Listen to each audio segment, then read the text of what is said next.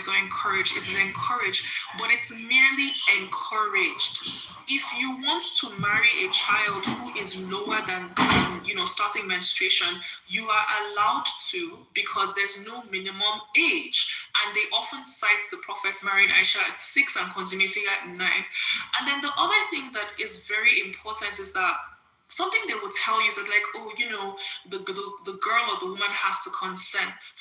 Go and read your hadith, right? Sahih al-Bukhari in book 8, number 3306 said, Ibn Abbas, Allah be pleased with him, reported Allah's apostle, that's Muhammad, may peace be upon him, as saying, a woman without a husband has more rights to her person than her guardian, and a virgin's consent must be asked from her, and her silence implies her consent.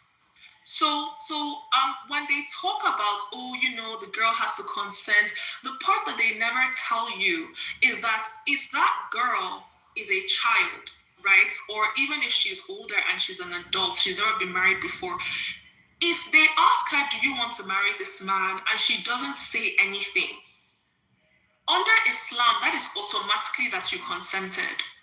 And this is directly from the Prophet Muhammad himself, right? So this is exactly how the combination of all these things basically results in a system where Muslim men can marry children of any age, including babies. They can. And the proof that they can is that in all the Islamic countries or countries that have Islamic law that allow them to do this, they go ahead and do it. Like, they do go ahead and do it, right? I showed you a video a few hours ago of a Muslim man marrying a girl that everyone on this stage agreed, this girl, if she's old, she's no older than 7 years old. She looked somewhere between 5 years old and 7 years old. And you can see in the video that nobody was hiding. It was a massive community celebration. Lots of adults there, other children, everybody clapping and applauding the happy couple. The girl was even made to kiss the man in front of everybody, and they cheered.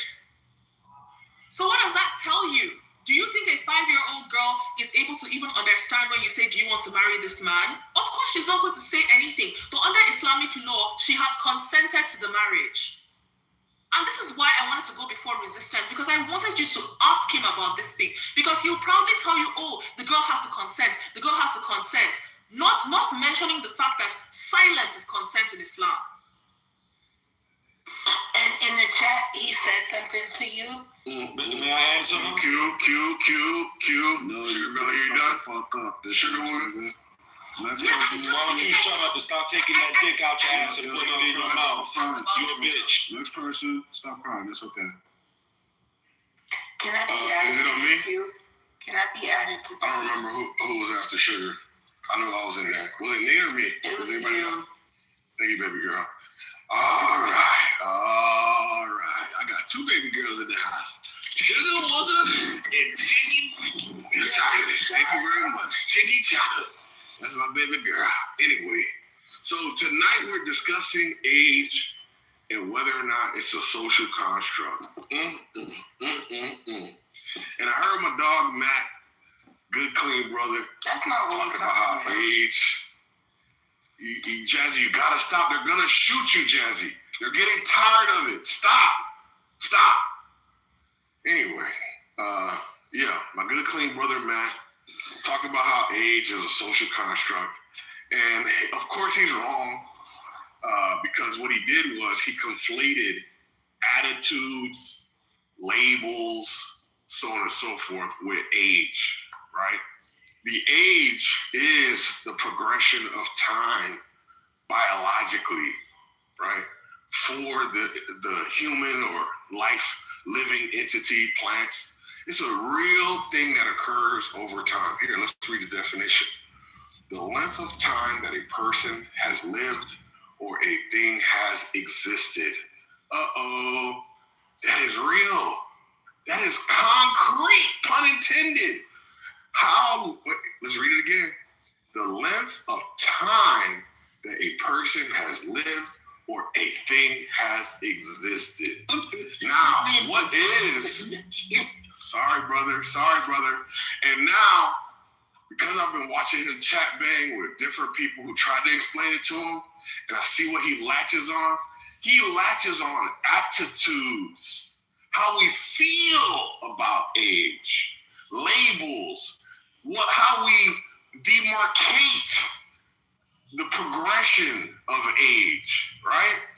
The demarcation is going to be between 1 and 2, 1.5, 2.5. Demarcation of the different intervals of time associated with the existence. That's real, brother.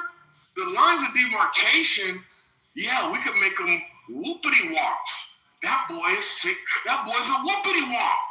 And we know as a community, because we share a language, that it's whatever. Five baloobadoos, right? Right? It doesn't matter. Those are the social construct, but the age, brother, the age, that's the real thing. That's the concrete thing to it. So no, it's not a social construct. The attitudes, labels, all of those things are social constructs. And the attitude is going to be, you can't drive until you're 18. Or you can't drink until you're 21. Or you can't be conscripted into war until you're 18, whatever, right? Those are social constructs, not the age, brother. Thank you very much. Yo, Concrete just kicked y'all ass. That's kind of what I was going to say. You kind of stole my thunder a little bit. Sorry about that, brother. I apologize. No, but I'm happy because I'm a lazy nigga, so I don't have to go to work. But yeah, go ahead. I mean, what's happening? No, it's me. Not Simone called after me. I'm after someone. He's not there. So let me just think about Concrete real quick. So there are. Yeah, I'm right Go here. ahead, I'm sorry. Yeah, I'll let you. I'll let you guys hash that out. So this is the problem with Sugar Belly's submission, and it kind of sucks, right? So you know when you go to weddings and they're like, hey, if there's anybody in the audience that might have an issue with this woman and this man, this husband and this wife, tying the knot, speak now or forever hold your peace. And everybody doesn't say anything. That's probably like a good sign that nobody has a problem with it. This happens all the time. I think that if you read into it, what it's actually saying is, if she voices discomfort, displeasure, or some sort of like, I don't know, refusal, then she'll say it, right? But then they say, oh, no. She doesn't have the mental capacity to be able to do that because she's too young. So it's kind of like the catch-22 joint, right? I thought Resistance's argument was pretty clear. I think that Sugar Belly keeps on trying to strawman this guy, and I don't know why, but what her motivations are. When she says no age group, we're kind of right back to the Talmud discussion, right? Where they're saying, hey, how can you be betrothed? Well, you can be betrothed in like these 3 ways. Intercourse is one, consummation, legal like arrangement between 2 houses, money, whatever, right? Then she killed herself when she even brought up Muhammad by saying they were married at the age of 6, but intercourse didn't happen until way later, like 3 years later or something like that, she said. I said, why would she say that? That means that what Resistance is saying is absolutely true. That you could be betrothed, committed to, because of your parents, you know, prestige houses, status, whatever. Like Lion King with Simba and Nala, right? And then later on down the road, when the mental maturity kicks in, then you consummate the marriage. I don't know why Sugar Belly thought she was going to get this guy Resistance, but I would have took a whole different angle, right? And I was hoping that Oleg is going to be speaking here soon, because I think he's also satisfied with what I heard, that there's extra qualifiers to the whole have a period thing, right? All right, boom, check. And Sugar Belly kind of gave him this one too. First box to check. Fertile, like able to have children, check. Mental acuity, not check. Okay, let's wait, just like Muhammad waited. Right? So until all of these boxes are checked, we're not going to move any forward. Any fact, well, she said it herself. She said they were married.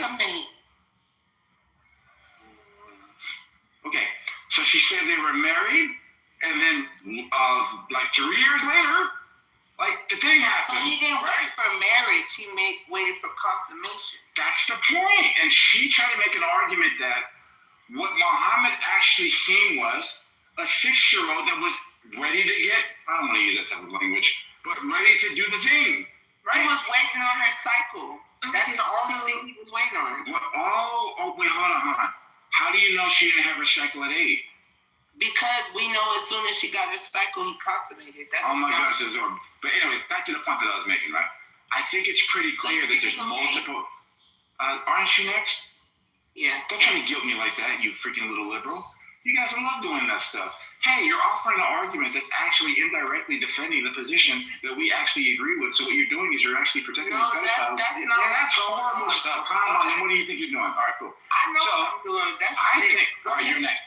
I think resistance had a pretty good argument, and I think people need to learn how to attack this argument, especially when this argument is like quite frequently accessible for you guys on Clubhouse. Everybody runs the same exact argument. For you not to like identify or acknowledge the patterns that exist here and the overlap with like the Jewish conversation that's constantly happening, I don't know, man. I think that's more about you guys than that.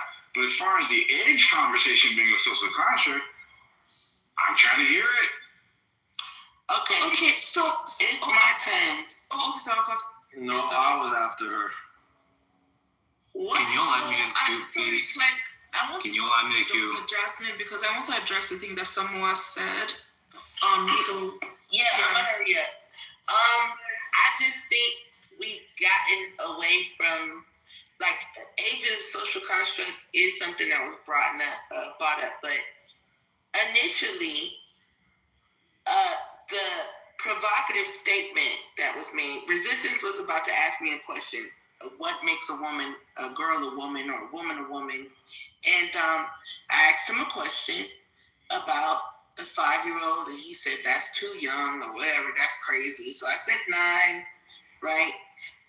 Regardless of what he's saying, that God said this stuff.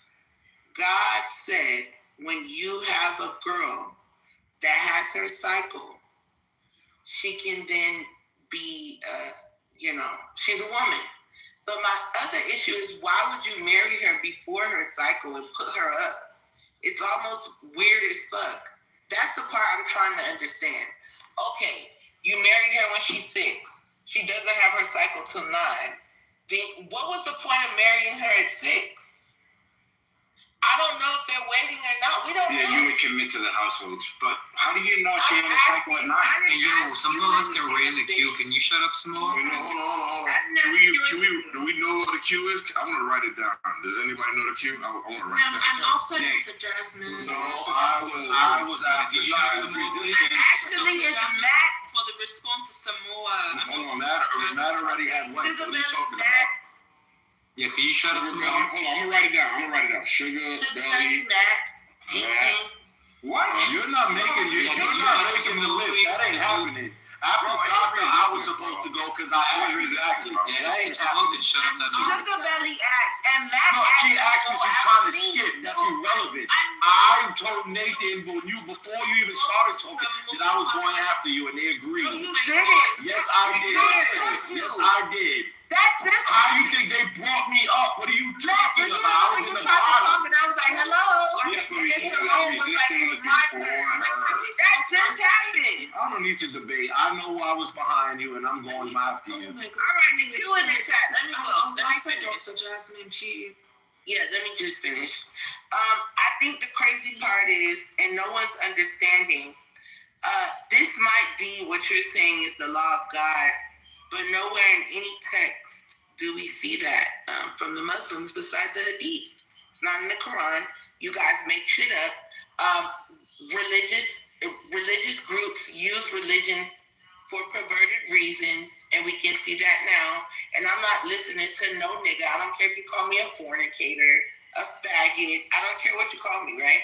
Any nigga that says, a girl that gets her cycle. I was in elementary school with girls with their cycles. I can't imagine them being married the fuck off. That's ridiculous. That's all I want to say. Okay, now let me answer the question. Jasmine. No, you were not. I was. Yes, No, you were not. Sugar brother. No, you were not. Belly. It's all sugar. No, you weren't. Yo, No, you you out weren't. there? Can you take You this want? fucking Yeah. wild animal? Matt is there. Can you shoot the You know I dog? was next. That's what your You mother got a is. wild dog on loose, bro. No, that's what your mother is. Trying to fuck up a cube. I don't care. That kid was He's not not from gonna the sassy the whole That kid was not day. from the moderator. That's from that coward right there. I don't care about what he says. He's fucking. So anyway, like I said, to answer these savages, People like that make to answer these savages, to answer these savages. Let's make Sugar Belly go. Sugar Belly let Yes, go quick yeah. and then Resistance and go down. Yeah, so my issue with Samoa and the argument that he's trying to make is that I'm sorry, Samoa, but you clearly seem to not have sufficient like awareness of is context around this to understand what you're arguing, right? So for example, you were trying to say, oh, I said that the Prophet married Aisha at 6, but he waited until she was 9. The context that you're missing is that in Islam, there is a practice called mufakada, right, which is for sexual pleasure if the wife is a minor who is too young for sex, right? So it's basically described as rubbing the penis between the thighs of the minor child, right? And this is basically supported by the hadith of Sahih Muslim, right? So where it says, basically there's a hadith where Aisha describes, rubbing off the semen from the Prophet's clothes and so on and so forth. And this is what is used to support this practice in Islam, that if you marry, a little girl and maybe physically she's not ready for sex, you can still get sexual enjoyment from, rubbing it between her thighs, right? So again, like, I just don't understand why some of you do this. Some of you people in the West, that you don't live under Sharia law, you don't live in any place where there's a large number of Muslims who have governmental power, you don't have any familiarity, right, with Islam, you don't have any familiarity with, what's in hadith or in the Quran or whatever. Yes, you keep on trying to, steel man these weird arguments that like Muslims make, but you're completely lacking the context. And this is why I said you don't have to believe the thing because I said it. Go and look it up. Islam does not have any minimum age of marriage, right? You can get betrothed to a baby in Islam. As long as the guardian of the baby agrees, you can get betrothed to a baby. And then you saying that, in a wedding, when they say, if anybody says, most children are not going to say anything. So it is really crazy to be depending on a small child to understand the implication of the question when they are asked if they want to marry an adult. In fact, there's a bigger danger in asking a small child if they want to marry an adult, because many children will say yes. Many children, if you ask them if they want to marry an adult that they think is somebody who is friendly, maybe the person gave them ice cream or whatever, depending on the age of the child will enthusiastically say yes. Have you not seen those videos where parents are trying to teach their children? If a man comes up and says, I have a puppy or I have ice cream, and he says, let's go together, what do you say? And the child says, yes, let's go. Because the child doesn't understand the danger in what they're agreeing to. Then on top of that, so basically the consent guidelines in Islam basically allow for a situation where you either have small children saying yes to marriage, even though they don't understand what marriage is and they don't understand the consequences for themselves, or you have small children staying silent when they are asked if they want to get married, and the silence that they have is taken as consent. You are defending the indefensible. Okay, I could go now. To the woman who's What? Is that the cue? Is it no, I'm before this guy. No, you're not, you idiot. So I'm shut being up. yeah, can somebody check the queue, bro? Why am I being muted? Yeah, Matt, you didn't hear that Matt said after her I go, or you just stupid? And can you Which one is it? Sorry, the queue. All right, that's a little bit like you messed up the queue, Matt. Can you go after resistance? You go after resistance. Way to respond to the woman who's trying to pose as an Asian woman with long hair when she knows she's just a dark-skinned girl with peasy hair. But anyway, in Islam, once again, Actress from my favorite in Islam, shut up, baboon. In Islam, your mother just like baboon, and you came shut up, mud hut liver. Shut up. Shut up. You crawl Shut up. Right? Shut up. We know that's what you did. You're a fornicator. Shut up. But anyway, like I was saying, in Islam, they have something which has been done for centuries prior to Islam.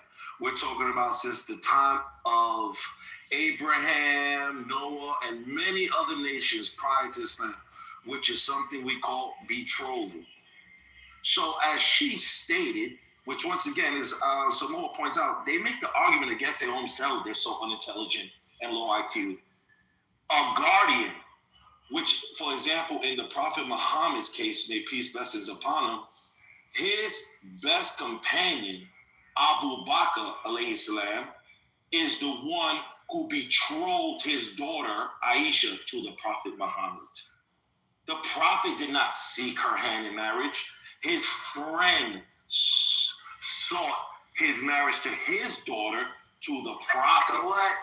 And shut up, you barbarian. And the Prophet accepted.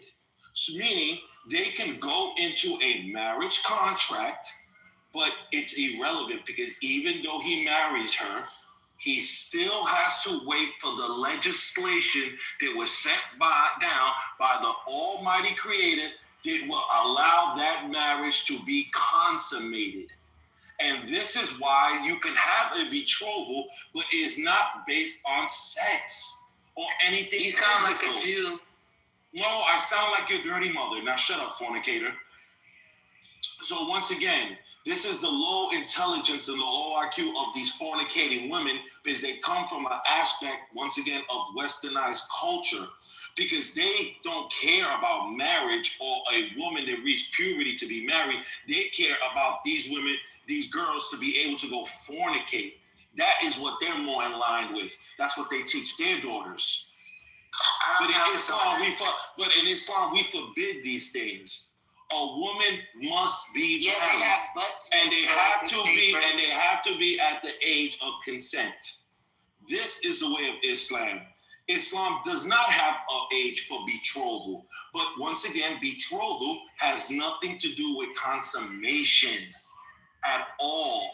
If I'm a father and I want, because they did this in many kingdoms, if you want to marry, I'm going to betroth my child to this person. Point blank. This has been done for centuries. And it has been permissible in the sight of the Creator, God. So we don't care about your westernized ideologies. They don't mean nothing to me. God's law means something to the people of Islam. And as long as we follow that criteria and we follow the criteria of womanhood, that is permissible.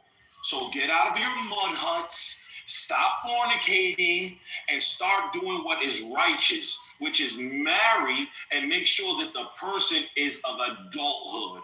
That is what's permissible in our culture and in the Islamic culture. Why is he dodging the rubbing the penis in the child's side? Stop running your mouth while I'm talking, you damn mud hut liver. Why is he dodging that? Why don't you shut up and let me finish my speech? He knows. Shut up. And then you guys love to interrupt, but when we do it to her, you guys want to throw people down. This is the meaning about the hypocrisy that many people have. Moderator, make him address that point. I'm going to make you shut up and stop sucking dicks outside of wedlock. Stop doing it. You're a fornicator. You're savage. Muslim men are allowed to rub their penis in the thighs of the children they marry.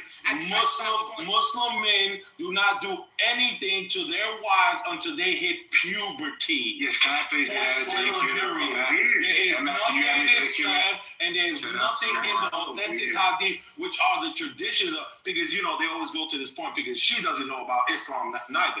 She doesn't know. She's never read the Quran. She knows nothing about the authentic tradition. Number one, to follow the Quran, you must follow the Prophet. And the Prophet is who has legislated how Allah tells us how to practice the revelation.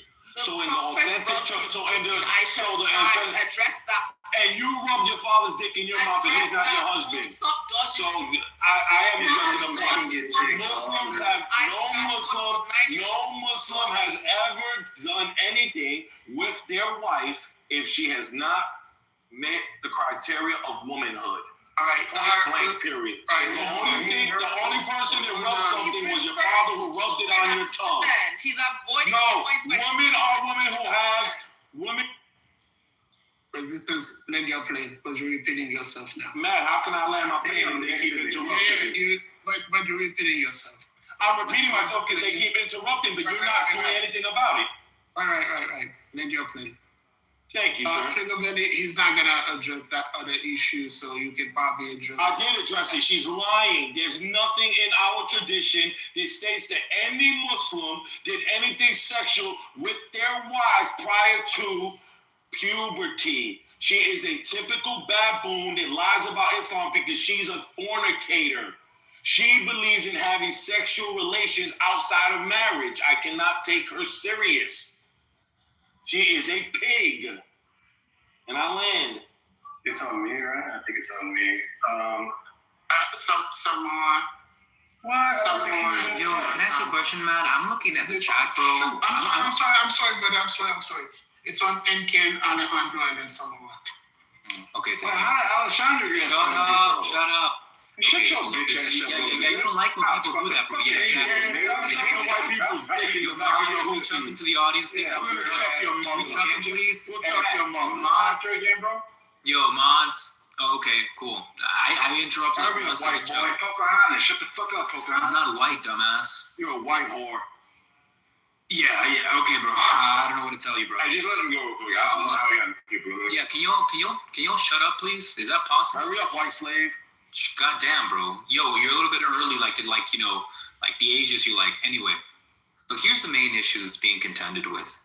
The main issue is that when you look at people, right, like Jesus Christ, when you look at people like Muhammad, the reason why they're the centerpiece of these religions is because they're like a moral agent that throughout time, right, is like the highest form of morality that you can go to, right?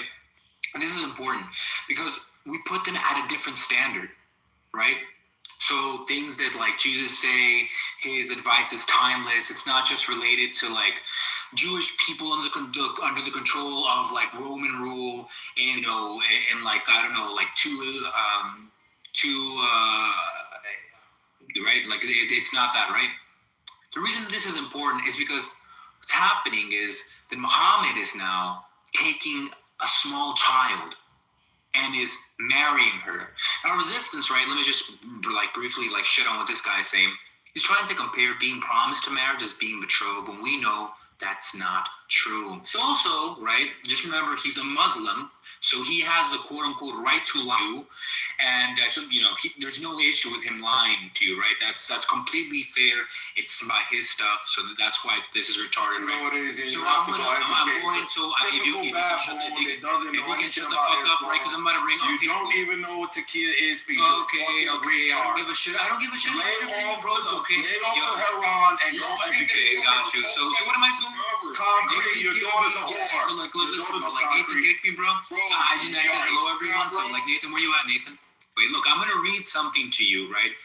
That obviously we know for a fact would never be read by this fat ass, where every time he talks you can hear his second chin just like jiggling, right? So it acts like some bass to his fucking voice, right? Just jiggles like fucking Jabba the Slut over here. So let me just read this over here. It says, Sahih al-Bukhari 7012. Allah's messenger said to me, you were shown to me twice in my dream before I married you. I saw an angel carrying you in a silken piece of cloth, and I said to him, what did Muhammad say about Aisha? What did he say? Uncover her. Great. And behold, it was you. I said to myself, if this is from Allah, then it must happen. Right? This is Muhammad speaking about Aisha. right?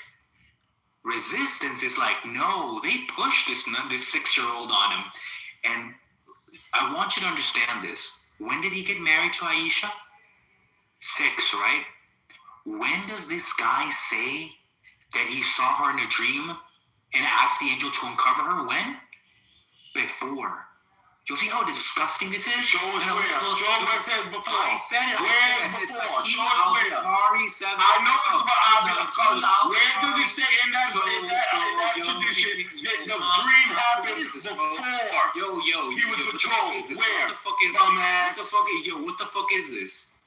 It's me checking you being stupid. Can you just shut the fuck up? Can you I'm gonna make your mother shut up. Hey, salami and bacon, bro. Calm down. Yeah, you stick it in your mouth every day. Don't lick your mouth. Stick that big old bowl of salami in your mouth every day. Bro, I and then swear you to probably God, put it in your butt because you're a gay Catholic. I'm gonna spin you around until you don't know. Oh, you mean you spin it around in your butt? You mean you spin it around in your butt? You can't fucking pray. You mean you spin it around in your butt? You're going to go You're to the spinning around in your butt, right? I'm going to stick in haram sour patch gummy worms. Thank you. So anyway, look, this is what I'm trying to say. Resistance is trying to avoid all these things, and he doesn't want to tell you, right? He would never bring that up. He would never bring that up, that this was already being conceived in Muhammad's mind. Why does it matter? Because Muhammad is the highest moral peak, so they have to defend it, right? Here's some other issues. This is the reasoning that resistance uses, right? And they prey on your, leanings, right? That you might not even, say out loud, right? Therefore, you might not even analyze them. And it goes something like this. People back then had more difficulties, therefore they developed faster, right? Now, what does that even fucking mean, right? It doesn't mean that they matured faster physically, right? That's not it. In fact, we have scientific evidence that people actually reach puberty faster now than they did back then. And the tougher the circumstances were, right? The less quickly they would reach puberty. So actually, the argument makes more sense if that happened now than if it happened back then, because at least biologically, right, there's a closer to this quote-unquote maturity than there was back then, right? So that point just smacks you in the face, right? Then you're going to have to contend with the fact that puberty and mental development is different, right? That even though we can show that puberty is actually something that happens quicker now than back then, which makes them look weird, the brain development, it's actually something that stayed relatively the same, right?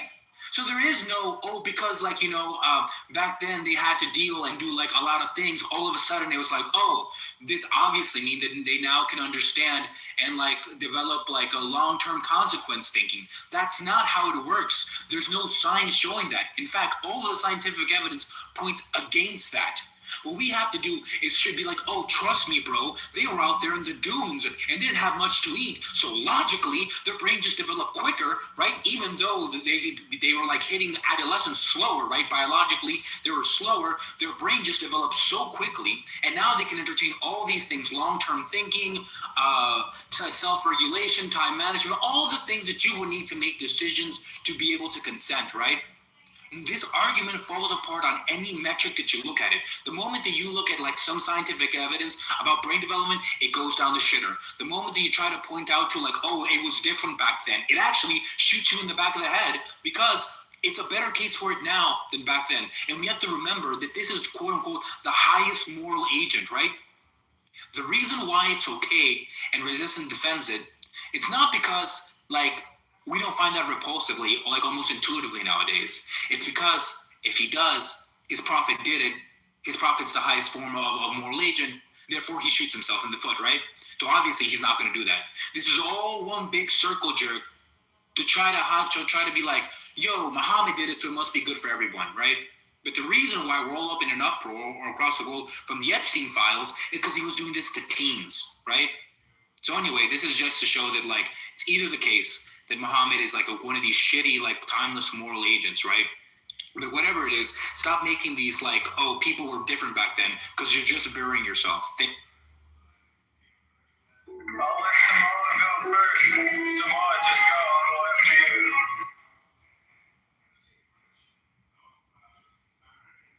Yeah, I appreciate that, man.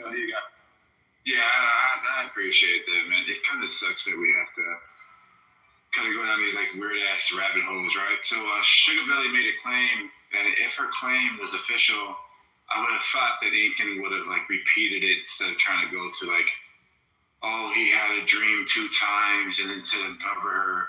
What could that possibly mean? Oh, maybe it means like uncover her to see her naked body.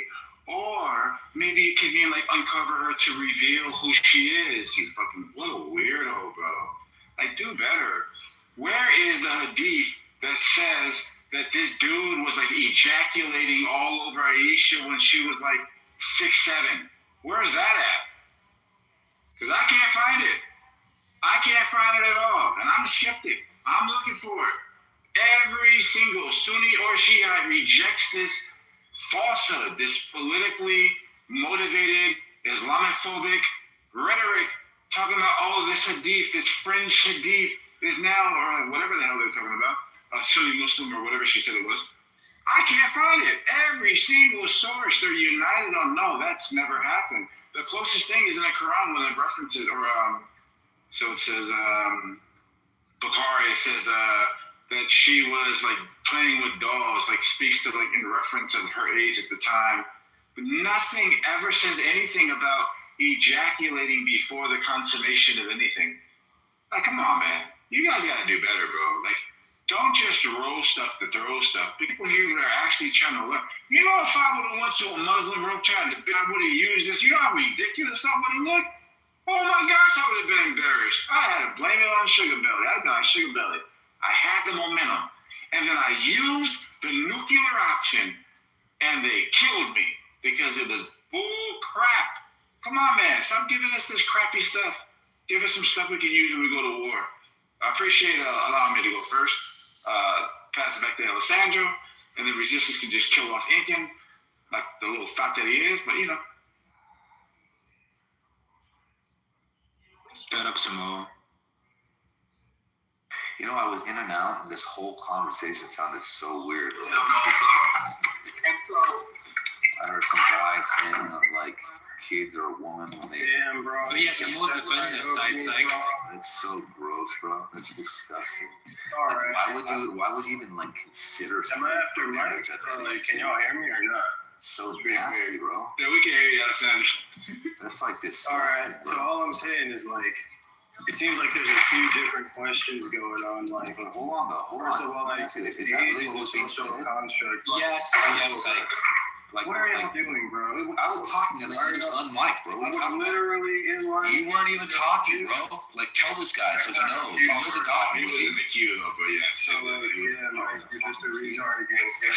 No, not you are actually, bro. Okay, cool, right? So Because this when I'm talking and then you just come on like a retard, like from behind, you literally sound like you're behind me too. Because you sound far away.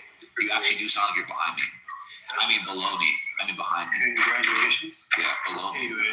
Yeah, and that's the best thing you say. Congratulations, right? But here's the whole thing. It's like what I'm saying, it's just a man. It disgusting doesn't really make conversation to sense even fucking fathom.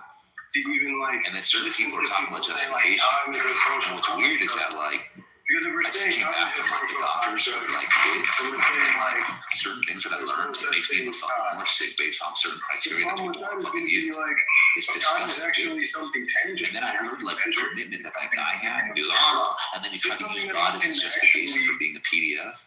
Quantify. I'm like weirded out Doesn't the fact that quantify people are just so time. It doesn't outwardly really make sense impressed to say, with that oh, fucking thing. It's time is just just it's fucking weird to me, bro. Yeah, Samoa was on that side, Mike.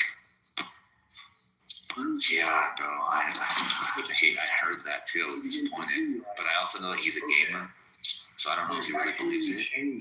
But it's disgusting, dude. Yeah, when I talk to minors, I'm just playing too. For instance, No, I don't think it's not. I think he's talking about other people's argument versus other people's argument. It's not so much that he was saying. It's kind of like he was on. Thank you, Simon. Yeah, he was like comparing argument to argument, but I wasn't here. I was kind of in and out because it was just kind of a weird thing. Plus, like, I couldn't like really fully commit my mind to something like that. But like. The overall, like, here's the thing. It's like everybody wants to use this kind of thing where like everything is subjective and it's all human construct. But like, even if we accept that to be the case, On today's episode of we could accept that to be the case. But the thing is that like, isn't it the case that like as we get better, like even the such a the line that we commit, like it's probably better to look at like things and like moving forward versus moving backwards. So like when you want to refer to the past as like a way the present should operate, like more often than not, you're probably going to be saying some weird shit. So like in an advanced society like America, right, where we have the ability to understand and know better, especially when you talk about consented age, it's probably safer to say the older you are, the safer it is to interact with that fucking thing, right, or that person. You understand what I'm saying? So then when you want to talk about these reference marks, like, oh, the fucking, whatever the fuck that one weird guy was saying, that to me is backwards logic. It's primitive, right? And I think it's like, you know what's interesting? I don't think he would ever say that in public. I don't think he would ever like put his name behind somebody, right? Because unfortunately, society doesn't, well, for the most part, at least outwardly, society doesn't usually accept that shit anymore, right? So if he wants to sound all aggressive and all this and all that, it's like, nah, you don't really talk about it. That's why people hide who they are when they want to talk about stuff. Bro, why are you gonna mute me? It's not to say that you want to punish people for fucking thought. It's just because you'd be humiliated and people would just push you away from that for the most part, right? And I think that's a good thing. I think it's a good thing, especially in a society where fucking being the point that I'm making is that guy should really say, because look, like he might fucking actually make sense to be marrying like fucking children, or even like becoming betrothed to children. Yeah, hello. Yo, one mic. Come on, hello. Yeah. So Alessandro, Mike's Mike Sykes' mic was my turn to talk. Mike just started talking. Way more clear than yours. I just want Hey, yeah, hello. Yeah. I'm talking. I don't give a fuck. I'm talking. Sykes' mic seems more clear than yours, so it looked like you were off mic and just, I don't know, background noise. That's why I muted you. But if you did all of that for nothing. If you were talking, nobody could understand what you were saying. Okay, so then are you gonna? Then why would you continue talking if no one listens? Is not listening. You know why? Because he thought he was doing good. That's like weird. Hey, no, Reverend, he thought he was doing good, and then it was like, I'm gonna keep going. Let me go. Hey, Samoa, remember Sugar Bear from Golden Crest? Can't get enough of that. That's fucking this fool right here. Here's what I'm doing, right? I'm saying it doesn't really make sense to be like, say, there's that like age is a social construct. First of all, just because age is something that it's a measurement of the passage of time, and time is real, right? So like, I think a lot of people don't know what it is. Like they think it's like this concept, but time is literally a quality of space. It's called space-time. The fourth dimension is time. Age is your measurement of your passage through the fourth dimension, which is time, right? And so age is not socially constructed. That's as asinine as saying like space and time are socially constructed. And then I think that also what's going to be problematic for the gentleman that's advocating for like child marriage is going to be, he's saying like, well, because of traditions, right? It makes sense to be like marrying children simply because of traditions. I think that's pretty crazy too, because when the Europeans first came from England, they were like burning their teenage daughters at the stake, right? Now, only a fucking idiot would be like, we need to burn Jessica because she's a witch. And that's an American tradition, right? That's obviously stupid. So like, if you like appeal to your religion to say like, this is why you want to harm children, that's just pretty fucking stupid, right? So like, I mean, I really don't care what book you read or what it said. You're advocating for harming children, that's fucking dumb. Right, and we would say the same thing to the Christians that want to like burn their daughters at the stake. We don't give a fuck if that's what you used to do. And it's like marrying kids is the same shit. It's like, yeah, age is not a social construct, and like being married to kids is fucking weird. I don't even understand how this is like a topic of debate. I don't think the other dude is like a pedophile or anything. I just think he's hella weird, and his way of thinking is like has like been perverted through his religious fundamentalism. You know what I mean? So that's I think that's all that's happening here. And I think Samoa is just trolling and being weird because he's trying to say like, if you uncover someone, maybe he's like first of all, you're talking about a kid. Like, if you, like, how deep can their mind be? Like, what the fuck are they thinking about that needs to be uncovered? Like, what the fuck? Like, her deep thoughts on, like, the economy, philosophy, and religion, or, like, her ambitions for the future and shit. Like, she doesn't have any of that. She fucking likes, like to ride her bike and, like, watch Pokemon or some shit. Like, this shit is hella weird. Can I go after Alessandro or who's next? I just want to say something real quick. So look, Luca, you there? Alessandro, you there? Alessandro. Is there? I want to make sure you unmic. You there? Luca, unmic real quick. Andres. I just want to say Silence is consent. Silence is consent. Hold Oh, on, Jesus Christ. Hold on. All bullshit aside, look, I heard what he said, and like my little troll shit is like, I'll set that aside because I like what he said, and this is like probably more important. So, like, respect. I agree with you. We're on the same side on this one. Yeah, but for me, it's like having to like attack somebody's argument by using like PDF or things like that when referencing like historical like practices. So the dude's already like said multiple times that is what we were talking about isn't being practiced today. But that's not true. It is being practiced. Just hold on. So when they're having these sticking points, like when Sugar Belly just said some weird stuff about how Muslims believe in like this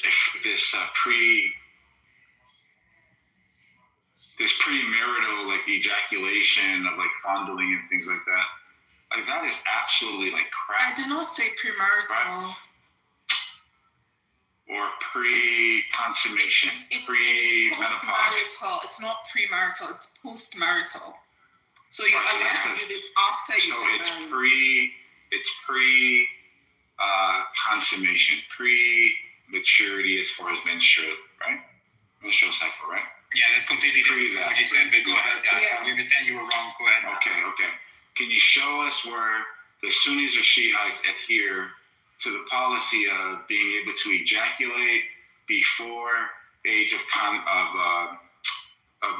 consummation? The verse in the Quran that allows you to do this, I think it's Baqarah, but I'll get it for you. But basically, it says something to the effect of your wives are your tilth, so go into them as you will. And that verse is used to justify basically any sexual practice that has not been explicitly forbidden, either by the Quran or by the Prophet, as being fine, right? So, it's generally widely accepted that once you are married, like once you've done your nikah, right, any sexual practice that you want to do that has not been outlined as forbidden in Islam is allowed. Nikah is your Islamic marriage. Like once you've done your like nikah. Before consummation, right? No.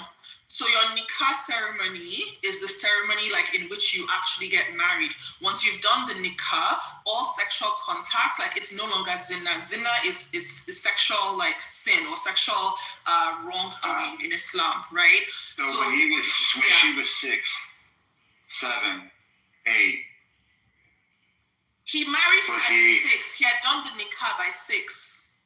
All right, so then you're saying that there was, well, first you said it was a hadith. You said it was like no. So what I said is that specifically for Aisha. So here's what I'm saying, right? So in Islamic communities or societies or whatever, when people are arguing about this practice, people will say things like, "Is this practice permissible or is it not permissible?" Right? They will go to either like a scholar or a sheikh or whatever, seeking a fatwa to know if it's permissible or not permissible.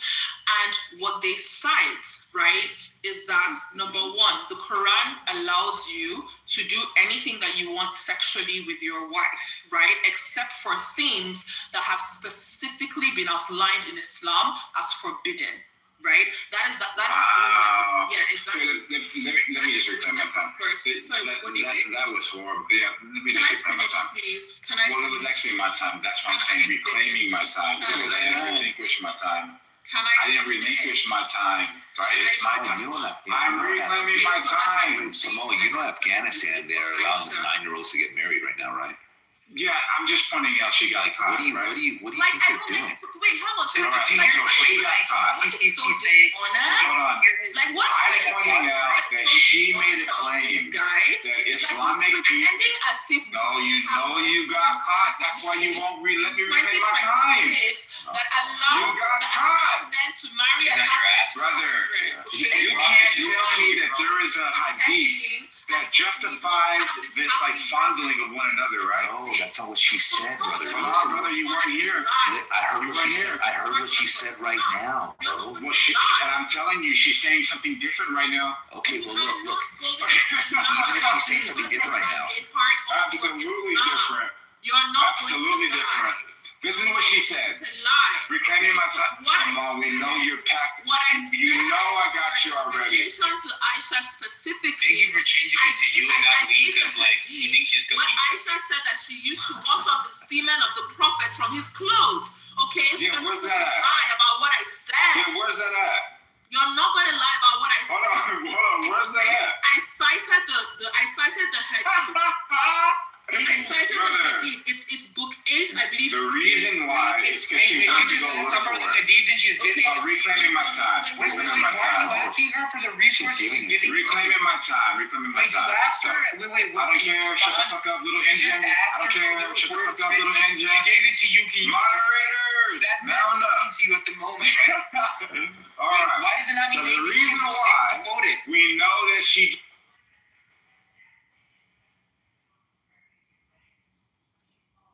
All these people with a hard on for pedophilia. Oh, this is an ancient thing. Meanwhile, in this country, in 2026, we literally have multiple countries where under Islamic law, they allow them to marry and fuck children. What are you talking about? Exactly. Like, why do you need to lie about something everyone knows is true? In 2026, there are multiple countries like this. Yeah. To be fair, Samoa did the doublespeak thing where he said resistance said that's not even practiced today, so he cooked you there. See, Samoa didn't say that that's not practiced, he said resistance said it. The way he was talking about it made it seem like he was repeating it, but this is just classical Samoa speak. If you confront him about it, he'll just say, I didn't say that is what it is. I said resistance said that. And then he'd be like, well, why did you even bring it up and say he cooked me unless you agree with it? And then you'll say that's like besides the point, right? So, I mean, I'm just going to tell you what Samoa's going to say when you confront him about that.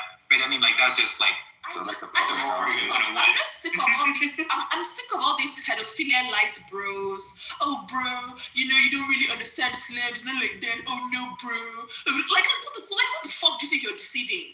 There's whole countries with whole Islamic governments with thousands of sheikhs and scholars who have devoted their entire lives to studying the Quran in classical Quranic Arabic that supports this shit. Because it's Islamically sanctioned. But no, Samoa, I spoke to some of my Muslim friends and they told me to. yeah, the problem with Samoa's used to arguing sometimes biblical points where people are allowed to do something called exegesis, right? And it's almost like a valid form of like arguing the Bible, right? There's like different traditions in which people get like, oh, the Greek. But Samoa's not familiar with the fact that like Muslims don't be exegesis in the Quran and the Hadiths. In fact, those are called Quranist only. There's a very strict way in which you looked at it. In which if you did what like Southern Baptist people do with the Bible, be a Quranist only, and they don't even consider you Muslim, right? And we're speaking about Muslims. So Samoa's just going to have a hard time tracking the arguments. He's going to try to exegesis the Quran. And when he does it, he's just going to concede the whole fucking point about Muslims not doing X because he's automatically treating the Quran not as a Muslim, therefore disqualifying himself from the argument. Sorry, dude. And do you know the worst and most frustrating thing about this, right? And this takes me back to the argument that I was having with that fucking brain dead dumbass PP, right? Where he said, what is so bad about rape? What is so traumatizing about rape? And that people in these societies, they didn't know that rape was bad, or they didn't feel rape was bad, right? What I find so frustrating about you got to wear the L. And why did you mute me? It's my time. What the hell? What's wrong with you guys? Right? You're reclaiming my time. Moderators, can you please mute the stage? Reclaiming my time. You don't have the L, bro. In Muslim countries, yeah, bro, brother. I muted the stage, I guess. When am I?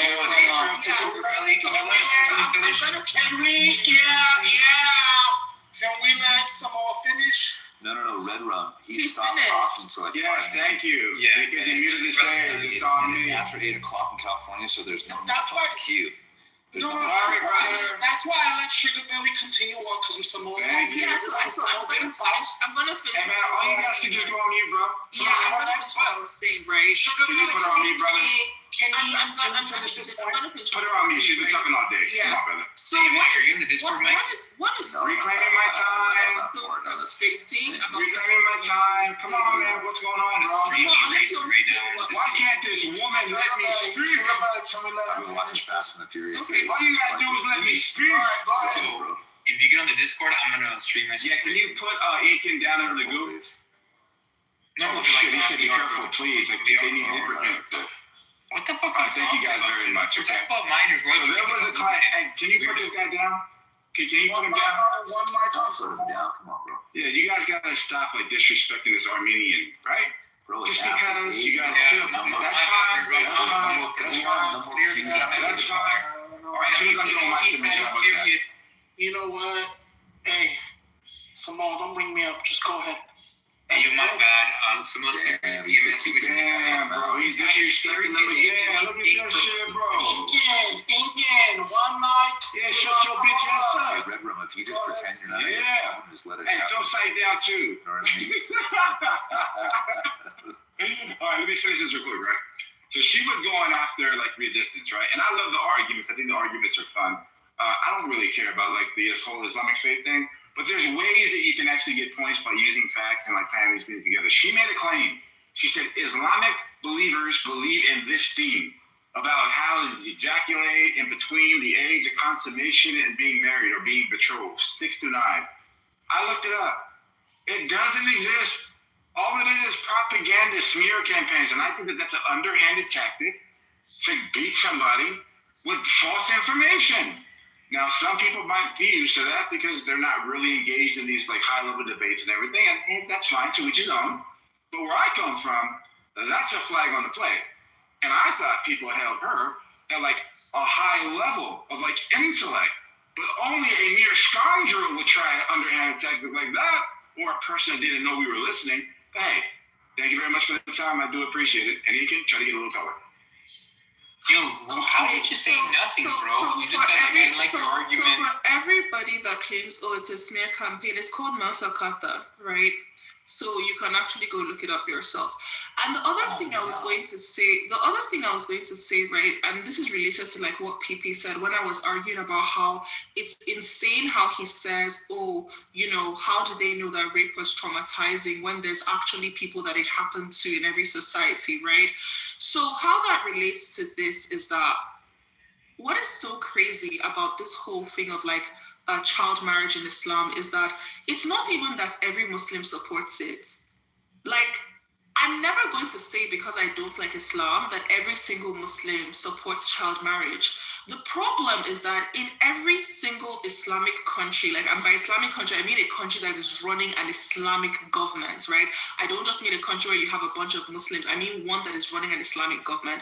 In every single Islamic country, you have some of the Muslims who don't support child marriage. They hate child marriage. They think it's disgusting. They think it's horrible. They think it's harmful. But they have a lot of difficulty getting child marriage banned. They have a lot of difficulty getting child marriage to stop. Why? Because every single time they try to fight against child marriage inside their Islamic community, they get shut down because child marriage is Islamically permissible. And this is the part that is so it's so wild that the people who just want to like defend Islam, they never even think about, they always act as if it's always non-Muslims who are just pointing fingers and criticizing Islam because they hate Muslims or whatever. They never even stop to consider the fact that there's literally millions of people who are born into Muslim families. They didn't have a choice about being a Muslim. They just found themselves in a Muslim country and they grew up there, right? And as they were growing up, they looked around themselves in society and they noticed that, damn, like, they marry children here, right? And they thought, this is wrong. I need to stop this. I need to do something about it. And every time they try to do something about it, they realize that they're not allowed to do anything about it because their religion and their prophets said it's okay. Like, did you even fucking consider that? Like, my country, do you know how many times we have tried to ban child marriage in Nigeria? Do you know how many times? Every single time we have tried to introduce a law to ban marrying children, the Senate votes against it. And the senators who vote against it, all of them are Muslims. The last time they voted against it and they were asked, why did you vote against the ban on child marriage? They said because it would violate their religious rights. Oh, no. I can literally find you the newspaper articles where they said this. See that? So like it's so fucking dumb. Like because and this is exactly what I mean when I say that Muslims like resistance take advantage of the fact that a lot of Westerners, yeah, they have Muslim friends, sure. Yeah, they know the general things about Islam. Oh, they go to the mosque, oh, they blah blah blah, they wear hijab. Okay, cool, they seem like nice enough people. Yeah, that's true. But they take advantage of the fact that you never have to live under an Islamic government. And so this is a luxury belief for you. It's entertainment for you. You can engage in this argument and then you go back to your safe life in your safe Western country. Nobody's ever going to come and marry you when you're 5 years old. Nobody's ever going to come and like do any of this stuff to you because there's no consequences for you. The people that live in countries that are ruled by Islamic governments that have Sharia law, there are real consequences for this stuff. Like I literally posted a video in the chat. January 31st, 2026. Samoa was saying, oh my God, he's talking about things in ancient times. Samoa, did you see the video I posted in the chat from January 31st, 2026? Just last month in Nigeria, of a man in his 20s marrying a 5-6-year-old girl, and they had her kiss him after marrying him in public.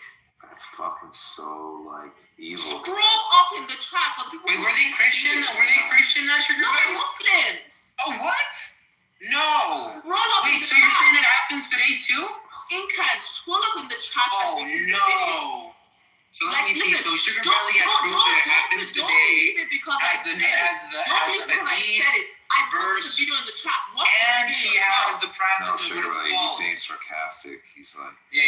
I'm just saying that. Look, Samoa said that, like, he's like, oh, pull up the verse. You have verse. You have proof that it's happening today. And on top of that, what else is it? We should know those people, bro. Yeah, we totally should, man. Like, do you see the video in the chat? Just scroll up. I can't do that, bro. Guys, no, you should look at it because sometimes I feel like when I talk about this stuff, people are like, oh my God, why the fuck do you care? Oh, you sound crazy. Why are you always ranting about this shit? I'm always ranting about it because I literally can see 5-year-old kids. That girl is not. Dude, you have no idea. Like in the past so many weeks, how much respect I've like earned towards you for what it's worth. I love hearing you speak now. Like I love it, and I think you win all the time. So like, keep going, bro. Trust me, we need more like you. Guys, I just wanted to say that every Muslim is not a terrorist, but every terrorist is a Muslim. That's a fact. Hey, yo, I'm gonna stream myself on the Discord racing right there, by the way. A sim. So I want to welcome to see Fully once. Shame on me. But you can't get food again.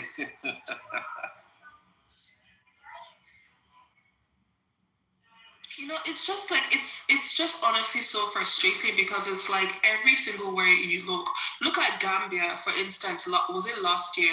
In Gambia, they basically overturned the law they had that was banning FGM because it's because they're arguing, oh, it's Islamically sanctioned, right? So they're like, okay, now all the girls in Gambia, they want to pass a law so that they'll do FGM on all of them for Islamic reasons, right?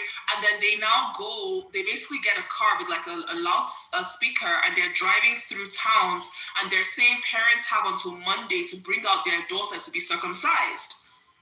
Like, it's so annoying to hear people who live in safe countries that don't have any Islamic laws just casually like, oh, I'm gonna be a debate bro about this, Islamophobia. This is why I leave the room, Sugar Belly. This is why I can't stick around sometimes, because it gets a little too much, bro. Even if it's for the love of the sport, which I understand and I respect, but it's upsetting, right? Like, I even snapped at Finley once because Finley was talking about how, like, Islamic countries are this, Islamic countries are that. That's just triggering, dude, when you've been neighbors with them, and they do nothing but massacre, rape, and pillage. And I always ask myself, would I leave my child in a room with an imam, a priest, or a rabbi? None of them kind of fuck, bro. Yeah, exactly. None of them. And a rabbi You know what the kid is. None of them. A imam, a rabbi, and a priest walk into a bar. The bartender says, "Get the fuck out of here." Unless it's Donald Trump, he says, "Sit down, you too." And I think another thing that like is incredibly frustrating, right, is people not clocking how much Islam relies on redefining of terms or redefining of categories. So you had resistance shouting, oh, we don't marry children in Islam. We don't marry children in Islam. We only marry women. But then you redefine a 10-year-old girl who has started menstruating as a woman so that you can say that you don't marry children, you only marry women, right? Look at the cases in Pakistan, the cases in India, right, or Afghanistan, of where like you have Muslim men kidnapping minor girls who are not Muslims, forcefully converting them to Islam, right, marrying them and impregnating them, and then the parents are trying to get their child back, and then they say, oh, Muslim women can consent and they can't, and Muslim women cannot leave Islam. You've redefined somebody who was never a Muslim as a Muslim so that you can apply Islamic law to that person. And it's not only Pakistan, we have the same thing in Nigeria. We have the same thing in Nigeria. A little girl called Ese was kidnapped from the south of Nigeria. She was kidnapped from Bayelsa, which is at the very southern tip of Nigeria, and she was transported all the way to Kano in the north, right? She was 13 years old. She was transported by an adult man called Yunusa. This man married her, converted her to Islam. Her parents thought she was a kidnapping case. They went to the police. They didn't know where their child was. It took months for them to find out where their child was. They finally found out their child was in Kano. And then they go all the way to Kano to get their child back, and they say, sorry, but a Muslim woman cannot be allowed to leave Islam. Woman, she's 13 years old with an 8 months pregnant belly. What and that's how they lost their kid. Well, good thing it's not happening today. No, listen. Respectfully, yeah. Sugar Bell, we know all this. I don't know who's in it. They're crazy. Me too. Maybe it meant to everyone, but to me and Oleg and Haga, who we know because our people went through dealing with these people and what they've done to pregnant women, and so I don't know who in here is denying that this is happening. Yo, you missed it. If you had to guess, who do you think?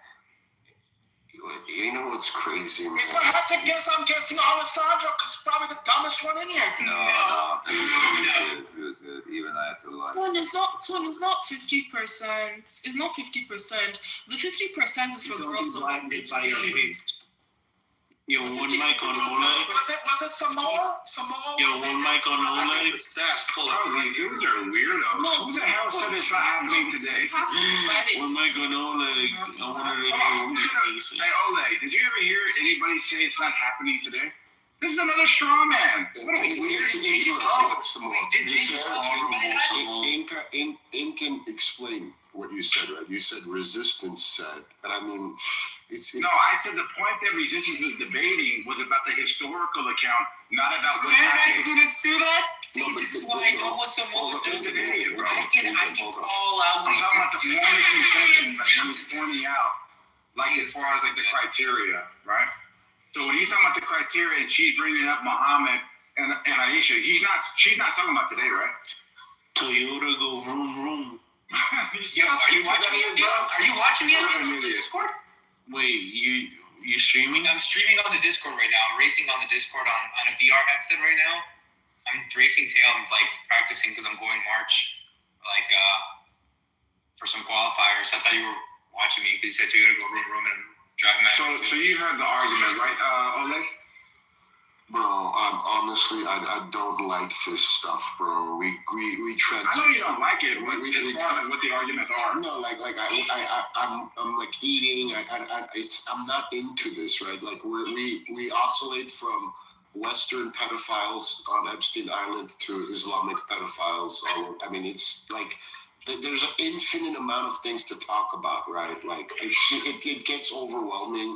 I wish we could talk about things like free will, like, I don't know, man, predestination, like stuff like that. It's Yeah, I don't have a problem with that. I just think people should try to steel man arguments and face them instead of running away. Imagine steal money. Yo, the only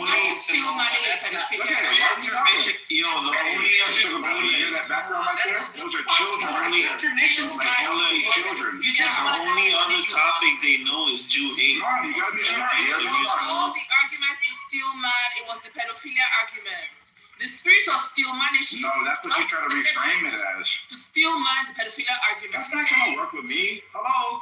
You hear all these wonderful blessings in my background? You hear them? Those are children. You know? What's wrong with you? That ain't going to work with me. Yeah, I hope your wife hears still running this argument. Oh my gosh. Drink some milk. I fucking died. Holy shit. Fuck.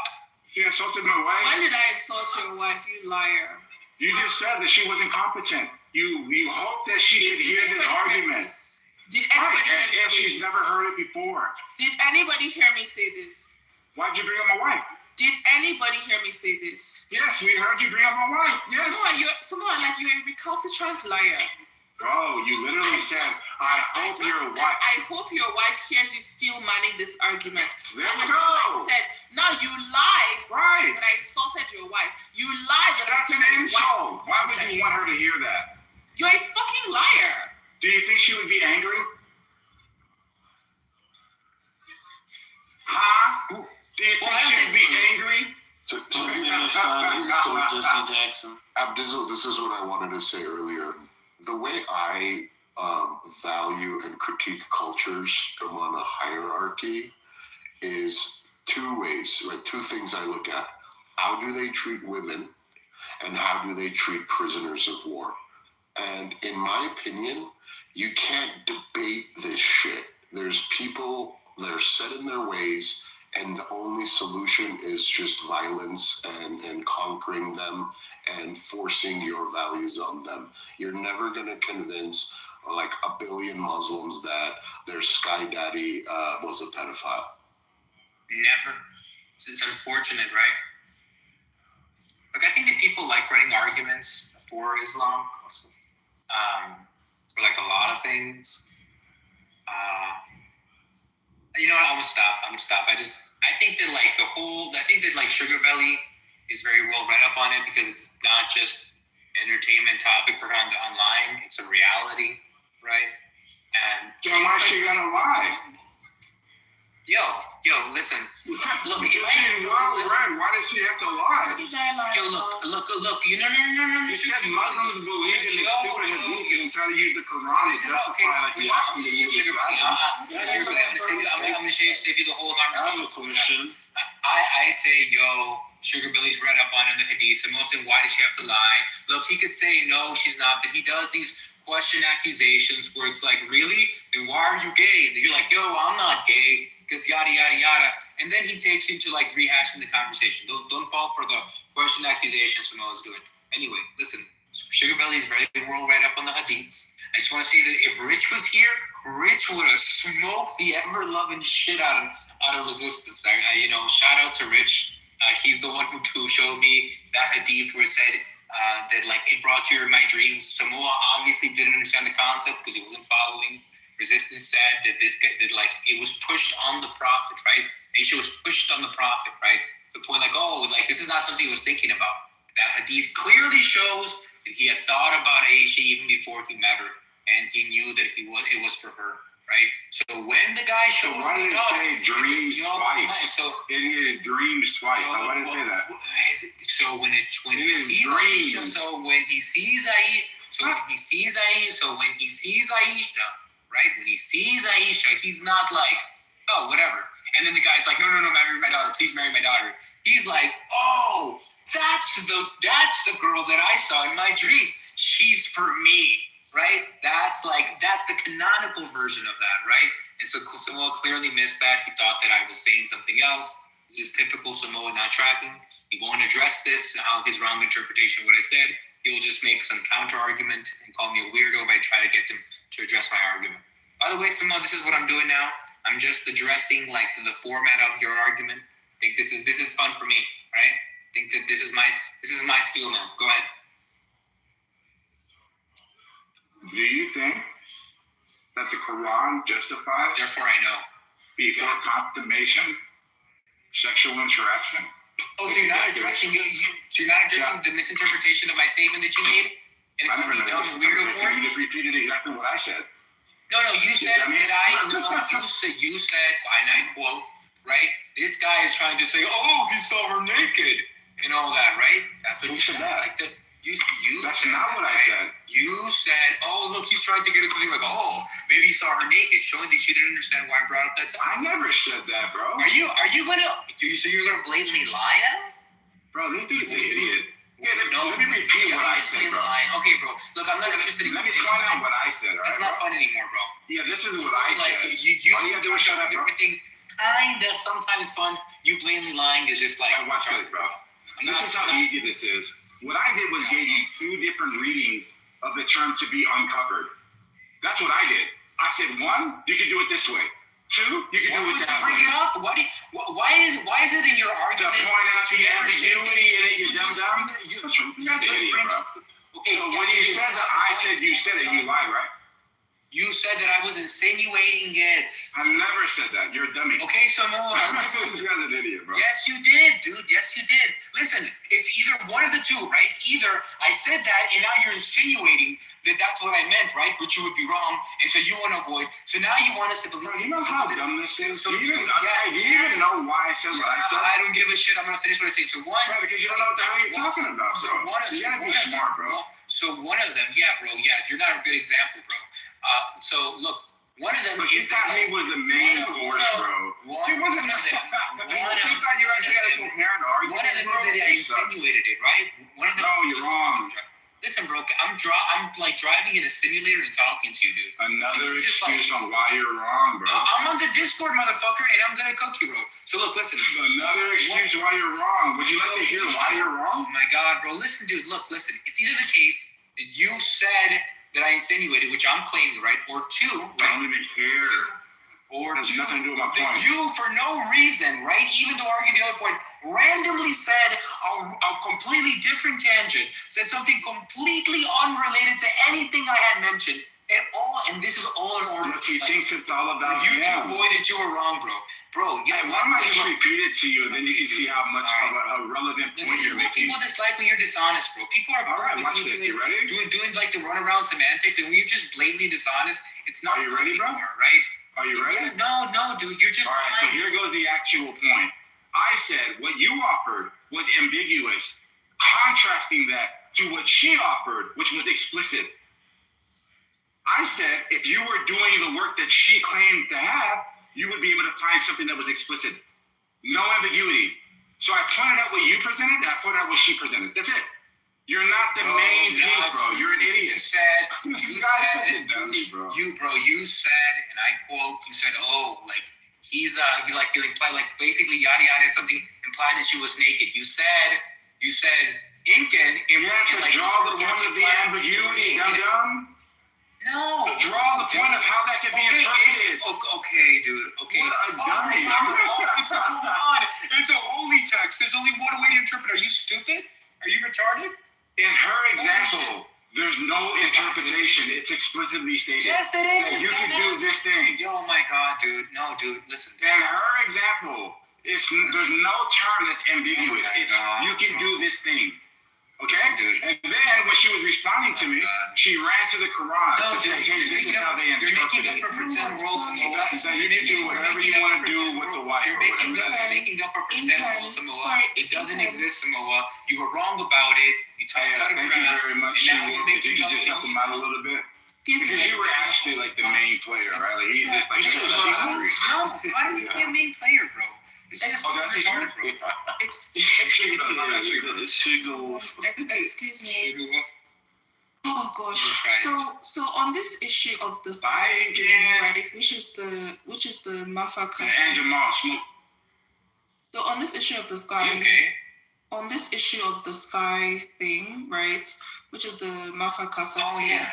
What I said was that this practice, like, so you have this practice, all over different Islamic countries where they marry children, right? And how they justify it is that they use a hadith, right? And then they also use the fact that in Islam, as long as you're not doing a practice that has been explicitly forbidden in Islam, you can do anything with your wife, right? So there's this hadith about Aisha washing semen off the Prophet's clothes, and then they also use the ayah in the Quran. I can't remember whether it's Surah Al-Baqarah, I can't remember the ayah number, right? The one where they say, like, your wives are your tilth, you can go into them as you will or as you wish, right? So when people are asking, when they're asking scholars or they're asking for fatwas on, like, is this permissible, is this not permissible, what they say is that this has not been forbidden in Islam, and so you can do what you want. Okay, so again, like, I don't understand all of this trying to do a gotcha or whatever. Like, I just don't understand it. That people are doing this practice with underage girls, that's a fact. That people are able to marry underage girls, which will then allow them to do this practice, that is also a fact. There is no minimum age to get married in Islam. That's also a fact.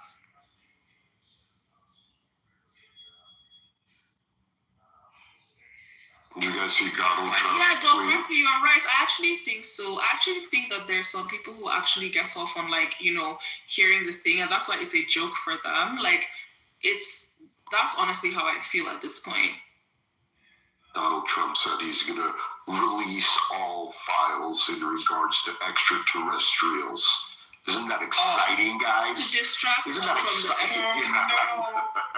And what do you think about the ultimatum that he gave Iran? That's crazy, dude. Yeah, what did he give Iran? I think like 10 days. They got 10 days, and if it don't go down, it's about to go down. What did it have to do? What did it have to do in 10 days? Basically, come to the table and make a deal. What does come to the table mean, Samoa? So they've been, bro, just got out the way, bro. Like, you're a lightweight. Yeah, so he's talking about, like, the negotiations have, like, stalled out. He's focusing on, like, the nuclear program that they have there. They're trying to constrain their ability to utilize the ICBMs technology that they've already demonstrated on how to use against Israel with the Iron Shield and everything. So he's giving them 10 days, or you might see another Venezuela. Yeah, I'll take shit that's not going to happen for 50. What was that? I'll take shit that's not going to happen for 50. Jesus Christ, dude. Does Jeopardy go over your head? Oh, yeah, you're not used to answering direct questions. Holy shit, my bad. No, what's not gonna happen? What is a retard? Daily What's double. not gonna happen? Oh my god, bro. Nothing, bro. It's so good, bro. I need to chill, bro. That ain't a weirdo. So what the They fuck? need to give some more of that mad, like those puzzle Make it maps. plain, bro. Make it Y'all plain. niggas want to fight so bad, bro. Bro, today I got in a room and I said, wait, because I didn't understand something, and then out of nowhere, bro. So I was like, shut up. Like, bro, this guy's PMSing, which by the way means that he's had his period, so he's fair game to Muslims. Go ahead, Samal.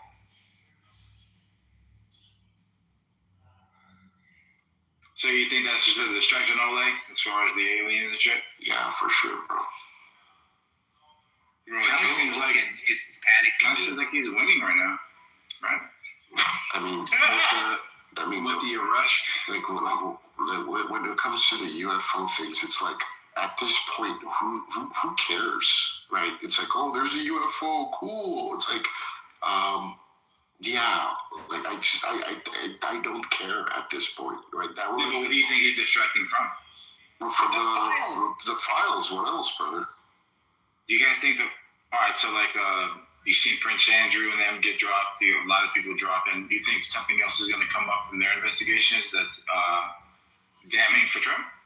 Potentially, because Did you see the deposition today with there's a bunch of countries, right? There's a bunch of countries doing their own investigations. Yeah, but did you see the deposition today with Wexner? No. Lex Wexner, the guy that they were talking about with The Victoria's Secrets guy? Yeah. Is this So old deposition or something? no, it just happened. I think it was today. He took his deposition today? Yeah, I'm pretty sure that's what I seen when I was they said something about Crockett asked him. In what case? Like what? This was the congressional hearing. I'm gonna look it up now because the one that went viral was Crockett, the Texas representative. Like I guess her questioning asked him directly if he's ever experienced Donald Trump doing anything sexually or inappropriate with minors, and it was like an unequivocal no. All right, so it's kind of like a. Let me check it out real quick. They got him on a hot mic. That's what I think. They got the lawyer on the hot mic telling him that if he doesn't fucking answer questions with with the maximum of 5 words, he's gonna fucking kill him. This is what his lawyer is saying to him. Damn, bro. That does not seem what like a lawyer would tell a fucking millionaire, right? That's exactly what a lawyer. That's exactly what the fucking lawyer would say. Yeah, bro. What the fuck? What are you paying him for? I usually talk. People don't talk to me like that. Anybody who's ever had My mechanic does talk to me like that. Anybody who's ever had a good like my mechanic talks to me like, bro. Most of what they advise you is to say nothing. Like everything's about say nothing. Like they shut you down. Like even small things that you think are harmless to say, they're like, no, do not say that. Don't say anything. I always advise my clients before a deposition, 99% of your answers should be yes, no, I don't know, I don't remember. The only time you should expand on your testimony is when it comes to your pain and suffering, but that's in the context of personal injury cases. Yeah, like I remember like I one time like when I was like in court or whatever, I had to go to, I was so frustrated because it's like people were running their mouths saying all sorts of things. Like my lawyers were just like, you cannot say anything. You cannot say anything. You cannot post anything. You cannot blah, blah, blah. You can't do this. You can't do that. You know, and it was honestly really difficult. Like they wouldn't let me say anything. Because you want to say your side of the story, but sometimes that can backfire. Yeah. But I had like pretty damn good lawyers. Like, so like we won, everything was great, you know, it was fine. But like, it was so difficult, my God. Samoa, but this Wexler guy not seeing Trump do anything really doesn't mean anything to me, because if the allegations are true and he was one of the top co-conspirators, which I believe they are true, he's not going to be like in the trenches with these guys necessarily, right? And this operation went went from New York to Florida to New Mexico to an island. I mean, there's so many moving parts. So it's kind of like a nothing burger to me. And what was he going to say? I saw him rape a child. Only quick question. Do you know anything about this? I've heard about it, but this whole board of peace thing, I thought that was still something that was in the works, but apparently it's something that's like legitimate and trying to also be funded as well. Do you know anything about that, Oleg? Oh, you mean the board of bribery? I'm Googling it. Basically, the board of bribery. Yeah, you're absolutely correct, Sugar Belly. Apparently, they're trying to take $10 billion of our tax money. Mind you, this is a offshore account that apparently President Trump would be the head of for life, apparently, or I guess until he passes or something. And maybe he'll like pass it on over to one of his relatives. But the people apparently that are on this invite for the Board of Peace are all countries that the citizens can't even get a visa to our country. But yet, every single country that accepted an invite to the Board of Peace, their citizens can't come here. So, mind you, this is the same, like, I guess, like, board that is trying to get $10 billion. Yeah. What the fuck? Jesus Christ, dude. You know what? I'm going to stay out of fucking politics. Yeah, but I mean, but it's obvious, like, you know, the whole immigration thing, oh, I'm against illegal immigration, whatever. Like, it's never been about that. Like, Trump's whole thing on that point is to create an artificial bottleneck or chokehold where people are now forced to come to the table to wheel and deal for access to travel to America or like do business in America, right? And that's not to say that like there's not legitimate concerns about like illegal immigration or whatever. Like every country has to have borders, every country has to have control over the people that come to its country.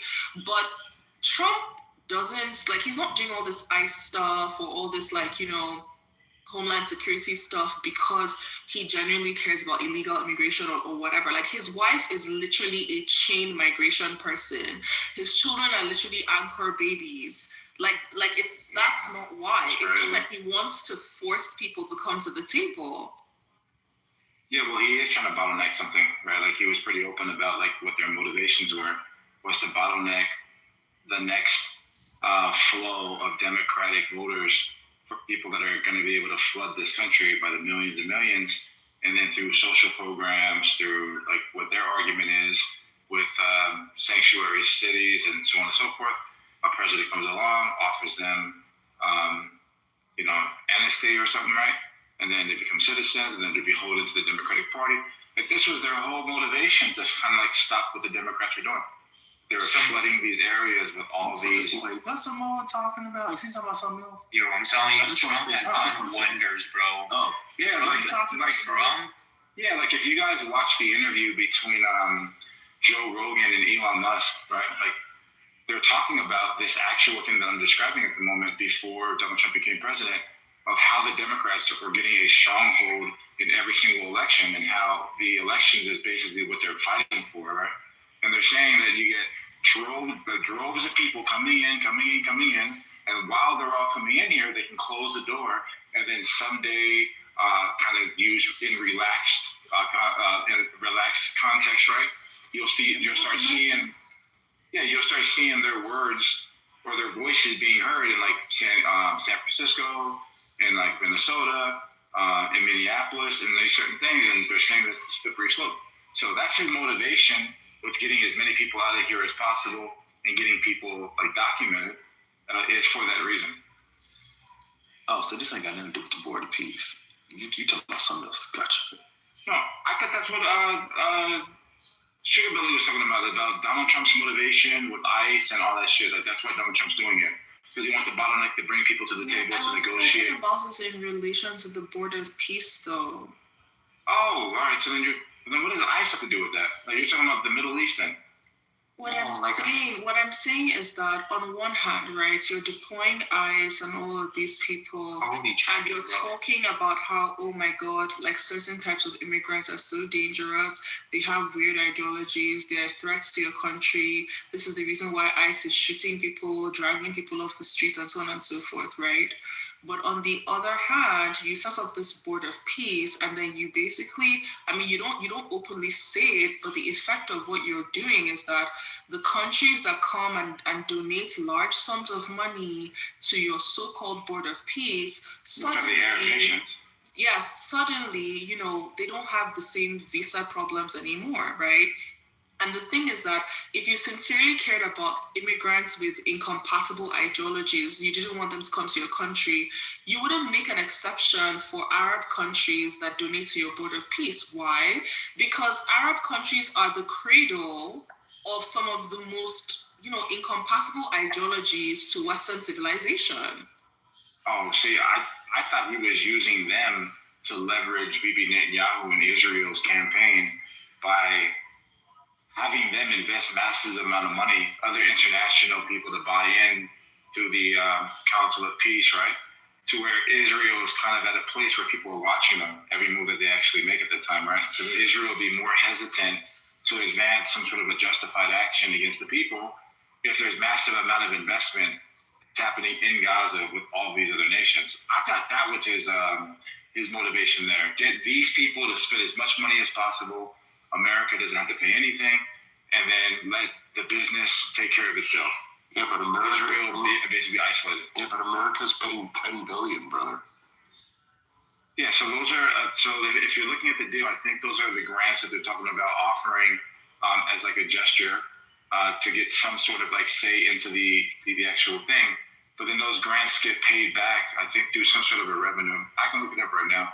You know, Trump loved this one. Trump loved the amount of 10 billion, right? I this is not the first time that I have heard the amount of $10 billion. I think the other time that I heard that was when he is trying to sue you as a Department of Treasury. Right, $10 billion of our taxpayer money.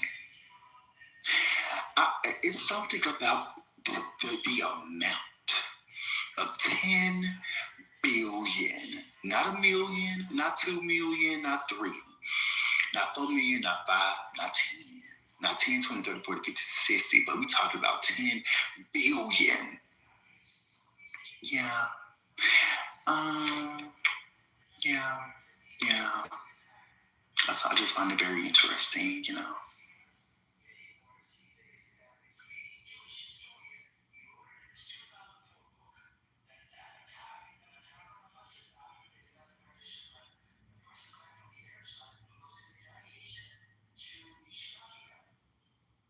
Hey, Knowledge, you there?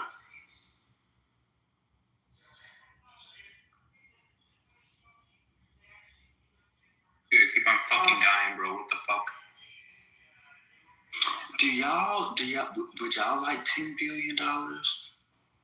I would love $10 billion. It's my money, and I want it. I need it. And I need it now. I want $10 billion. You mean to tell me that presidents have been able to just willy-nilly have the capability, even though the power of the purse is supposed to be with Congress? But you mean to tell me that the executive branches have the power to just willy-nilly say, we're going to take $10 billion and do this with that? I would like the president to say, here goes $10 billion for the American people, just because I want to. I want him to do that. Y'all think he gonna do that? Do y'all think he is going to say the U.S. is going to give $10 billion to the citizens of America? Is Samoa still there? I want to know the bet that me and Samoa have, if he's still going to honor it. Is he there? I can't see the stage. Is he there? Yeah, what's up, bro? Yeah, I'm right. Yeah, so remember, so the bet was that he's going to give us money this year on tariffs, right? When's the cutoff? Yeah, it was January 1st. January 1st, right, of next year, right? So between now and January 1st, right, he doesn't give us money, right? Like, it can't, like, okay, bet from tariffs, gotcha. Quick question, though. Does it have to be specifically from tariffs? So you said, look, the tariff money, we're going to give you something, right, to, like, every American for what they're own. Would it give us, like, some other economic relief, right, for, like, I don't know, like, how our economy's about to go into shitter, right?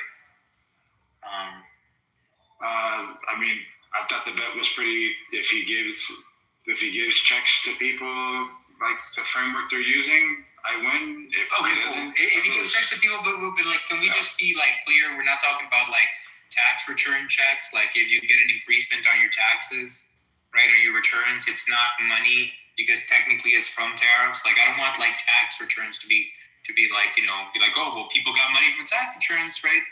No, so like if they say, hey, for everybody that filed taxes or Social Security people or anything like that, like how they did the stimulus package check, right?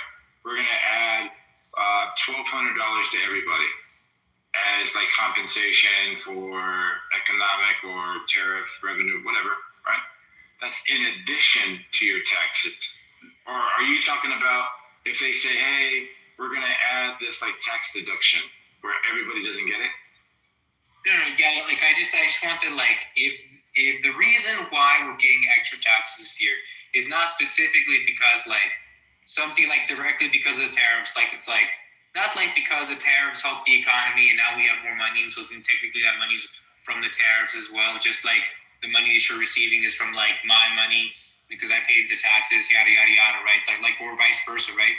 Not on a technicality, because it's like getting extra money, it's because of the tariffs, whether because of the economic struggle that the country is facing because of that, or, I would understand that. But if it's just like random extra money, then like I'm not, like, it's not specifically because of tariffs. It's not like, it's kind of like, wait, what the fuck? Does that make sense to you though? I'm not trying to be like, I'm not trying to be specific. I'm just trying to not include like any slight increase of money that you could be like, hey, well, like they could have used the tariff money, right? It's nowhere is it implied that it's because of the tariffs or it's from the tariffs, but like the tariffs went into the economy. Therefore, if the money's in the economy, like the chair's touching the ground. So therefore, when you sit on the chair, you're touching the ground type of shit. You know what I mean? Yeah, I think the problem that I'm hearing now is that it's like, if they say, hey, we're going to give money to anybody making underneath $125,000, and this money is going to be coming from the tariff. Oh, no, that's fine. No, 100%. So all they have to do is like attribute it. Like, how about if he says something like this? Directly, though. So like if he says, hey, we've made so much money off of my economic strategy, this and that, we're going to give everybody $1,000 underneath this tax bracket or this $120,000 a year. Yeah, I mean, like, look, yeah, but like the $1,000 would have to be something like kind of like extra and separate, not because you like qualify for some tax break, right? Because like let's say that like somebody gets tax returns, right? Like they get tax returns like on W-2s, right?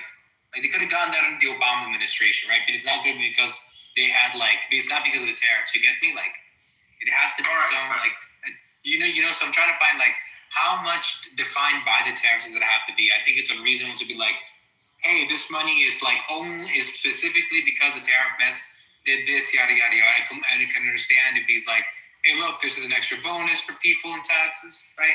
And it's for this year, right? So like tax season is like going to be up soon. Yeah. So if it's connected to taxes, if he's saying, hey, we'll give you a tax break, it's got to be done in the next couple of months anyways. Or a stimulus check, or like a stimulus check throughout the year. Like I could completely understand too. Like a stimulus check, right? I'd be like, fair. Yeah. Get like a stimulus check. And the wage is $30. Yeah, bet. Oh, okay. I just want to make sure. All right, and yeah. So it says here for you, Oleg, it says $7 billion was announced today from Arab nations. We went down like a whole list of nations. $10 billion for the United States of America. 17 billion like on the table. 70 billion pledged. You know what I mean? And they haven't named like all of the countries that are going to be involved. But to me, like that's just kind of like the plan of being able to hold stake into something and allowing it to flourish, and then like getting dividends off of an investment. But for me, and I still hold to this belief, I think this was Trump's only way of basically isolating or circling around Bibi Netanyahu to kind of control his hand. Because the Arabs weren't budging for nothing. Something incentivized them to sign on, you know?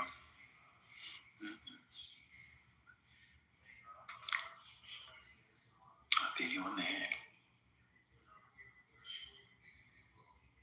And yet, Lex Wexner, this is how you kind of know it was a nothing burger, right? So, like with the Penn Bondi hearing that everybody was talking about it here, we were all talking about Massey's moment when he talked about Lex Wexner being like redacted, and he was this person as far as like a co-conspirator and sex trafficking and things.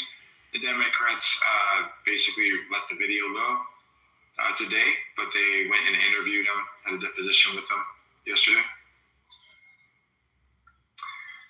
He basically says that he was duped. He spent billions of dollars or over billions of dollars with Jeffrey Epstein. One notable thing about Trump was he'd never seen Epstein and Trump like interacting, but he's not ruling it out because Trump has been at Victoria's Secret shows. But said something along the lines of he didn't think that he was into fashion. Yeah, but Trump has more pictures with Epstein than I have with my father. So, you know, what is going on here? Okay, this billionaire guy says I haven't seen them interact. Like, are you kidding me? It's all public knowledge. No, like what he's talking about, like in his personal, right? Because when people kind of connect him to co-conspirator, they're saying that he's in the sex trafficking. So they're trying to place Donald Trump like in that context because the public eye has already heard his name connected to co-conspirator sex trafficking, right? So if he says, I seen Trump at my venue here, there, and there, it just gets him closer to the sex trafficking. But because he said that he hasn't, doesn't really carry any water for the narrative that they're trying to draw.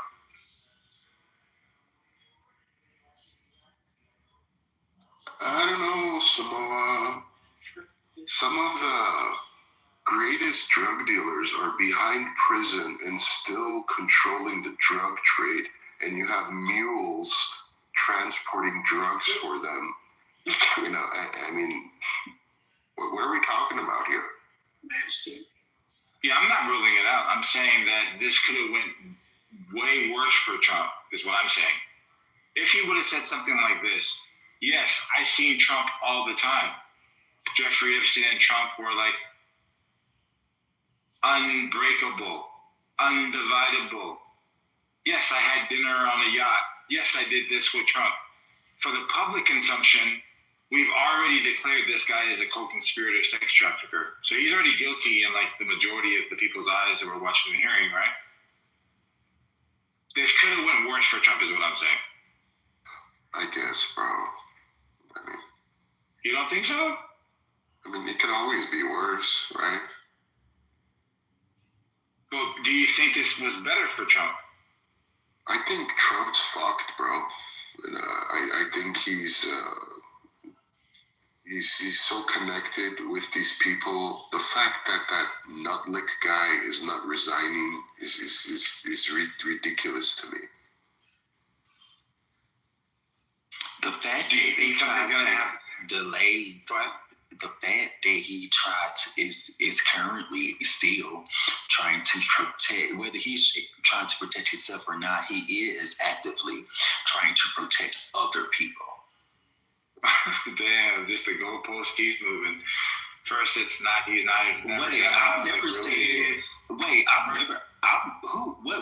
My goalpost? I've never said that Trump was indicated as a predator. I've always said that he is protecting people. I've always said that. No, what I'm saying is that first he was never going to release the files because he's in the files. Then he did try to stop the release of the files. The only reason why he signed the Transparency Act was because it got huge bipartisan support. He was going to look like a fool not signing it. That's fine. And then he signed it, and then it came out.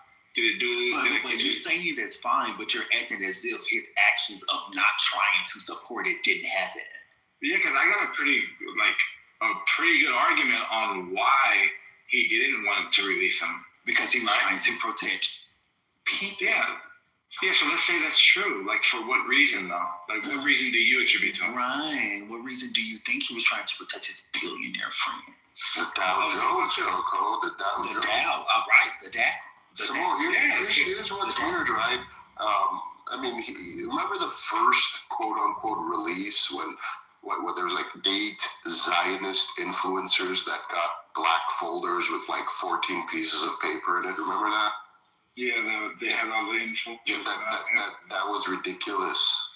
That was a show, and then people pushed back, right? If people didn't push back and they said, "Oh, let's talk about aliens," then we'd be talking about aliens right now. But people aren't as dumb as he thought, and they're like, "Hey, man, this is fucking retarded." And then so they released some more files, and then he went and said, "Oh, there's nothing here. There's nothing. Let's move on. America needs to move on." No one wants you still talking about the file? No one wants to talk about this anymore, and that was wrong too. Everyone wants to stay on this. So I'm saying that the way I see it is that if you were to just take what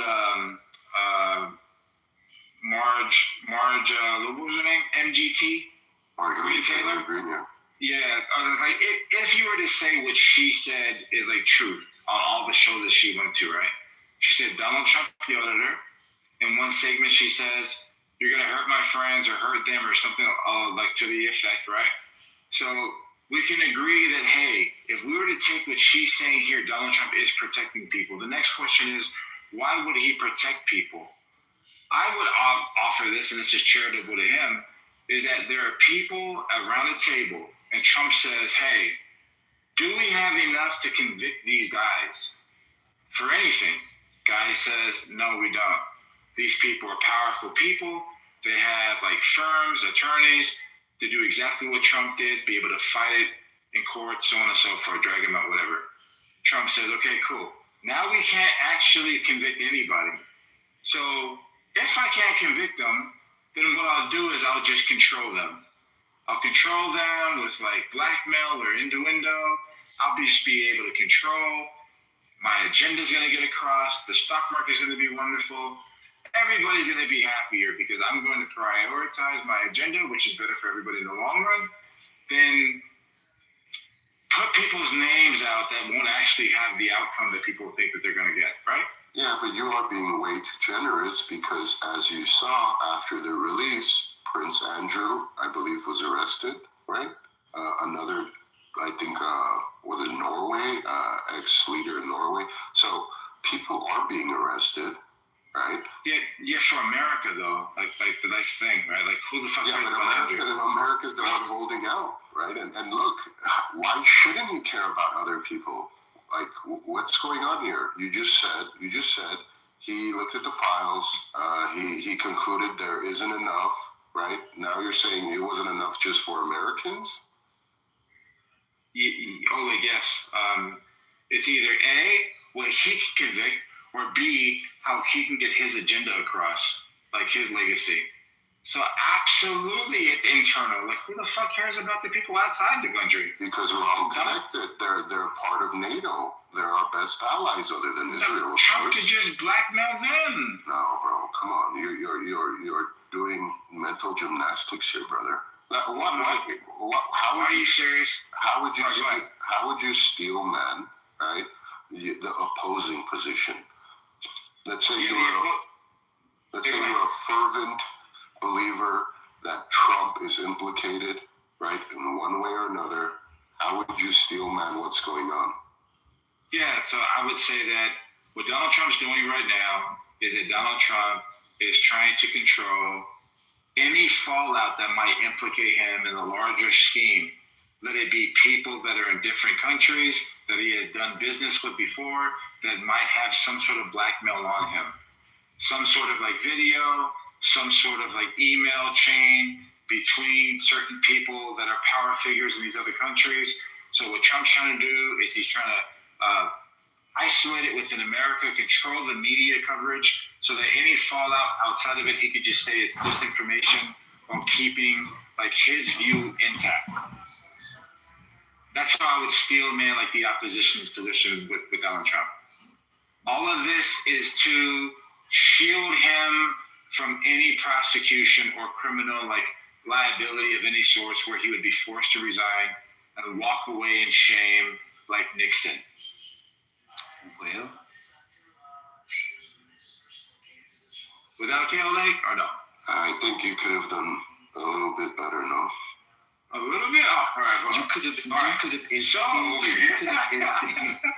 extended the word Nixon. You could have did. All right, Nixon. Also, he wants to make sure that chain migration stays intact for Norwegian and the Nordic countries, especially Scandinavian people that have a complexion similar to his. He's a racist and he's a bigot. Not only that, he wants to keep the channels to the cartel, the Sinaloa cartel of trafficking moving throughout the South American continent so that money keeps flowing for cartel members to feed Eric and Donald Trump Jr. in their crypto spaces. All of the money is being transferred through Bitcoin, Coinbase wallets, and other digital currencies. That's sophisticated. Do you think that's steel manning? Wait. Are you trolling? Am I doing good? Shout out to Trump, though, bro. He is very corrupt, bro, in a lot of things, bro. And by the way, corrupt, I have my own proprietary definition. Wait, am I not doing good? No, bro, no. This is what I would say, right? Trump knows damn well the alphabet agencies were involved to whatever extent they're involved. Mossad was involved. MI6 was involved.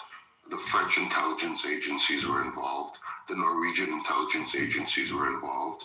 I mean, they're all involved, and he can't let this come out, because if it comes out, Putin, Xi Jinping, all these people are going to be like, see, we've been saying you guys are fucking demonic creatures, and there you go. You're all implicated. You all eat, rape children. There you go. All right, so this kind of goes to like the deep state argument that people were making as far as like Kash Patel's purpose, Bongino's purpose, Bondi's purpose. So the argument that you're making is that once they got into the positions that they occupy at the moment, what they realized was the deep state is actually larger. The cabal is actually larger than what they expected, even though they were there in the first term. And the calculation that they made was basically, I got to run again, because if the world were to find out how demonic our motivations actually are, China and Russia would immediately be elevated in the global eye of the destruction of Western civilization. Something like that? Absolutely. That was pretty good. Yeah. Or he could just be an innocent man fighting for his life. He was threatened with 400 years in prison. They tried to bankrupt him. If you look at all the indictments, you can clearly see that the law was being so stretched. He literally had like yoga marks, right? He basically had stretch marks from like his Yuta to the Tuta. And what I'm saying is, a man who was fighting this hard against the system, against the same cabal that the conspiratorial people are going to say is consuming him at the very moment, knew what he was going up against and still did it. For whatever that reason is, I don't know, because if the threat was there in the first term and he was perfectly aware about it, and then he left, why would he want to go back? That would be kind of weird, right? It's like, damn, I didn't know it was that bad my first term. Whew, I dodged a bullet. I got to do another term. They were going to kill my whole family. They were going to ravage Melania in Iceland or Greenland, whatever one it is. They were going to do a whole bunch of things to my family. But let me go and run for office. See, like, that's why I wouldn't really, like, weigh that out. Like, for him to know that these things are there and then still try to go against it as if there was going to be some sort of change. And let's go right back to the argument of, like, presidents aren't elected, they're selected. Then we could just say that he's just a drone of some sort and just installed.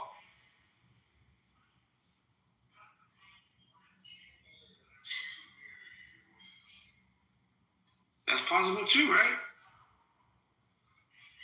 Yo, do you think that like MAGA is like people with 6 teeth supporting people with 6 yachts? 6 what? 6 yachts. Yeah, I'm an ESL kid. Sure. What languages do you speak, Samoan? I speak 3 languages, bro. 3 languages. How many? I speak 4. Oh, really? Which ones? Huh? Which ones? Oh. Oh, I've never heard of that one. Is that an island or a continent?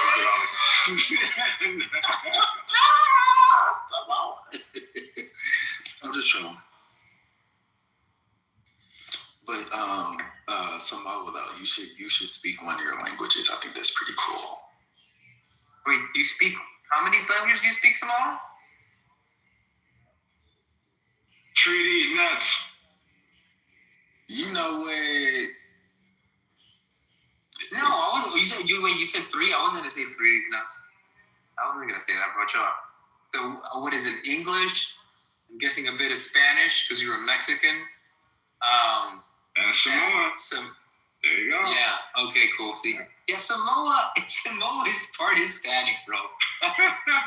This dude is a beaner, bro, and he's gonna deny the beaner allegations because if we say he's part beaner, we're gonna have a hard time believing he's that tall because we know the beaner genetics are gonna kind of neuter that, right? We know that for a fact, bro. Oh, bro, I can see it. See, I'm ready to see this this UFC fight of the anniversary of our nation. That's what I'm ready to see. I like seeing niggas fight.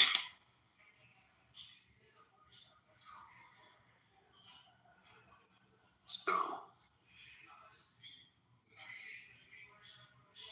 are y'all gonna place any bets? I think I am. I already have a position open right now. I'm like Bitcoin and Sol, so like I'm already kind of betting. Period. So I've been I'm trying a new setup for my car because I'm trying to go this March. You know, like a bit over a month tail, and I didn't understand why the fuck I keep on fucking dying in the simulator. Like I don't know how to drive. And I've come to the conclusion that I may have fucked up the specs of my car and I'm gonna have to revert back to the ones I had before. Good news, I would have died if I had like gone all out. So.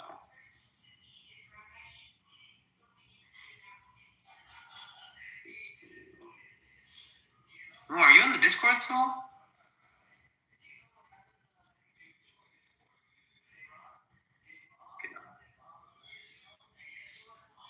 What's up, D-Rob? Ink, you should help me pimp up my Honda. Oh yeah, dude. What do you want to do to it? What Honda is it first? Oh, it's a sedan. It's a 2015 Honda Accord P6, but P6 Honda Accord. Mm-hmm. Is it VTEC? Yeah. So 2015 isn't it like IVSEC? VTEC? Should be. I thought VTECs only were 4 cylinders. They're just for the turbo. I know I think one of the first VTAPs was 6 cylinders. The NSX had 8 that got to me. NS6. But even when I know what I want to do with it, I'm gonna let you know. Oh yeah, dude. Let me know, dude. Right now I'm running a mount on the simulator. I'm running Optima. Dude, the Japanese roads are so nice. Makes me want to go to Japan. Samoa, are you there?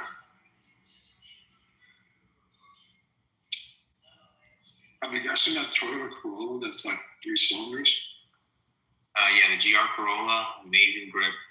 Car is great, dude. I've seen them at Tail. They do amazing, bro. They do amazing. How does it sound?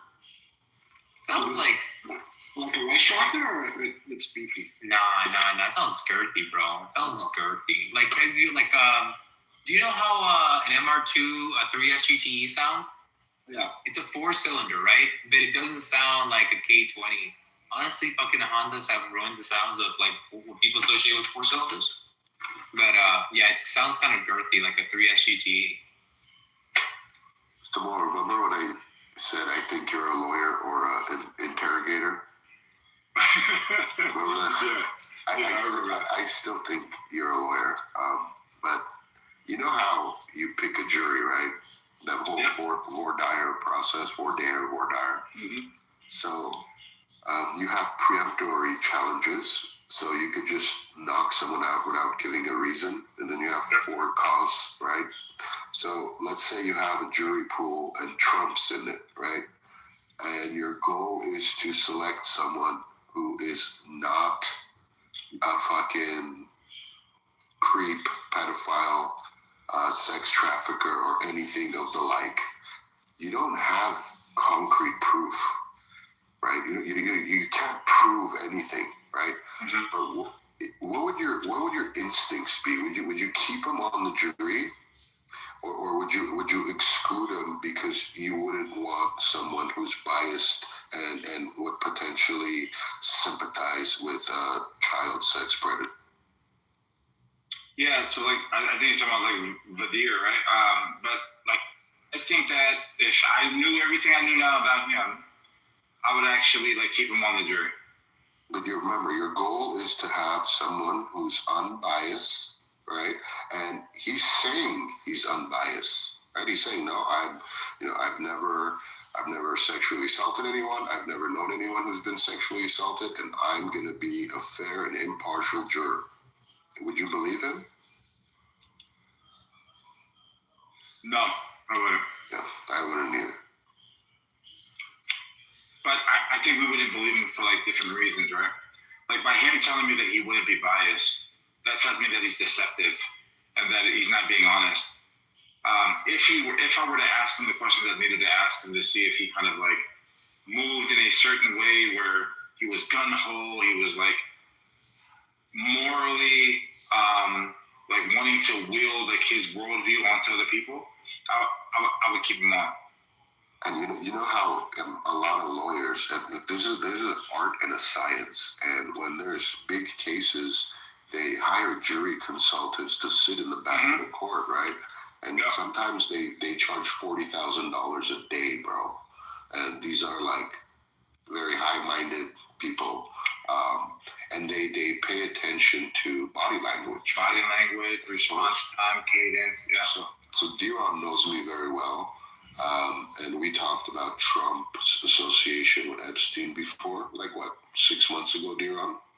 And I said, look, man, the thing with billionaires is they all, know each other. They're at parties, this, that. But after I saw Trump's reaction to people asking questions about the Epstein files, I had a visceral reaction to him, right? I'm like, bro, this guy he's not after truth. He's lying about the temperature of our society and what we actually want as citizens. And that's what made me get turned off from him. That's what made me realize, for me, he's implicated. Just to what degree? I can see that. Like, I watched the exact same press conferences where he cut off Pam Bondi in the cabinet meeting. He says, "You guys still are talking about that, right?" Yeah, that rubbed me very well because look, bro, like to say that statement, it's like, why are you surprised, good sir, that we're still interested in this? You know, if it was me, right, I would be like, hey, we're investigating it. We're gonna get to the bottom of this. Please be patient. Thank you for your patience. We are a country of law and order and not men. So this process takes time. Thank you very much. I'm looking forward to speaking with you about this in the future. Doesn't that kind of go against what they released 8 months ago? No, they haven't even released everything. 8 months ago. 8 months ago, they released. Yeah, so like July 25th, they came out and they said there is no new, with all the information that they have, right? There isn't any information. This was Cash Patel's like testimony on the Hill, that they don't have enough information or any information where they could arrest anybody and prosecute them right now. And that's what they said in July 2025. So like for Trump to release what they've already seen and they've already deemed as like not enough, for him to say what you just said, he said, goes directly against what Cash Patel, Pam Bondi, and what the White House has said. Bongino, when he was the deputy FBI director, from their position just 8 months ago. Yeah, but look, let's say all the statute of limitations have run, right? And there's absolutely zero chance you're going to prosecute anyone. That doesn't mean the public shouldn't be allowed to know that there was a sultan who was sending a potential torture video. That doesn't mean the people who put him in power shouldn't know the other billionaires and how they are implicated with them. Whether or not we could prosecute these people, we have a right to know. We have a right. I don't think so. No? Yeah, me personally, it's kind of like people go through this shit all the time, right? Like when women, because they're scorned for whatever the reason, and they say, "Hey, this man raped me." No, that's different. This is a direct email from that Sultan guy saying, "I enjoyed the torture video" or something. And then it's not just that. There's or that one lady from the UAE who said, "Oh, you'll love my younger sister." Like, you don't think we should know about this? And if we didn't, and if you don't think we should know about this, isn't it curious that these people are resigning? Why are they resigning if it's not a big deal? With the torture video email, if you read the whole thread, it talks about tickle torture. So I don't know what kind of torture you're talking about, but I thought it was tickling. That could be a form of torture. Have you ever had your older cousins hold you down and torture you and tickle you? That shit's not fun, bro. Yeah, I'm just messing with you. Yeah, you know how you said what did it for you is Trump just like brushing it off, saying you guys are still talking about this. Yeah, multiple times too. It wasn't like a one-off thing. Yeah. Like he could have been on his rag. You know, he's done this a few times. What did it for me is when the video came out years ago of him and Epstein at a ballroom party, and they're looking at girls and like giggling like little boys. Yeah, that's kind of like the life at that time, right? Yeah, no, that's see that goes back to what I said. These guys are billionaires. Yeah, you wanna go hang around with 18 pageant queens, so be it, bro. Like that's whatever. We could cast judgment at, right? But this seems to be going a lot deeper, right? Than just 18 or even 16-year-olds on his island, right? Because what Virgin Islands, it's 16. Right. I mean, for me, man, it's the things that are in his favor. Okay, so like, if I were not to take any of the victims to account, if I were not to like hold him to like what he's publicly stated, and then the new information as far as like him working with the prosecution and what he says in the public, for me, like the only way that makes sense is that he didn't expect anybody to know about the interacting with the prosecution or the authority, right? Because he's never outwardly said it to anybody. So it's kind of, for me, the way I make that make sense is, let's say it was a power play and he was trying to take Epstein off the board. So he starts narking on him, right? Epstein's gone, whatever. He gets to like live the life that he wants to live for whatever the reason. Like Michael Wolff said, it's because of some sort of a real estate deal. Donald Trump said it was brought to his attention that Ghislaine Maxwell was approaching his employees, and they told her to stop it or whatever. So whatever caused like their separation, I'm looking for anything that contradicts those things. And I'm skeptic, like I'm looking at every single thing that could tie him to Jeffrey Epstein somewhere after like the divide. Before that, there hasn't been any mention before that of any victims like pointing at him or anything. And these tips about them having an option while he's the president and him valuing these girls by inspecting them and like him getting like fellatio from every one of them, that doesn't help like an objective view on this dude's like situation. It just only makes it less credible that he actually is, because people are reaching so bad to like make this stick. I just have to be an objective person to say, whoa, that's some outlandish shit right there that's easily like disprovable. So when you tie that together with like the first dump by the estate, by the Democrats, where they cherry picked certain drops, made a claim Donald Trump was at Thanksgiving dinner with them, Jeffrey Epstein, I think it was like 2018 or whatever it was, right? You're like, bro, that's like easily disprovable. So like one by one, they'll say something and then it gets disproven. I have to put those in like the winning category for like upholding his position that it's a smear campaign. But am I like naive to the ability that, or to the fact that it could be possible? Yeah, of course it's possible. I just don't think that he's that good to be able to hide the bodies as well as he's hidden them. Well, let me ask you guys this. Hypothetically speaking, let's say undeniable proof comes out that Trump, a decade ago, slept with a 16-year-old on Epstein's Island while he was married. Bro, if you catch him on that island, that directly contradicts his statements of never being on the island. He's done. Yeah, but would anything change? Yeah. Would he start supporting? Would he be impeached? Like, no. Well, as far as like the impeachment, as far as the threshold, I think there's going to be another Nixon moment. I think that if there's absolute proof that he's on the island, he doesn't have to be on the island with a girl. Just on the island, he's done. But he's done for you, right? Well, Nixon resigned before getting impeached. Are you saying Trump would resign? Yeah, I'm saying the pressure immediately.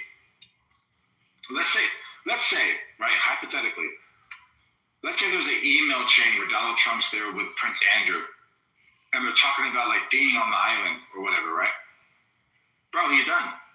You don't think he'll just spin it the way Hillary Clinton did? They should find me a way to spin it. Okay, look. You don't need to, like, yeah, okay, right. I'm with all about this. They showed Hillary Clinton. Try your best.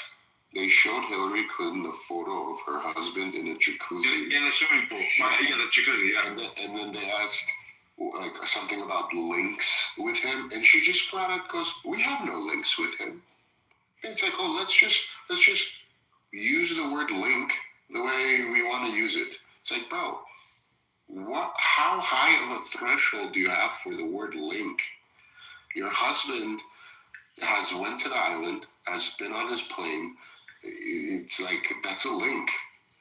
Yeah. So like her statement was something to the effect of, around that time there was a lot of like traveling, charitable work, fundraising, this and that. Yeah, that's a link. That's a link. Right, but it's explaining like how this picture could be taken out of context, right? Like that's what this is explaining. That hey, man, there's half the people in this area in this hotel at this time. This isn't an intimate moment. Yeah, but sorry. Hey, what? But to say there's no links is just insane. All right, it's like 1984 shit. It's like well, maybe I'll say. So when I watched, I thought that what she was saying was there isn't any link to what people want to link us to him. That as far as like what he does, the only link is like this philanthropy thing. Yeah, This she was trying to look. To me, it seemed like it's like, oh no, there's no links. This is just like two guys in the elevator, and if someone took a picture of them in the elevator, like, no, bro, there's links. Well, I didn't see that part of the interview. The part that I seen was her explaining the picture when she was talking about all the philanthropy and like how they were totally disgusted and like to find out about the situation. But around this time, they were traveling, and like all these people would just be around. Like that's she was actually like adding context to the picture and like to the situation, right? Maybe I missed that part about the link part, but it seems kind of stupid how she's drawing the link in her. I'm saying it doesn't exist, but that doesn't sound too smart to me. So, but how would both of you guys be able to spin that? Yeah. Tomorrow, boom, email, footage, Andrew, Donald Trump, Jeffrey Epstein on the island. Yeah, I would feel like shooting it up. I would feel like what you laymen, you peasants don't understand is, people like Trump, have to deal with the underbelly of empires to reach the greater good. And this particular instance of him on the island was actually mainly for charity. And, he's a busy man. He misspoke, but I guarantee you he has no links with Epstein. You know what I think? I think what do you think? That'll be the perfect moment to strike you wrong. Oh, so I think that this is bigger than Iran. I think that the only way that the MAGA cult is going to be able to kind of justify it in the morning is by saying that Photoshop. That's AI generated. Photoshop. It's Obama Hulk. Right. Yeah, it's going to be AI generated. They're not going to have, because then they would have to acknowledge that it's clearly like that he boldface lied. Right. Like he's able. Like he's He misspoke.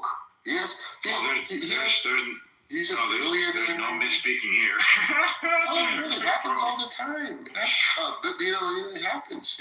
Iceland, Greenland. No, bro. This was like unequivocal. Like, bro. Like I've never been on the island. Bill Clinton, I had no sexual relationships, right? And then he got impeached. So what? What happened to him? Nothing. Same thing. Have you even stopped to thank Donald Trump and what he's done?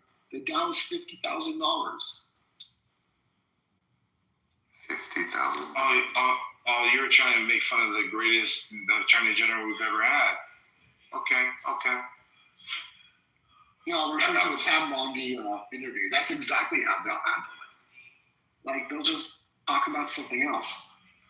Yeah, I mean, bro, something that directly, because I've been looking for it, something that directly contradicts them. There's so many influencers that were carrying water for him. Like there's narratives right now about Dan Bongino, right? Like how he walked away, that he seen something that was so compromising that he couldn't like justify working with an administration that just looks the other way, right? So then you're like, okay, cool. If that's the reason why he quit, then when he gets back onto his podcast, he was one of those, big right influencer people. He should be singing a different tune. And then you go to his show, and he's like quadrupling down. I'm like, oh, jeez, okay. Like calling people out, he's like right back to where he's at. So for me, bro, like any connection with Jeffrey Epstein, if you could find any connection with Jeffrey Epstein after the timeline of their quote unquote divorce, because he's going to get buried by his own words. Like the right now is championing him working with the authorities in 2006. If something in 2007 or 8 or 9 of him being on the island with Andrew or something like that, bro, there's no way in hell that anybody's going to be able to look the other way. He's going to have to resign. I think you're giving his supporters too much credit, good sir. I know you would probably be like, all right, that's it. He contradicted himself. There you go. But I would say, I don't want to put a number on it, but a significant amount of his supporters would just rationalize it. Yeah.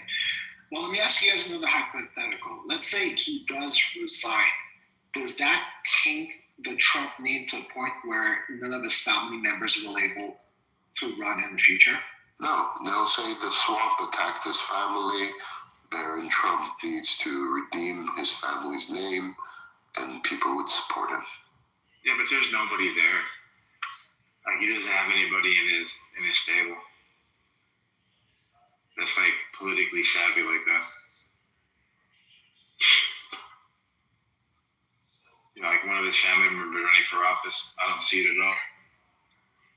Trump just needs to go off in the sunset. Like, his legacy be tarnished, right? But I would think that a person that ran for office has already buried the bodies. Then when you lose, and then they're running. Say it again? Oh, I just said I agree. Well, guys, we don't even need to go hypothetical. There's, and you guys came across a lot of people on Clubhouse that keep talking about how what happened on Epstein's Island wasn't even pedophilia because the women are like 15, 16, 17 years old. That's just a factual matter. Is there a reason why that's not important? Look, I mean, that's how they're twisting it already, and there's like no hard proof. I don't know if that's talking it. Yeah, go ahead. Yeah, because you guys are talking about like, what would a supporter say to keep supporting it? They would say stuff like that. Yeah, I don't have a problem with somebody like pointing out like the factual, like when people tell you pedophilia, what they're doing is they're pulling at your like heartstrings and changing your views to like guilt tactics instead of just giving you the facts and allowing you to get to where you need to go. So when people say, hey man, he was arrested for somebody that he was with at 17 years old, and this is what he got charged with in Florida, you can clearly say, hey man, it's still inappropriate. But when people start putting extras on it, that's when you start losing people like me.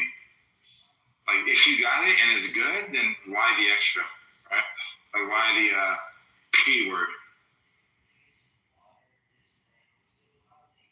Do you think he's a P word for 15 and 17? Yes. Because I'm not into like, I didn't even know about these words, like prepubescent. Like for me, if it's below 16, right, which is the age of consent, you're a pedophile. Now, I might be wrong when it comes to the wording. Sure, I'll give you that, but I would still consider him a pedophile. It's not he's just not a pedophile, then he's not a registered pedophile. It's kind of like, I wasn't a drug dealer. I was just laundering the money for the drug dealer. It's like, yeah, technically you're right, but you're a drug dealer too. You're a part of that whole system. But that's kind of like conspiracy blanket. No, I think the problem with that is that if you're just looking at what you just said there, if she's under 16, so then people look at you and say, well, then why would you call him a pedophile if he was only convicted for being with a 17-year-old, almost 18-year-old? Who, Epstein? Yeah. I thought we were talking about Trump. Oh, well. Or anyone for that matter. Anyone. I was saying, if anyone was on that island having sex with a 15-year-old, in my eyes, they're a pedophile. Yeah. No, they are pedophile, right? No, they're. Well, I think the problem, like, is that when people use like this this charged up language, I think that their motivation behind it is to just kill the actual discussion, right? It's kind of like that. You're either with us or you're against us, like the ultimatum and guilting people. You're either with us or you're against us type thing, you know?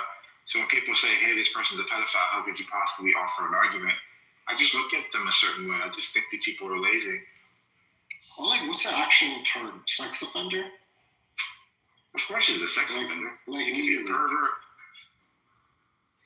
There's like come in where the child is underage and the offender is 25 years older, right?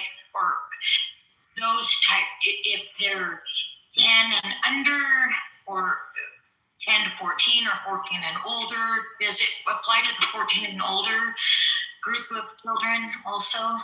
Does anyone know, or do I need to look that up? I'm not sure, but You're not familiar? Okay. What was that word, Samoa? It's like hemophilic or Yeah, so- heophilic or something like that. Yeah, so that, what's the age range? I think it's after or post whatever the word is, like after they have their menstrual cycle or whatever. Oh wow, it's based on that. It's not based on the age? No, I think it's after that, and then pedophilia is before that. Yeah, bro, that could be any age though. Like, That's a very also. So you could have a 9-year-old. You could. Yeah. See, that's. I'm not gonna play that game. If you're fucking a 9-year-old, you're a pedophile, brother. Yeah, come on. Even if it's like, oh, but she just menstruated. So let's call this a new word. I'm not playing that game. And also, you guys. I mean, it's not just pubescent puberty body, it's also the mental state. These kids don't have the mental state to make the right decisions, and an adult coercing them into sexual favors is abuse. It's a type of child abuse. But that's why when Pepe said they're 15-year-old whores, it's like, bro, it's like calling a 5-year-old a murderer. No. It's like there has to be a point, right? If a child engages in sex, right, with people, I don't think the right term should be a whore, right? Maybe they should be called a victim or something, and to just call 15-year-old girls whores. That's pretty bold, man.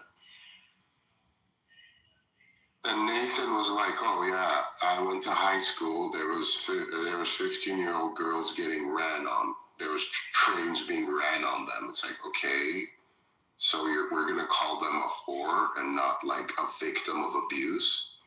That's very weird to me. Also, by boys around the same age range. We're not talking about 50-fucking-year-olds, you know? I mean, there's a difference, gentlemen, right? I mean, look, if they don't have daughters, I don't know what to say to them. Other than God help them. Maybe we should just start off by saying like all victimization of like children is like wrong. I think that the dude's like the devil or whatever. You can clearly see Bill Gates, you know, as far as like the story with, I think her name's Melinda Gates, like what happened with them. I don't know. I just think like if somebody like exaggerate something to me, I just look at them a certain way. Just give me the facts, man. That's all I need. Obviously, he took a plea deal. He got a sweetheart deal by Acosta. Obviously, from like influence or whatever that is, right? So, dude, I didn't see the Stephen Hawking thing coming. Stephen fucking Hawking on the island. Deepak Chopra, a fucking spiritual hustler, which I have hated my entire life. One of my ex-girlfriends would buy that fucking guy's books, talk to fucking verbal diarrhea, you know, quantum entanglement increases with your vibration of love. Okay, you're like, go fuck yourself, you fucking retard. Bill Gates looks like such a fucking loser. Like, you're that rich and you have to go to this fucking island. Because it's about power, bro. They could go to Vegas, find the most beautiful prostitute, fucking 25 years old, have the time of their life. But this is about power, bro. This is about power. Also, I think it's about, sorry, a little cold. I'm outside too. It's about the innocence that they want to steal from them, right? That's a huge part of it. Let's not forget that, yeah. But the power too, yeah. Yeah, like being with Russian prostitutes or something like that, right? And catching a disease, an STD, trying to get antibiotics for your wife.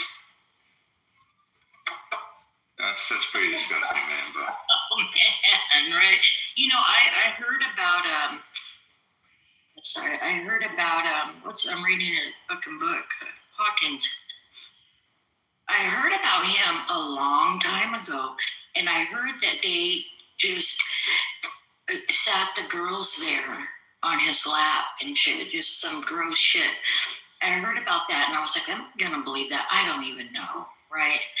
But what sick people will do, I don't.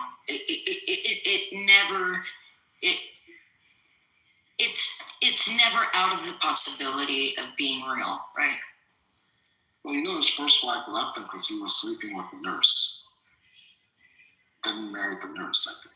Well, my dad was a male cheater and whore, but was he a child molester? Absolutely not, right? I mean, that is a huge, and my grandfather, my mother's dad, he was a pervert to the max with women. He would talk like Trump, and he was a sailor. Was he a child molester? Absolutely not. There's a difference. There's a big difference there. I mean, his mouth was grabbing by the pussy, you know. I swear to God, I swear to you, would he touch a child? Never in life. He had daughters, granddaughters. He was a good person in that way. But when it came to women, he was a womanizer to the max. Yeah, hopefully you didn't talk about his daughters that same way. You do not hear me? Yeah, you must have not heard me. Yeah. I mean, I know plenty of older guys like that. Isaac Asimov had those kinds of times when he was in his later life, and he's a guy who I greatly respect. But Isaac Asimov, the fictional writer? It wasn't just fictional, but yeah, he had sci-fi. Was it Narco? Hey, Narco. Hey, Coco. But yeah, Asimov, he had like tendencies where like he occasionally would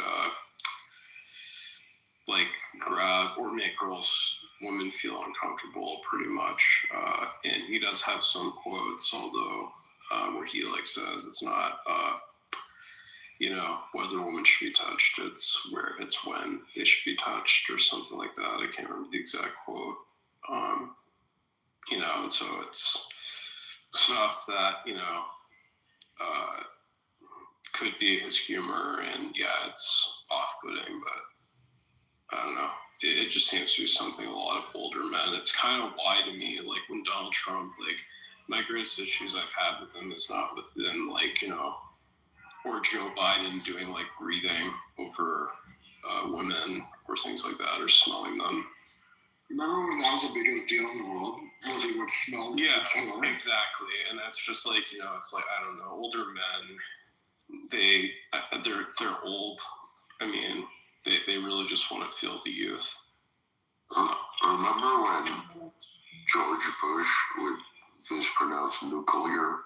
And that was the biggest deal. Yeah, like, oh, he's such a bad guy. He can't pronounce words. He's so stupid. Dude, I miss generic war criminals. I miss them. That guy dodged. I want to tell you, I think with older men, and I know this to be true because I've lived long enough, right? And I've seen my grandfathers, and I know the stories, and I'm familiar with when women did not have rights, right? I didn't live that long, fellas, but we have to remember, and it's not an excuse, don't get me wrong, but we have to remember that it wasn't too long ago that women did receive the right to vote, and women were not looked at seriously. My grandmother didn't even have her own credit. She used my grandfather's credit cards because she didn't have her own credit. She never drove a car. right? After she got married, things like that. So, yeah, they didn't take women too seriously, right? So, I mean, it's not an excuse. It's just a reality of how it really was back then, you know what I mean? Yeah, the thing that I cannot wrap my brain around is the fact that it's only less than 30, it's like about only like 30 years ago that marital rape was made a crime in every state. It's the thing, you know, I remember my parents having a discussion when I was young, and my father was floored. I mean, he did not rape my mother, but he couldn't believe that a man could actually be convicted for raping his wife. He couldn't believe it. He said, "Is that a thing?" I remember them briefly discussing that when I was young. And my mom said, "Yeah, that's a thing." He said, "Really? Like, what?" And I remember thinking, what the hell? Yeah, you're right. Yeah, it's just like, I don't know. I mean, I guess my family just had more respect for women and autonomy than like my older generations. So. How would you know? You're so young, right? I mean, you didn't live that long. You didn't really know. Well, I guess, I mean, just in general, my old man and my grandparents, they always like taught about like respecting, you know, women. Yeah, of course. Of course, my parents do too, right? But I'm as old as your parents, and my parents would be your grandparents. Actually, no, my parents are cavemen. My old man was born in 1957, and he's dead now, so. Oh, I'm sorry about that. That's fine. Yeah, well, it's, yeah, I know what you're talking about respect. Yeah.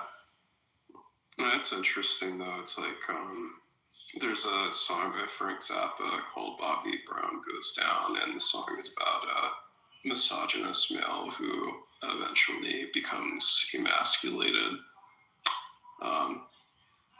Because, like, you know, but it's really hilarious. Like, he talks about, like, you know, wanting to get a cheerleader to molest, and then he talks about how women's liberation, and then talking about like how he later goes on to talk about how he was not raped when he fucked this dick by the name of Freddie.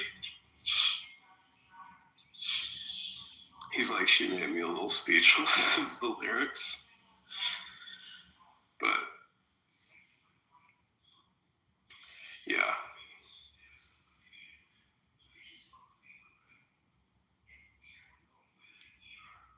Frank Zappa is one of my heroes, though. Who? Frank Zappa. You said Frank Zappa? Yeah. Zappa. Let me see that. Brother?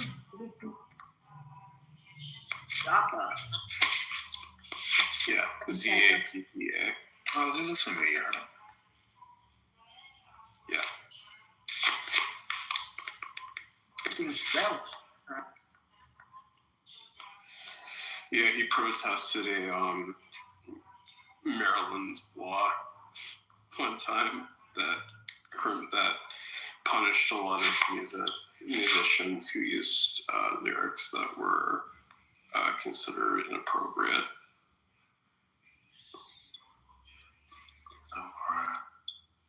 Yeah.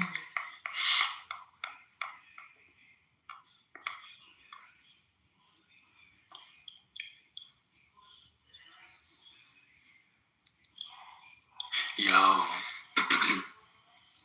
I think Trump gonna ask the Treasury to give us people, citizens, you know, $5 million. You know, I think he gonna do that, since you know he want $10 billion for the board of peace. I think he's gonna come through for the American citizens, and he's gonna say he's going to announce one day, and I am going to allow to say that the United States will contribute $5 million towards the American citizen. Each of you will receive a check in the mail or mail in for direct deposit information to receive it. The deadline to apply for this is, I can't wait to hear.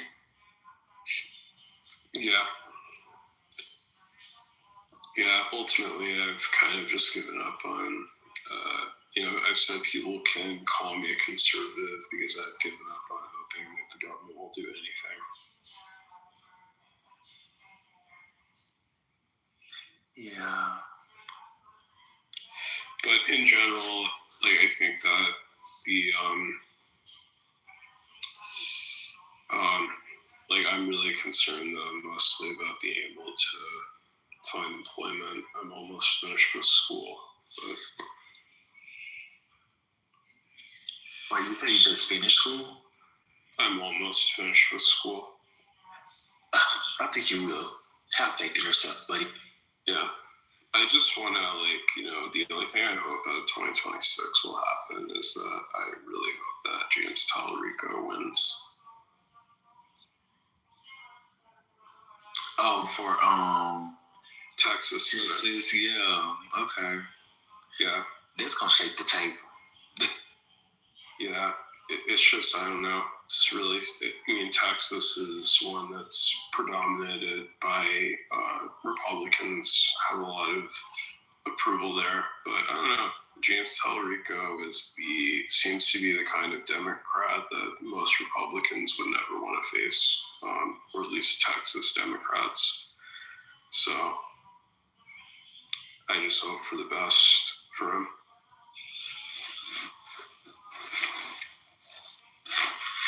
Yeah, I think Jasmine and James is getting definitely some good turnout. So hopefully the momentum can continue for each of them.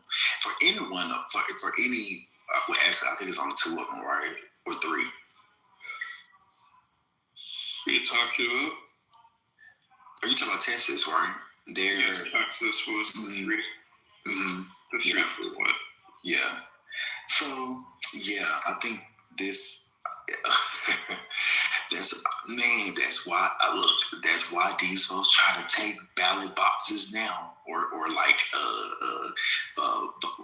voter history or data in Georgia now. I think it's crazy. So, shoot, if Texas goes somewhat blue, it is going to be very interesting. That's all I'm gonna say. Yeah, exactly. Overall, though, the Senate, I don't know how everything's going to play out. Ossoff in Georgia is a guy who I really like as well. Out of the Democrats, there's not a lot of people who I like about voting the Democrats, but I do like Ossoff. I have a soft spot for him. Same thing with Warnock, but most of the Democrats can go eat a bag of dicks, though. I feel you. I feel you on that.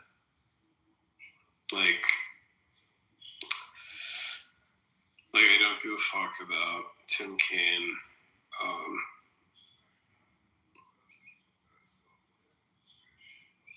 Look, I just think that we need some active candidates. I think there have been a lot of active Republican candidates, or in officials or whatever, or what have you. So I think that, and when I say active, I mean by their methods, right?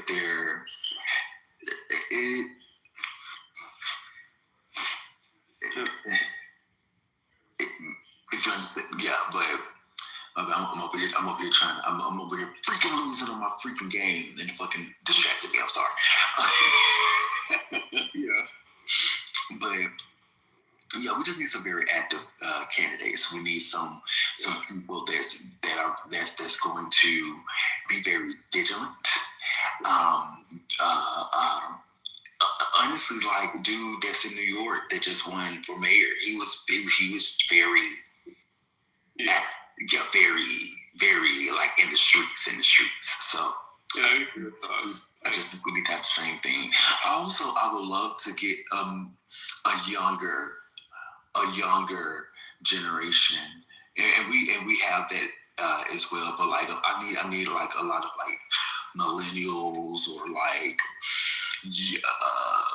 even Gen Xers. But we need younger people. So. Mm-hmm. I would just say that I was really disappointed in 2024. The only election I was really looking forward to was the Senate election in Nebraska, where you had Dan Osborne, the former union leader who was going against Deb Fisher. I really wanted him to win. Oh, let's see, Alaska. Alaska is always a pretty. No, it's Nebraska. I thought you said Alaska. No, it's Nebraska. Oh, okay. No, I don't really know anything about Nebraska. Well, it's a deep red state. I mean, I think the last time they voted blue, I think, was with back in '64. Oh. So. I mean, they're pretty red, but I mean, Osborne came pretty close to, the closest that any person ever did. And let me just look up Nebraska. I've never been to Nebraska.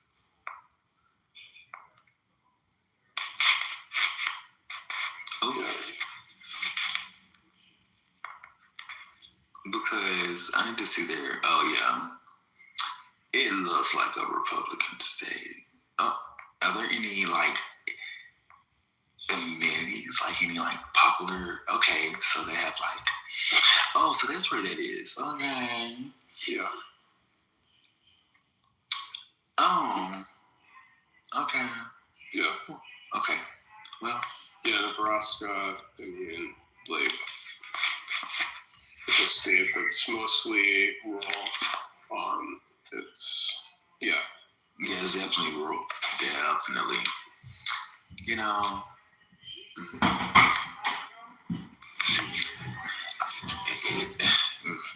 Honestly, I think all of us should start like moving westward again. Let's just go westward and disrupt their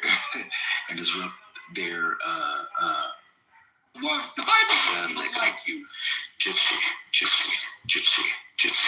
You lying, bitch. Gypsy. You're a gypsy. Did he mention that this bush is on the border, the Iraqi border, a few weeks ago? Because I was weird as well. It came out of nowhere or disappeared out of nowhere. That her elections were stolen from her. Oh well, she can believe that as long as she don't try to do what President Trump did when she thought the election was stolen. Yeah, he still thinks, but But I mean, yeah, most of the Democrats are people I really don't give a fuck about, though.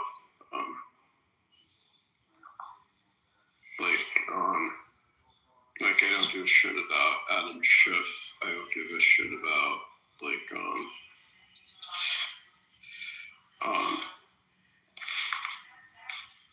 yeah, I mean, just in general, the only people I've said before, the best presidents we never had were Ron Paul and Bernie Sanders. Mm-hmm. Those were the two best presidents we never had. I would have loved Bernie Sanders as a president. That would have been in the bag for me. Oh, I I also forgot Dennis Kushniak. I also liked from Ohio. Oh yeah, that Adam nigga that you just said. I don't like him either. Dennis Kushniak. You just said Adam, the Democrat. Adam Schiff. Yeah, I don't like him. Yeah, I don't like the guy. He's not like he tries to, you know. I just don't like the Democrats who try to go off of virtue signaling. Like he goes off about corruption with January 6th, but then, which is something that, like, to me, it's like I would agree on, but then, like, he has no problem with, suggesting that Tulsi Gabbard is a traitor to the country because she believes Edward Snowden that the charges should be dropped against him. It's like, yeah, and so does most of the American people. Oh, well. You're right. Yeah. Oh, shit. But yeah, I really wish that Dennis Kushniak, that he could have won in 2004. Because I didn't like John Kerry or George Bush. In 2004.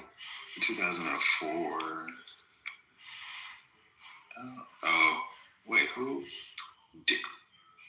A Democrat? Dennis? Yeah, John Kerry went against George Bush in 2004. Hello. I'm thinking you still talking about 2024. You said 2000. I need to just. So, okay, also, something's wrong with the microphone. I need a new phone. I think my speaker's going out. But, it's okay. It's all right. I don't know why anybody liked. Why anybody would have liked Kerry. Who? John Kerry. I don't know why anybody would have liked him. From where? From Massachusetts.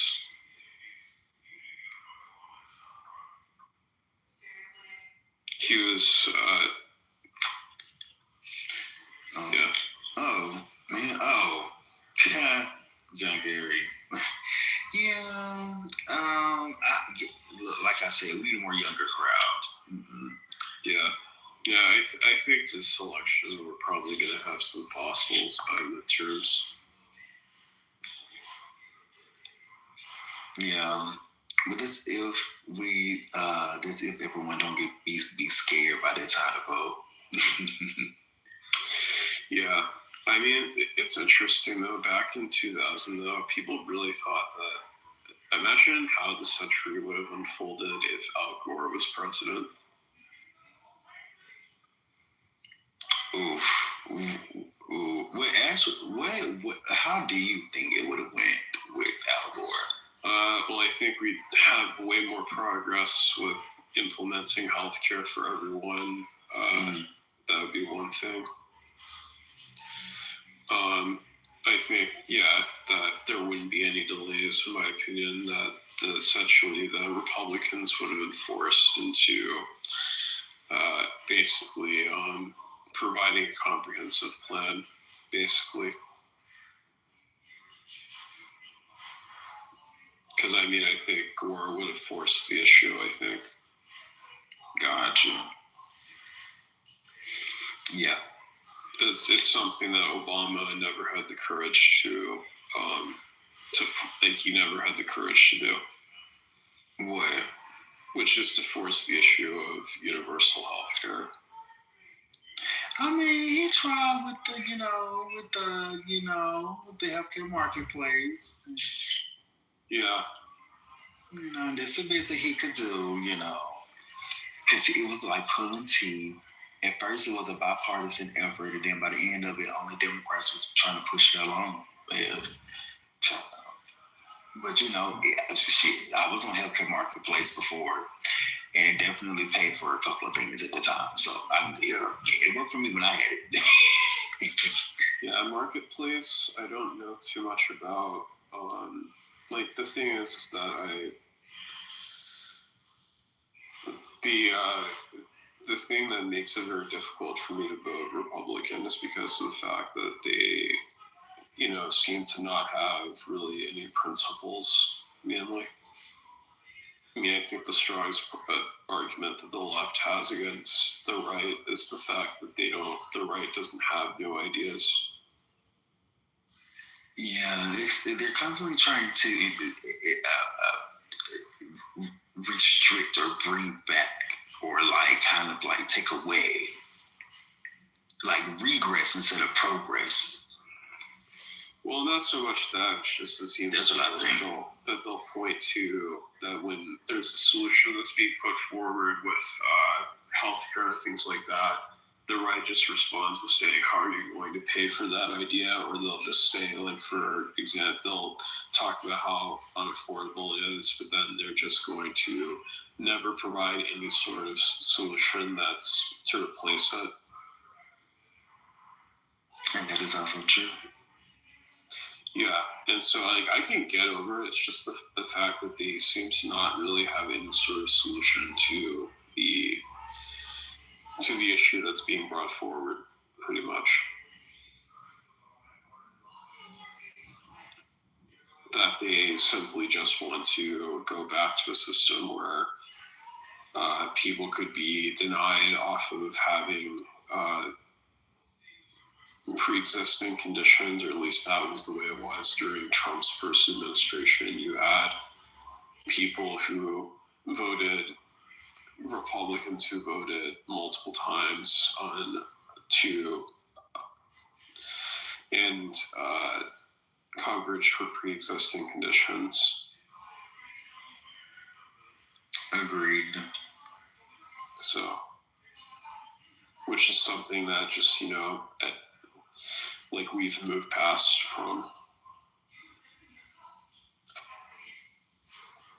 Halfway. I watched to me, I don't know if you've ever seen the movie Sicko by Michael Moore.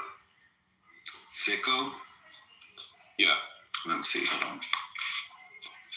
I smoke a lot, so I have to look things up to try to remember. Yeah. Basically, it just talks about the crimes in the healthcare industry. Oh, a documentary from 2007? Yep. Okay, no, I haven't watched it yet. Yeah, it's probably... I love documentaries. Yeah, Michael Moore, pretty much he talks about specifically all the different ways in which healthcare has pretty much... it's the dark side of American healthcare, and he goes to other countries like Canada, where they have people who were in America and they broke their arm, and they said that they were going to be billed, this amount of money if they stayed, and so he had to go back to Canada, and they were able to do it. He didn't have to pay anything out of pocket. He even had celebrities like Justin Bieber, who said that, who's commented, about how Canada's healthcare system is awesome, that, we don't have to worry about paying for the doctor when we're in Canada, but, it seems like in America, it's something that completely bankrupts you.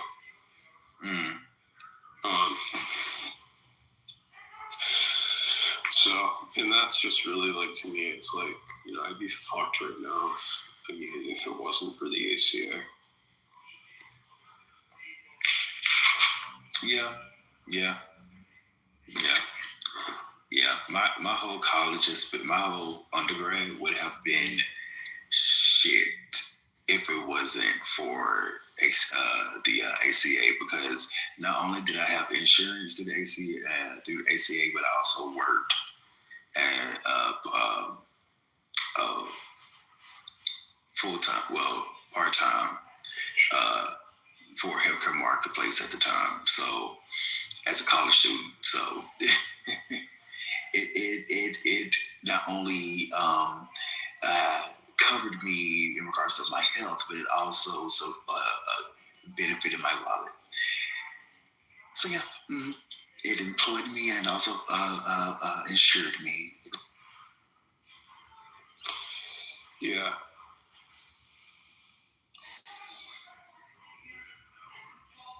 Yeah, I mean, I said before one time that I had a friend who said that he was like, I broke my back, but the U.S. healthcare system is broken. Oh yeah, the whole healthcare system is like shit right now. And the fact that like we have, I remember the old days when like people would hold out signs saying we'll work for a kidney. Right. And granted, it's like I just think that like our healthcare system in regards to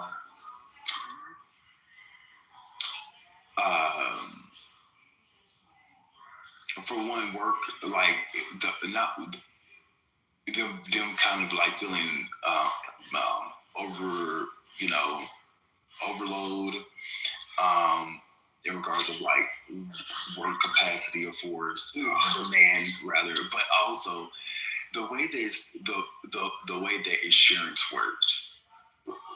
Also another tricky thing with hospitals and how people are treated if they do or don't have insurance and what kind of insurance they have. Yeah. Well, I mean, the thing is, just like people can't afford it. It just gets paid on to like, it just gets passed on to people who can't afford it. Because, I mean, I remember when I was taken into a mental hospital one time. I mean, for 1 week, you know how much money they charged me for 1 week at a mental hospital? $6,000. It's actually worse than that. It was $15,000. Oh, I was gonna say 12. Yeah, so $15,000. Like, imagine how many nights I could have gotten the Marriott with that kind of money. For a week? I could have gotten more than a week at the Marriott, and I think it would have actually addressed my mental health much better than the mental hospital. Yeah. Yeah. But yeah, $15,000. I mean, I could have spent a few months at the Marriott with that kind of money. Oh yeah, you definitely could have sent it to me. I mean, if that's what you said. Well, yeah. Well, anyways, I mean, I didn't end up paying for it, and so, I mean, like, basically that money got passed on to people who could afford it. I mean, that's just really the way our system works, is that if you end up, I mean, I don't know if you've ever watched the TV show Breaking Bad, but there's a time where it's like Walter, it's like he's in an ambulance, he's like asking, can I get off? And they're like, no.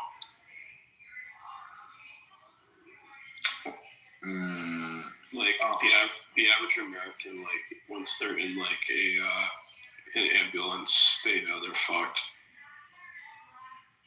That they're never going to be able to pay back. That they don't want to have to pay $2,000.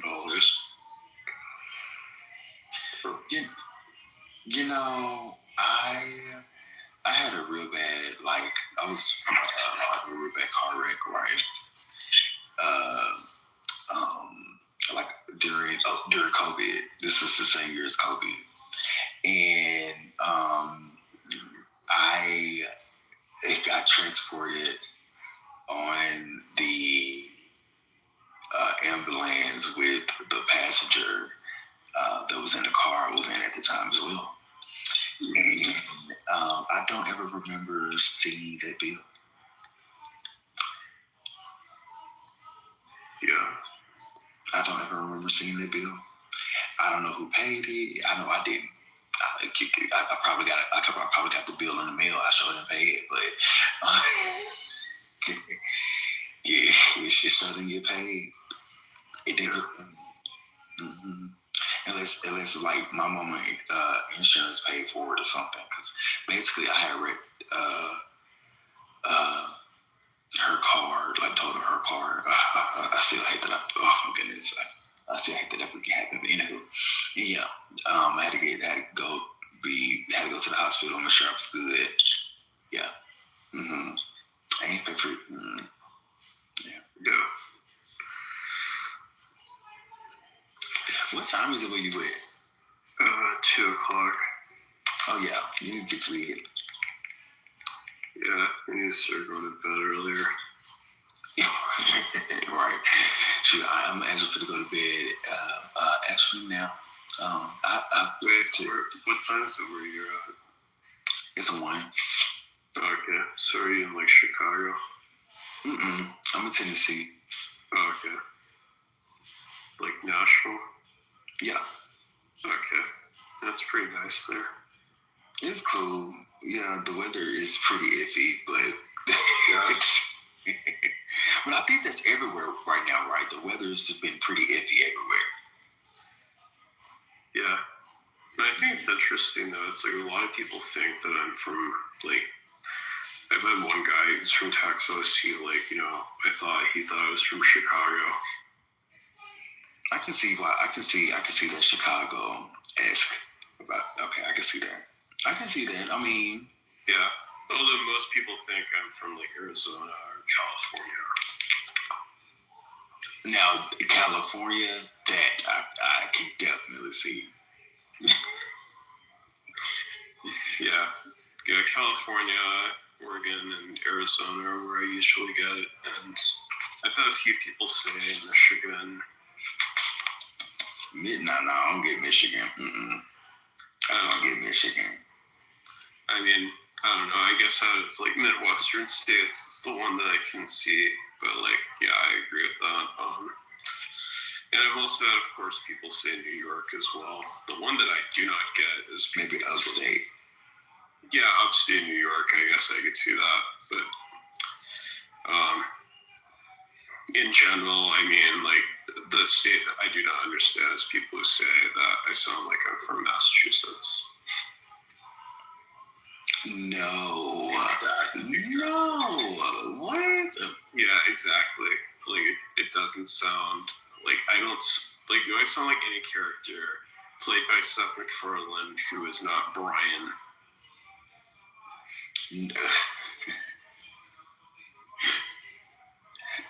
No, bro. Yeah, bro. Oh shit, bro. So I'm playing this. Do you have this game called or know of this game called Summoner's War? It's like a No. Okay, never mind. It's a pretty cool game. It's on like either iPad or like the phone or something. Handheld. Yeah. One of the things I've always wondered is the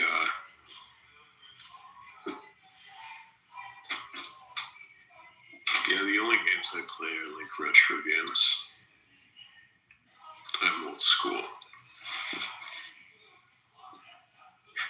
Wait, what games?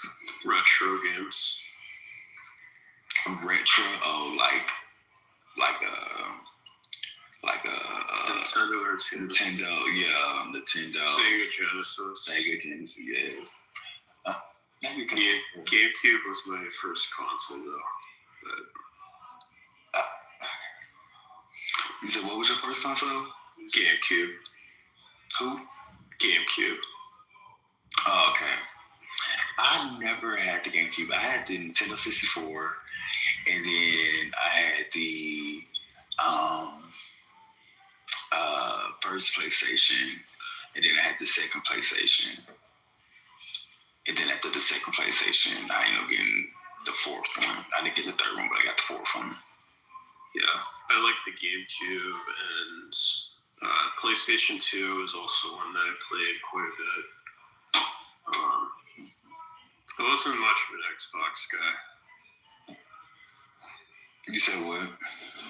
I was mostly Nintendo and Sony and Sega. So I wasn't much of an Xbox guy. Same. I was not an Xbox person at all.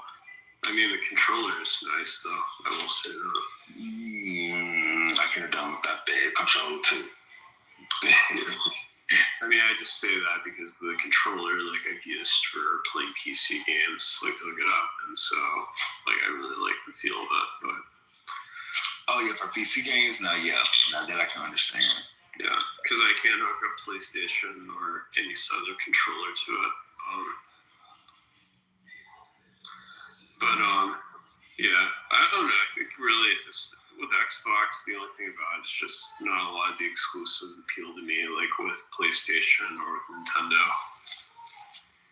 I think Nintendo's weakness, though, is the fact that they don't have cross-platform games that a lot of older gamers want, ultimately.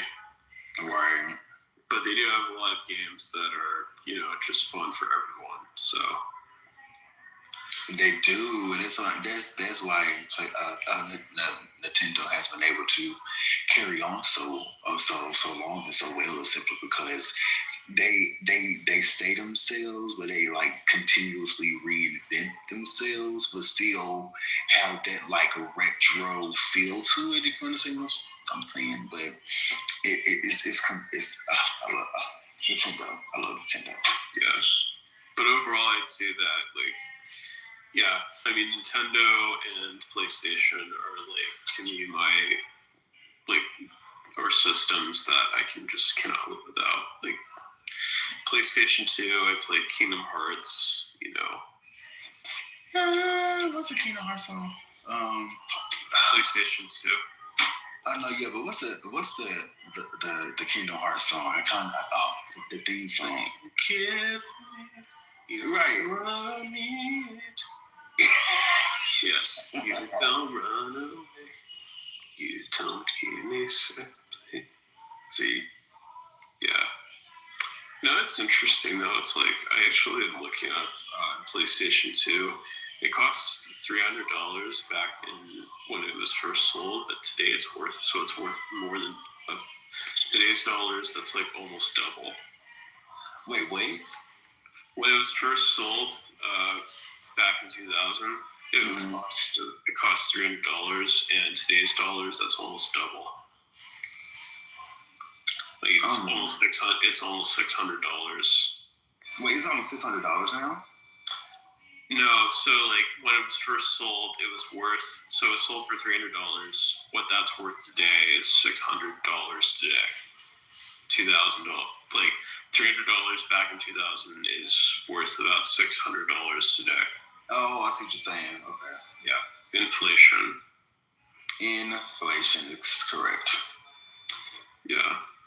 So like my old man was making way more money than I thought. Like he was making about $70,000. So back then, so. And it's crazy that like $70,000 is barely middle class. Yeah, exactly. And it's one of the reasons why, like, Gen Z is so pissed.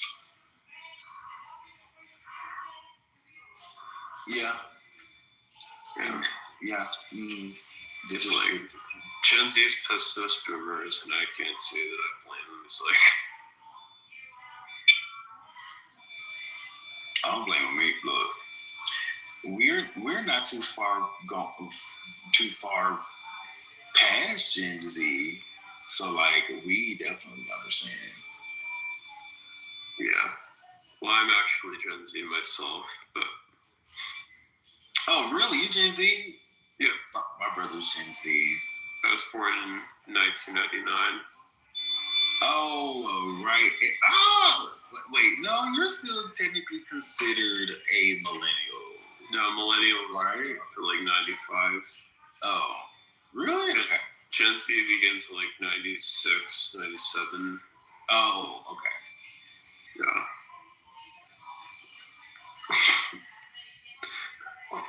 Yeah, Gen X took believe it or not, the generation that has the highest amount of student debt is not millennials, it is actually Gen X. And it's because they decide to take on loans for their children. Oh, wait, Generation X took on loans for their children. Wake it up. And so that's why, Gen X has the highest amount of student loan debt that they haven't paid back. If you have the money, would you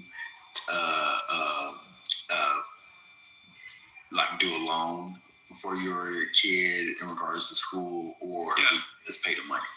I would do it. You would? Yeah. You would do the loan? So instead of just paying the money, you just do the loan? Oh, you're talking about paying the money? No, I would just pay for it out of my pocket. Oh, okay. If I had the money. So.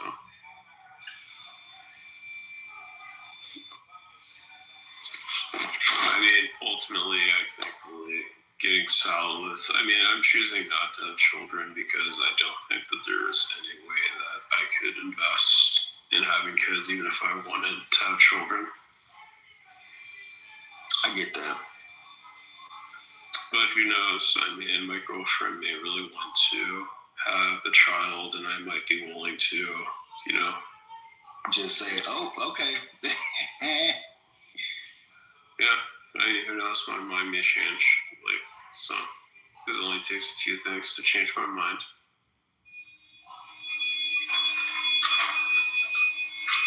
Oh, what the hell? Nicole, do you want children? Not specifically. That's what's up. I don't think I can deal with them up until they reach the age of reason. Which is 45 years old. No, I'd say it's like 12.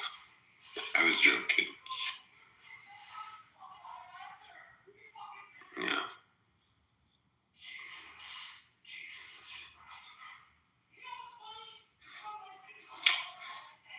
When they're infants, I'm autistic, so I'm very sensitive to loud noises. So whenever I'm hearing children crying at the store, I automatically will just leave if I'm in line because I just can't take the noise. So.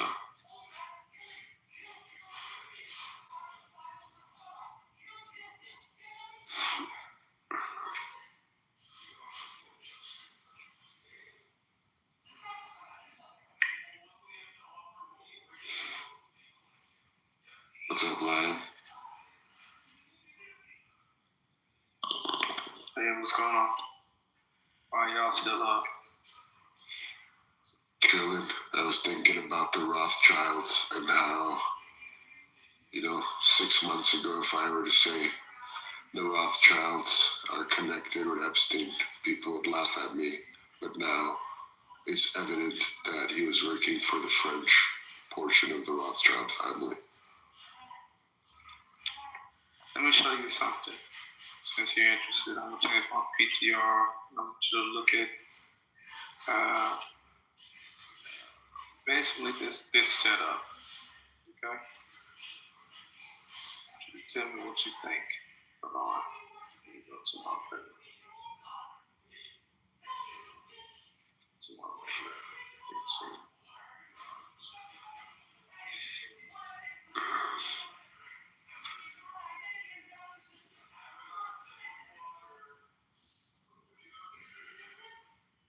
So, we've been studying this stuff for years. And watching their moves. They say to understand how the world is actually moving, you don't watch the people, you watch the throne. Right? And these people have been in power for a very, very long time. And they made themselves seem as if they are insignificant, obscure. The names are no longer being, their names don't necessarily ring bells everywhere anymore. And they did that on purpose. But you can still see their actions. So you find this real quick.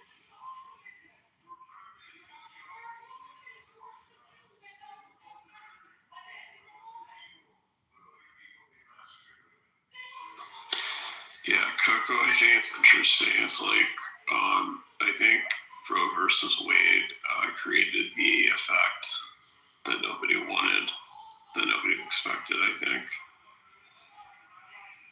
Oh, what happened?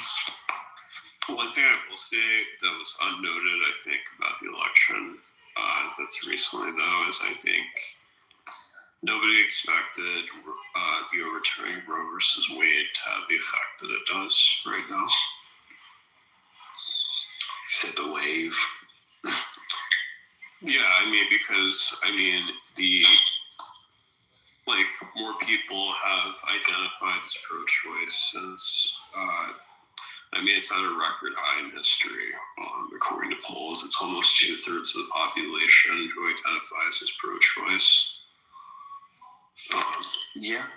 And so, but either way, it's like pro-life has been has dipped to a new low in trends when it used to be roughly about 50-50, but in general, in general, though, it's like on abortion, though. Basically. I just think that Roe versus Wade, though, it's like, I think people have seen essentially that the effects that it has on women's health, really. So. Yeah. But even that, I think they say that and try to use it as like they're like, oh, this is why it's important for pro-life or whatever have you. But even mothers that are having babies are dying. So like, are you really pro-life? I don't necessarily think so, but I think that we should worry about the mothers that are dying giving birth, rather than trying to make people who haven't even went full term or whatever have you, try to make decisions for them. I just think that for people who still have the option of making the decision of their own doing or their own choice, I think that's perfectly fine. I think we need to worry about the mothers that are dying while giving birth. That's what I think. Well, and that's kind of the thing that you had Trump in 2024 and Kamala was the two positions. Kamala was to make Roe versus Wade the law of the land, and Trump's position was, he never could say it fully, but it's he just said that he thinks it should be a states' rights issue. Simply. And so, it's a states' right issue now. Yeah. Yeah. He couldn't come out, though, and say that it was something that he was going to veto, but which implied that, he couldn't be forthright in wanting to ban abortion, which a lot of Republicans have talked about doing. Lindsey Graham put together a bill to ban abortions after 15 weeks nationally.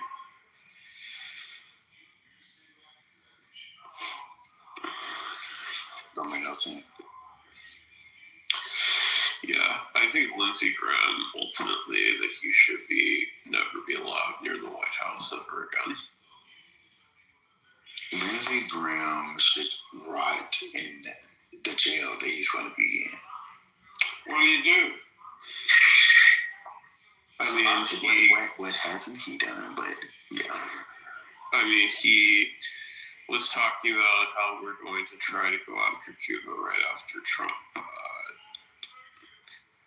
or right after we captured Maduro. So he wants to completely go and occupy other countries, which Of course, it's typical. Why would you think they would want to occupy them? Because that's what he talked about. He said we're going to go after Cuba and make these new leaders that are friends with the United States. I mean, that's essentially. They say it's really the opposite of occupy. Well, I mean, the thing is that, I mean, what do you want to call what we did in Iraq? I mean, that's not what we're doing in Venezuela. That's not what we'd be doing in Cuba. Well, I mean, to me, I don't see how it's fared any better anywhere. Like, the way I've seen it, anytime we've talked about regime change, it's always led to occupation. Oh, yeah. That's not what's happening here at all. You put a favorable government there. You give them. But how are you going to do it? Not to bridge China or any other perceived adversaries within our hemisphere. You're stern in your language and you wag your finger, and they adhere to what your instruction is, and then you move forward as like a happily ever after story. Okay. So this idea that what you're seeing in Venezuela is something that like reflects Iraq's somehow weird. Well, we both wanted their oil, and we also used it on the basis that Maduro was a dictator, and that Saddam was a threat. So,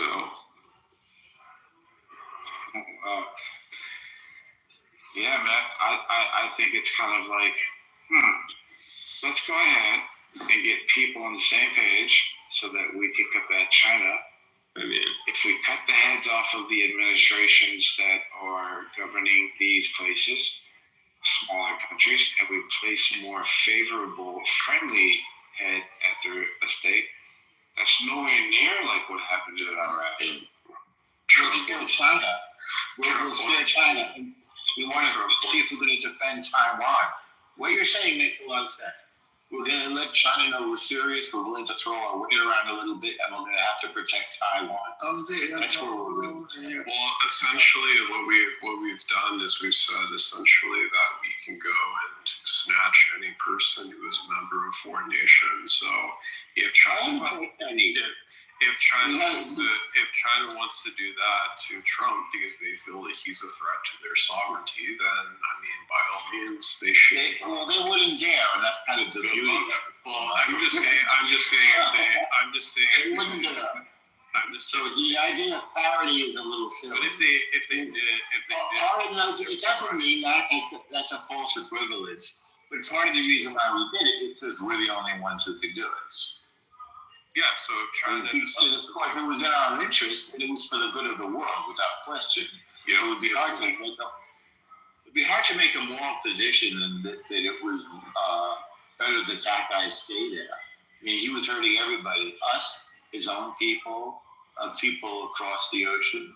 He was a bad guy. He was undermining our interest actively, bringing Hezbollah into this atmosphere. So why doesn't Trump go after every dictator in the world? Because that's a lot to do. It's a big job, right? Cuba was obviously Maduro was special. Cuba, yeah, he was especially bad. Cuba is on the agenda, I would say, but obviously Iran is the big focus now. I understand because Trump is Netanyahu's puppet. Trump is Netanyahu's puppet. Yeah, Netanyahu's puppet, but they work well together. And right now, but what's the problem with having like similar interests? Because it's something that's like Trump's interest in trying to create his own real estate empire in Gaza is really fucking us Americans up. If it's really serious, he's definitely self-dealing. I don't know if he's serious or not. I understand he has a golf course in Saudi that they gave him in exchange for. So, I mean, I'm sure he's on the take in some way. And his whole family. The idea that if Trump was trying to like do what that girl's kind of, I guess, asserting here, you would probably not want all these Arabs in your way, right? That's probably like the first thing you wouldn't do. The Arabs are giving him money. Lots of it. Yeah, like why would you allow them to put skin in the game, right? It's kind of like a little weird. I would think that he would try to like want it for himself. I was saying, Nick was saying. The Arabs want peace. They have lots of money, so they want peace and they want the future when people may not want to use their oil anymore because it hurts the environment, something like that. But they want good relations with the West because there's no other option. So right now, I think you could say we're all on the same page. Trump, the Gulf nations, Saudi, UAE, even Qatar, Bahrain, all on the same page. It isn't on the same page. The whole defense of that region is run through CENTCOM, our CENTCOM. Or the whole, we're trying to blanket the whole thing with Iron Dome. It's not complete. But it's everybody defending everybody else right now against the aggressor Iran. So people are making accommodations and getting along and hoping that, golf course in Saudi, something else, it gets an airplane from Qatar. Who knows if they'll do a Trump Plaza in Gaza? It seems absurd, right? But if they can have something and be peaceful, that would be everything.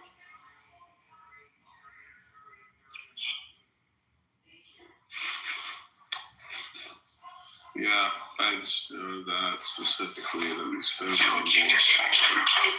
on Israel than we do on Americans.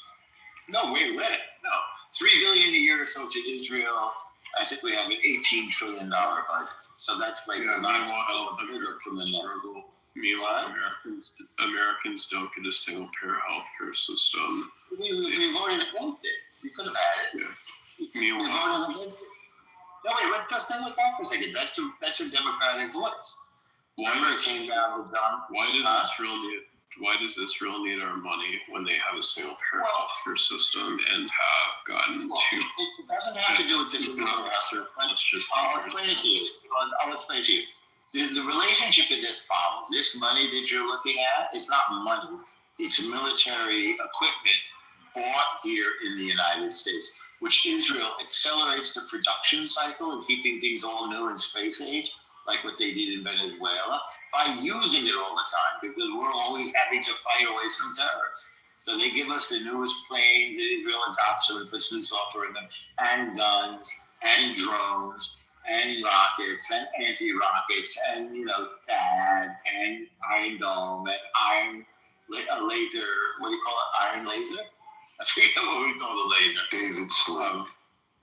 No, there was David Sling also in the Arrow, but the laser is the laser dome, it's called. They're shooting it with laser guns. So Israel's about to left up in the United States and then shares it with the rest of the world. So it's really not like charity. It's like a military development deal. Don't forget about the discombobulator. My favorite thing. There's no better thing than the discombobulator. I mean, I just want, you just want to be able to say it. Did we talk about this already? I mean, Trump lands in Venezuela and turns off all the cell phones, all the computers, all the lights. Everything is discombobulated. Anyways, I think it's funny because I was watching something that had it on. So that's what's going on. This is essentially keeping the balance of power with China. This is all about China. Because China's going to go for Taiwan, and we want to show them that we're willing to fight them. Which will be a real test of power, and it's not a bad idea though, because China will go for Japan. Japan's terrifying. And Australia, why not Australia? And the Philippines. And there you go. You know what you're talking about. Who's that start talking? That's me, Oleg. Oleg, oh, you know this stuff. Yeah, South China Sea is important. Yes. You know what else is crazy, Norm? It's kind of Jewish. And, my bad. No, go for it, Slow. I was going to make like a Jew joke, like a Jew tuition. Oh, I was going to connect my Jew tuition. It's my Judar. It's my Judar. My Judar. Norm, do you know about the whole ice caps melting up north, and how China wants to use a different trade route to go. Yes. Yeah. I think that's And Russia too. Yeah, exactly. Yeah, they're working together. Exactly. Yeah. It's going to cut the distance significantly. Yeah, if we're not up there, we're going to lose out. We have plenty of at stake in that trade route and that strategic location. We have people up in Alaska. Russia has the most icebreakers, and they've militarized the Arctic the most. We kind of fell behind, so I think that's why there's been a fixation on Greenland by the Trump administration. Totally makes sense.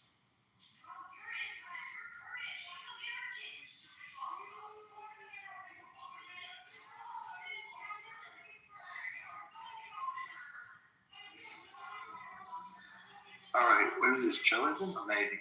Very calm. I'm watching some depositions, and I'm really enjoying it. So I'm gonna go back to it. But good to say hello. Yeah, what are you guys? What level are you on right now? I just joined. Thanks for inviting me. I'm just chilling, brother. How are you doing? Doing good. I'm working on a website right now. On a WordPress. Like I build websites for people. But I'm pulling back a couple beers, and I got a little lonely, so here I am. Nice. But this fucking I joined because, dude, it's in the news everywhere, bro, and it's crazy that people you compare it to everything else that's happening in the world, like with let's think about like Luigi, for instance. He's had how much face time, through the proceedings after he, supposedly killed the CEO, and then you compare that to the fallout of the Epstein files, and it's just kind of crazy. Like, regardless of, I don't care your political platform, whether you're Republican or Democrat, whatever, it doesn't matter. I'm not talking about Trump specifically, so bar that, but it's just crazy, like how much. Sorry, go ahead.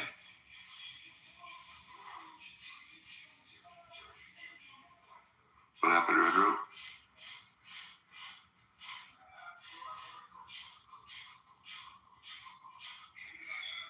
I guess to finish my point, what I was trying to say is, like, there's so many, from obviously a lot of it's redacted, but from the people that have been exposed, basically nothing's happened.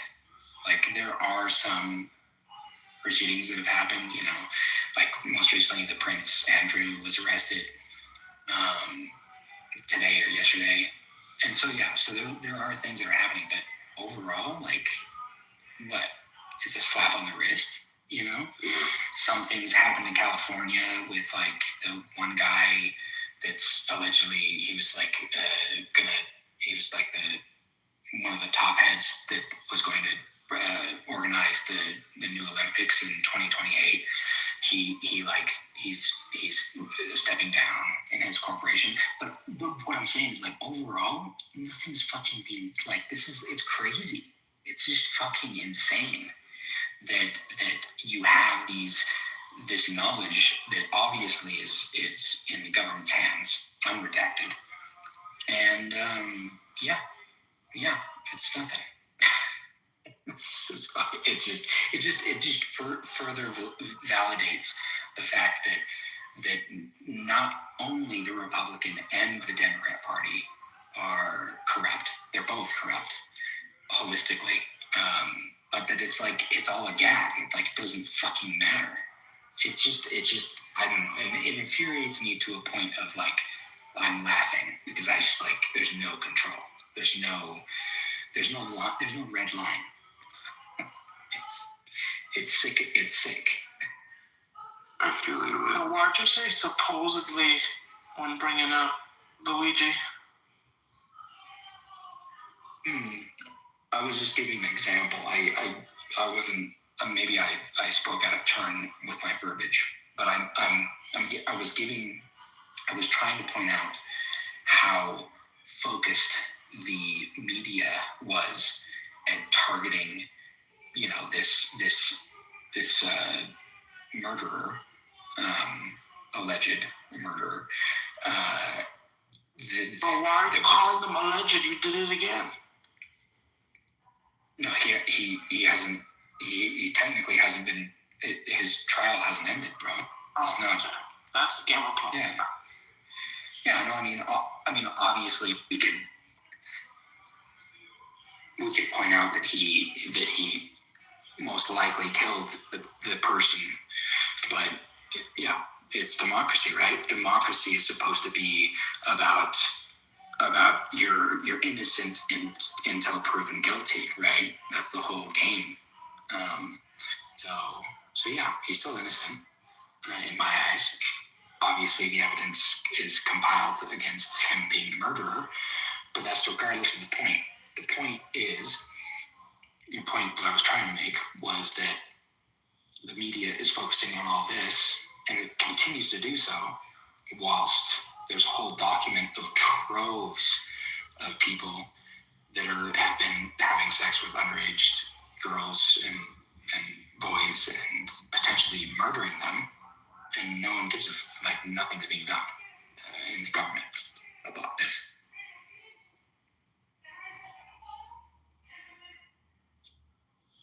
Well, I mean, I'm not surprised, all right? They killed the CEO of an insurance company. Everyone freaks out, right? Exactly. Yeah. But when little children are being raped and eaten, it's like, it's not a big deal.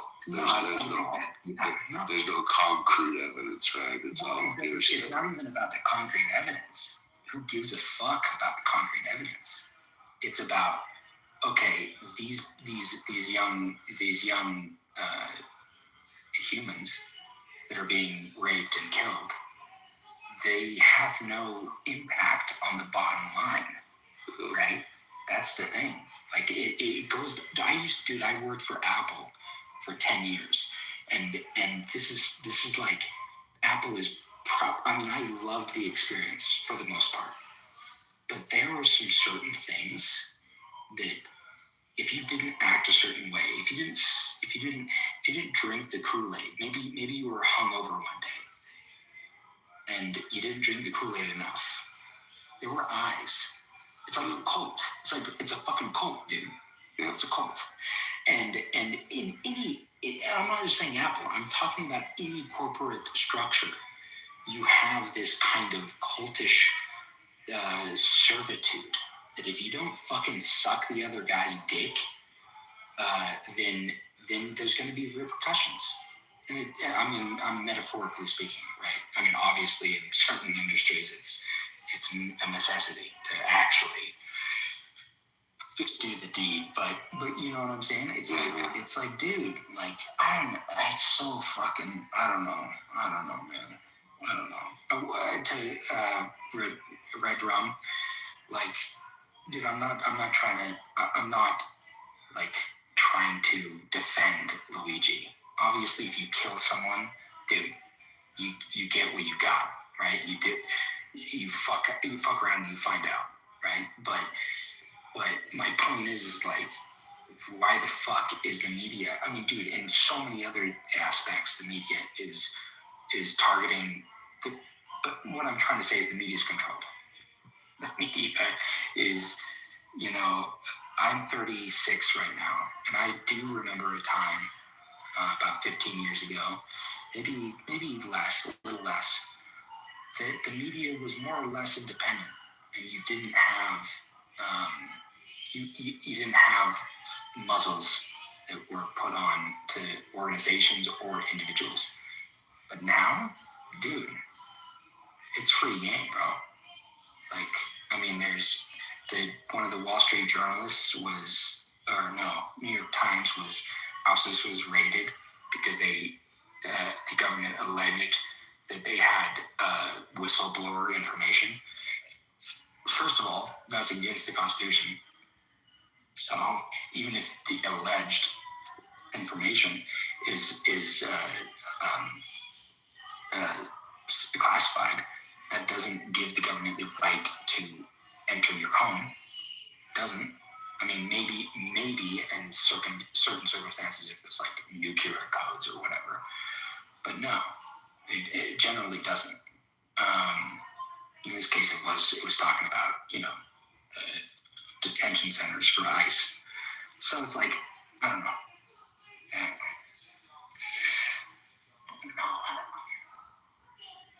It's just crazy because I'm a Democrat. I'm a hard Democrat. Like I voted for Obama both times. I'm a hard Democrat. I'm a liberal in more ways than Sunday. But I have very conservative views as well. So like abortion, for instance. Like I agree that it should be the woman's body control, but there needs to be very strict limits, right? On when you can abort. And but I could go on. My point being, my general point, it doesn't matter about your party line.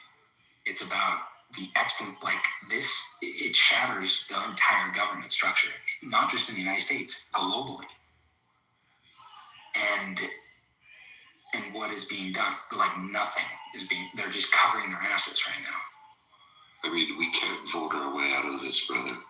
No, there's no way. Like, fucking Bill Clinton, when I was I was like, I'm 36, so he was in office when I was fucking 8 or whatever. It's ludicrous. It's like, yeah, I know he was a horn dog. Obviously, he was getting some but he was also going off and fucking little girls. Like, come on, dude. Like, I can accept him getting some blood, getting some head in the White House by a secretary that's of age, but when he's going off, no. You know what I'm saying? He got impeached. So wait, you're talking about Clinton?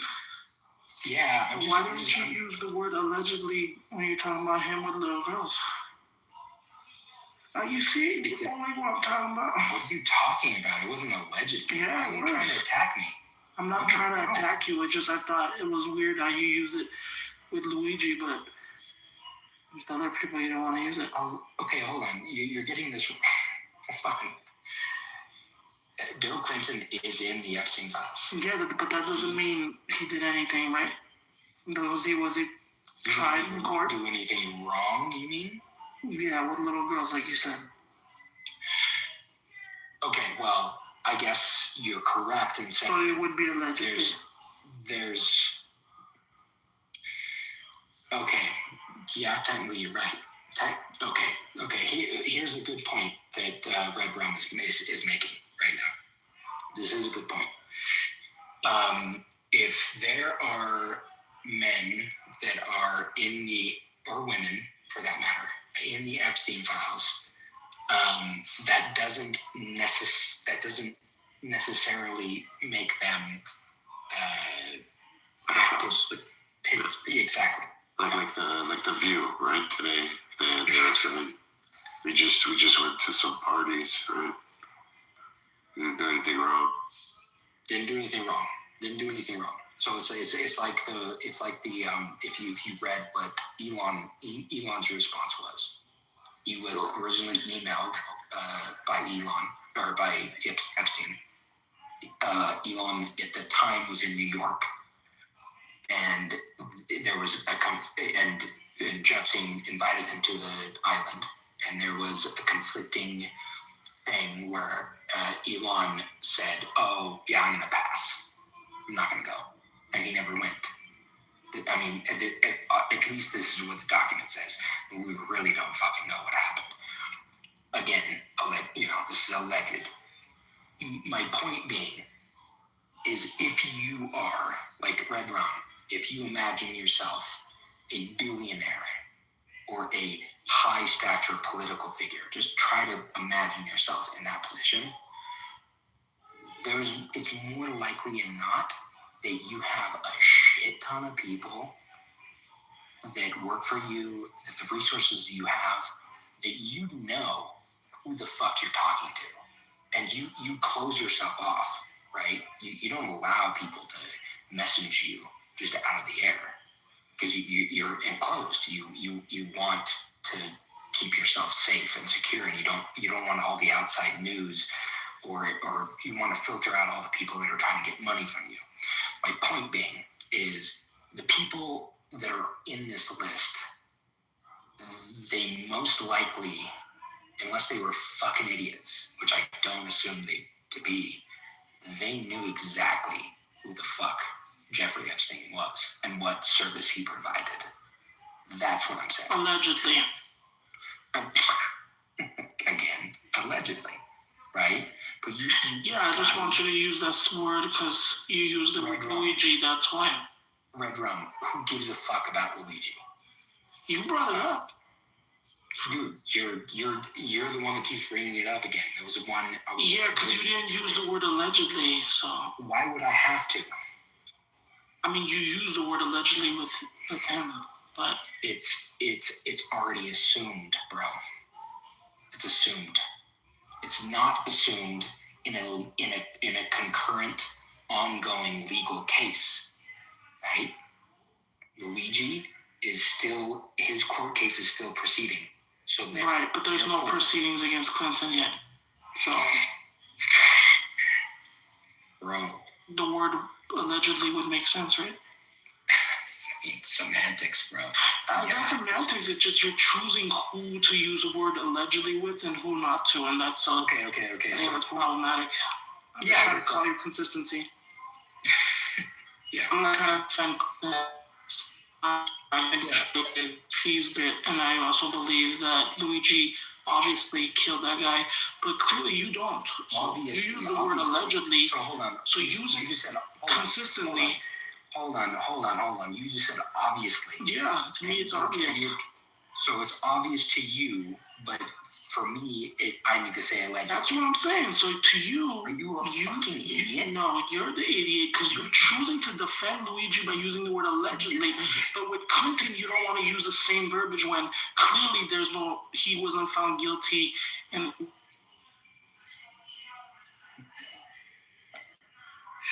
I'm offending anyone.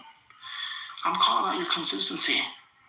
Dude, you can't call out my consistency. Yeah, you're not being consistent. Hold on, you cannot say that I'm inconsistent when you then say yourself that in your subjective perspective that Luigi obviously killed the fucking... Yeah, because I can be consistent, but you're not. No. That's... So, okay, there's a... Okay, you need to go. You need to learn something. So basically, what it is you're trying to say that you don't believe, you subjectively, personally don't 100% believe that Luigi killed that guy. Is what you're saying. But with Clinton, it's like 75% chance, let's say, with Luigi for you, but for Clinton, for you, it's like 99%. First of all, that's what you're trying to say. That's what the understanding is coming from the rest of us when you do that.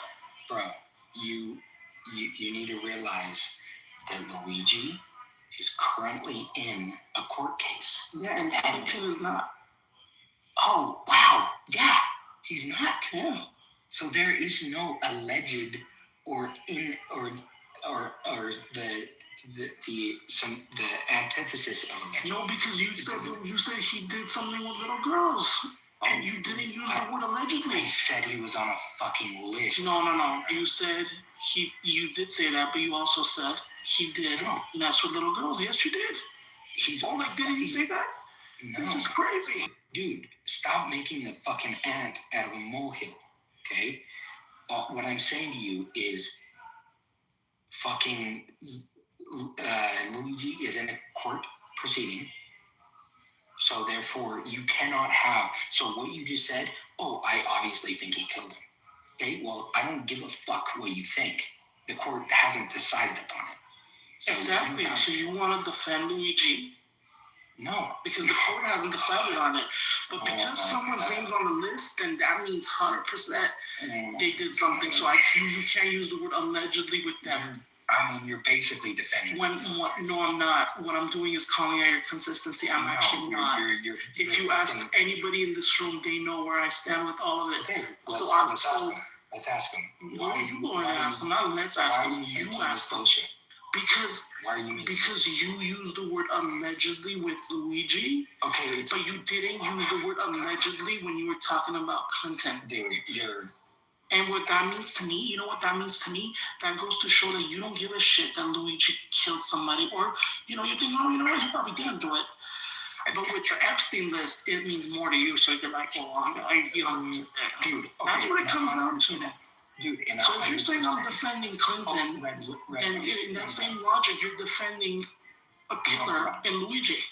Red Rum, I would myself kill someone just to fucking expose all of the motherfucking rats that literally raped and murdered little girls. So Red Rum, put yourself on a fucking pedestal, you piece of shit. Why are you mad? Because I called out your consistency? No, because your inconsistency. Because you would rather talk about Luigi. No, I wouldn't. The women, no, the girls, and the children. That wasn't the point. Were raped. No, that's your point. Yes. No, because I caught you in your wordage. No. You're crying because you know I got you. You used the word allegedly when clearly there was a video showing the guy shooting and killing him. I don't give a fuck. But you didn't use the word allegedly. He should have died. That guy should have died. That Luigi killed. Like if you saw it, why don't you care? Oh shit. Crimea River CEO. See how you expose these people? It's crazy. It doesn't mean that the guy's not worthy of it, but just to deny that it even happened, why can't you just say that? How does that damage your point at all on the other thing? It doesn't seem to be related. Exactly. Wait, who is he talking to? I don't know. It's a con because if he saw the guy shoot the guy, then why is he saying there's none? Yeah, but it's allegedly. But for Clinton, that doesn't make sense. Tone, what he did was he said the word allegedly, that allegedly Luigi killed somebody. But with Clinton, when he brought up Clinton, he said Clinton messed with little girls. But he didn't use the word allegedly. I'm calling out his inconsistency because clearly there was a video showing Luigi killed someone. I specifically said and he's on the Clinton's list. only on the list. He specifically messed. Yes, you did. No, you did. Yes, you did. Making fucking shit up because I didn't. It's fucked. Ask Cole he heard it. No, I didn't. Yes, he did. Then have the audience say something because it's only in your mind. It's only in your mind, bro. I'm a Democrat, bro. I loved Clinton in the past. Dude, you're fucking. I don't give a fuck which party you're part of. I don't give a fuck. Dude, you don't even. Okay, hold on, Red Rum. Do you even give a shit about the democracy of the United States? Do you even care about the security of our constitution? What does that have to do with your inconsistency? Your inconsistency in using the word allegedly. Your obsessiveness on my vernacular is out of the gates. It's fucking idiotic and childish. Yeah, because it sounds like you're defending a murderer. No, that's why. Oh, defending you don't know. He hasn't been found guilty. Oh so shut the fuck up. Okay, so when you talked about Clinton doing something with little girls, he wasn't found guilty either. So you didn't use the word allegedly. What if Clinton is found guilty of the things that you're positive about? What happens then? Because he probably will never be found guilty for anything. Exactly. So move on, Red Rum. Move the fuck on. Fuck, dude. Like a fucking child. You think that someone not being convicted should just be stop talking about it and just move on, right? No, you should always talk about it. That's why That's why I brought him up in the first place. But I didn't accuse him. I didn't say he actually did it. Red Rum is accusing me of actually saying that he No, it's there's You no did. You said she messed with little girls. Why don't we talk about fucking Trump with who is a convicted felon on the 37 counts? Why don't we fucking talk about that? Let's change the subject. We want to talk about Trump. Okay, so what are the felons that you're so concerned with? Because you weren't concerned about them with fucking Hillary, who committed the same act on her campaign, or Obama, who both had to pay a fine. But you're going to go with a change in the law that actually brought it to a federal level, in which case the same acts were actually concocted under multiple other entities, but now you're going to get red rum shit. So now you have me to deal with. So honestly, what the fuck are you? Somebody who's spewing fucking Rachel Maddow quotes, trying to act like you own Rachel Maddow. Yeah, you sound like a fucking waffle that really doesn't understand what the fuck you're actually talking about. You're just throwing out there. It wasn't 37, it was 31. So again, and they were repeated over and over again. What the fuck is wrong? Hold on. Why did you say Rachel Maddow? And why are you calling me retarded? Because you are. So Rachel. Oh, because I am. Okay, you are. So what about those felony accounts on campaign contributions that you're confused about? I mean, first of all, you campaign finance. What is your expertise in? Hey, Viking. How are you? What is it? What is it? Viking. What about the campaign finance? Viking, shut up for a second. How are you today? His nose was You think you're a tough guy talking in your whisper voice because your fucking mommy's hiding in the back room? I don't give a fuck. Tell me, what about the campaign finance violations equates to fucking pedophile? I'm gonna tell you right now. Come on. Speak to me like a fucking human. Or shut No, I'm gonna tell you what you are, bottom boy. That you're bent over, you're folded up, and you're just some guy who likes to take it up the ass, and you probably pay some fucking cesspool that's on crack to have you on there. They're not gonna boot me. Nobody in this room's gonna boot me. You ain't gonna do fucking shit. They ain't gonna do shit. They'll go ahead and report me all you want to. They ain't gonna do shit. Question? Yeah. Go ahead. Tell me about the campaign finance violations somehow equate to pedophilia. Please, give me that one. Draw me that fucking link. Wait, just super quick question, Con, because you seem to be very passionate about, little kids and girls getting molested and raped, which all sane people should be. But you also say that you're a Democrat. How do you feel about Joe Biden's open borders that made the cartels billions of dollars trafficking little girls and raping little girls? So you claim that there's no little girls. He doesn't have about any fuck about that, nor the 200 convicted ones on there, nor about the head Democrat in charge or the dick in charge, because apparently the dick in his ass is from an Epstein acolyte. He doesn't care about any of that shit. He's not talking about Ellen DeGeneres, Whoopi Goldberg, the list of other people that astronomically were all vociferous against Trump, but magically turned silent and deleted their fucking pages. He's not worried about that. Or the congresswomen that were fucking actually texting and scoured the fucking Epstein files all that way. But this guy now wants to report me because he's something. I'm going to report you. That's going to do fucking shit. You had balls to begin with. Well, you're not some incel that fucking lives in Reddit. I'm genuinely curious about these self-proclaimed Democrats who claim to care about little girls getting. Do it again.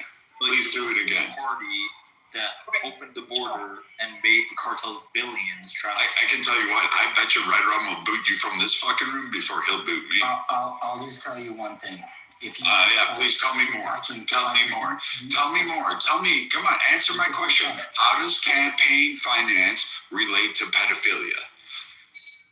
That was never on the topic. No, you brought that in. You tried to own Red Rum on that shit. So why don't you try to make that correlation? Come on. Campaign finance on 31 felony counts somehow correlates to Epstein. Please tell me. If you support Trump, you should fucking die. Well, I think personally you should like hang a plastic bag around your neck and fucking breathe in until the oxygen is gone. Can I have a? Are you like whittling your mom? Is that what's going on? Are you on meth all the time, dude? Are you kind of like that guy? I bet it is.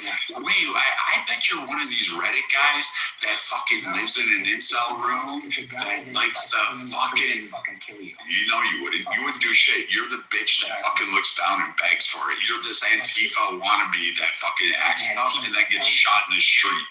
You're that fucking guy. You're the fucking hey, you ain't head.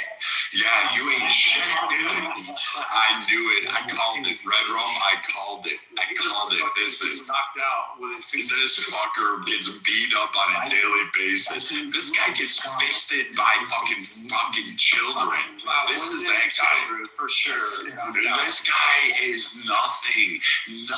You're a twat waffle. You're nothing more than a piece of shit. A piece of shit that exists on. Someone just kick him. No, they're not gonna kick me. They'll kick you before they even fucking think about the worst kind of. Really? You know what? You lived hard. You ain't had fucking things. I'm racist now. I didn't say anything racist against your white ass. Your honky tonk fucking ass. I'm racist now. You're reaching for words. Really? You want me to say whatever? Guess what? Because I can. Republicans hate white liberals the most. Yeah, really. Honestly, I can't stand you guys.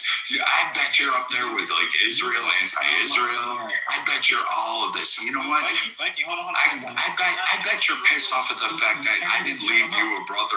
I bet you're pissed off I didn't leave you a brother and your mother when I was fucking done with her, right? What the fuck is with this? Oh, dude, I tell you what, your mom, I bet you she did ass to mouth and she licked my cock so fucking clean. They're not going to.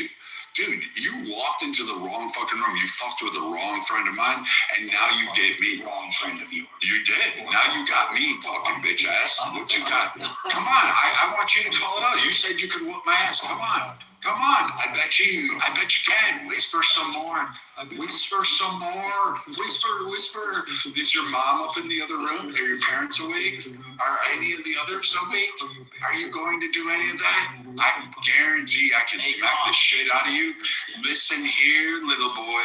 You ain't got fucking shit. All you did is your Antifa little fucks are all the little same. You're fucking wannabes. Come on, keep doing it. Guess what? Keep begging everybody else for help. Because guess what? You know what? When all your little fucking girlfriends and all that shit are sitting here laying in my bed and going, hey, oh my God, you're copying? My God, my daughters did that shit when they were young. Yeah. Fucking A, you retarded. Or what are you gonna do? What are you gonna do, bitch? What are you gonna do? Not a damn thing, you fucking thing. Are you gonna jerk off over your dad? Are you gonna sit there and hold a knife over him like you fucking wannabe? You're fucking pathetic. I bet you your daddy touched you in the same. Did he use 2 fingers, circular motion, and insert it right in? Did your daddy fuck you over? Did your uncle like touch you a little too long? Is that what your problem is? Is that why you talk like this? Is that why you're going? Because your uncle fucking shoved it all the way up to your tonsils? Did he push your shit in until you puked it out? Yeah, they will. They will absolutely allow it. Something real quick. I just have 2 questions, please. Go ahead. I want to speak to the moderators. Why are you guys allowing this? They ain't gonna save you. They ain't gonna save one fucking hair on your head, bitch. Cry all you want to. They're not gonna save you. You are crying. This is like a fucking. You are fucking weak. You are fucking a simp. You are fucking still sucking and begging to suck your mama's tit. That's how much it is. I bet you when I fuck your mother all the way in the ass, all the way up, and I'm gonna drip my nuts all over her as I fucking spew my load and say, you know what? I'm not gonna give you a little baby brother. That's what I'm gonna do. How's that one? You want to fucking come at him? Go ahead. Super quick. Let me ask Con something. Con, last year, 2025. No, I'm not answering. No, if you can't answer anything because his feelings are hurt. No, my feelings aren't hurt. Go ahead and report. Go ahead. There's nothing I said that is actually against the terms. So guess what? You can't do it. So I bet you are one of those guys that really likes to diddle children, aren't you? You're one of those little faggots that traffics in fucking kiddie porn. You sound like that with a little whisper. I bet you are, you fucking piece of shit. You fucking wannabe pedo. You can't fucking actually manage it. And you know what? He does sound like that. I'm telling you, he does. Like, right? He's like all about it. He's got a whisper. Hey, you know what? The parents are sleeping over there, so let me talk real low. I want to talk about kids getting diddled.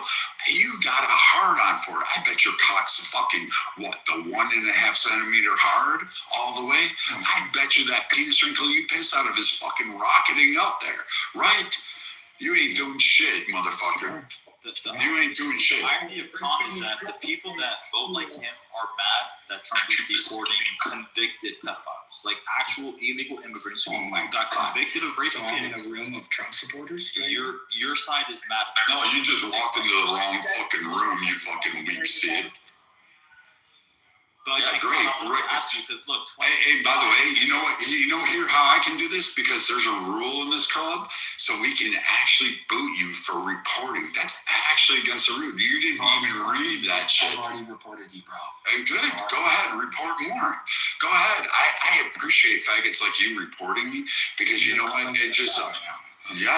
I'm willing to bet you took it from your uncle. Like I can guarantee you. That's why nobody's coming up to defend you. He does have a nose ring. A nose ring? Oh my God! Septum, nose ring, pierced, fucking blue hair, fucking bullshit, Antifa wannabe. I'm anti-fascist. Khan is the most generic liberal.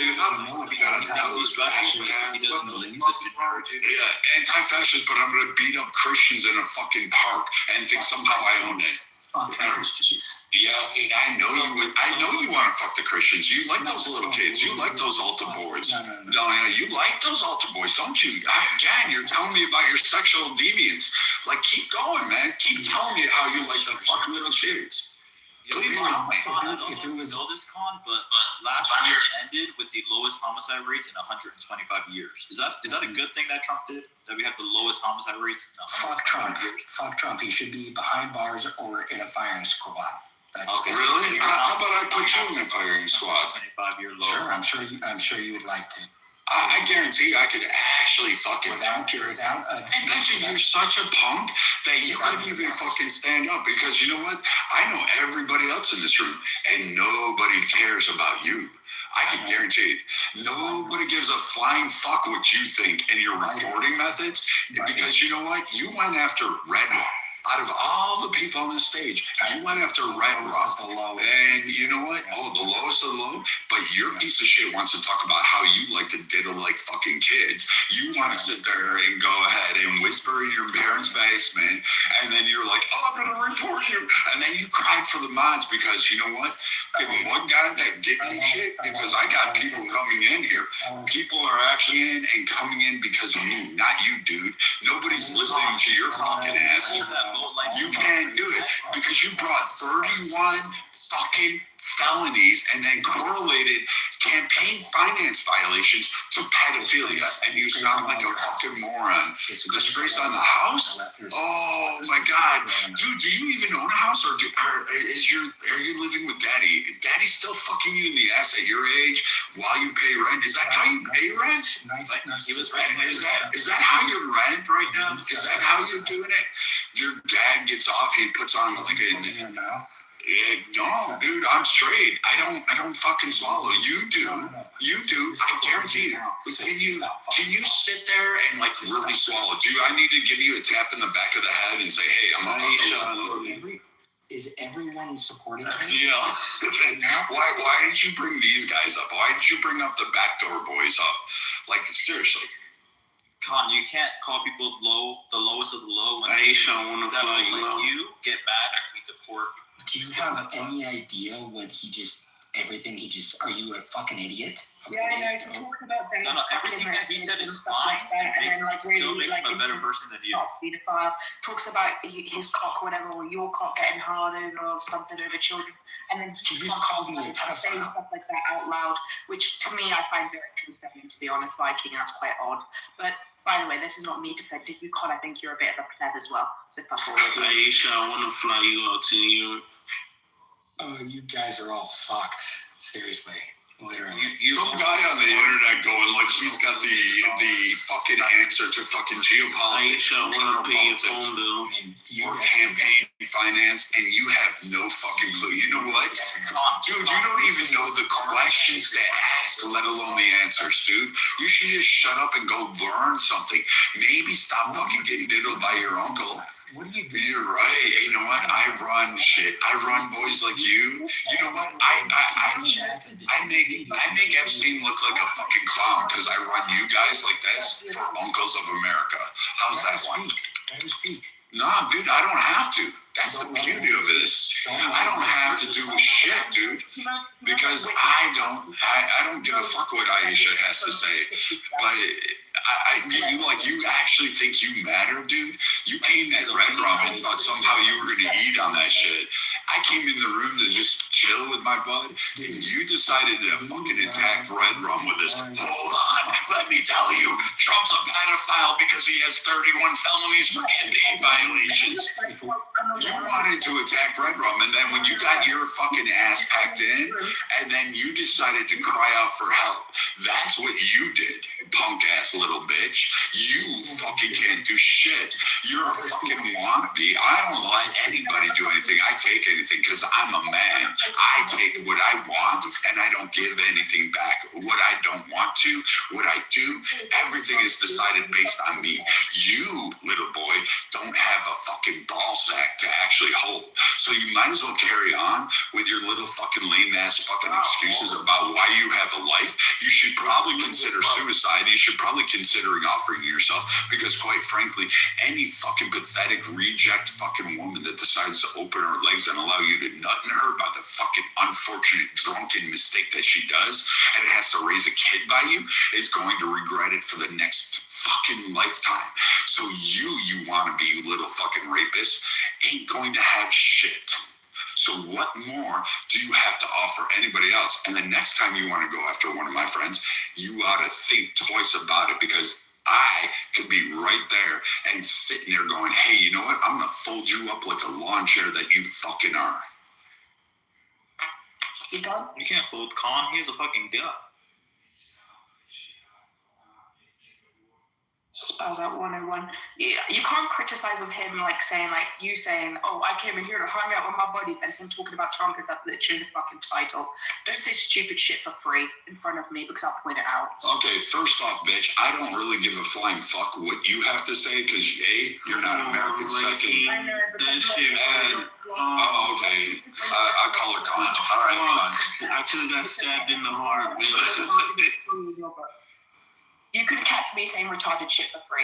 And I can pretty much guarantee we get you to say retarded shit for free. FDL, I mean, you gotta pick better. Mochi, you had Mochi FDL, and you go to this? I'm disappointed in you, FDL. Disappointed. But I mean, again, you want to fucking try to go after Red Rum, go ahead, think twice. But I guarantee both of you, fucking non-consequential, one with an English-sounding fucking voice thinking, oh, I'm going to talk about this shit. Like, go ahead. Go fucking over to your own country. You're a fucking cesspool. You're a welfare case. I'm glad I have to protect your fucking country. I have to protect your fucking freedom. I have to sit there and pay your fucking wages. I have to pay for your health care. I have to pay for absolutely everything. And then you want to get up here and defend this, and then you're going to mumble your way with like some fucking Piccadilly accent and think somehow you're going to eat on this this shit. Fuck that. The only thing you can eat is this dick. And even then, you're going to have to wade through that pimple that he pisses on and somehow and swallow it all the way down. So again, you can go back to getting raped by incels like this guy and thinking that somehow you have a fucking voice. And MDL will sit there and say, I'm going to fly you out. But when he sees your fat fucking coked out fucking ass, he's going to say, you know what? I'm going to send your ass back by via UPS. I'm going to Amazon ship you in a fucking overnight box to make sure you get over there. So why don't you fucking back the fuck off, shut the fuck up, and learn a thing or two, and know your place in the world. You are at the back of the bus, you are in the back of the line, and you belong at the back of it in fucking America land. You're welcome on Clubhouse because we allow you. You're allowed your freedom because we allow you. You exist, you are allowed by us, the United States of America. So shut the fuck up. No one gives a fuck what you think about Trump. I hope Trump bombs your fucking country. I hope he puts your fucking family in a fucking firing line. I hope he deports anybody you're connected with in the U.S. and he ships them over to Ecuador so you guys can gangbang each other in the showers and I'll have fucking Brokeback Mountain fucking sequences for the rest of your lives. I don't really give a fuck. But don't come up here and defend the fucking incel American. I'd take him over your fucking dumbass any day of the week and twice on Sunday. Yeah, fucking A. I'll cry all day long. I'll do whatever the fuck I want. All this. You thought you were smart and you thought that you could eat that and you couldn't. You came up to defend an incel who fucking wanted to go ahead and then you wanted to say, here, I'm going to do this. I'm going to be this passive aggressive fucking little wench that fucking can't be anything. And all you proved was that you're some fucking cunt that can't fucking even be reproduced. Your womb is as fucking barren as your fucking mind. That's why no guy wants to nut inside you. That's why they don't want to reproduce with you. That's why they don't give a fuck about you. Done. Over with. Anything else you want to fucking mumble about with your fucking shitty fucking beans on toast accent? Anything else you want to do with your fucking English fucking thing? Are you another black woman? Well, any other fucking black woman want to come up here that's from England talking about how it's racist? Right here. What happened? Fucking English fucking people always thinking they're smarter than the Americans, yet they can't fucking fight, they can't figure shit out, they can't pay their own bills. And they have to actually go after American men because they want to fucking actually own, they want the little faggots that want to be fucking transvestites because that's all the women that you can get. These fucking girls are like the worst of the worst. We didn't lose anything. What we ended up losing was fucking allowing English women that were black to actually sit there and scream racism in their life. When in fact, have a conversation instead of talking over each other. No, we can't because he keeps talking. No, I'm going to keep going. I promise you. Joel, you're the Dominican Trump guy, right? The Dominican Trump guy is crazy. It's like Asian people like that, just like a horrible. Like being like trying to be like, oh, like he's a terrible person. You're a horrible person. You come here with a name like Aisha with a terrible person. Relax, bro. H-chick, get out of the way.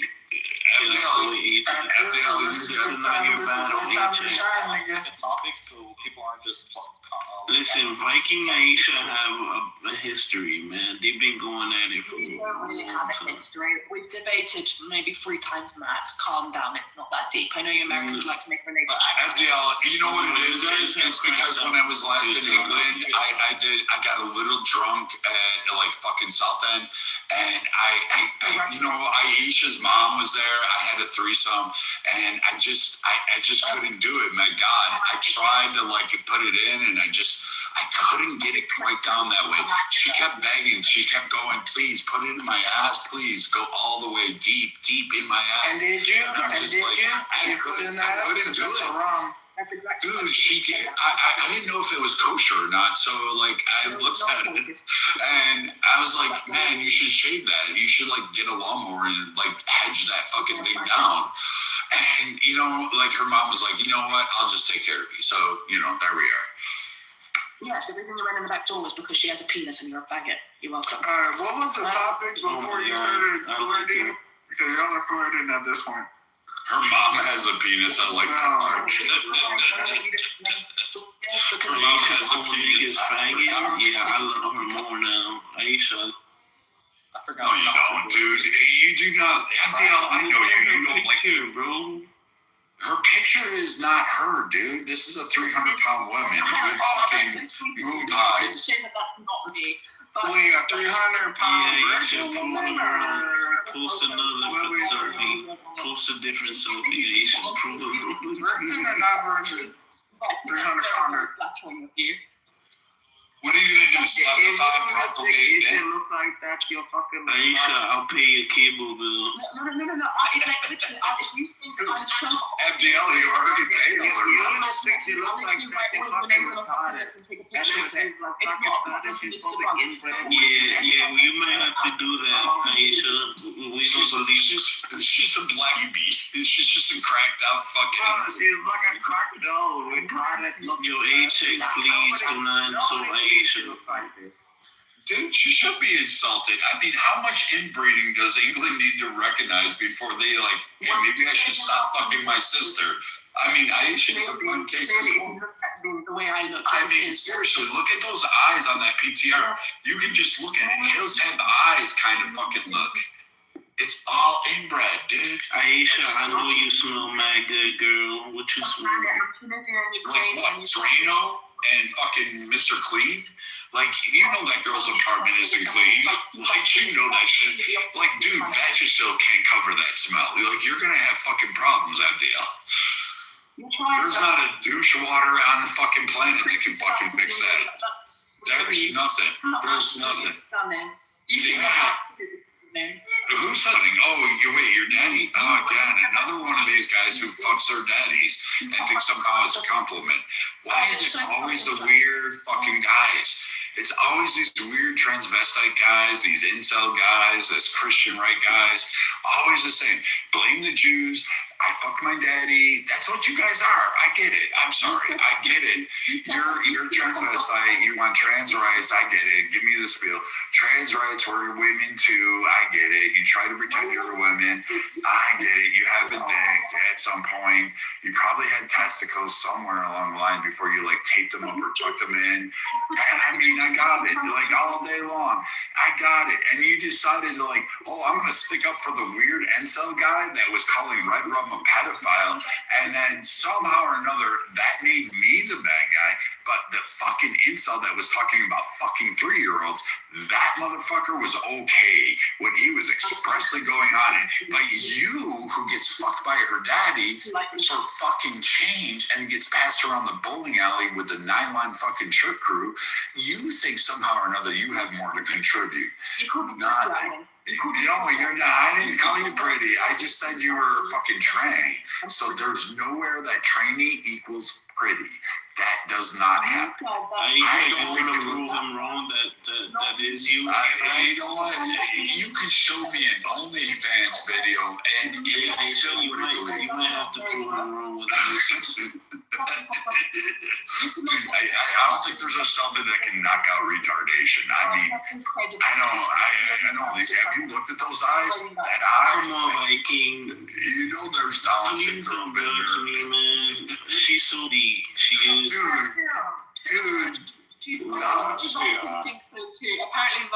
syndrome exists. I want Look to at pay those eyes. her internet bill, man. I really do. oh, how sweet. I'm so Viking my thing.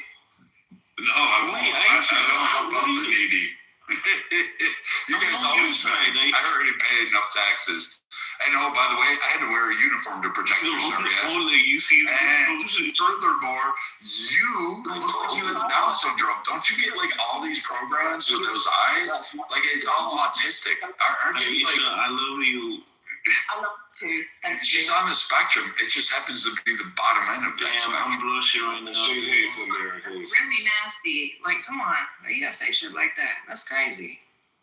Oh, no, it's fine. Believe me, anything he says, it can't offend me. He called me pretty already. It's fine. Point of moderation, guys. Point of moderation. Point of moderation, Coco. Sorry. 5 minutes of Viking one. Go on. 5 minutes of BS. Go on. So I have my 5 minutes of BS. Go on. Oh, you think I'm going to give you anything outside of like? Believe me. How does a retarded fucking transvestite spread fucking HIV to half of the fucking country? Like, why is it that you think somehow? Really, I have a lot to work with. Look at this PTR. Like, I have never seen somebody with a face that has like 2 feet distance between their eyes, and they're both looking in opposite directions. Like, look like something out of a Three Stooges movie on fucking crack. You are fucking weird looking. I mean, fucking hey, I've seen some horror movies. I don't even think Mike Myers could fucking contemplate this. He'd probably walk in with a knife and go, fuck this, Freddy Krueger. He'd be like, I got nightmares now.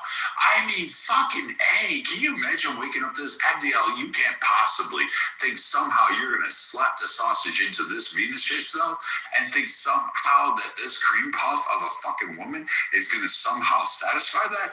I mean, you have to look at that in the morning. I mean, which way are you going to look at? Her eyes alone in that PTR tell you, like, is she looking left or is she looking right? Like, how? She's going to bite you on the toe trying to think it's your dick, man. You're not going to have a good time. I'm promising you. She's going to be like, oh, please put it in me. And you're going to be like, I don't think I can. Let me just fuck the pillow for the night. I'm telling you, man. Stay away from these English chicks. You know why?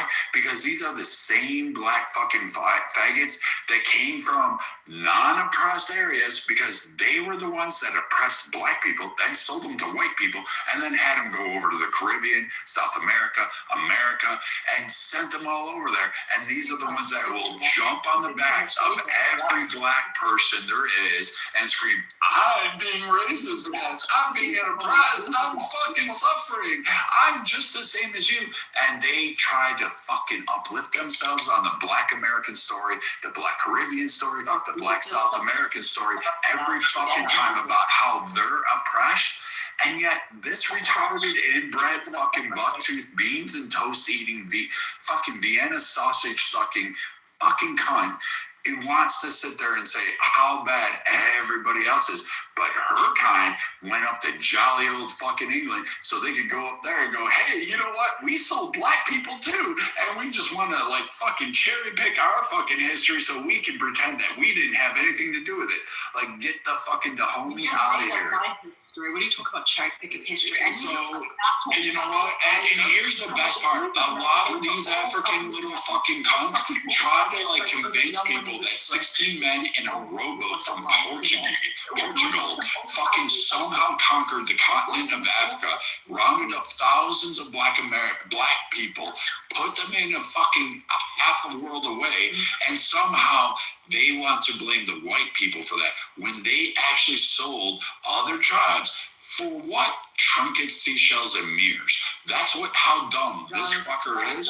That's why this Bucktooth Bunny didn't fucking actually go there. So you know what, Bucktooth Bunny? Stay in England, stay over there, stay in your posterity, scream about how you're just the same as black Americans, how you jump on their shoulders, how you jump on their backs, how you sit there and fucking say, hey, you know what? The black people around the world, we need to have Pan-Africanism, we need to have Pan-Blackinism, and then you're going to sit there and cry about it, and then you're going to come on stages and say, why am I being picked on? And you know what?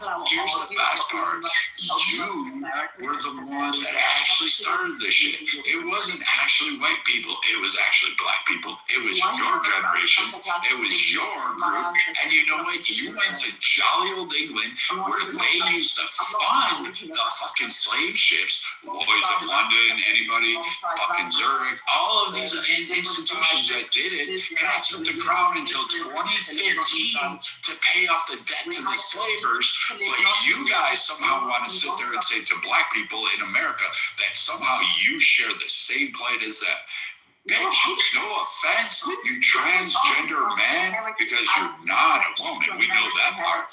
Bucktooth Bunny, you are just as bad as everybody else who come on stage and insult. Nike, you're gonna say something, nigga, or you're gonna hide there in the ghost? I'm right here. I've been saying. Now you you're cooking, but I want to hear what this nigga gotta say. My appearance, or some other young woman's appearance. It's always the fucking ugly ones as well. That's hilarious. And again, you just trying to centralize my past or like my heritage to America is again the disease of American centralism that you really need to get cured of, because I know like it's shocking, but the world does not revolve around America. My past, my history, my heritage. Actually, we do, because we have to go fight everybody's wars. We have to go protect you. We had to actually protect you from Russia. We had to protect you. We had to win, what, 1, 2 wars? Then we had to teach you in 1776, and then in 1812. And then we had to teach you on the high seas. Then we had to go fight there. We had to we still have to clean up your mess in the Middle East. We have to clean up your mess in India. We have to clean up your mess in fucking Africa. Like, holy shit. You acted like, oh my God, we did all this, blah, blah, blah. You didn't do shit except fuck shit up. And as far as Americans go, I don't give a fuck about you English fucking twats. You guys should fucking burn alive, you fucking cum stains on humanity. Like, out of all the people of the world, you as a black woman want to fucking extol some virtue, and you went fleeing to the one nation that fucking destroyed 90% of the world, enslaved it, created a caste system, and did all that, and then you want to get on stages and extol your virtues about how you're a great person, but you went to the very nation that you fucking piece of shit extolled, and then you sold black people from your ancestry, because you bragged about that in other stages about how you come from a lineage of fucking priority and high wealth and high bearing, and how you had all this shit, but actually your fucking heritage led you right back to selling black people to fucking white people in Europe, and then they carried over to America. So guess what, cunt? You are not anything that can be fucking extolled. You are somebody who should have been drowned, shot, stabbed, poisoned, etc. We should have Rasputin your fucking ass twice on fucking Sunday. And now all of a sudden you want to come up on stages and talk about how America ain't shit. Cunt, we had to save you fucking 100 times over every time. And the only reason you have an iPhone or on Clubhouse is because of Americans. The only reason you have an internet is because of a black American. How you like that one? It wasn't African, it was a black American. Not a fucking African, not a fucking dingleberry, not a durka. It was an actually fucking American, a black woman who actually did that shit. And you know what? She gets credit for that shit, not your fucking heritage, because you know what you fucking idiots did? You rounded up all the smart blacks, all the fucking productive ones, and said, oh, we don't want them because we're lazy fucking cunts like you. And then you fucking got rid of them. And you know what they did? They invented fucking cars. They fucking invented fucking machines. They fucking developed the world. They built things. They did all sorts of things, while all you guys could do was slaughter families and sell them for fucking seashells. There you go. There's your English black fucking cunt right there in a nutshell.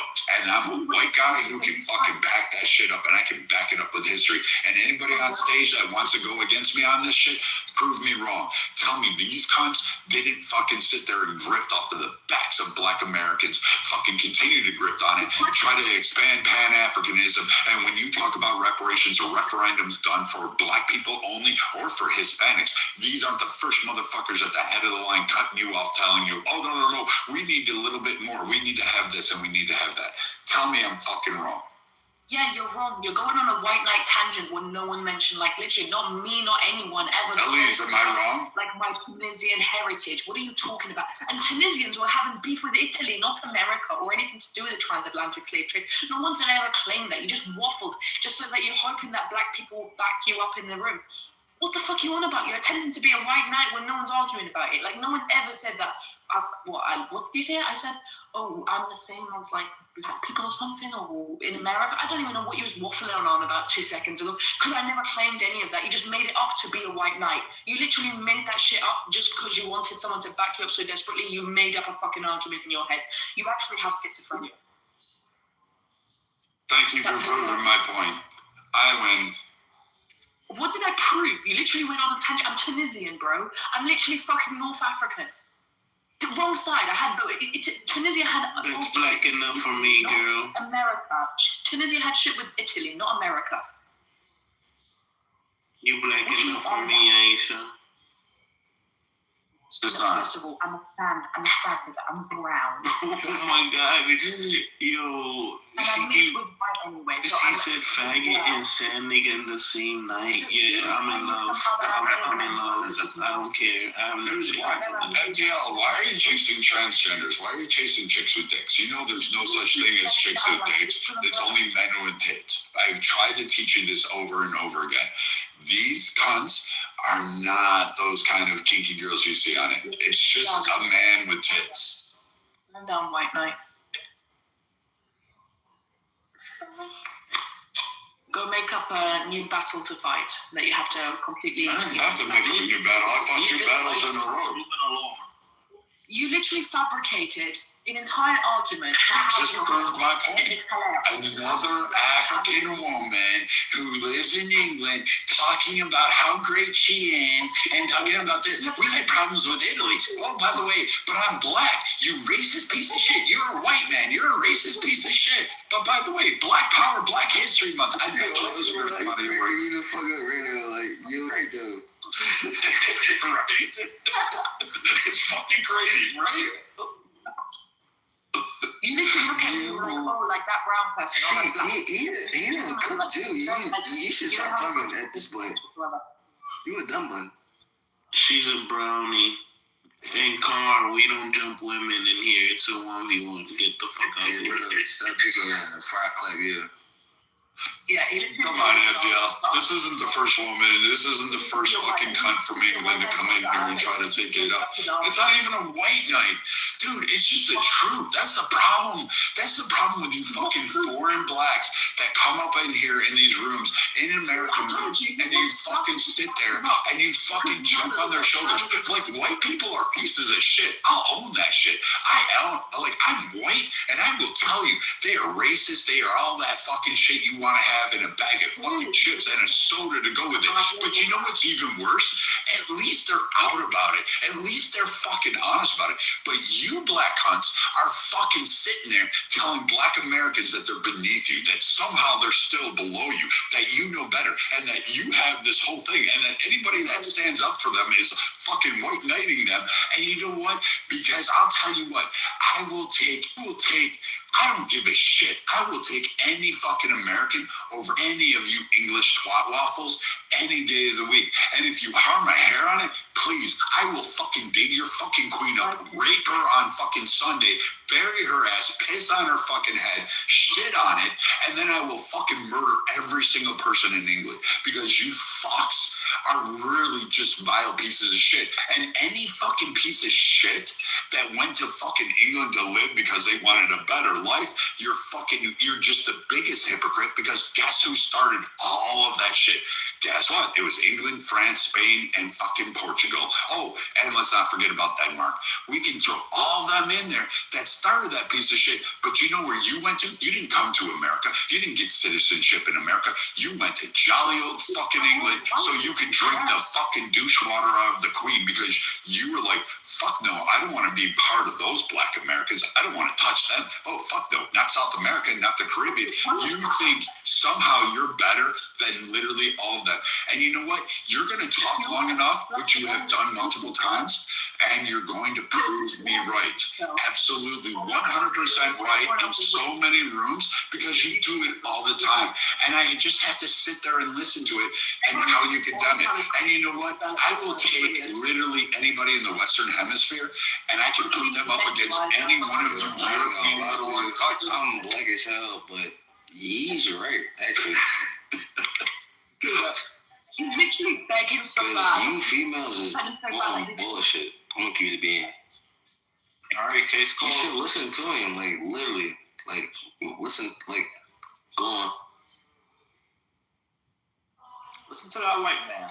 He looked at me because I'm brown and said, yeah, you're black, and then went on a black tangent. You're not black, though. Yes, she is.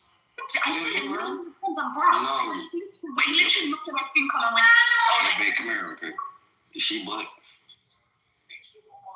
You heard this girl that keep talking? She's mixed, you idiot. Mixed. You're mixed with bullshit. Black, bro, talk, yo. I'm about to Italian black. Yes, Yeah, that's what she is, Italian and black.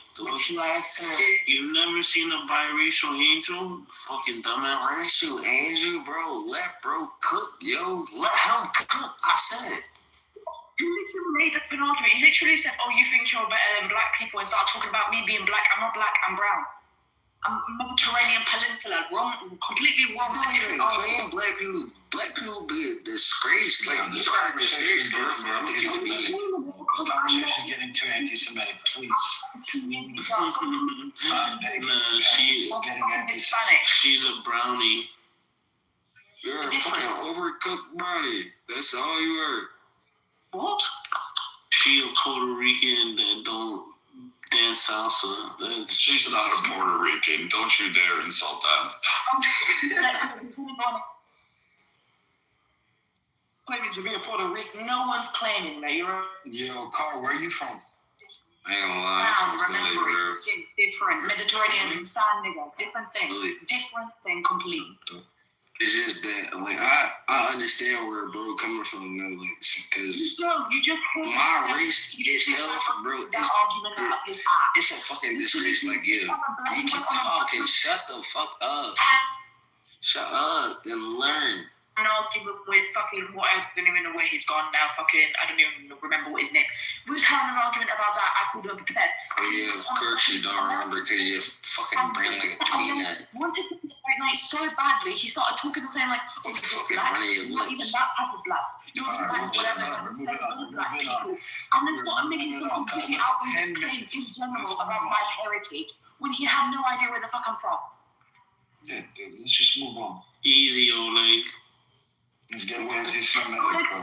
I ain't gonna lie, but I make beats though. So if y'all want a nice song to listen to at home, I got you. It's for free. Drop it in the chat. Oh shit, my bad. Wrong Armenian. I'm racist. What did I do? What did I do? No, yeah, we should. But I didn't call it. I did call it. Lie, bro. You heard. Yo, I'm gonna add you. I called it though. She said I'm black. I'm not black. You notice she went right and told you guys. It's always the same with these English spots. Yo, she can be whatever color. She's still so beautiful. Yo, PTO. You just did a whole message to a non-world that doesn't exist in life. That's me when she answers me. Just so you know, Aisha, your world does not exist. You just exist. That's it. When your world is we're all black. Fucking retarded. We're all black in here. I'll put on my Superman cape for her. I mean, just look at it. Black people in America, GDP, fucking through the roof in comparison to any other fucking area. I ain't gonna lie, like fucking innovation, bro. Black Americans. Yeah, the fucking warrior spirit, Black Americans. Guess who had to go save all that? Black Americans. Every fucking time it's on the back. Black Americans. Every fucking time. Bad credit, Black Americans. Chicken, Black Americans. Bro. Started because he thought I was black and was like, oh, you're the type of black that was like selling other black people to like the transatlantic slave trade. You're not even black for real, yo. You are mixed. You're inbred. How am I inbred if I'm Tunisian and Ukrainian? Because I said so. That's why. That checks out. That checks out. That's logical. Yeah, very logical. Totally. I completely listen, guys. We passed the bar with the conversation. We're getting too deep into this like Nazi level. I need us to pull it back. Look at Oleg. He trying to get some cheeks, bro. You are inbred. Dude, what the fuck did Oleg do to Why do you guys keep using my name, man? What's up? Abdizel, Aisha, car, automobile. What's going on? It's because you're black. I'm not gonna lie to you, but like, bro was right, bro. Black people are ignorant as fuck, and I'm black. Aisha, she should stop because that. What are you doing? What do you think Tunisians are? Yo, stop talking, bro. Sound like Harry Potter and the next Hatter. What the fuck are you doing? Do you really? Harry Potter and the next Hatter. Get you $5. You're actually a Turk who's actually an Armenian. That's insane. Come on. At least I have good aim and I know how to shoot. So Nah, you guys are trying to jump my ice. No, I know things. You think I'm an Armenian or a Turk? What? No, you are a Turk, but in reality, unbeknownst to you, you're an Armenian. Who happens to I be know the black. Tunisian flag and the Turkish flag practically look nearly identical, but wrong flag. My girlfriend just told you rocked the Turkish flag before in your bio, right? Oh, no. Okay, you weren't here for that conversation. I clicked in T or something and I clicked T or whatever in the emojis, and then I clicked the first thing, I clicked TU, which is both Tunisia and Turkey spelled that way. What and I the clicked fuck did you just say? Can you slow down? You are frying your lips. That's exactly what a Turk would say. One at a time, guys. Can we just one mic at a I'm agreeing to what he's saying, so I'm gonna shut up and put myself on mute. Yeah, no, sorry, go put your shoes on. He's literally begging for me to be black so he could be a white knight so bad. I don't have to be a white knight. Every black person knows I'm white. I'm not even being a knight for them. Here's the crazy part about it. We had to pay for your shoes. America had to pay for fucking everything. I bet they're fucking Nikes to boot on that one. You owe the Asians. You owe fucking Americans for that fucking shit. But you guys, when was the last time we had, what's a fucking English sneaker? Like, is there any good ones out there? Like, what's a good English shoe? None? Like, what do you guys have? As a black man, I feel comfortable in front of white people, you know? Like, fuck, we know we're more, like, I got white friends, so. Oh, same. For this little tricker, whatever she is, you are literally just a fucking disgrace. I'm gonna keep it a bean. I'm gonna keep it 100. Keep it a bean means keep it 100. For being brown from where I actually, oh gosh, I'm a horrible person. God forbid I say I'm Tunisian. Oh my gosh. Somebody go. Well, I added you, so add me back. Because honestly, it's the end of the fucking world. I'm terrible. I said I'm Tunisian and not black. I said I'm from a different part of Africa that he wanted me to be from. Oh my god. Can you teach me? Can you quite teach me the language that you are speaking? No. Which part of Britain do you want to be from? I want all of it, because where is Mumsy? No problem. Which part of Scotland do you want to be from? I don't want to be from anywhere, but I'm from Philadelphia. Alright, when you're speaking like that, I can tell you're not British. You need to do it. No, you're not British. You are the fake one. Guys, it's Jeffrey Epstein, but he just left. Fuck. Did you say Jeffrey? Yo. Jeffrey Epstein is Viking's best buddy. Yo, y'all are the best people ever. Love you guys. Just leave Viking alone. He got off you for like. Don't make him get back on. Definitely is up. Yo, you see, I got a little balloon like Pennywise. Right, I got to go on the school run later. I'm sure Viking will continue his way. How many inches did you get again?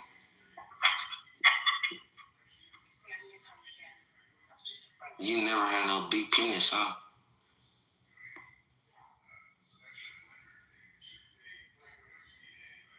Are you talking to me? I'm talking to Asia. And then she goes on mute. This is the sign that I'm about to be kicked out the chat. Girl, so you might want to chill. Alright, fine. I wish I was. You probably just have to do in the DMs, just, you know. No, okay, I'm not going to do that. I'm not even going to DM her. I'm just talking to y'all live right now.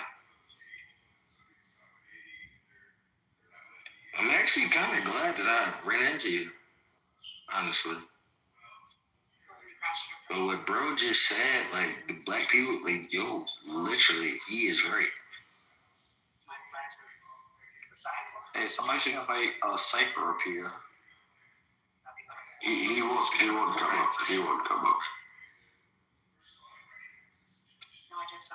Yes, he has some choice words. I invited him. I'm just the blackest person in this chat, I guess. That's what's up. She not blacker than me.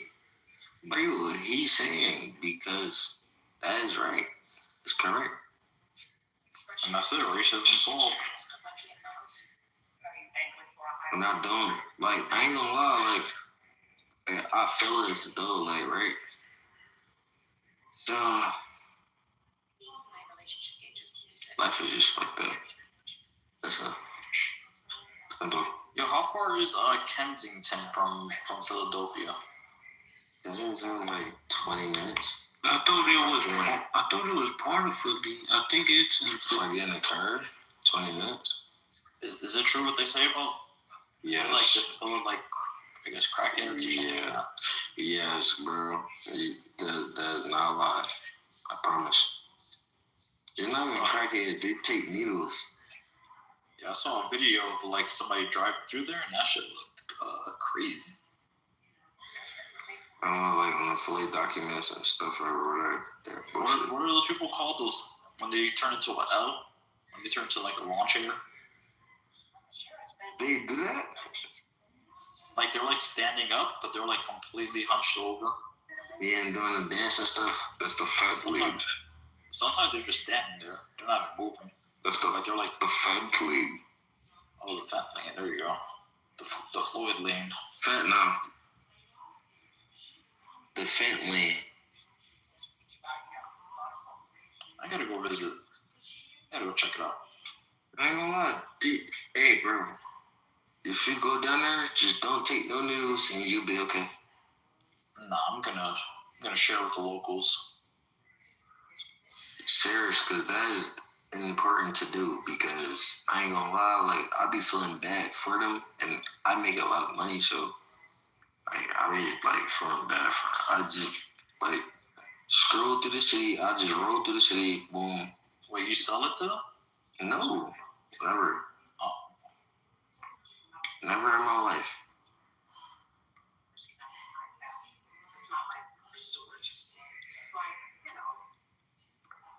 But shit, if y'all want to know more, man, come do an interview, bro. But I definitely respect bro, because he kept it at 100. Like, black people are literally, like, just disrespectful, bro. Like, that's what you're going to see when you come down here. That's it. And it's just sad to say. But at the end of the day, it's right. And he was never lying.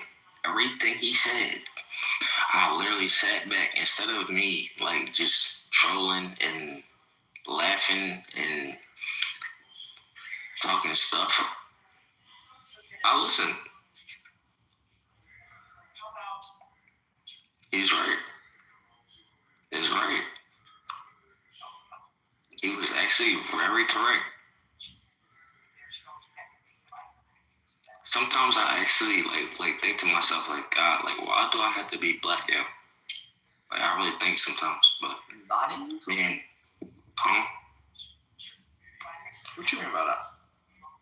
No, I be thinking to myself, like, why am I here in all this corruption? Like, I just be thinking about that. I want everything to stop, but it won't stop, obviously. So. To be honest, where you live is Philadelphia, the part where shittiest places probably in America. And then the whole time I really actually be out of state. I be leaving, bro. Like I literally go and chill with your kind, bro. What the? You don't even know what I am. I know what I'm saying. I can. No. I'm saying, I'm talking about bro, the one that was talking the first time, not you. Oh, like. I'm just saying you're kind, but I'm giving you an example of what I'm really trying to say.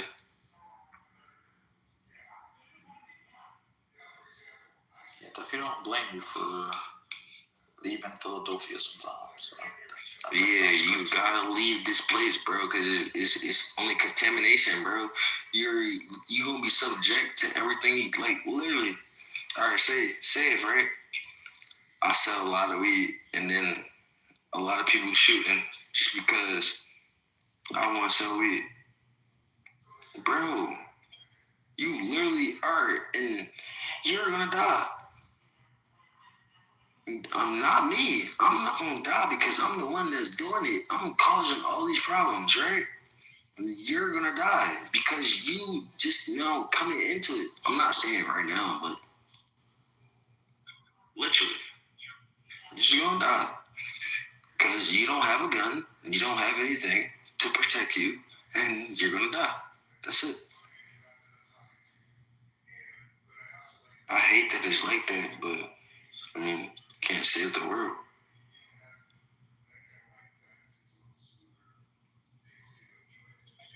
Yo, move out of Philadelphia, man. Move out of Philadelphia, man. Oh well, but I'm gonna ask you. Well, actually, I already did. And who else? I'm a sub it. I don't really be here often because my brain is somewhere else, and I'm on a different standard. Like I moved a little different than Philadelphia. Like it's self-buried.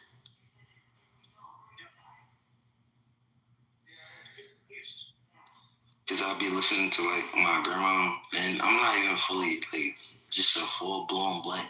Like I'm not that at all. Like I literally have I got certain things in my blood, bro. And I be trying to understand them, and then they be irritating me. You're gonna sound like it's AIDS. Yeah, kinda. I ain't gonna lie. I'm not even gonna lie to you, bro. I'm gonna keep it home. I'm 100. You're saying that you have AIDS? No. This man's pouring his soul out, man. Don't make a joke out of it. This man's keeping it 100 right now. I ain't gonna lie, don't come out here if you don't got more than 1,000 on you, and then don't get robbed too. That's another thing. Oh, is this important as well? I'm in the city that I'm talking about right now, and I'm against the whole city, bro. I do not care about this shit, because if you think about it, right? What did this city ever do for me or you? If you come out here, what, bro? It's just a bunch of blocks, bro, and a bunch of bullshit. Nobody care about that shit. Well, people like me, I don't give a fuck, and I make money. So, what the fuck has it really done for us? Period. It made you the man who you are today, man. Who you are right now, bro. For that city. Yo, I'm not disfriending you, man, because you're talking too much, bro. You're not supposed to say that. Shut up. I'm just saying. So I'm just playing. I'm only playing with you, bro. It's kind of irritating, man. And then bro was right. Black people are disgusting. We are literally the shit of your nature. If you're not black, bro. We are the shit. Literally the piece of shit on the fucking floor that come out of a dog's ass.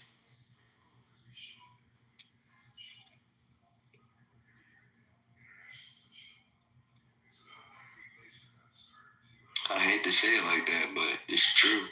So, and then all y'all see is just disrespect and bullshit, bro.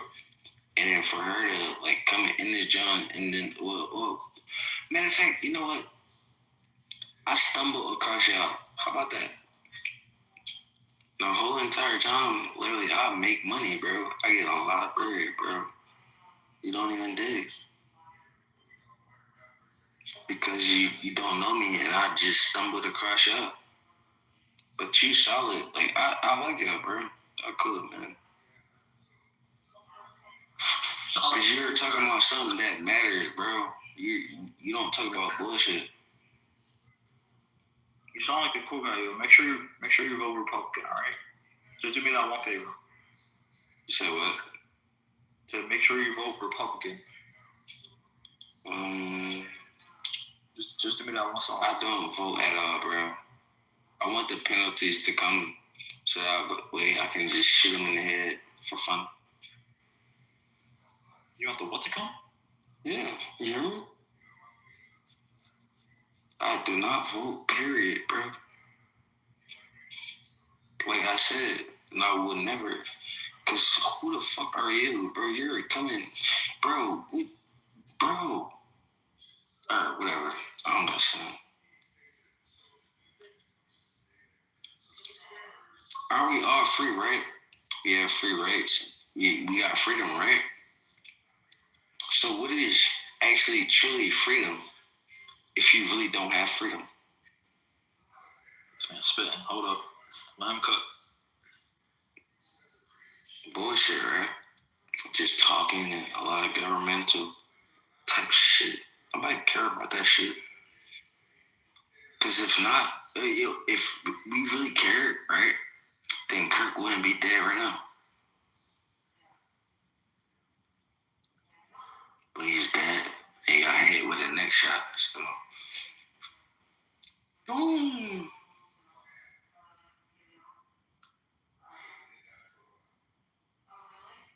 We smoking to the head. So no, I'm not smoking shit, but I'm just saying. You can obviously tell like nobody really cares about anything, really, like the morals, the respect. Nobody really truthfully cares until you are literally in your home by yourself and you care.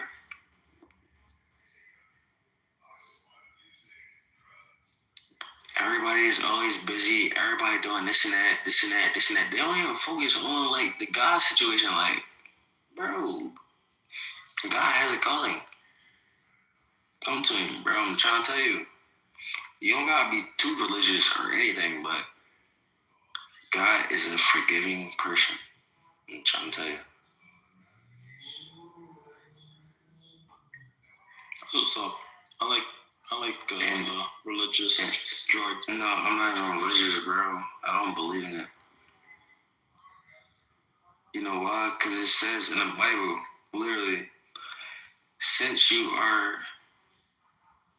hot, right? Like, you know, lukewarm Christians and people claim to be Christian and stuff, right? You're not hot or you're not cold. He gonna devour you out his mouth. Do you understand that part? Do anybody understand? I mean, if you don't, but let's take one step at a time.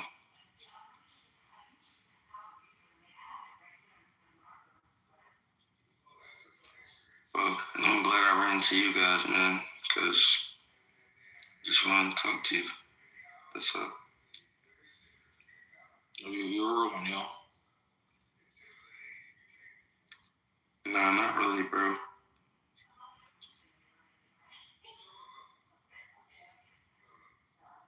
Well,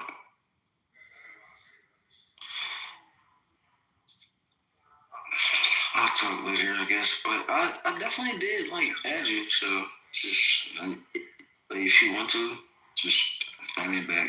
But not really. I really don't care. Brother. Yeah, it's actually super late where I'm at, so I've been bullshitting on this app a little. You said super late, bro. It's 4:02 right now where I'm at. What time is it? Yeah, that's how. Where you? It's 4:02 because I'm in Jersey. Yeah, right across. On this. Right across, bro. Fucking Viking was crashing out, and I couldn't, like, I don't know. I ain't gonna lie. He started cooking. I ain't gonna lie. He gotta come back. Cause I actually I understand where he's really coming from. Cause if you think about it, on a black community, bro, we literally are disrespectful and just out of pocket. So I understand how you feel. You know what I'm saying? You got some problems. Hopefully they work on that. Yeah. And can I ask a question for Joel before you leave? Yeah, sure. Of course. Why are you MAGA? Why would you identify as MAGA? Hmm? Why would you identify as MAGA? Are you talking to me or him? Joel. Oh, sir.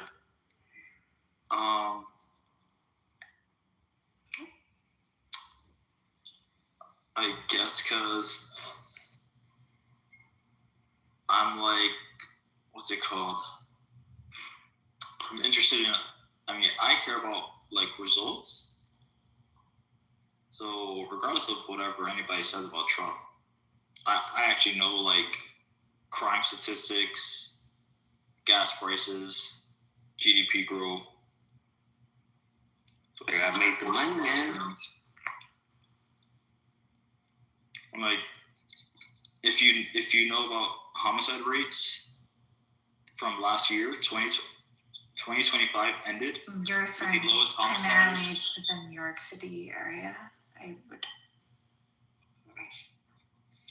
So in America, in people literally get killed because they put themselves in predicaments and they do a lot. So what I mean by a lot, I'm talking about they put themselves in situations that they never have nothing to do with.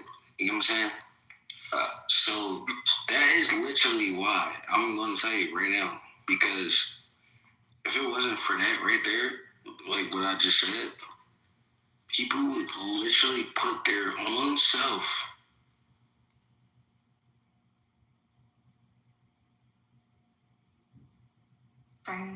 Are you saying that people are... I completely lost that. Done damage, so they're only gonna cause more damage. I don't know who they are, and I was just asking. They, as in people, period. I was asking a more generic. Now you can put me back in the section where I belong. I'm just telling you right now what it is, so you won't be confused. I'm telling you. Okay. I was asking a generic question about Joel and his allegiance to MAGA. Okay. I understand. I'm sorry. Yeah, so I guess in America, you have a two-party system. And I'm not retarded, so I'm not going to vote for the people who call men women. You know what I mean? Yeah, I'm definitely not going to vote for the people who... So it's a culture war for you versus actual policy. No, it's both, actually. No, what you just claimed was policy, definitely culture over policy. Yeah, I said both things. You kind of cut me off in the middle of me. I didn't even finish talking. You just kind of... I was going to save some more things, but you just Okay, please continue. I apologize. So under the last administration, the cartels made billions of dollars trafficking and raping little girls, and Trump closed the border. So the cartels are making no money trafficking little girls. Under the last administration, under Democrats, we get 9% inflation, mortgage rates triple, rents go up by 50% because do you know that there are still parts of basically ship vessels that still come into the United States with Asian girls regularly on routine basis. Do you know that? You said boats coming from where? I make more than an average black person. I get a lot of money. Yeah. But I don't care about it, and I'm getting kind of bored. Sorry? I respect that. Like, literally. There's too much business going on, and there's a lot of things going on, but we're not really focused on the things that truly matter. Because you know the thing that really matters? God loves you, and you still keep living to talk about this. You're spitting right now. Huh? So you're spitting right now. You're spitting some facts. Like, we keep focusing on all the things that really don't matter. In our reality, we gotta focus on God. That's it. You know why? He'll literally give you what you want. He like a genie. You don't even think. What is happening right now? God live differently. So hold on, I'm a little confused about what you're trying to say. E. Are you saying that God is literally a genie? A genie. Hold on a second, Carr. Alright, sorry about that. You're saying like the border being closed and shutting down the cartels trafficking? No, I'm saying it's no. I'm saying Listen. I'm saying there's. You know when you believe in God, right? I'm gonna tell you something. Hold on, Carr. I'm trying to understand something real quick. I'm saying it's still. It just seems weird that you would bring that up and try to like deflect from something good that Trump did. Instead of just saying, no, okay, you know the craziest part, bro? I didn't vote, but I feel like Trump is okay. Hold on 1 second, Carl. I'm trying to talk to E and try to understand something. All right. I'm sorry. I think he keeps interrupting me, but that's okay.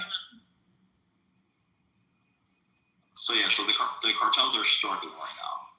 No, and under Joe Biden, they trafficked thousands of girls because of the open border. Because there was so much chaos there. There'll be little girls showing up at the border, 10 years old, pregnant. I think it's said in the Bible, bro. I think it's supposed to happen, bro. Why am I get continuously interrupted by this person? I'm not sure.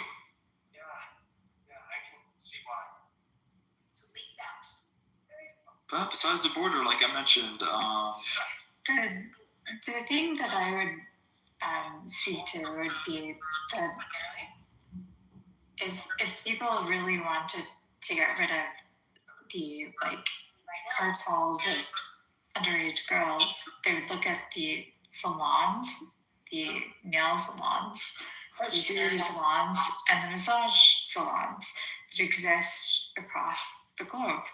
And that's where you see the vast majority of human trafficking happening in the United States borders.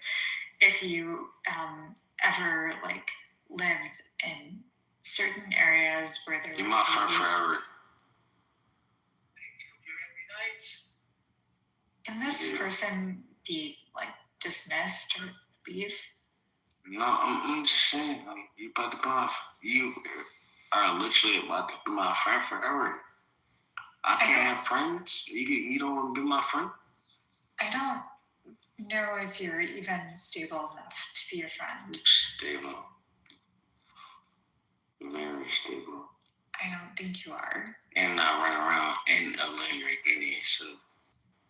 I assume you're either under the influence of something or you can actually finish talking. I'm just talking to you. Maybe you're just tired. Yes, I'm good. Good night. I'm not saying anything. Wait, can you mute yourself? Because there's things in your background. Oh, I'm sorry. I'm sorry. I will. Okay.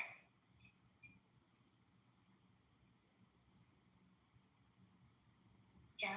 I know it's late for very many people here. My proposition would be to pay attention more. It's not just the Epstein files, which were the people that were like recruited for the elite class, but there is an entire class of people that have been recruited by individuals that are in the lower classes. And it's the nail salons, the hair salons, the massage parlors that exist across our entire country. Those are the people that are actually like still to this day, like literally their passports get withheld. They do not have like any means of retribution. Those are the people that should be spotlighted in this. Yeah, 100% agree. But if you're asking me why I'm MAGA, it's pretty obvious that they are the more competent side to deal with an issue like this. No. There's a political party. They're literally the ones that are literally taking the money from the people that are like, shush, be quiet, don't speak. What are you? Where are you basing that from? Like, what evidence? What are you? Where are you getting that from? So, if you look at the people that are benefiting the product that we're discussing, and it is a product, it's not a service, it's a product.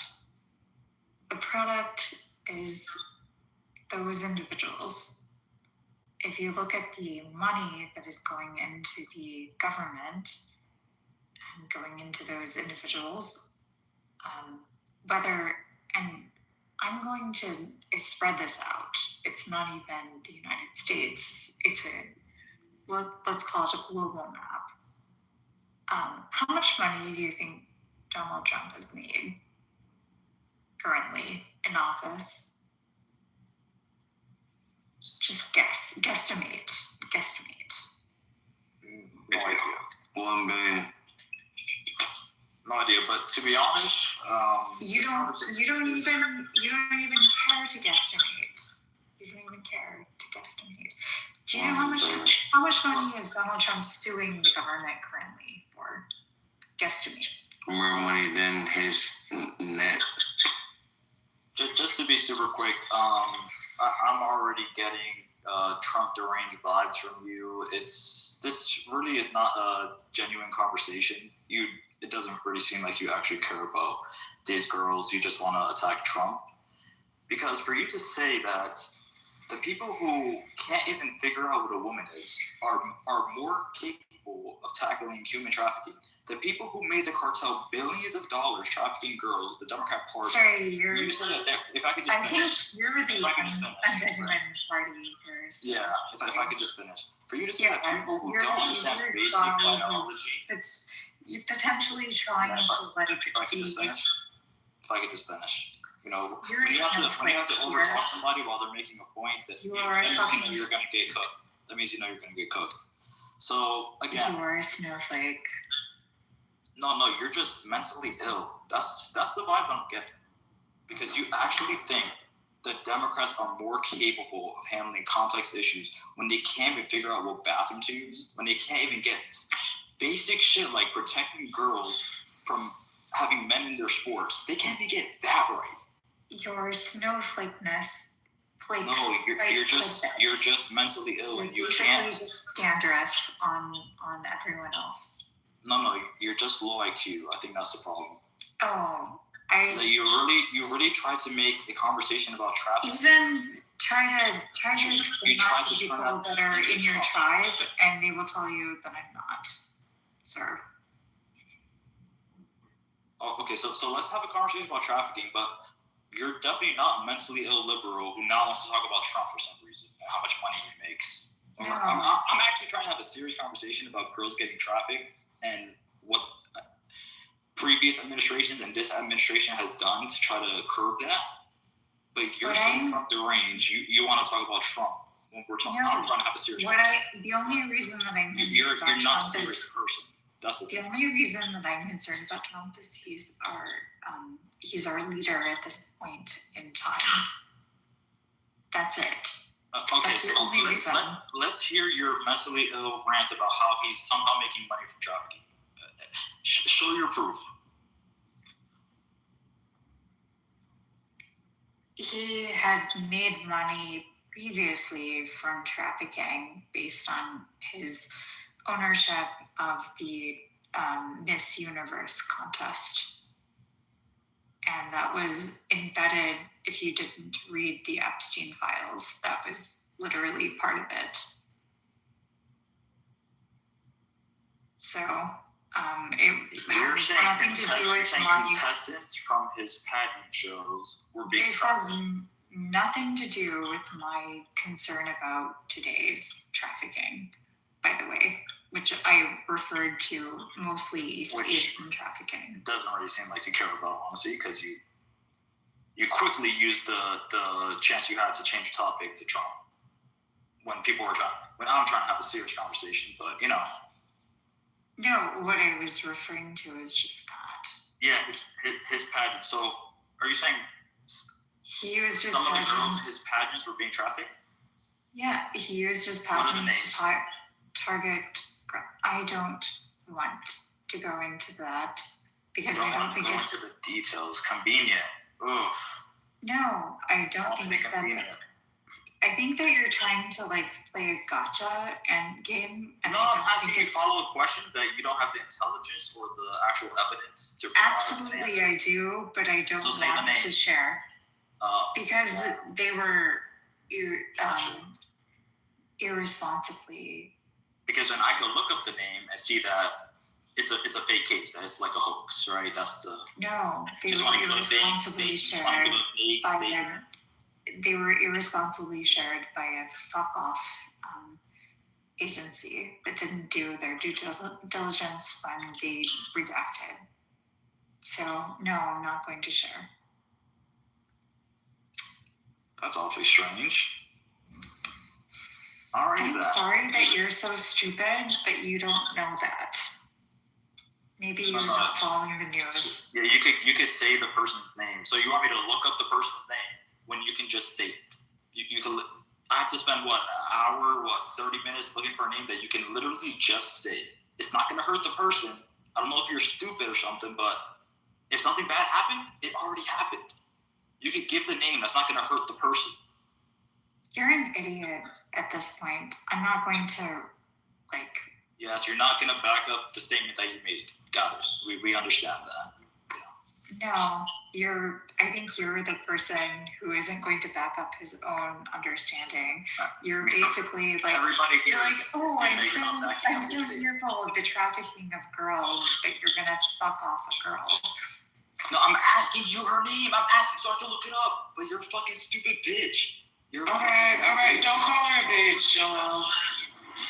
Is it Joel or Joel? But she is. Okay, man, but I understand, and I tend to agree more with you, right? But you can't call her a bitch. Yeah, we definitely don't want equality. I don't make the rules. It's just fascinating. It's like she won't give the information. It's like, I'm asking her. Trust me, I agree with you. She sounds like Pam Bondi at the hearing. They asked Pam Bondi about some fucking co-conspirator, and then she's like, "But what about the AI porn? You voted against the AI porn." So she totally is obfuscating everything you ask her, but you still can't call her a bitch. As much as I agree with you, you still can't call her a bitch. Absolutely not. If you compare me to that bitch. Me, I'm sorry if that's offensive. I didn't mean to offend you. I'm sorry. Well, completely leave. I mean, I should have expected this, though. Her first question is, why are you MAGA? Like, what kind of, just so stupid, but yeah, I guess I'll elaborate some more. Oh, she left? Oh. Yeah, since you're still here, but you're, I guess, too much of a coward to actually have a conversation. Yeah, we have a 125-year low homicide rate. Appreciate you, Trump, for that. Less people are dying in America. We have the lowest homicide rates in 125 years. That's what normal people are happy about. People care about actual human life and care about their fellow citizens. They care about low homicide rates. But you would understand that because, it's giving Trump deranged demon vibes. What else? We have 5-year low inflation, 5-year low gas, 5-year low interest rates. So he's making life more affordable for Americans. A sane person would say that that's a good thing. Somebody with a functioning brain would support that person who is achieving, I agree with that as well, right? Those are all good things, but I would also say that they're using those to distract us from the fact that they're letting a bunch of other people get away with shit too, right? So I don't think that saying, hey, we're getting rid of all this crime over here, it's just like a good diversion away from saying we're just letting all these people get away with this shit, which I'm not knocking like crime being down in the country, but it just further shows that the rules only apply to us, right? So it doesn't apply to them. The only criminals that they want to stop is the criminals, the low-level criminals like us that do like robberies and shit like that, right? They're not interested in catching the elites. So they distract us with, oh, crime is down, which we love. I understand what you're saying. I get that. But that doesn't mean that they're not supposed to be going after these criminals who are mentioned in the file. Yeah, but first of all, I don't think anybody could even make that claim that they're defending them, or it's like, have you seen, like, we don't know what's in those files. Yeah, they can have emails saying that they did something with the girl or that they plan on doing something, but that's not enough to convict somebody. Like, you guys understand that, right? That, like, emails, back and forth emails, is not enough to convict somebody, even if they admit to doing something. Like, if they have some video evidence, which we don't even know that they have, and let's say they do have evidence on people, and that they're building a case right now, and that they're going to charge them in, let's say, 6 months or something like that they're trying to build a solid case. You guys are all coming to this conclusion that, oh, they're protecting pedophiles. You don't know what evidence they have. No, we're not coming to that conclusion after just like this short time. We're coming to that conclusion after we realize people are coming to the realization that this has been being covered up for 30 plus years. Yeah, but we're talking. Right? She's asking me, why do I support Trump? So right now we're talking about Trump. So he's only been in office for a little over a year. Right. But there are people who are saying that specifically Trump, 100%. I mean, Biden had the same information, and he did nothing with it. He never even whispered a fucking sentence about Epstein. Good, Joel. I'm thinking. I'm kidding. What happened? I don't think he could whisper. It's not true. Actually, whispering was the only thing he could do. He was in office for 4 years before, sir, and he misled the American public to pretend that he won an election that he'd lost. He actually lied to the American public. No, he lied to the American public, pretended that he won an election that he lost, and he stole classified information and kept it in his fucking bathroom. Biden did. They busted Biden in with shit in his. There are a lot of Americans in his garage and said nothing, and said absolutely nothing to Biden. That was like a nothing burger. I'm going to acknowledge for that. He doesn't know that presidents have There's power a to lot of people declassify documents and take them with them when they they leave don't office, just like do Obama it with did. their. Do you know that I've actually I've been involved in declassifying information. Do you think that Trump lied, or do you think that he actually believed that he won? Why wasn't he convicted of a crime with the declassified documents then? Because the trial was in progress. Okay. During the fucking election, sir. Are you a lawyer? No. I thought so. No, I worked in another place, but that's okay. Yeah, McDonald's doesn't qualify you to comment on these type of issues. So. Yeah, sir. I don't even eat. I've never eaten there, so thanks.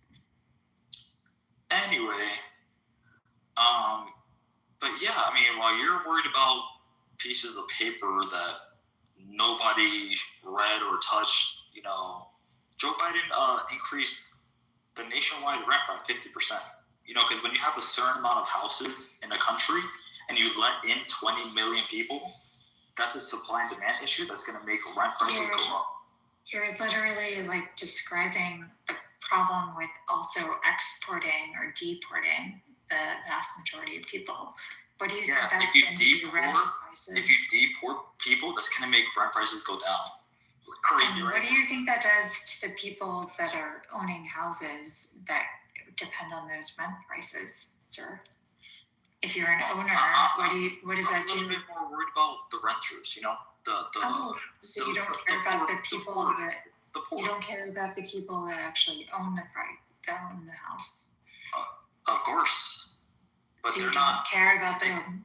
They could vote. They could actually vote for. Where do you think they lower vote? the property taxes. Where do you think they vote? They could vote for politicians to lower the property taxes, and then they'll pay less, and then the renters will pay less. Do you also understand the difference between municipality voting versus voting for a state versus voting for a country? Like, is that something that's on your radar? No, this is the first time I've ever heard of that. Yeah. It's just very weird that so you're kind of an idiot. To lower rent and lower inflation and lower mortgage rates, but you seem to be pro raising the prices of everything. You're so noble. You're such a good person. Thank you for raising prices on everything. You're the best. I'm a pretty good person because I do actually invest a lot back, but I'm pretty good. You invest everything but intelligent conversation. I'm pretty good at investing things back into the economy, but only for things that are noble, and I have to vet them. So it's Doctors Without Borders is the only thing that I actually think is pretty obvious that you have Democrat brain rot. You're a low IQ lefty shill who can't say anything bad about the Democrat Party. It's quite embarrassing that you're such a culturist. I'm not a Democrat. I'm independent. Say 3 bad things about Democrats. Let's test that independent theory out. Yeah, I could easily say that. Joe Biden was really bad. The idea of having somebody that old, I would say, even Nancy Pelosi being that old. Yeah, let's not go too hard on ageism. Can we talk about some policies? Let's turn that little noggin on. Yeah, I would say for policies, I don't like the idea of the democratic tax system. I do believe that it should be higher for people that are making above the 1 percentile than it would be in their wish list. Why?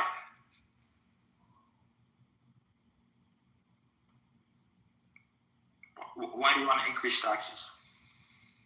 Because I believe that the people that are at that 1 percentile are benefiting from individuals that are contributing freely. Yeah, it looks like we have a Mamdani socialist over here, maybe probably a communist over here. So what you could do, right? For example, you're trying to sorry, I think you're trying to MC me, but you're not doing a great job. You're actually doing a fuck up job. Yeah, I'm not sure what that means. I think people should be able to keep their own money, and I think the government should focus on spending less money. But you don't believe that. You're communist. No, I think you're actually incorrect, and you need to mute up because otherwise I'm going to echo in your chambers. What does that even mean? I'm going to echo if I talk while you're unmuted. I don't know what that means. Meaning that I actually literally will echo. I can hear myself echo if you don't mute up. Okay, let's make your socialist points. What do you want to tax 1% for? Like, what are you going to use? What are the Democrats going to do with that money? The Democrats that you vote for, what are they going to do with that money? That you're not a shill for, remember? You're not a shill.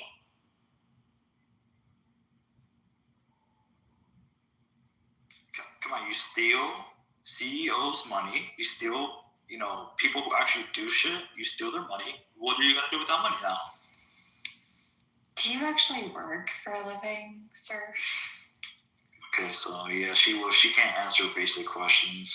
No, yeah, that's what I tried to tell her. Sorry, I have my green light therapy mask. You're obfuscating me. Just answer the question. Yeah, she can't debate. She's never had somebody challenge her brain dead point of view.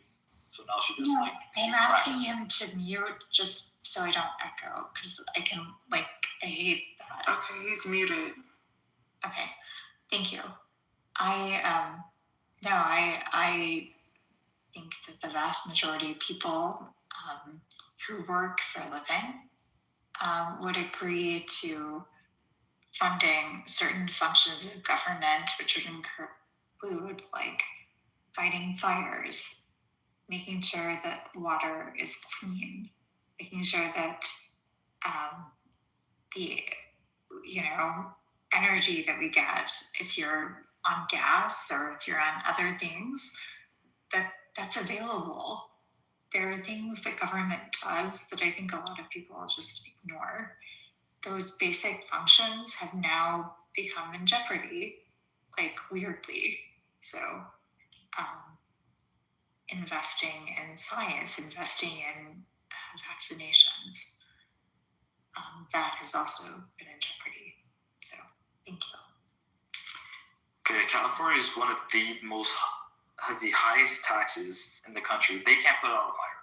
So how much more money do we have to give brain-dead, incompetent Democrat leaders? How much more money do we have to give them to put out a fire? Because they have the most taxes in the country. Iowa is run by Republicans. They have a balanced budget, and they deal with all of those things that you talked about. And they don't increase taxes. They have some of the lowest taxes, and they still deal with every single thing that you just mentioned. I know. California, why don't we take taxes? Why don't we take put out a fire? They let entire cities burn to the ground. Why don't we take Elon Musk, who's notably lived in California as a resident, and make him the head of government to Doge it all? Doge being the way that he removed people that would have been really capable of doing exactly what you just mentioned, and then take a fire that is currently ongoing in Oklahoma and Kansas, those are both Republican-led states, by the way. What do you think about that? We're just going to remove the fact that the federal government should step in when states are in the problem zone based on their politics? What the fuck are you even saying?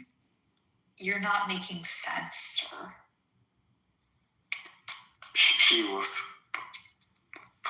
I don't know if I'm having a brain aneurysm or something, but did anything she said just make any sense? And was I incoherent in what I just said? My name is Bennett, and I am. You are completely incoherent. Nothing you said made sense, and may God have mercy on your soul. So, everybody, this is your brain on leftism. It destroys your brain. you cease to have logic in your brain when you turn into a socialist.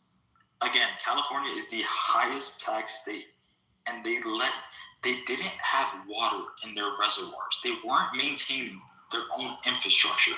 In California, the homeless crisis, they give millions of dollars to these nonprofits that say they're going to build a house, and 3 people in the last month just got arrested for using that same money to build homeless houses, to buy houses for themselves, to buy cars, to get jets, because the incompetent leadership that is called the Democrat Party has no oversight. They don't have anything like Doge to make sure that the money that they're giving out to these people is actually going to the funds, like to the projects and to the things that they're saying they're going to do. That's why. And then when they're not even keeping track of the budget that they have now, and then they want to say they want to tax you more, when they're already throwing your money away and not following up with what they say they're going to do with the money. And then for them to ask for more, you have to be a total idiot like E to support these people and to give them more money.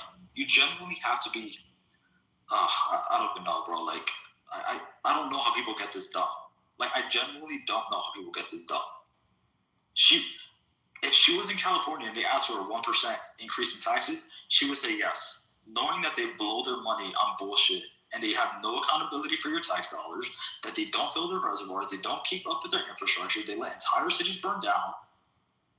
And instead of just voting for somebody else, instead of voting for a Republican to have that same budget and to maybe even lower the budget, lower taxes, and do a better job, she would rather vote for a Democrat, give them more money, even though they're failing and doing horrible. Like, you just can't make up this level of stupidity. I can't deal with these dummies like you at this point. You haven't proved how I'm dumb. I clearly articulated how you are retarded. I'm sorry, but I have. Everybody here who has a brain can see that you're retarded. Even just stating that is, it gives some insight into your thinking, but it isn't. You're just really dumb. You're not actually like. You're extremely dumb. Like, I'm scared of how. I actually think if you asked even the people down below if they think that I'm unintelligent, you would. Hey, can you guys put a 1 in the chat if you think he is brain dead? If you think he is brain dead, please. I don't think you're going to find. That's how I think. I don't think she's brain dead. I like her. Really? I just don't like her when we talk about politics. You really don't think? Oh, that's shocking. I've had a fucking. You can have differences 20-minute conversation and still respect that they have like an insight, and maybe it's different from you, and then you can build. But I really don't think you have. Oh, but your insight is like really dumb. Like, imagine if somebody came to me and said, "Hey, we should like roll around in fire." I'm not gonna respect your insight. I'm just gonna think you're fucking stupid. Because that's pretty much what you're saying. It's like, let's roll around in fire. Let's give more taxes to people who are incompetent and who think men are women. Let's give them more money. Here's something that I don't respect. I don't respect like defunding FEMA, for example, which would put out fires in different states, regardless of their politics. Damn, so you must hate Democrats right now with the shutdown, right? Since they're since they're stopping the money to go to FEMA. It was actually Doge that did that in the beginning. So, did you not realize that? Did you not realize that it was Donald Trump's? They didn't, but you're low IQ. They did. No, they did. They did. You can look it up, sir. Look it up. Obviously, you're low IQ if you didn't know that. Well, we'd love for you to corroborate your claim. Maybe post a link, post a source. I don't think I need to. I think it's quite easy to look. Convenient. Do you want? I mean, I can. Like, do you want me to? Do I have to? Yeah, sure. If I have to, then I will. Yeah, I'm happy to do that. It's easy enough because I use like AI can totally look it up. You're so worried about disasters, but nothing to say about the Palisades and Democrats in California. Are you? Yeah, because I'm not in California. Hey guys, can we just be a little bit nice to each other? Come on. I just don't like fake, condescending, fucking retarded love. She's like, I'm such a better person than you because I ignore human trafficking and I vote for stupid people who don't know what gender is, and I like to tax people more and give dumb, retarded people more money, and that makes me a better person than you. It's like, no, you're fucking stupid. I can't say the word. Joel, she will ban me from saying it, but Joel, you know the famous saying, bro.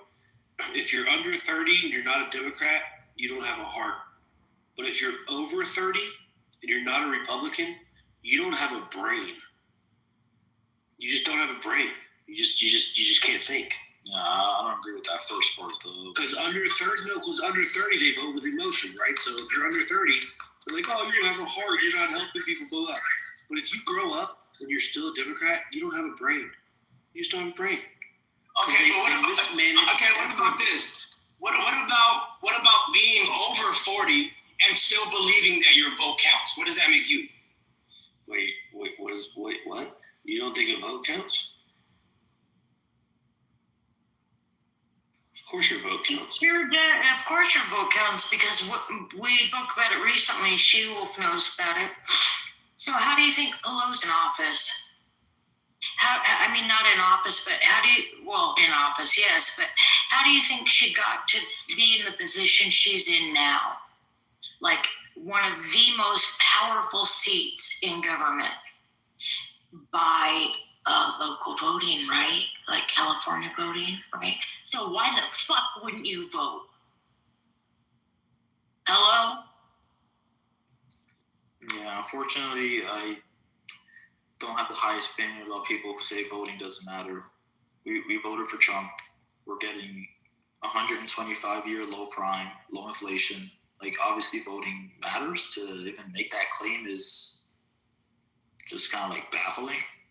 I guess he's referring to the electoral college thing, which matters for that too. The electoral college is the most ingenious way of voting that's ever been developed. Well, yeah, I don't know if he's one of those people or if he's like, the president's already elected before you even, they decided they're selected, not elected. Yeah, it's like, there's like that crowd who's completely brain dead. You could probably like lump them up with E, who wants to give Democrats 1% tax. Your accent makes you sound like good going ground for ice to just like lift you up, honestly, to be quite Look at what people went through so women could be able to vote, so certain people could be able to vote. Yeah, maybe we repeal that. And then someone has the nerve to say they don't want to vote. Really irritates me. I mean, this is not only our right, but I believe it's a privilege in our country. Right? It's a privilege to vote, especially considering other countries. Some people don't get to vote, right? It's crazy important. And the voting infrastructure is only as good as your management of it, and also the fourth estate, which is for us the media. And the media is now getting completely inundated with lawsuits from the Trump in charge. And what kind of lawsuits? Lawsuits against like defamation, like lying. Like he's asked the FCC to file to enforce the rules that have been on the books for 50 years. No, absolutely not. To enforce new rules, to create new rules that were not existent for the last 50 years. Yeah, you're making that up. Okay. No. You don't feel embarrassed to be like a leftist cultist that just lies. You don't like, you're not disgusted by yourself. I'm independent. You're not independent. I literally voted. Nobody thinks you're independent. So. And then for you to have to lie about your political ideology, like you're not disgusted by yourself that you just lie 24/7. No. Like genuinely, like Well, I guess you're a disgusting liar, so you're not gonna tell the truth now. No, that makes me. There's no exposure. You're independent, like Joy Reid, right? You're independent, like Don Lemon. Who? No. Like a CNN anchor? No. I'm independent. I've literally voted for both Republicans and Democrats in my voting career. My first presidential vote was for the I guess it was the 2008 election. Come on, make up the lie. Come on, you almost got it up. You voted for what, Romney? 2008? You got to get your lies together, quicker. I think 2008 was Obama with It was Joel, but I think you're probably some sort of Indian, honestly. 2008 was Obama. 2008 guys. A little too Indian for Joel. She voted for the warmonger. Nice. I respect that. Obama Romney was actually the only time I voted Democrat. I voted for Obama over Romney. I didn't vote for Romney. No, we know how you voted. It was Obama, Hillary, Biden, Kamala. We know. We know. Trust me. There was a McCain vote there. I'm 4-2 in my elections. There was not. But nice try, though. I respect the gaslighting. Did you vote for John McCain? I did. Nice. I went Bush over Kerry, and then McCain over Obama. I lost that one. Then I went Obama over Romney, and then I went Trump. Then I lost the Trump primary, so I'm 4-2. Yeah, I didn't vote for. I wasn't eligible to vote at that point, but I voted for. I would have voted for McCain in that first election because he had a proven record, and I enjoyed that there was somebody different, but then I voted for the first election that I could vote for. So you just don't like Trump as a person. But then imagine this. After 4 years of Biden and Democrats destroying the country, she hates Trump. Fascinating. Trump wasn't even, he's not conservative theories. He was a liberal. He was a Democrat. He even pulled in people from the Democratic Party to his party. I don't understand. I'm independent. Yeah, he's a moderate. I don't vote on personalities. I vote on principles, and I just see the principles eroding. And if you don't, secure borders, little girls not getting trafficked. You hate that. You hate low crime. You hate little girls not getting trafficked. You hate gas going down. Why don't you straw man her arguments, Joel? She's not listening to what Joel's saying. No. I'm pretty sure she never said that what he just said.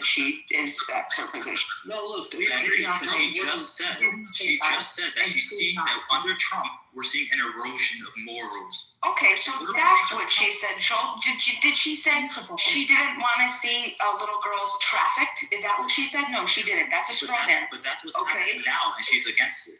Okay, but that's that's your position. That's not her argument. Okay. It's not a position. No, yes, it is. It's a straw man, but that's not her argument. That's not her argument. Okay. So stop trying to put words in her mouth and you think we're idiots. Come on, dude. You might be. Because she hasn't even articulated what she doesn't like about Trump. What Joel's trying to point out is that Joel, she's not dealing with honest people. They're fucking honest interlocutors. You're a fucking joke, Joel. Yes, you According to you, who. Well, it took 2 minutes for me to listen to what you're saying. You're strawmanning her arguments. You're putting words in her. Maybe she's against. I mean, I don't know what position she is, but if she said, I'm anti-ICE, maybe it's because she believes in life, liberty, and property, and not to use violent force to a fucking person's gun who's a peaceful human being. Maybe that is the principle that she's saying. Versus, she's in favor of little girls being trafficked. You see? Oh, so somebody here doesn't like ICE that deports convicted pedophiles and killers and rapists? No, how about she could be in favor of having criminals that have committed malum inse crimes, have harmed other people. We don't give a shit what happens to them. But what is she saying that the peaceful people here that are undocumented, that have put money into our system, right? More than 50 million Americans that have done shit. But we also have discretion in our laws, Joel, right? Yes or no? Do we have discretion? Yes, that's what our legal system does. Okay, so we're saying human beings like human beings. Okay, no. Discretion. What? If somebody is here illegally, the punishment is deportation. It's very simple. No, I think that the issue is literally like, how are you going about it? Like, there are people that were picked up at their ICE hearing, and that was because their cases were denied. No, they were denied. So they had to go. It was because we had Gollum at the helm that ended up advising incorrectly and telling people to do that because they need a quota. And sir, you are wrong. They're here illegally, so they have to go. It's actually super simple if you're not retarded. American citizens were picked up in this quota system. Not one single American. So are you anti democracy? I'm not anti. This is what the American people voted for. You understand that? You understand that he campaigned on this, and the American people voted for that, and now you're mad at the election results and what the American people want. No, things are not binary, sir. A democracy works with functionality. So you create rules, and when those rules are violated, which is what happened. Like entering the country illegally. No, what happened? Oh, not that rule. We could ignore that rule. When that's violated, we could just ignore I'm not ignoring the rule, sir. I'm saying that when the rules of due process are violated, which is congruent to the rule, that those are... Again, we already established that you're not a lawyer. Right? We already established that you're not a lawyer. No court in this country is stopping Trump from doing what he's doing. So obviously he's not breaking the law. And we already established that you're low IQ and you're not a lawyer. That's your words, Joel. Yeah, Joel, you need to get a new vocabulary. But not only that, oh God, the brain is women stick together. Oh, right. Keep bleeding, Joel, like a little bitch. We're all idiots together. Can you do a poll here for just a moment? Do you think he established my low IQ? Absolutely not. This is in his delusional mind. Women are not gonna agree to that because then they agree with you. So if they say yes, then they're also low IQ. Can I ask you, Joel, where are you from? Because you actually have a little bit of an accent. Are you American? Yeah. Crazy, right? Where are you from? America. Originally. America. But where? America. Weak.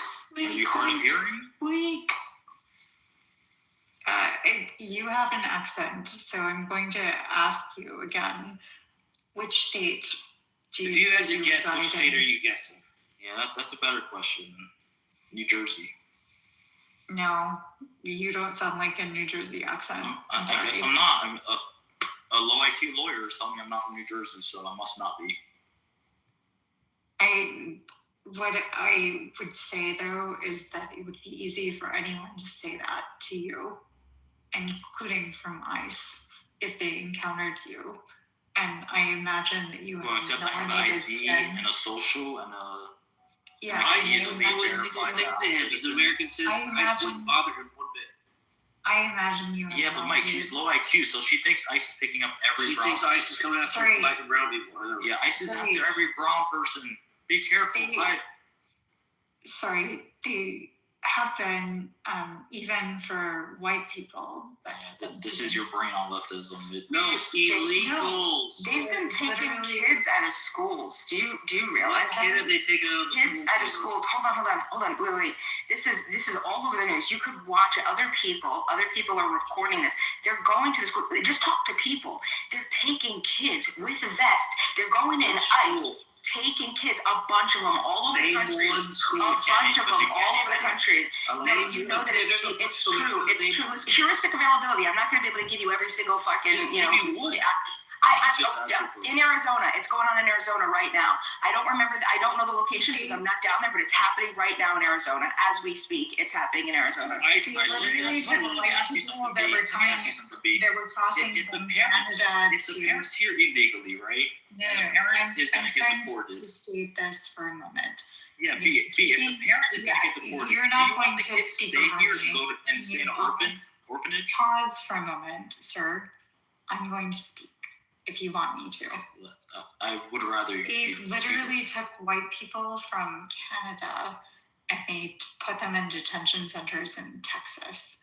So it isn't just even melanated skin. ICE went into Canada and put people in Texas? They did, yeah. Canada, Yeah, like she's legitimate, completely retarded. no, people that had legitimate work visas were taken to Texas. She's correct. No. She's correct. So the border policy is enforced also in Canada. I think it's, what is it, like 100 miles from the border. So they're also being subjected to, which is kind of fucked up, right? To ICE agents on the United States. Wait, they're taking Canadian citizens and taking them to Texas. I know they have been into Canada. They're Canadian citizens. And they threw them in detention centers on this side of the border. That is what I know and can confirm. Yes, that happened literally. And so people no longer probably want here to even, illegally. people that work in industry, like multinational companies, they no longer want to have any sort of business in the United States. They don't want to have their conferences here because they're afraid that people can't show up, and they're afraid that people wouldn't get through. And so every meeting that I've had recently has been in Europe, without fail. All your Antifa meetings are in Europe? Wait, how do your people get to Europe? How do the people get to Europe? What do you mean? How do people? Well, you're saying they're afraid to show up passports. in America. How do they show up in Europe? Because Europe isn't doing what we're doing. So they go to Europe in person? Yes. How do they get to Europe? Plane? What the fuck? Wait, so they're illegal in America, and they're worried about showing up for a meeting. So they go to an airport and fly to Europe.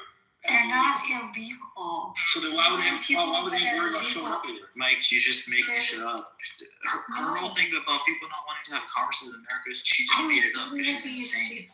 I'm literally stating something that's genuine, and you are so stupid. So they're worried. Hold on. So you're saying they're worried about showing up to a meeting. They're not worried about showing up. Oh, It doesn't matter. That's like an anecdotal.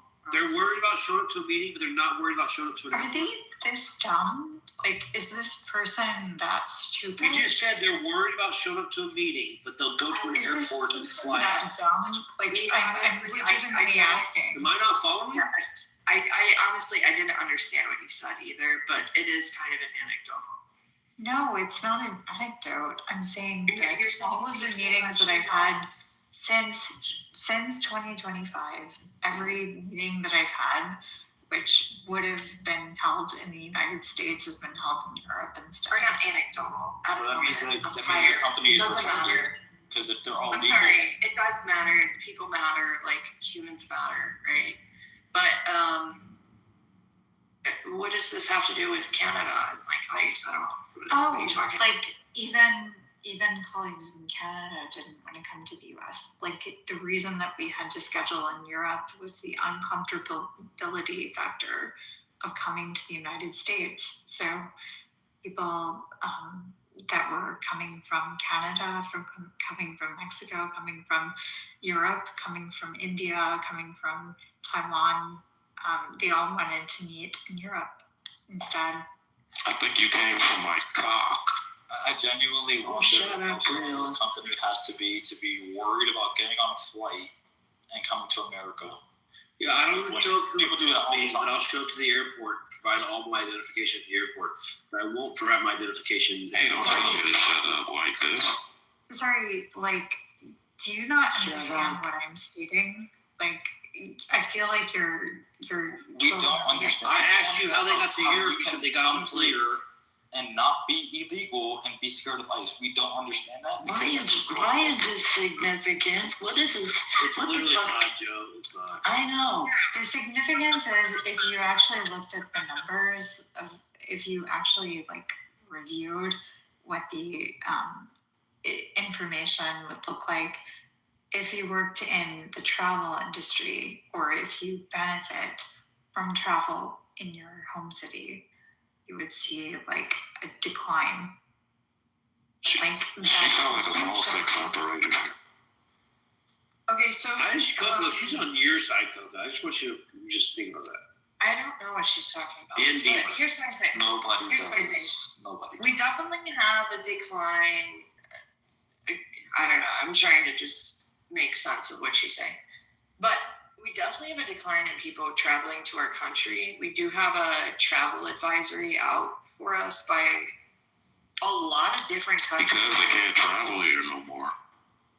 Well, I mean, yeah, basically, people are kind of, their countries are like, we don't want you to get snatched up and thrown into a detention center, and when the judge says to release them, they won't. So they're just advising them not to travel here. Yeah, but what mentally ill government is telling that to their citizens? Yeah, why the fuck are they saying that? Many governments are. You can just Google it. Yeah, but why would they not tell them that if they're seeing everything that's going on with ICE and people get killed? Why would they tell them? I mean, if you don't want to get shot by a cop or by any federal agent, don't try to run them over with your car. No, not guys. That doesn't Not even that. She didn't try to run the dude over. No, you're gonna go play in the mud. Don't play in the mud. Don't play in the mud. Okay, nobody's coming to the United States to protest ICE, so that didn't make any sense, Joe. Hey, don't play in the mud with them. Guys, listen. Real Tune just said, Joe, do you listen? that people coming here don't want to get shot by ICE. So This is all I need to know, guys. You guys want to keep bringing up They don't want to get captured, arrested by ICE. No, they don't. Hey, real. Do you know they're not going you know to. that more than If they're not. They are. They're illegal. Are they illegal? more than 40% of the ICE arrests have happened in Texas and Florida? Do you hear any problems coming out of Texas and Florida? 27% of the arrests have happened in Texas. It's like 22% of the arrests have happened in Florida. More than 40% of all ICE arrests have happened in Texas and Florida. You hear any problems? No. Yeah. What do you mean by problem? 2% have happened in Minnesota. Like, what do you mean by problem, Mike? Why? Because you guys say ICE is out there killing people. Texas and Florida, there's been zero problems, and there's more than 40% of the arrests have happened there. Why? You know why? Because the local police are not allowing people to fuck with ICE, and ICE is doing their job, and they're getting out. They're not throwing frozen water bottles at them. It's more than that, Mike, because in Florida and Texas, when they get an illegal immigrant that rapes a kid or kills a woman, and they do their jail time, they hand them right to ICE. They give them to ICE. They hand them right to ICE. Because people are definitely protesting ICE in Texas. He's wrong. Oh yeah, they're protesting, but they're not having any issues, right? Because they're allowed to protest. You can protest all the fucking what? It's literally the reason is the people that are coming through, even those that are like well-mannered citizens that are coming through, they're getting their phones searched.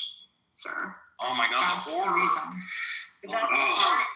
That's actually They're literally getting their social media and if they have anything anti-Trump, it's causing them. Oh my God.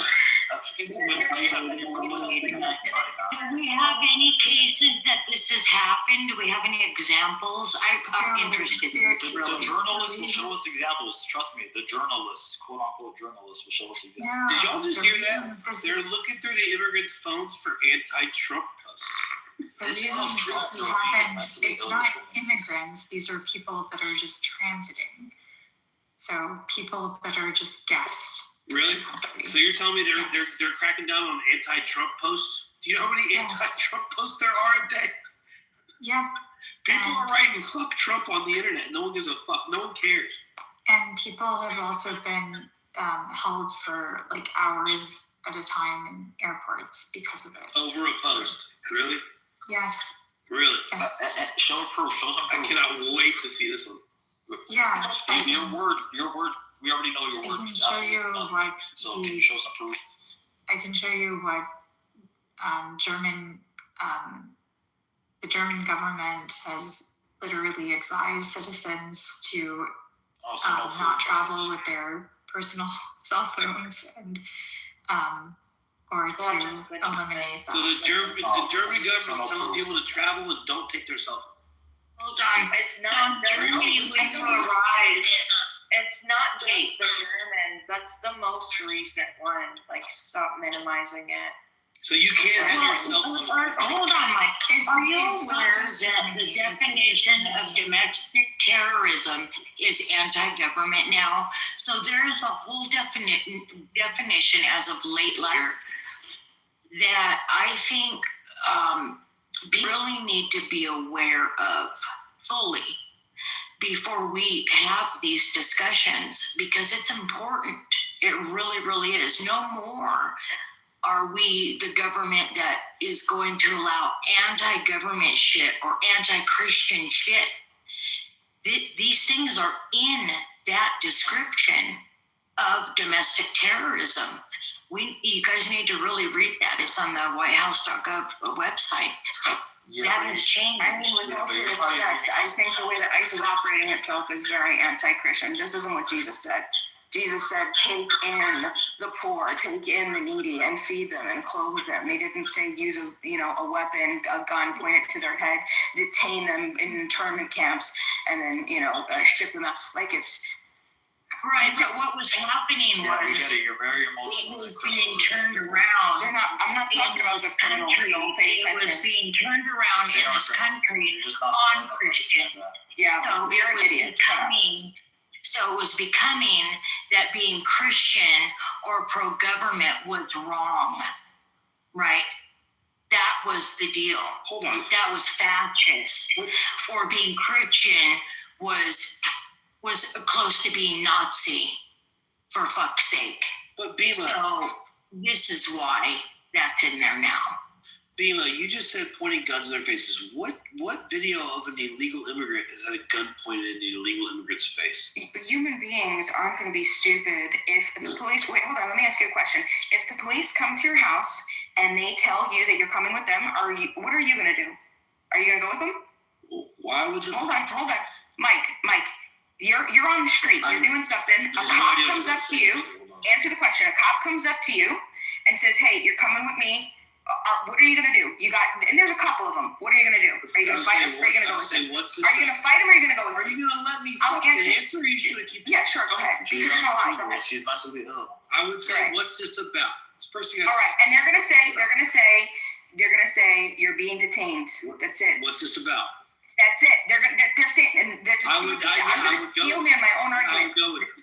Oh, okay, there you fucking go. That's why you don't see guns. But the point is, the violent force is there, right? And it's used by why would I not go with it? Hold on, but that's exactly okay. So now you know why we don't see guns being pulled from the. All right, thank you for proving. The illegals know their crimes. You know who's getting guns? She just the ones that think nothing will happen to them. The Renee Goods. You hooligan status. Comply or die. Comply or die. Comply or die. Comply or die. Renee Goods. Renee Goods. Suck the boo. You anti-Christian evil dude. Renee Good. We're not Renee gonna Good get could elected park on the here's side of the the road and distinction. like everybody else. from people She who could have want to stood there and trans flipped kids. them off. We're not getting Christian Fuck lectures you, from you Nazis. human She trash. could have parked her car and got out and protested. Yeah, no, she didn't. No, she didn't. That's not what she did. No, you're right. She could The have. vast majority of people that had been recruited previously were well trained. The people that were trained in They're going through the exact 2025, same training. they were not. No, they They didn't. are. go Of the through two the same incidents you're training. referring to, Renee Good and Ops, They are. And all the you're not officers Okay, involved I'm had not over 8 referring years to those experience. specific incidents. What I'm saying is They had over 8 we years now have. experience. Keep making This is not the only. These are not the only experiences. Just Go, because they're give the me most common. one where an untrained officer had a problem. I would say that the vast majority of people that were put to go to El Salvador were probably untrained. What probably Those is individuals. It's unfortunate. You guys are doing a disservice to women when you get on these stages and you talk this fucking stupid. Honestly. You're doing a disservice to humanity, and you're regressing the 21st century of how we treat individuals and peaceful individuals, Joel. You're bringing us back into the fucking primitive caveman days, okay? Listen, hold on, Joel. Do you think that the law has to be enforced at the maximum capacity at all times? Yes or no? No. Okay, why? Because what do we have? You know We why? have, what's it called? Discretion, right? We have discretion for things like and when they non-violent crimes. they- Hold on, let me decide finish. that they Let me don't care finish, about moron. protection, Let me that's finish, not moron. humane. Let me finish. You violent human being. Okay? In the best country in the world, your little entitled, complaining, bleeding ass. Oh, there's some peaceful people here paying taxes, building lives. Let's lock them up. Come on, stop. Listen, an immigration violation, if you're there, it's a civil offense. They're not violent crimes, okay? Yes, you want to say, laws was... No, it is. It's not a... It's a civil offense. When I'm talking... Morons. I'm talking about, when I say civil, I'm talking about it's not a violent crime, right? It's a malum prohibitum. It's not a malum in say, no, Mike, shut the fuck up. Hey, listen, I don't want to get mean to you, but listen, also, can you please cough? Because there's like this bubble in your throat and it bothers me It's a so condition fucking I much. have, and I'm kind of Okay, well, keep super coughing. sensitive. Well, cough, please. Very okay, soft, because very it soft. fucking grosses me out. Don't make Okay, so I'm sorry, but just please, if you could try, okay? Three Swallow or something. neck surgeries. Okay, so anyway, moving on. Laws are laws. We understand that. We want to say, okay, you want to have them, that's fine. But if you're not harming other peaceful people and you're here, take just proportionality and priority. Go ahead, ICE. Go get all the people that have committed malum insane crimes, who have harmed other people. I don't give a shit what you do with them. I don't care if they've harmed another peaceful person. Go get them by all means, no problem. And I'm not arguing. I'll be a bootlicker with you, and I'm saying we don't want to appeal the laws. Let's say, okay, you bootlick and status want the laws, fine. Keep the laws, but prioritize and use proportionality. If someone is commit, hold on. Mike. Okay, there's been over almost 5,000. Okay, 20,000 cases that have been filed with the government, and since October, okay, of just a suspension of habeas corpus. Almost 4,500 of them have been approved by federal judges, over 400 federal judges. Okay, so listen. Yeah, okay, well, and this is the case. So say what you want, okay? But this is the point. If they're not harming people, these people are paying. Do you understand that these fucking people are paying? The ITEP reported that 10.9 million undocumented people, okay, paid about $8,000 to $9,000 in state, federal, and local tax last year. Okay, this is almost $100 billion that they're paying more than the lowest and second to lowest tier of Americans in the How are United they doing States. that, baby? Okay.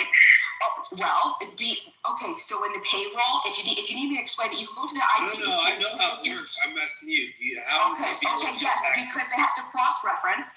They use the payroll from the Americans, from the employers, and when they don't match up to Social Security, that's how they figure it out, okay? Because they're still going to be taxed. The money's still going to come out. The government is still going to take it, right? The only difference is there's going to be no Social Security. It's just going to be a ghost. Right, so who's actually paying those taxes? What do you mean who's paying Well, taxes? it's It's coming out of the checks. It's coming out of the checks of the people. It's coming out of the checks of the people who made the money. It's coming. Hold on. Well, of course, everybody's. Well, if that, what type of dumb fucking argument are you making? Every fucking person's employer makes a Jesus, you're a retard. You're a fucking retard. Everybody's employer. If you're not owning, if you're not a 1099, okay, then fucking yeah, your employer is gonna pay the taxes. You fucking moron. Okay, but what I'm saying is that it's coming from the check. That money was made by a fucking undocumented, just the same way your fucking dumbass probably did. When you get your 9 to 5, you stupid fuck. Okay, and your employer gives you the check.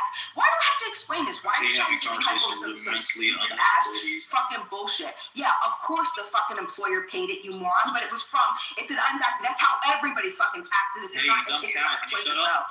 Oh my god. So you don't even fucking get to. So my point is that if you have 10.9 million undocumented people and they're putting over $100 billion into the country, more than 50 million Americans in the United States, I think that they deserve a little bit of fucking decency. Okay. What is the punishment for a civil immigration offense? It's not civil, by the way. Depends on who you ask. Maybe a bootlicker, an entitled bootlicker with some scarcity up his ass. You complaining about some bullshit, fucking saying some stupid crazy shit. But everybody's a criminal.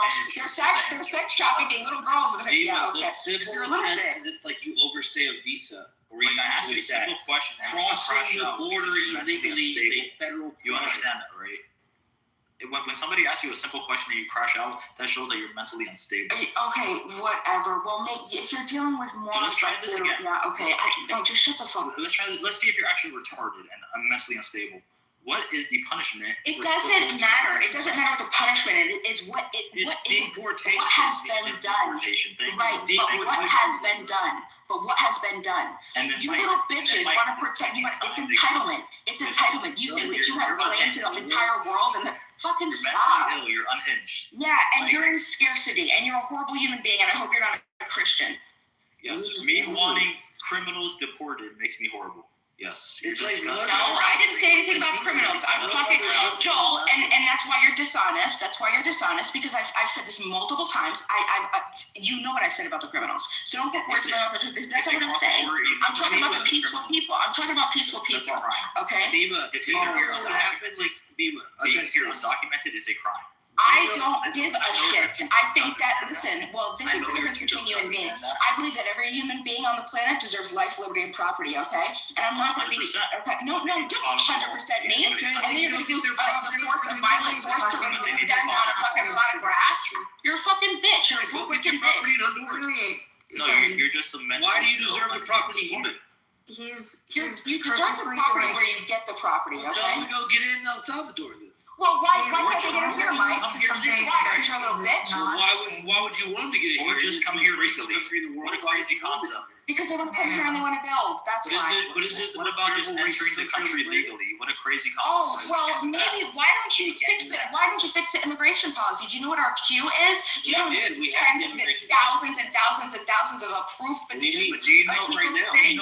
People just sit in the queue. People just sit in the queue for decades, sometimes 10, 20 years. And do you know why they don't get approved? Because they're not valuable enough for the status, for the elitists, for you. Do you know why? Oh, you're not valuable enough, so your category is going to be filled for the year. That's you know what that means? For the people, you're going to have to keep waiting. Oh, yeah, okay, wait in line. Do it legally. Fuck off. I'm going to cover for myself and my family. I'm going to do it. The people who did it the right way can't come in because dumb cows like you are okay with the people who come here illegally. Clogging up the system. Listen, I'd rather be a cow or any animal than a fucking human being, especially one that has any type of just similarity to you. Bima, do you understand? Please keep referring to me as a cow. It's an honor. Bima, I want to come. Bima, let's bring it back. Bima. And by the way, Bima, I hope your plants are all doing well. All of your plants. No, they're all dying because of all this fucking. Can I say one thing immediately? I actually like response Bima's good people. She's disgusting people. You're completely undermining everything that she stated. You're stupid. What she stated. Shut up. Yo, let me talk. Let me talk. Go ahead, E. No, I'm going to. Why? Just let her talk. Just mute up. Yo, just mute up. Just let her talk. Go ahead, E. Just let me, please. Okay, thank you. You completely undermined everything that she stated, which was true. What is happening right now is that people that are actually coming here and have good faith in our system, they've been completely obliterated by a system that is no longer working. It's no longer functional. The functionality disappeared because there was no more investment in ensuring that the court system would work. So there was a due process system for people that were, for example, coming here and claiming asylum. That system broke down. Stephen Miller, unfortunately, Gollum in the office, decided to put his ear to the president and create systems that no longer function. That is not functionality. Like, that's Nathan, not a functioning seriously? system. She literally said nothing. That is she what literally happened. said nothing. Nathan, seriously? That whole time she said nothing. Like, this is amazing. So I would like to address all of the stuff Bima said in all of the. E, were you done, E? Were you done, E? I think I must be. You're wrong for this, Nathan. She can't Come even think on, for come herself. on. Yo, chill. Bro. Shut up. Let her finish, man. Be respectful. I apologize. I apologize. Like, you don't need to be a She said, no, she got cut off again in the middle of her trying to explain to me if she was done or not. All right, fine. I apologize, but Nathan, after she's done, please break down what she said. Go ahead. Okay. Sorry, my issue is that we had a system that worked for many, many, many years, which was having people come here, and if they needed to claim asylum, they went through a period of basically going through a system. That system worked.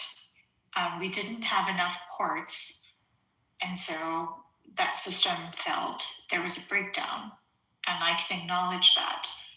But the bill that was supposed to have passed in 2024 failed, mostly because Donald Trump said, don't support this, essentially, to all of the Republicans that could have voted for that.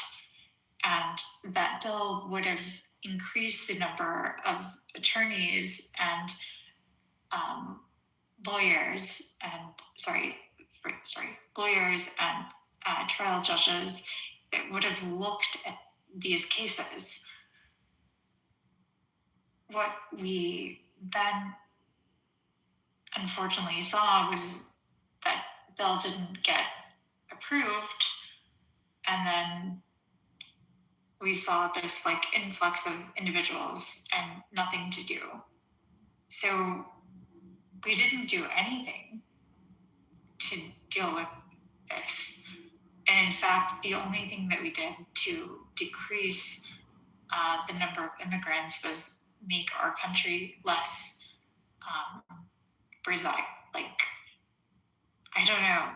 less.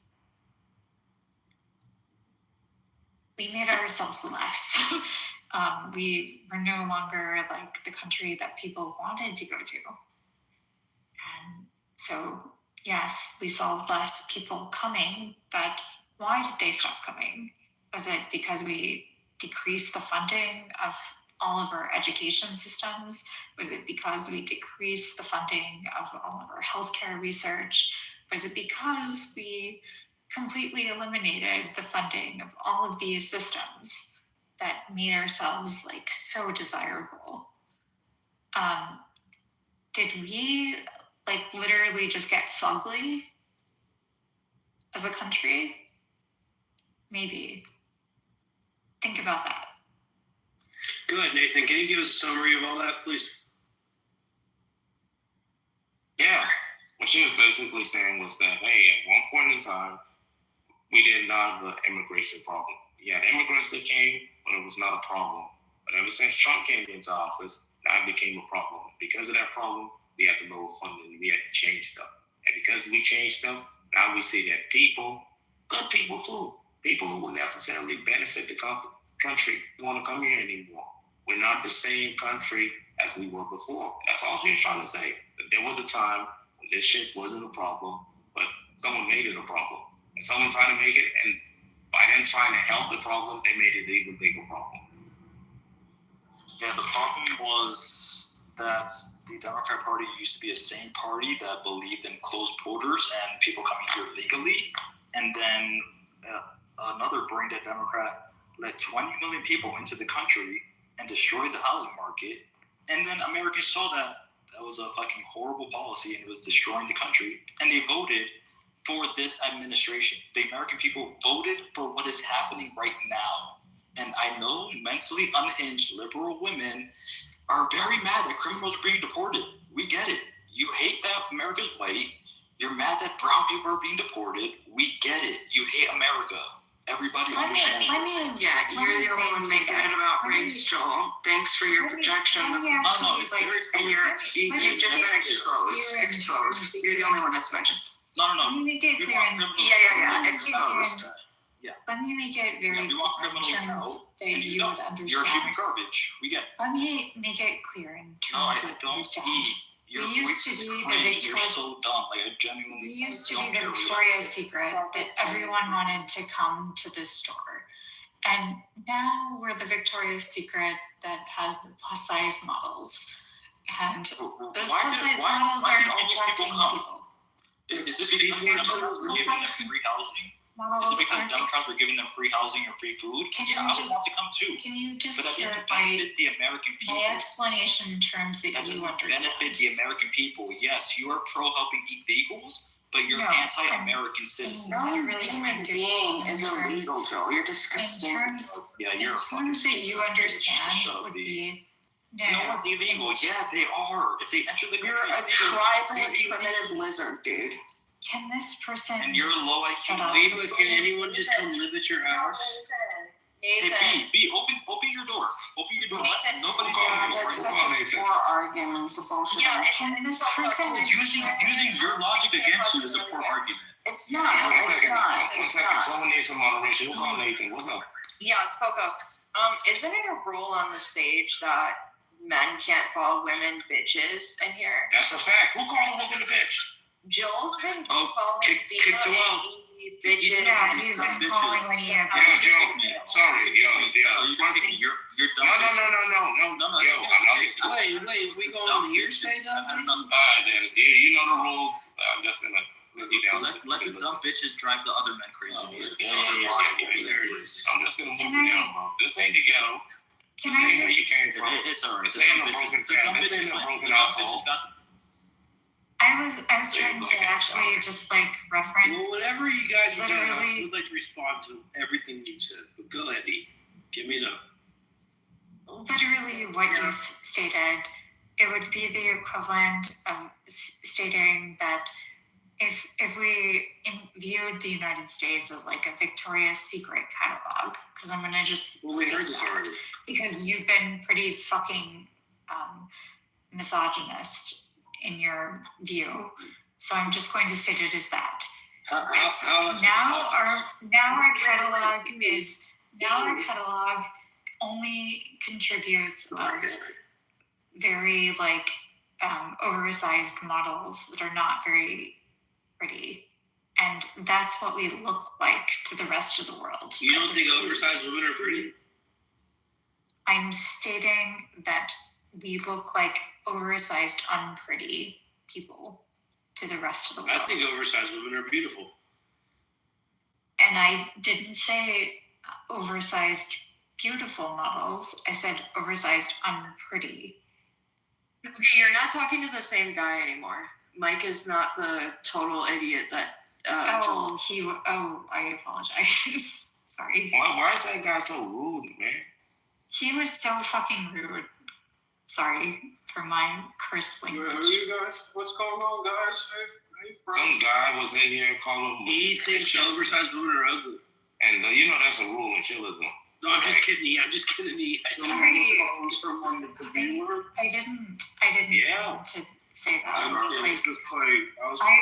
was only stating it to try to make a point because it was mostly about like the fact that most people no longer want to come here. Yeah, bullshit. Everyone was. Nah, people still want to come. The desire to come here is always going to be a thing because America is the country. I hope that would be true, but like I'm literally hearing from people. Where would you rather wanted to come here? Where would you rather live? Look, wait. Before I get. I mean, I can quite literally, if I wanted to, get citizenship in Europe. Yeah, no, I'm saying, like, give me 3 countries. Yo, Mike, 1 second. Let me just. Why can't I have a second, fourth, third, Nathan? You could, but you cut me off. I had one more thing to say. I've had one more thing, Mike. Okay, this last thing I want to say. Look, America is still a country everyone wants to go to. You can find people who are saying that they don't want to come here no more because Trump, but people still risk their lives going to this country because it is the best country. I agree with you, but and I would have agreed with you even more a couple of years ago. But over the last year, what I am hearing from my people that wanted to come, that were in the process of coming here, they stopped the process of coming here. They literally halted it. These were people from Europe. These were people from Asia. These were people from South America and Central America. They literally halted their process. They decided against it, and they decided to go to Europe instead. So it's anecdotal. It's anecdotal, but that's what I am hearing from people that I work with on a regular basis. So, what are some of the reasons they've given you? Have you asked them? Have you been like, why have you stopped the process? It's most definitely because of the scrutiny. Some of them, when they were traveling here, so from Canada, for example, they had their phones searched arbitrarily. And so that was one reason. They didn't like that. They thought that was a little bit Gestapo for them.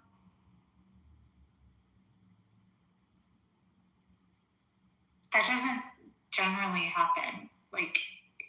If you travel around the world, I've traveled to many countries, including China, and I've never had my phone searched during my arrival. I think what you're missing with that is that's going to be a thing for all of us soon. And it's going to be not only anti-government. Okay, I don't want to expand too much on that. This was a white woman, Coco? I thought this was No, I'm not white. I'm not white. Oh, I'm sorry. There's nothing wrong with being white, Coco. I thought you were the male Coco this whole time. No, I'm not a male either. I can tell.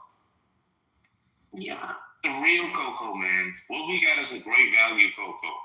We got some engineered version of Coco. Wow. This is the original Coco. You said that too. Yeah, the great It's the original Coco. Sorry, is this only right? Is this only Coco has 2 lowercase C's. This Coco has 2 capitalized C's, indicating that they were first. It's extremely observant of you. No, it's not. Anyways. Who would have the 2 capitalized? I'm sorry, this is a melanated room. We got one of the blackest people in the room, Beamer. How is this just a melanated room? Beamer's about as black as a polar bear. Okay. By the way, as much as I'd like to get into the logistics of the phone thing, which I think is complete BS. So they take their phone, they ask them to unlock it. They're like, hey, can you show me all your Facebook posts in the last year? Can I see all your Instagram posts in the last year? Can I look through your photos? Can I see all your private text messages in the last year? I find it to be extremely illogical. And just from a logistics standpoint,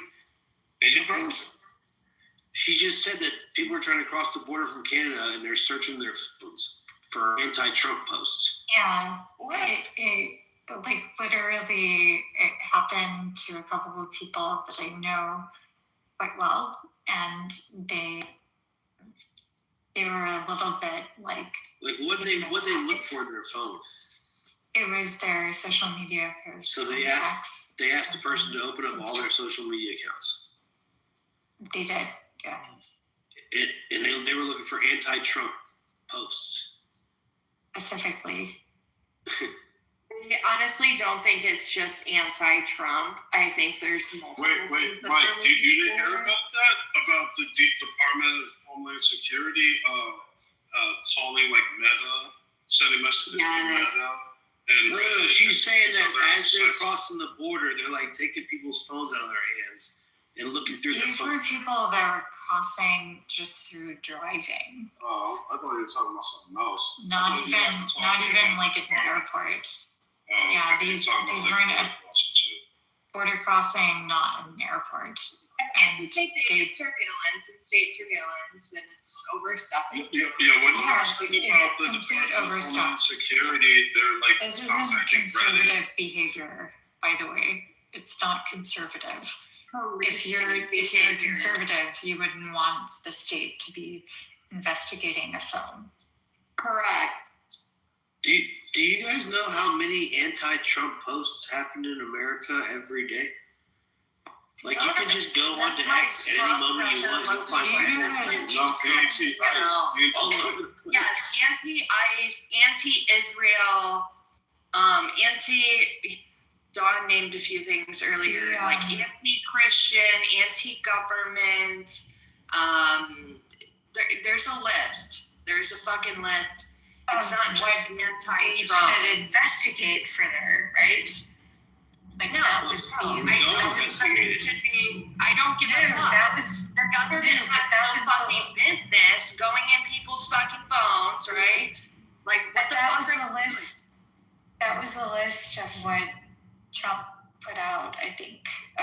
Yeah, but that's some fucking bullshit. That they should investigate. And so, no, I agree with you, but I'm saying, like, I know that is something that is happening currently, which is not liberal. Like, if you're a conservative, you would be conservative about protecting certain inalienable rights, which would include some of our constitutional rights. But unfortunately, right now, the conservative, quote unquote conservative, like, we'll call him a conservative, he's the Epstein Party best in office. The Epstein Party fascist in office. He is literally trying to profile like all of these things. And so even people that are just like literally like we're seeing a breakdown in tourism. We're like in 2025, the breakdown in tourism was quite hardly felt for people that work in any sort of, well, we saw that in the tourism industry in general, that in the like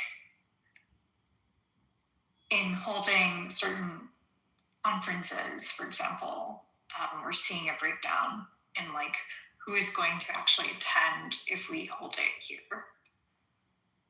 Even though like American companies are at the center of the developments for many things, we're having to hold things abroad. This is crazy. Like, this is literally crazy. The only reason people would not want to come here for a conference from another country is because of stuff that you're saying. That'd be the only reason. There would be no other reason for them not to come here. And only if they listen to shit like the shit you're saying. That's it. And you guys just called the administration fascist. Hold on, you can talk a lot here. You just called the administration fascist. Can you guys tell me one fascist thing about them? Just one? The fact that they want to control the media in a way that only pervades information that's positive and that sheds a positive light on Donald Trump. They like we have the what is it, the FCC chairman directly making threats at people to stop how they're stop what they're saying, or else there will be consequences. That's textbook fascism. Just wrong. Yeah. That's And textbook fascism. also just the, like, anyone that watches the quote unquote, like, well, he is the most transparent president, and we get to see the news conferences live where he is sitting there nodding, and then he might sign a paper at the end.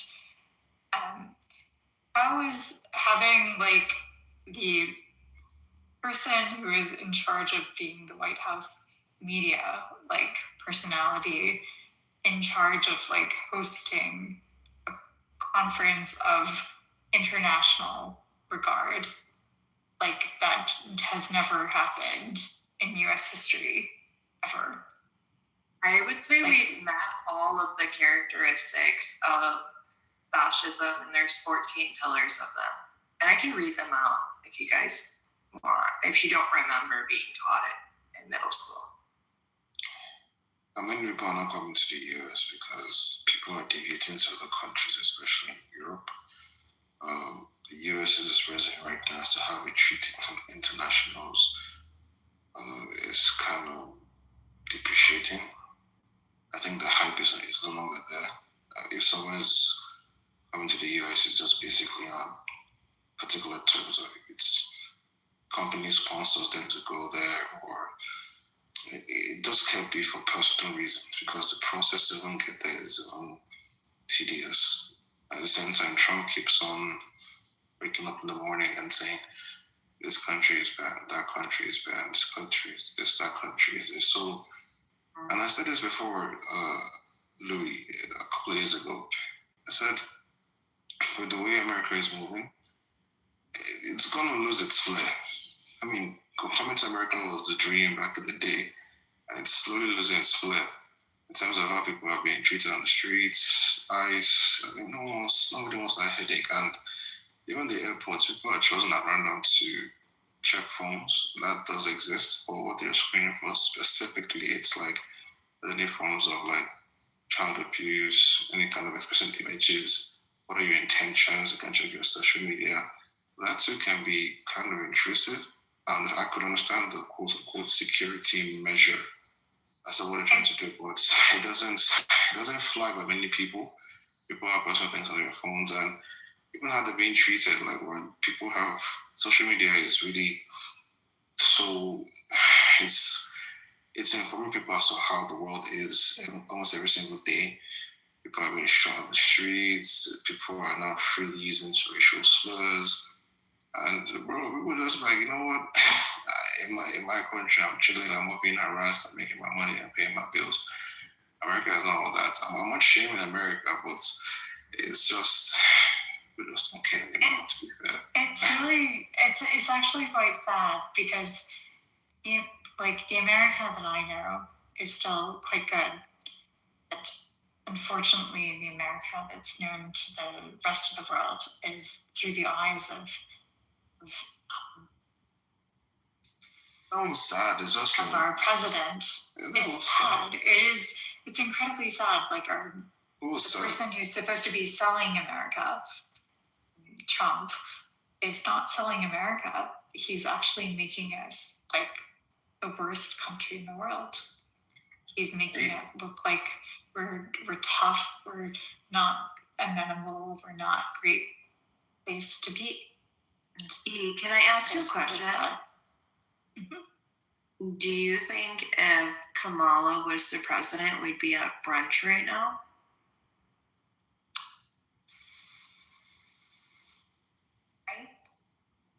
Hmm?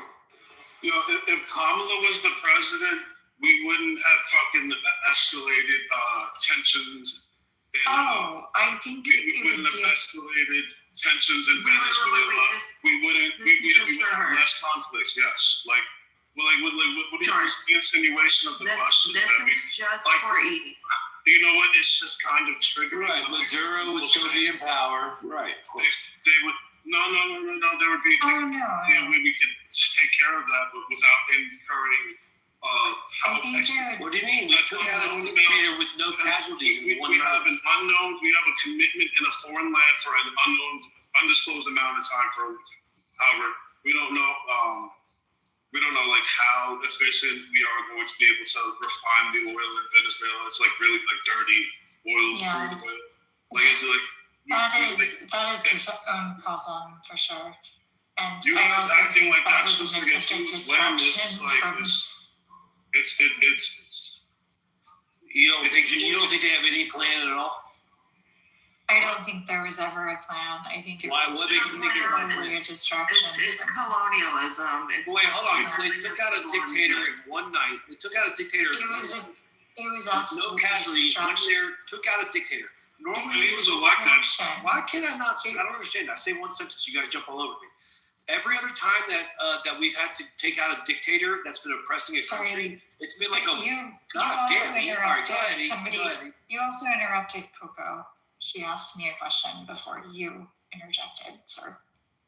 Okay, can you just answer the question and then let Mike go afterwards? Because I was curious about Mike's response. Your question about brunch? Yes. I think life would have been a little bit better. I do believe that I had 3 conferences that were scheduled during 2025. All of them got basically moved from the United States to Europe. All of them. And for 2026, all of them are in Europe. So, okay, what I'm hearing is you would be more comfortable if Kamala was to run. It's not me being more comfortable. It's that others as well. Mm-hmm. Others, yeah. It's when you work for a multinational corporation, people cannot feel comfortable coming to the United States if they're fearful that their phone is going to get searched. Mm-hmm. And that is what the guidance was for multiple state departments for different countries. The equivalent of the State Department for different countries. Without those brought, and some of them actually had that happen. I had from Canada. Okay, so what I'm hearing from you is you're unhappy with the surveillance and along with many other issues, the rise of the police state, and it's interfering with your business. Yeah. Okay. Yeah. All right. I got it. I was just trying to understand you a little better. Yeah, and I don't think I would be lying if I said that I wasn't either, Coco. I don't know. I'm not anti-Trump entirely. I mean, compared to who I think or whoever else I think could have been in this position, I don't think anybody could. I could have been, and it's tough. It's tough because half of it I feel completely violated. Like I'm ready to go to war, and the other half I'm like, those are things that I haven't seen in my lifetime yet, and I'm impressed. I am actually impressed. These are the things that my entire life I've waited for a president to say that he's done, and he hasn't done. Like slashing 270,000 bureaucrats from the federal payroll. That is that in 1 year. That is so. I love that. Or slashing. That's what I would actually argue against. Actually, that's where I'm like. I'm anti-government. I'm anti-government, so I want bureaucrats gone. I want them out of our laws, and that's another thing that Trump has done. He promised himself. He said that for every one piece of legislation that he passed, he'd remove 10 pieces, and he said that he's been averaging about 129 for every one that he's passed. He removes 129, and what that means, what that means is that's 129 for every one piece of legislation that's passed. Crimes that have been lifted that are no longer crimes. So it's now 129. Imagine 129 more freedoms for every one lesser freedom. You see what I'm saying? Beaver, all your plants just got a little bit more life. Wait, that's because I want to be fair, and there's other things too. He said that our inflation. What did he say? He said something that hadn't been done. I wouldn't I wouldn't put any credence on his words. Instead, look at his actions. That's exactly what we're looking at. So if we were to look and see, okay, like what did he cut the federal spending by $100 billion and slash the federal budget deficit by 27% in a single year? Yeah, he did. Okay, fine, that's cool. But look at the fact that measles became like a problem. It was eradicated in like the 1970s or 60s, I think. Yeah, because people came across the border that weren't vaccinated, and they came from other countries without being vetted. And there's a new Here's the thing, it shouldn't have spread. That's the problem. There's a spread that's happening, and a bunch of like information that's correct about. My sister's a doctor. There's a bunch of information that's actually like real science, real medical facts that are being completely slashed from our health system, and like lies are being exchanged instead. And that's fucking terrifying. So yeah, there's like, we have a chance of really horrible diseases spreading in the United States, and like probably more than we did before, because these people are like, the people who are in charge of like our science and health are actually, they're like anti-science idiots. Well, I actually, no, I agree with you, but who he was looking at for, who was it? The health czar, the health person, the head of the, Casey Means, right? And Casey Means wrote No Good Energy. I don't know if you've heard about Casey Means. Casey Means, Callie Means, they're incredible. They are destroying and breaking down all the problems of the medical system right now. And I am so impressed by them. I was a fan of Casey Means before Trump ever got wind of her. And so it's very impressive to me that he was even going to look at her for potentially putting her to the top to say, like, hey, look, we've been compartmentalizing our medical system where we have specialists and then they're not talking to each other. And so there's an entire breakdown of, understanding holistically how the entire body works as a whole, right? And anyway, and she's a doctor too. I mean, like she's an actual doctor. So this is from, but anyway, I think that there's a lot of good things that's happening, but there's also things that that I'm like ready to go to war for. There's two that I'm willing to die for right now. One is the situation of, packing up peaceful people that are here with families, right? Okay, if you look at my profile right now, there's a link that I have. It's called havenwatch.org, right? And this is one of many that are popping up, and these are people that are standing outside the ICE detention centers when people get released, because they release them in the middle of the night with no clothes, doesn't matter, cold, no phone, can't talk to anybody, and so anyway, they meet them, they make sure that they have clothes, they give them clothes, they give them a ride, they give them a phone call, whatever that they need, okay? So I forgot where I was going with that. Oh yeah, these are people that they have been here for like 20 years and that have just spent 6 months, 8 months, however much in a detention center, like a prisoner. Do you know what? There's just so many better ways to do this and go about it, and I'm definitely not for that. And I think that that's actually despicable. If they're a criminal, and like I said, and Joel, he wanted to keep just completely ignoring that I'm saying this. For people who have committed like Mellum insane crimes where they've harmed people, listen, take them. I don't care. Deport them right away. I mean, honestly, I really don't know how that's going to help, because you're just picking up a criminal and putting him in somebody else's backyard and saying, hey, you deal with them because they came from here. You know what I'm saying? Like, I think a good people would just make sure that they don't harm anybody else, right? But I digress. I'm not going to fight over that. But go ahead. You want to take the criminals? Go ahead and take the criminals, the actual people that have harmed people. But the peaceful people, the people that are contributing here, like I'm ready to die for that. I'm ready to be gooded and prettied, okay? I'm dead serious. And the other thing that I've been very, very disappointed with is the way that Trump has been handling our energy, like our environment and our ecosystem. And you know that this was coming, right? He's not approving any type of windmill. He's completely undoing all of the green energy, everything, all of the progress that we've made with that. He's undoing it all. And for the sake of capitalism, right? Oh, exports are up now. And I mean, like, what am I supposed to say, right? Everybody else, all the capitalists, the greedy, selfish capitalists are going to be like, yeah, that's great. Let's increase all this. Look at the gas. Look at how the oil and all these other things are up.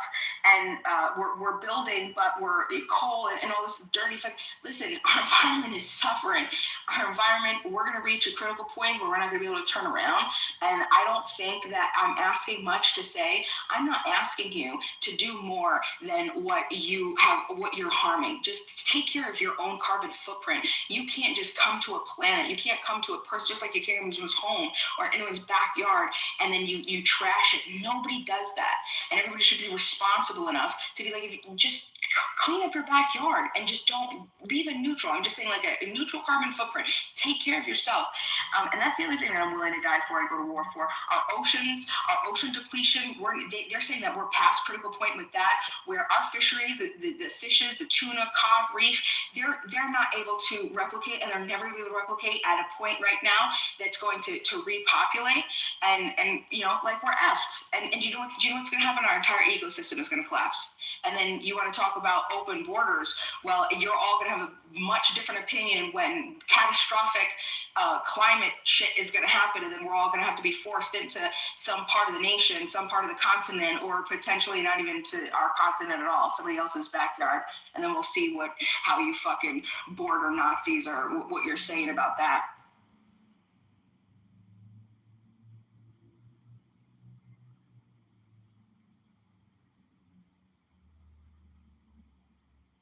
Thanks for coming to my TED Talk. Emma, I don't think you actually heard me, and we don't agree. Casey Means does not have a medical license, and she didn't complete school. Yeah, and she's basically this woman who didn't complete school. And she's a wellness, quote unquote, influencer. Didn't complete school. Again, no medical license. She is framing conventional medicine as conspiracies and flawed. And that's very dangerous. And there's other countries that are completely leaving, like, certain organizations our health system are tied into because the United States is lying. Like, at this point, they're fucking up our health even further. So no, I'm not cool with that. And as somebody with a sister who is a doctor and has been a doctor for almost 20 years at this point, no, I don't stand behind that when my sister is saying these are fucking red flags for the safety and public health of the United States people. I'm not going to go with some random woman propped up in the White House who doesn't even have a medical license or the proper school to be making these decisions. I don't even know how these people were put into these positions. Yeah, I think I'm going to be mean, but know that I still love you, okay? If you just like Google 5 seconds and try to find like an opposing position on Casey Means, you're doing yourself an injustice, okay? Casey Means she does have an MD. She does have, if you read her book, that's the whole point. She's been on multiple, all of the biohackers, Rhonda Patrick, I mean, she's even on Joe Rogan. You're talking about everybody, okay? What's it? I forget their names right now, but David Sinclair, all of the leading people in health right now, okay, she's spoken to, and she did have a medical license, but she chose to not reinstate it. It's not currently activated because she's doing something else now. She decided that she's not going to continue. Her brother was a part of the lobbying of the healthcare system, and he was able, together, they were able to piece together what exactly is happening with how much our medical, how much big pharma is being completely controlled by corporations and money and not actually health at all. And they break this down. So, like I said, you could do what you want, but you're doing yourself a huge injustice if you're just gonna, push that aside and say she doesn't have a medical license, and then that's as far as you're gonna look. Because I'll tell you what, the people right now that are doing the most in healthcare, Brian Johnson, Krista Lauer, all of these guys, they all are completely in agreement with Casey Means. Casey Means is the future of medicine, and it's not some wackery, it's not some kookery bullshit. It is understanding the complete integration of the human body, and it's exactly what everybody that's saying right now. Brian Johnson wants to live way past 100. He wants to live for a long time, okay? So that's his goal. He spends a few $1 million every year just doing tests. He's the most measured man in history. He knows everything with the human body more than any other human being. How everything affects everywhere, how everything's integrated. So anyway, I would trust Casey Means over anybody else, and that's way before I even knew that Trump was looking at her for whatever the hell position he was looking at her for. But what I'm saying is that's a really good. If you read her book, you'd understand. I mean, I might have it for free. I don't know if you'd be interested, but I might be able to let you listen. Is she like a doctor? You're being or mean. something? I think you're Is just. this a I doctor? don't think you're hearing me like at all. I don't think you are actually hearing anything that I'm saying. Because, yeah, I don't know why you're assuming that I just like Googled her and whatever. Well, because you said she's not a doctor. She did. She said she had her MD. She doesn't have it right now, and you would know that if you knew a little bit more about her. Am I wrong? I know about her from my sister, who is a doctor and who's been very upset with what's been happening for literally since the beginning of 2025. I mean, hey, these people are the people who are telling you that you can get autism from ibuprofen. And honestly, you just listed like a bunch of influencers. Like, just because somebody goes on Joe Rogan or whatever talk show, it doesn't make them an actual professional. Yeah, I know. Talking about Joe Rogan. No, I agree, but yeah, no, we're just gonna have to disagree. It's fine. I Wait, mean, like, what stuff, happens to like, credential in a no way that medical makes her- professional actually, like, majority of the medical professional field rejects that ibuprofen and autism are related. How is this woman credentialed in a way that makes her like qualified to hold the position she currently holds? She's not. I'm asking D-Master. I think because of, well, her position and then what she's looking for, what she spent her time just identifying patterns. I know, she talks about, the FDA, how it's 75% funded by pharma, right? There's 5 pharma lobbyists for every government official. She talks about all of it, like 9 out of 10 killers, 9 out of 10 people would be killed by, it's too loud for me, I can't do it.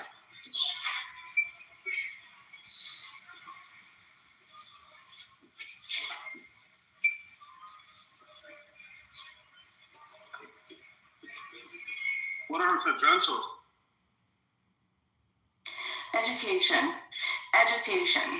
She's looking at everything, the entire system, understanding just everything, and that's the credentials. The credentials besides, anybody else. I think that it's her vision. It's her vision of what she's anticipating and what she wants to build. And when you look and you see that 95% of all the medical spending is spent on chronic disease, that 9 out of 10 people are going to be killed by metabolic dysfunction, that we have over 300 million prescriptions a year on statins. Okay, we have cancers, childhood cancer up, childhood diabetes up. We have, it just goes on and on. 25% of women on SRIs. There's just so much, and she that as an entirety. And she's saying, okay, look, obviously the medical system isn't doing something right.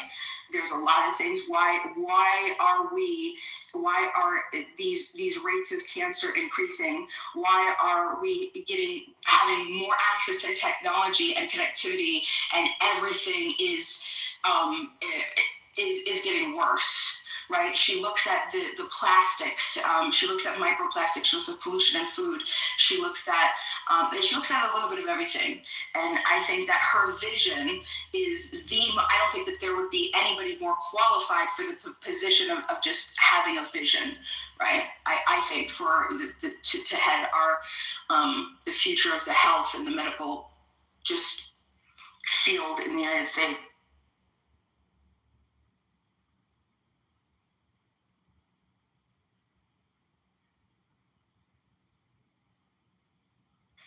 Yeah, I don't think Mike knows no faster than this.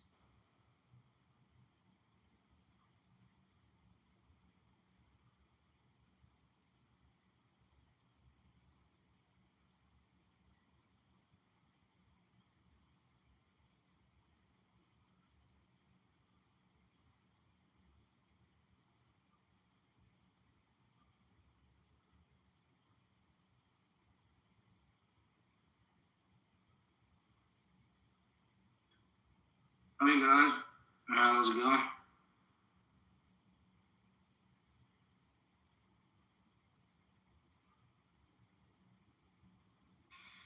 Did you just fucking say? That's it, how's it going? Fuck you.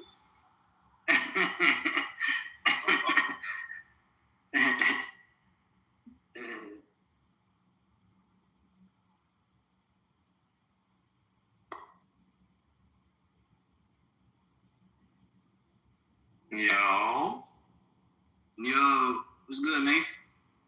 Hey, what's up, bro? Yo, you see we got Beamer back? Beamer's back? Oh, shit. No wonder I heard a familiar voice. Who's that? Yeah, man.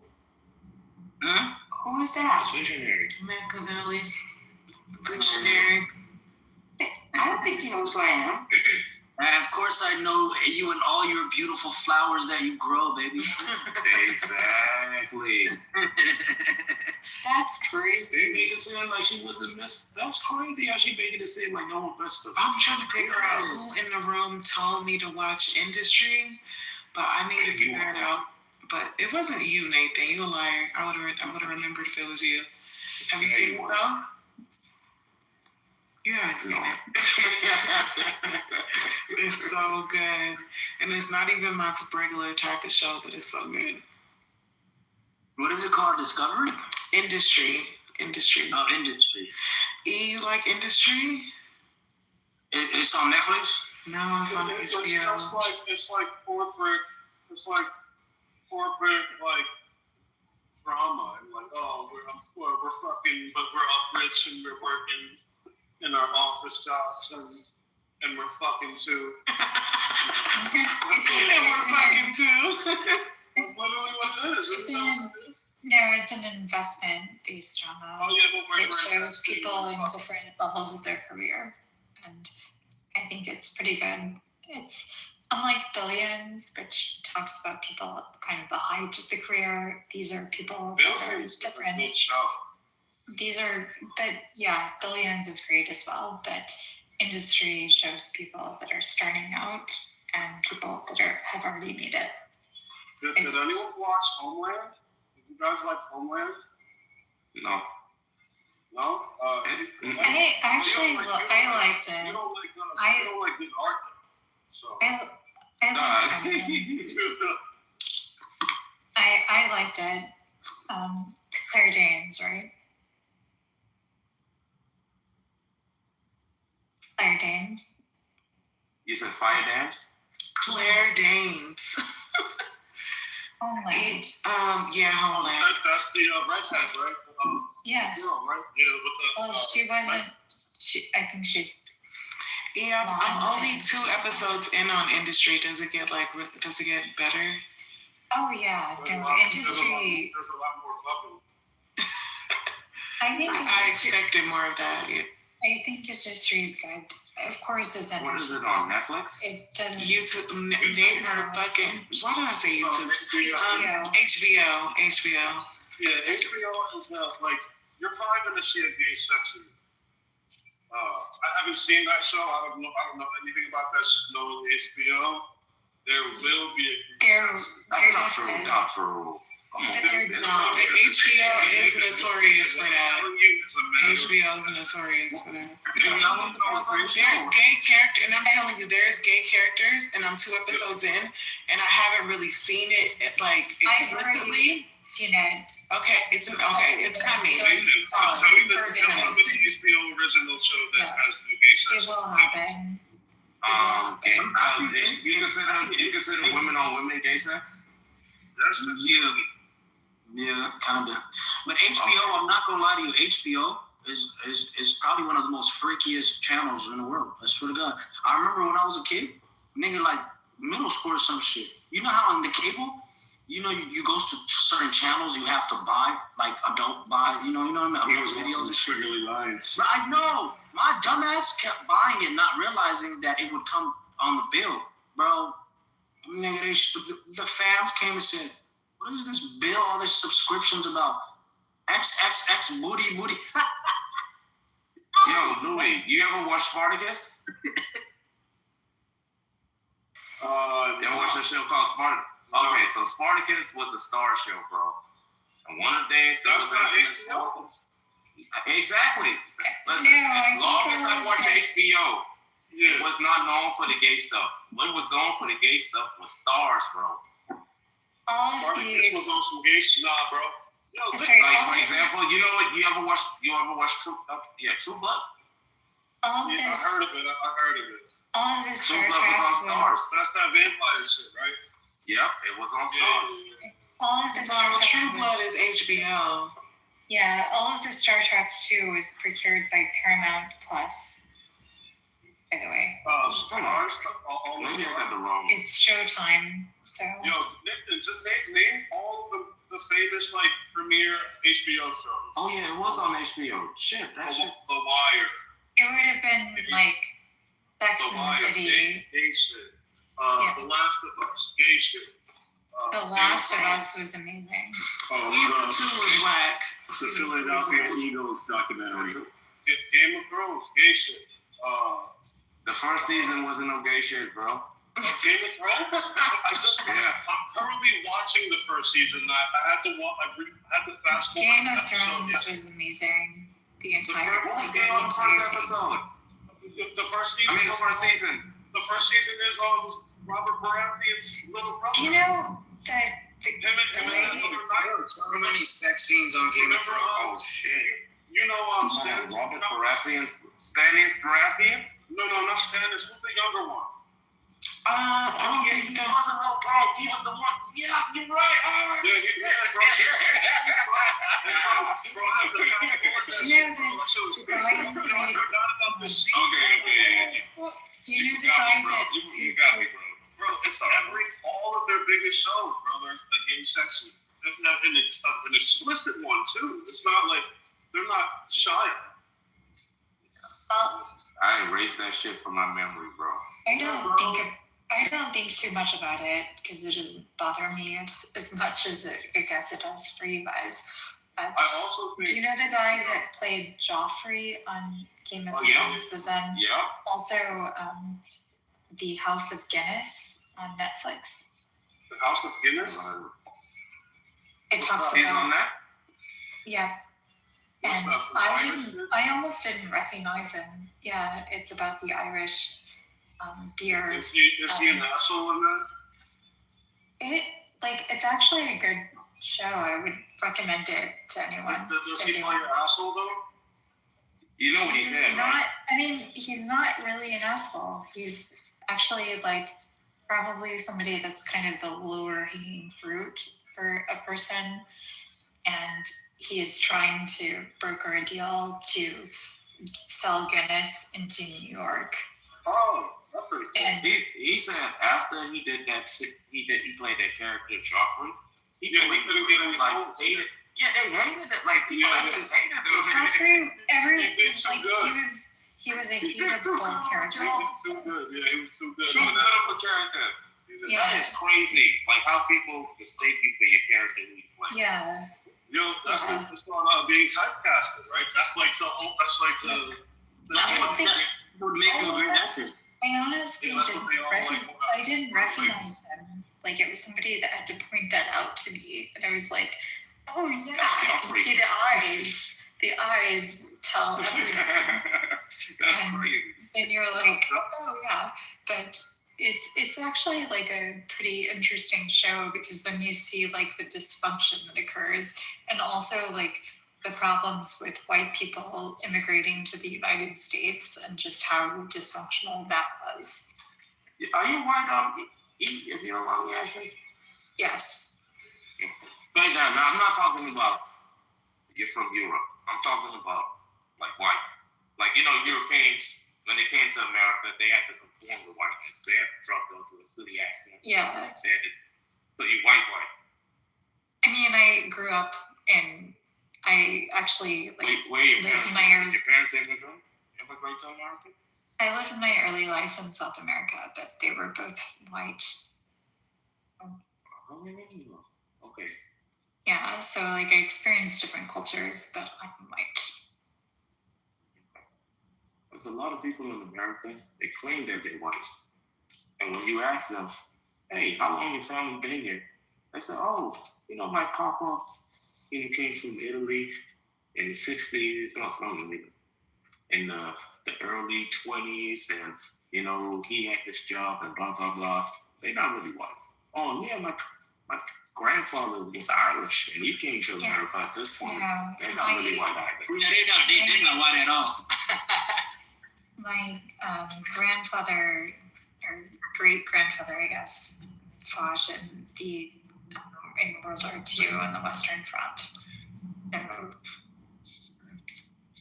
like, I definitely have heritage here, but it's primarily like Scottish, Irish, and English.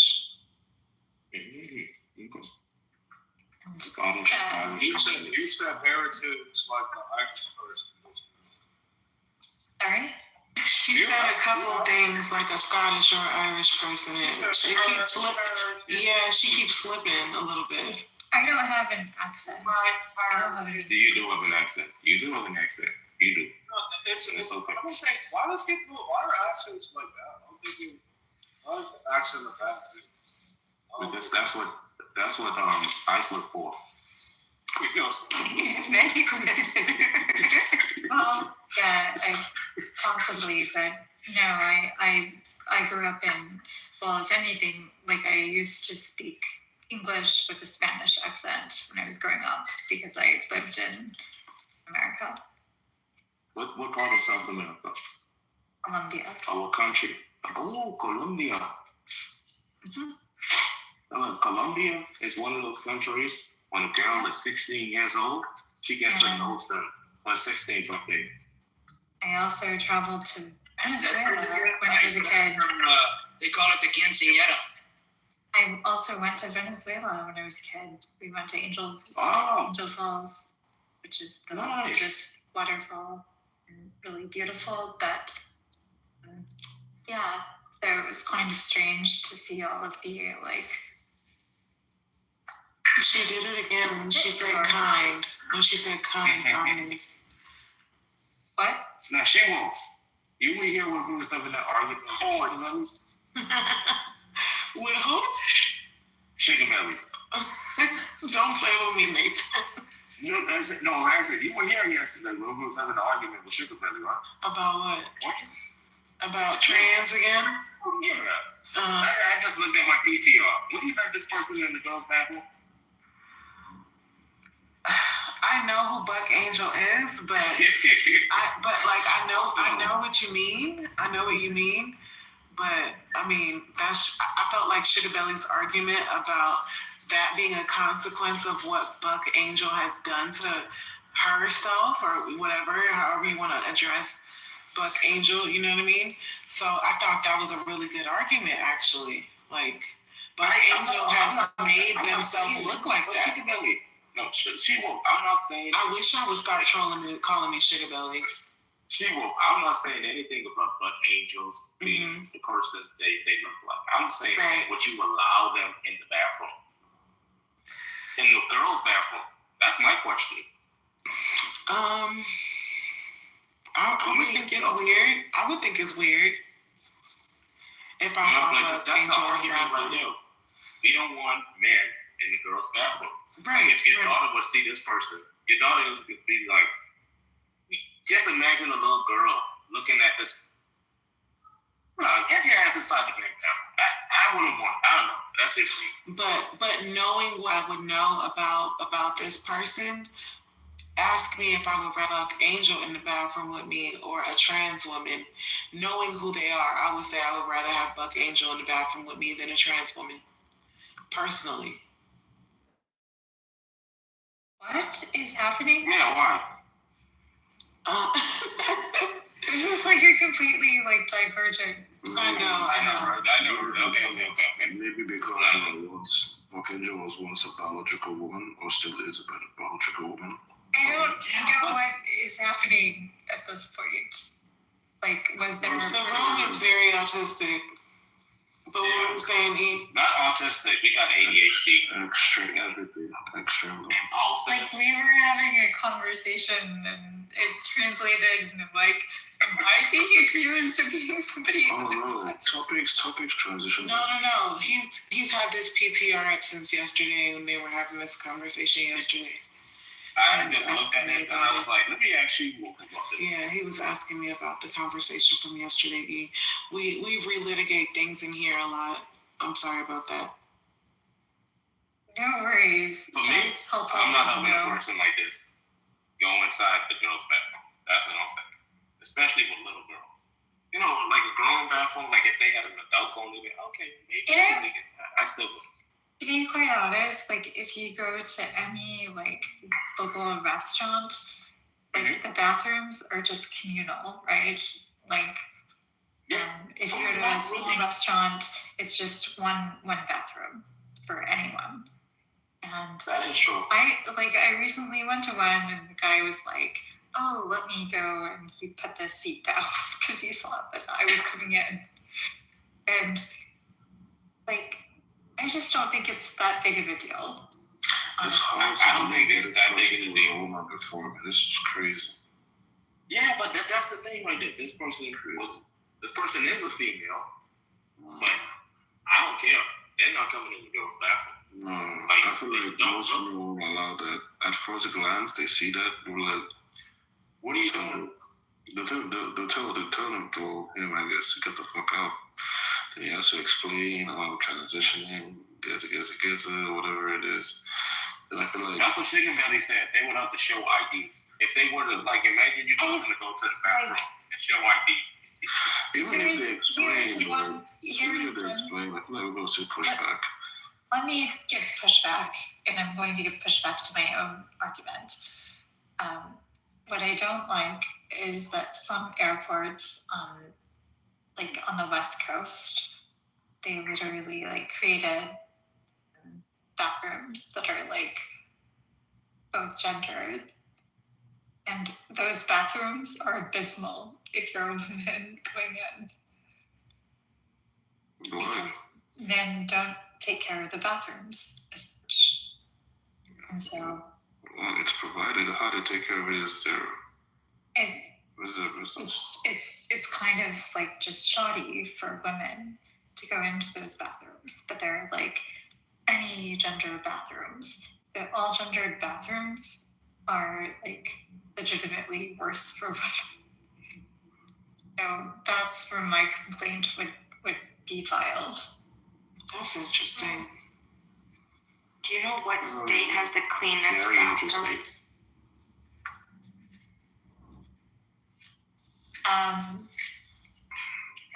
No, because I don't think there's been a consensus there, but has there been a study? No, my bad. I did a lot of traveling. I've traveled to maybe about 30 plus states, and I I hate the state, but I love this state. I think it's beautiful and it's very, very clean, but I would just get rid of the people. Utah. And Utah is the bathroom. I have never in my life consistently, it doesn't matter where, if it's in a Walmart, if it's at a gas station, if it's at a McDonald's, it does not matter. These bathrooms at rest stops, they are pristine. They are so pristine. They are so pristine. This is how hilarious this is. We're traveling out of Utah, and I have to pee, right? And so I'm like, please, I gotta pee. You know, babe pulls over. I run into a bathroom. It's a McDonald's bathroom, and I get into the bathroom, and it's like a dirty ass, messy ass bathroom, like anticipated. And I felt so at home because I'm from the East Coast, so I'm like, yeah, boy, this is. And now there's a line, by the way, right? And so there's a couple women in front of me, and I'm just like, yeah. And I was like, you know what? Finally, I didn't think out of all the places I've been in Utah, I didn't think that I was gonna find a messy bathroom, but at last there's a messy bathroom in Utah, and I found it. And the ladies are just like looking at me, like nobody's saying anything. So then I get back to the car, and I'm like, babe, you wouldn't believe it. And he goes, what? And I'm just like, I finally found a messy bathroom in Utah, and I felt so comfortable in there. And he goes, we're not in Utah. We've been in Wyoming for about 15 minutes.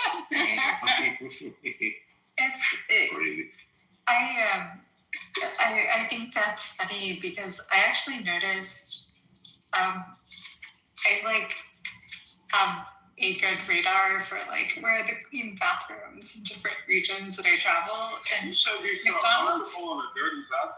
McDonald's has gone up, like this up this level. Starbucks has gone down, but McDonald's has gone up. Maybe that's depending on which state you're in. Because the last McDonald's bathroom I've been in, it was shit, literally in the place you took a piss at. You know the I also don't go to the urinal. The urinal, it was like a log. That's a parking of a society. They do a pretty good job of cleaning. That's a dead society where people are sitting in the urinal. That's a sign of like, that's an anarchy. That's a lawless society. Don't you do that to anarchy? No, I've heard that this restaurant. I heard that this place has the best cleanest part of America. It's called Buc-ee's, whatever it's called. Yes. Buc-ee's? Buc-ee's, oh yeah. I don't know what that is. Buc-ee's, they don't mess around. I mean, think about a gas station, but like Walmart size, pretty much. That's Buc-ee's. Like I generally try to travel to places with Costco in the region. People go to Buc-ee's all apparently like they idolize that place like crazy. They even sell brisket there and everything. I love Buc-ee's. Yeah. I haven't been in Buc-ee's, but I drove past it. That shit is huge. Buc-ee's is boss. It's like a Walmart, but everything is so cheap. It's Walmart? It's like Walmart. The jerky, the beef but jerky. It doesn't make it better. It's better than Walmart. And I'll tell you why. Where is it located? Oh, Buc-ee's? Yeah, what? Where is it? I was in Texas when I was at the Buc-ee's in the Texas areas, but there's a few others in that area. But most of the Buc-ee's that I've been to is in Texas. But the reason it's better than Walmart, I'll tell you, because they outsource. If you shop around, their selections aren't like the typical, outsourced manufactured trash. They work with real artists in the region, in the area. And so there's I'm talking pottery. I'm all artistic stuff, candle makers. Yeah, oh, you already know it had my heart. But a bunch of other things, artistic, cows, things made of different, art pieces. And, there was just a bunch of different things. And they were all from, little mom and pop shops, little people and artists and stuff. Oh, my God, it was so amazing. Speaking of that, I think I got you now. Now I know the thoughts. Nothing. I got a I've question. been glazing. Wait, what? You've been glazing? Yeah, listen, I told you. I said, I'm going to learn how to do it by the beginning of next year. It's the beginning of next year. Oh, I didn't know. Well, listen, I got to know. You're going to have to update me. Yeah, listen, I've been making like some pinch pots, some core pots. I'm going on what you call the wheel thing again? It's just a wheel. It's the potter's wheel. Okay, yeah, the potter's wheel. You want some pottery, nigga? So you trying to I'm gonna show you some. I'm gonna show you what I've been making, man. I'm gonna make my own ramen bowl as well too. I did a part of that. I'm gonna go on the wheel. Maybe this weekend. We're gonna have to talk about your glazing and your firing and all that. Hey, yo. Yes. Wait, this can I ruin Bucky's for you real quick? Okay. Okay, listen to this. It couldn't help having a stroke. Another former worker revealed that one of the co-workers was forced to finish their shift in the middle of having an active miscarriage. What? Apparently, Bucky's has a toxic work environment. Like, it's fucked. Like, imagine it's terrible. Just like Walmart. They work like slaves. They do the, even the guy that was reading this was like, it's awful. Like, do you know what, Luffy? I actually get that. Now that I'm thinking about it, I remember those people look stressed out. There's like women, they're working the cash registers, and you're walking in, they're like, "Welcome to Bucky's," like just like trying to like manage everything. Yeah, no, that's crazy. That's sad. Yeah. They have a and this one is also there. Listen to this. The lack of professionalism in the store. Many have revealed their own personal stories with the lack of professionalism in the store, including one former employee who saw a coworker get fired because she had a stroke. Bucky's fun. Yeah, no, that I wonder which state that was in. I wasn't expecting you to ruin it like that from the stand. I'm not saying next time. Yes, that person had a stroke. She was from the Midwest, weighed probably 400 motherfucking pounds. So she couldn't carry it. They've said so. I think it's like apparently they pay them very well at Bucky's. Like, the pay is pretty good. So they will go there and work and everything. And even co-workers, when they get there, they can't even find a parking spot because it's always packed. And if you're literally a minute late, they're gonna dock your pay, but like they're gonna move like we're losing like an hour on your pay pretty much. And it's they can't do that. They can't deduct money from your pay in an hour. But I will tell you this though. Let me tell you this. I will tell you this. Bucky's employees get paid very, very well, right? Oh, yeah. And you look at the surrounding area. These motherfuckers never seen $25 an hour. So more is expected out of them. A couple of weeks ago, I think one of my guys hired 2 guys to work for cleaning hoods for restaurants, right? Mm-hmm. Normal companies, they pay $20 an hour. I'm paying $35 an hour, right? Mm-hmm. They got $35 an hour. That's fucking great, you know? I never believed this job. Wait, are you saying that because like they're being provided this opportunity to make this like amount of money that they might not have been able to make before, that like they're not owed like they don't understand. And let me tell you my experience. So these two guys wanted to do a mediocre job. My manager went in and told them, after inspecting the hoods, hey, they need to be pristine, perfect. They didn't know what to do. They didn't know how to handle the expectations. They didn't know how to handle the stress because they're getting paid a lot of money and the expectations are high. Now, this Bucky people are coming from fucking Walmart making $15 an hour, and nobody holds them accountable, nobody pushes them, and they feel pressured. high standards are not set, then If you're not doing $25 an hour, you gonna get less than $25 an hour? The payment structure is this: warehouse and grocery operative $18 an hour, restroom crew $20 an hour, food service and car wash $21 an hour, team lead $20 to $23 an hour, department manager $25 to $25 an hour, assistant food service manager is $33 to $42 an hour, assistant general manager is $100 to $150K annually. Bro, they get paid well in that store, man. It's crazy. Because we talking about the regular people, bro.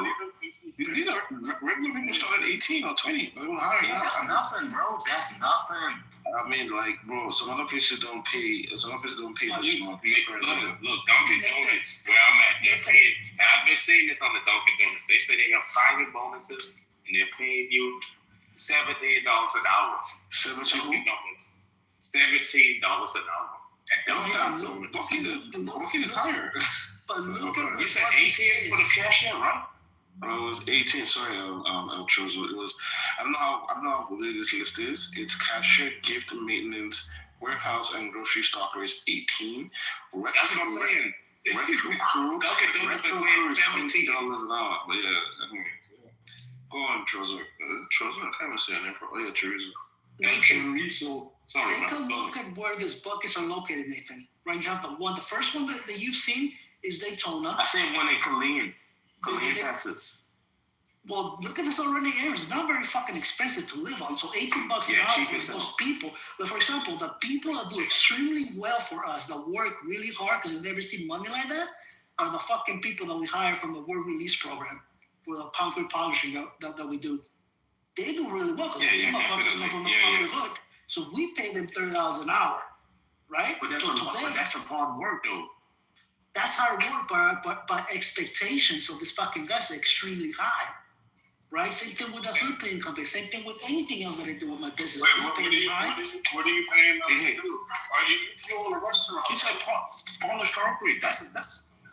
Hey, polishing concrete, Nathan, you have a burnisher that you just swing side by side. Concrete is not hard. Yeah, it's a fucking science. The dust, the silica, all that other stuff. You know, concrete, these guys are wearing $200 masks with filtration systems. They're not fucking wearing those N3 masks. Yeah, so it's not hard work. It's just precision work job. You gotta be smart. You can't hire fucking a dumb person to do this shit. No. They gotta be disciplined. But anyways, going back to Buc-ee's, you pay people well, and they're not used to getting paid well, and then they find out that there's a whole level of standard expectation of what excellence looks like that they've never been used to. They're gonna get stressed. You know, apparently they're gonna open a Buc-ee's somewhere, but the town pushed back. They pushed back. The one that pushed back, Nathan, our closest Buc-ee's in Florida, well, to you, is going to be the opening of Buc-ee's in Port St. Lucie. I have what you're saying, Chorizo, but I feel like if your work ethic is solid, then that carries on with you no matter where you go. I think people who are going to do their, like, my thing is do your job. I don't give a fuck if you work at Wendy's, if you're mopping your floors, if you're fucking like doing your office job or whatever, just do your job. I hate people don't do their job, and I have to be on the receiving end of that. Like, I'm a customer, and there's just some motherfucker not doing his job. So I do your job, but don't get treated like a fucking animal because you work for. You're feeding the builders. You're feeding the steel. That was the second part. I was like, I'm definitely. I understand that sentiment. Like, you gotta treat people like they're fucking human beings. You know, like some of the shit Luffy was saying about Buc-ee's was like, I think it's just, I'm not sure if it's just, like they're not used to having, like, you know, like their standard of work raised, you know, so they're falling back. This just sounds like some bullshit.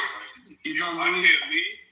Yeah, no. I'm the guy you're talking about, dude. I am very good at making money. I'm very good at launching ideas.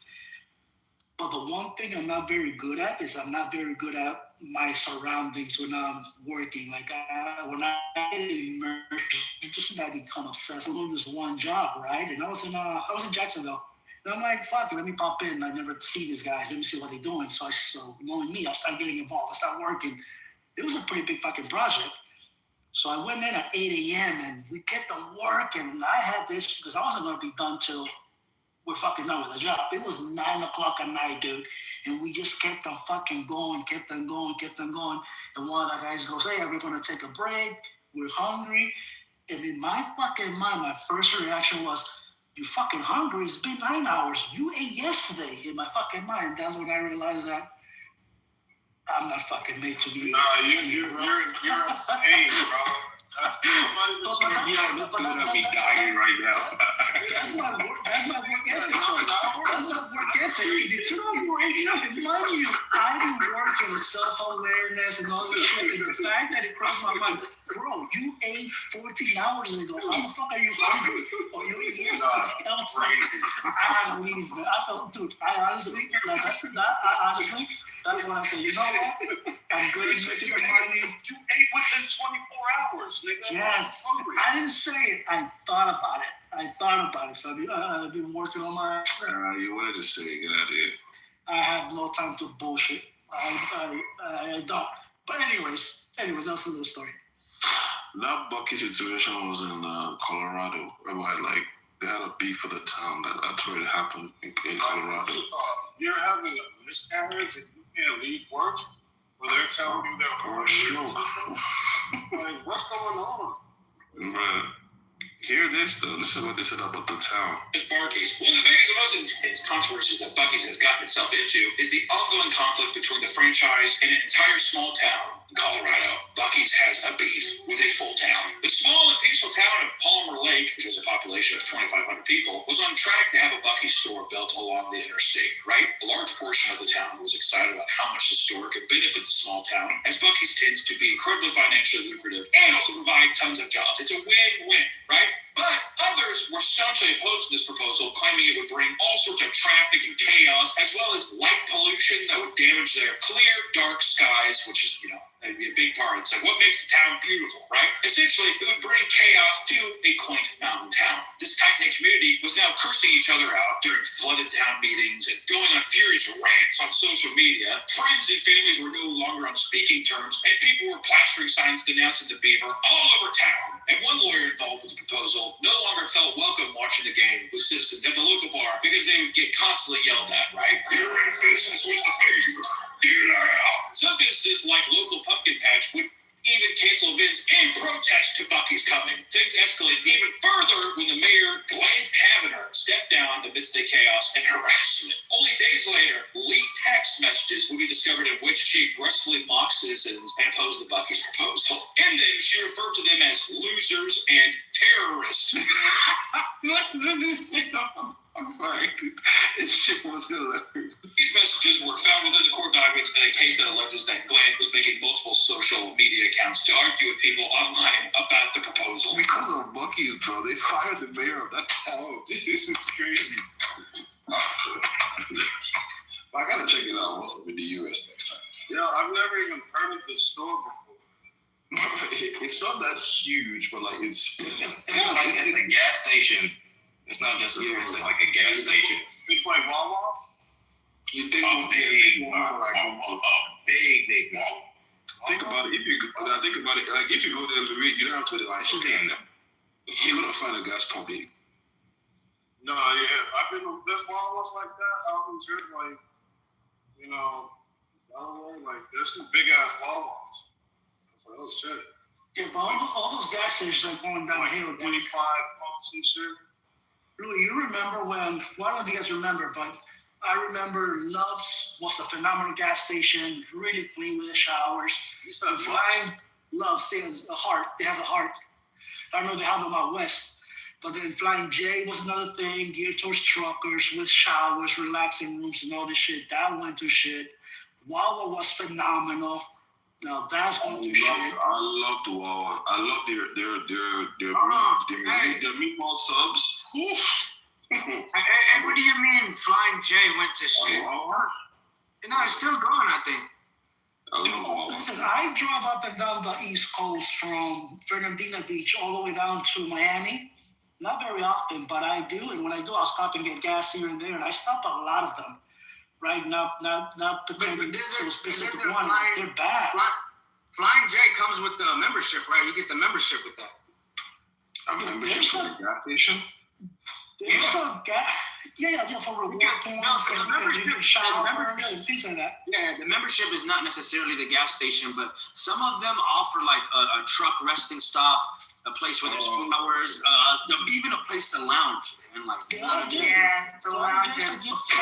are geared towards truckers, and they all have a Denny's or a Denny's restaurant. Actually, is what I've seen. I took a shower on one of them. It was actually very nice. Yeah. There's a gas station, I forget the brand. I've seen 2 of them, and it's a European brand. And it reminded me of the gas stations in France. Super fucking clean, super fucking nice. I hope those make a presence in the United States, because if you think Wawa, this, the other is really nice, this gas stations, European gas station style, man, they're fucking pristine, dude. Yeah, in Germany too, it's quite nice in Germany. The gases are actually very, very, very clean, especially in Berlin and Frankfurt. And you know what's so crazy? Those areas where I heard you pump your gas first, then you pay. In Germany? No, there's certain areas even in the States that allow that. We have a gas station in Palm Beach Island where you pump your gas, or someone pumps it for you and then you pay later. Or they have tag reader cameras and they'll bill your house. You don't even have to pay. We have one gas station on the island. I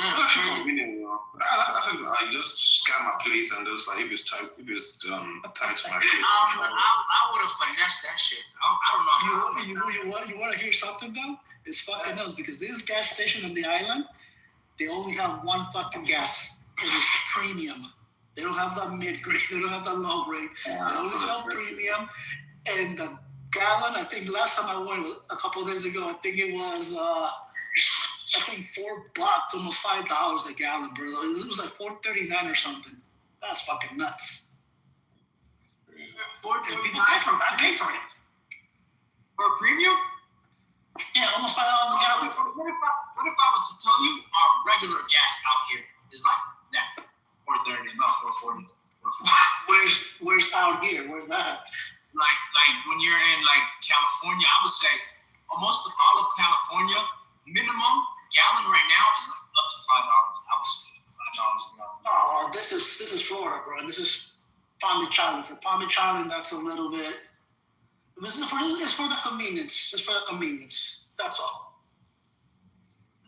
We also have a guy that goes around your house. He has an app that he fills up, who drives around the truck, and he fills up your gas tank, but he charges like $9 a gallon. And I never used it, but he's out there. So pretty much he keeps $4 himself for each gallon. There's another guy too, this old black dude, man, that's fucking killing it. And you know what he does? He drives around his Dodge Ram 1500 or something like that, and he has a trailer behind him, and what he does is he washes trash cans. Like, he washes people's trash cans. And I signed up for his monthly program, and he charges $5 a can, dude. And he does it once a month, and he's got the whole fucking island. Like, nobody else comes in. He took care of the whole island. You know how many houses are on the island? He does that. He does dumpsters. He pressure washes the porta potties for the construction guys that are building at the Breakers Hotel. He does the porta potties. His hand make the thing. That's the suction. He has the suction that sucks up all the poop. He doesn't do that. The porta potties, what he does is he spray the inside, and then he just soft washes the inside. He doesn't pump up. He does an additional wash. Yeah, he just does an additional wash once a week, because you and I know, if you've ever been to porta potties or construction sites, they might have been up there for a month. Yeah, so he just does they that. come after a month. He charges $50 per porta potty. And Honestly, if I was thinking about the amount of houses trash cans, he's probably clearing almost 20,000-30,000 a month just driving around bodies.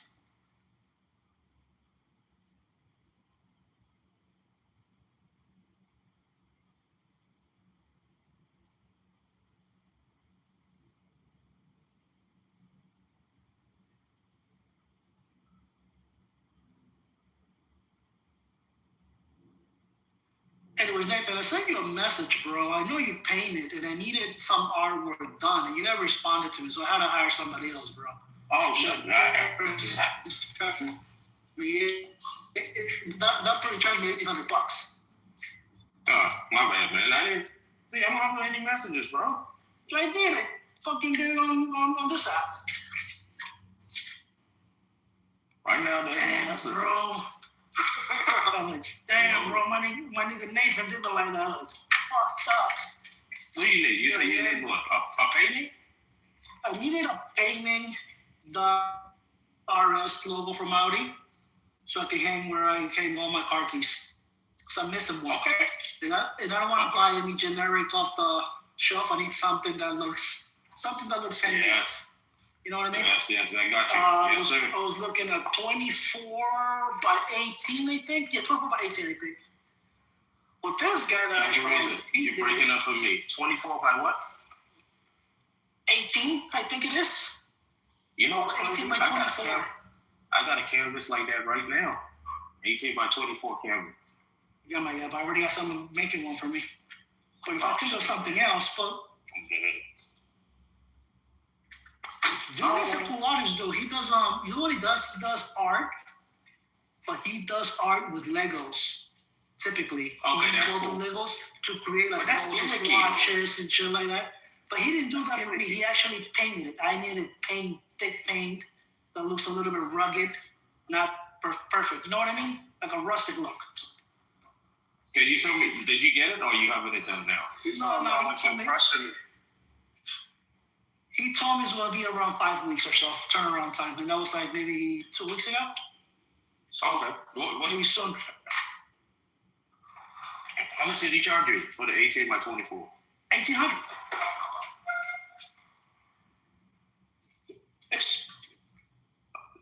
You breaking up. I didn't even hear you. Say it again? 1,800. You know, like his favorite liquor. The tequila. Yeah, that's not bad. I was even gonna call knowledge, but I'm like, damn, this nigga never got back to me. He doesn't want to do business with me. So I'm like, fuck it. I didn't call knowledge to tell you. I swear to God, bro. I sent you a message, a back channel. I was like, hey Nathan, you got a minute? And you never answered me back, bro. You sent it to the wrong Nathan? You say you don't got nothing. How do I stream my lip? He sent it to the Great Value Nathan.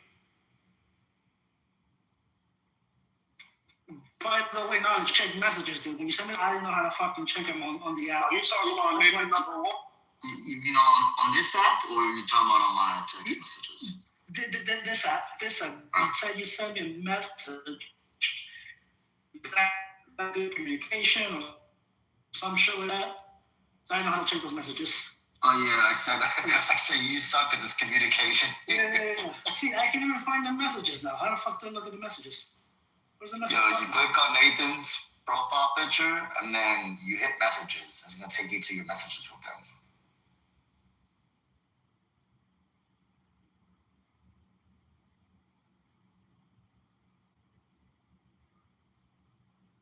Apparently, Ellen DeGeneres eats babies.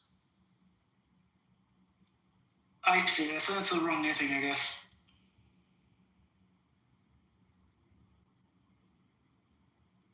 This nigga must be a boomer.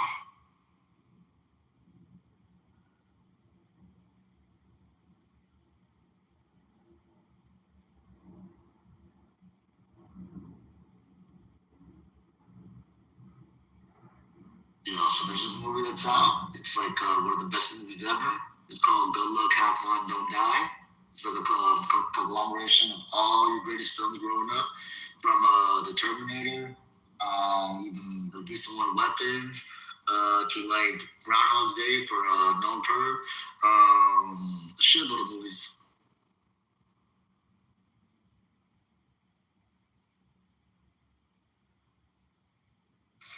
Wait, what happened?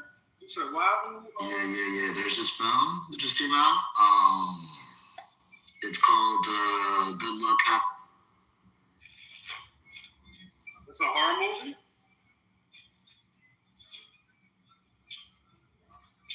It's a horror movie?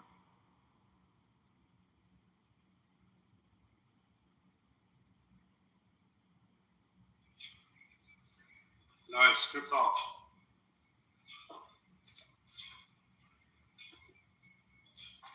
No, he sent me a text. He said, I don't answer questions. I'm fucking dying. No, I was talking and someone muted me. I didn't mute you. Oh, you thought I muted you? Yeah, I thought you muted me. I thought you were being funny. Oh, because I said Groundhog Day for Tim, so Tim did it. I did it. Oh, I'm screaming. All right. Yeah. It's called Good Luck, Have Fun, Don't Die. It has a bit of the Terminator in there. It has some weapons in it. It got It's like an action movie, like a thriller. It's a sci-fi, sci-fi thriller, mid comedy. It got a little bit of everything. It got some Black Mirror. It got some Black Mirror content. I'm not sure if I can trust you though, because you told me to watch The Long Walk. No, you misheard me. I said The Longest Mile. No, this dude told me. No, nigga, you said The Long Walk. He told me to watch this. He told me the same thing too, bro. He was like, I want you to watch this movie. You guys heard me wrong. It was a documentary on lies. And then afterwards, I said, I watched the movie. He said, no, I didn't say that. I'm talking about this movie called The Invention of a Lie. The Invention of the Lie. Starring, what's that? I just think you're saying the wrong movie. We want some bullshit. He's like, no, I said this. He's saying some other shit that sounds like the movie that he said. I got some hearing issues. I'm gonna keep it a stat together. Nah, that's what you said. You said The Longest Walk. The long walk. The Stephen King bullshit. Never said Stephen King. I don't know what you're talking about. No, I'm saying that. Oh, Louis, I watched that movie. It was quite decent. That movie was. Bro, Luffy, I don't know what these niggas saying. Hey, about what? The Longest Walk? The Longest Walk was. These some haters. About what? The Long Walk was the bad one. No, it wasn't. Wait. The Long Walk, isn't the Long Walk with Dr. Shit or Cash or something? I don't know. It was it's just pretty much you just walk.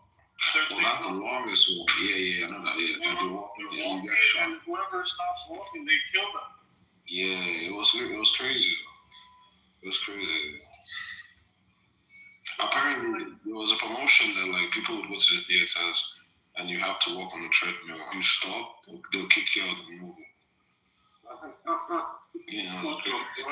Yeah, I know. It's kind of like who wants to watch a movie like that? That's like people paid, people watch, people did it. I was like, what? I want to be lazy while I'm watching it. Exercising while watching a movie? Fuck you. I don't always want to be lazy, man. Ain't about being lazy, my brother. Go get it done, man. Listen, yesterday, shout out to Chillers, bro. The Sugar Belly went into Andrew's room, and I heard the room was jumping. And then all of a sudden, she came to our room, and that room just like, whoop, and she stayed there the whole time. Chillers for the women, bro. You said she made his room jump in, then she came in. What happened? I didn't hear you. No, I said no. I said she was in Andrew's room, right? And Andrew had like all the Clubhouse atheists that migrated to Discord and went back to Clubhouse.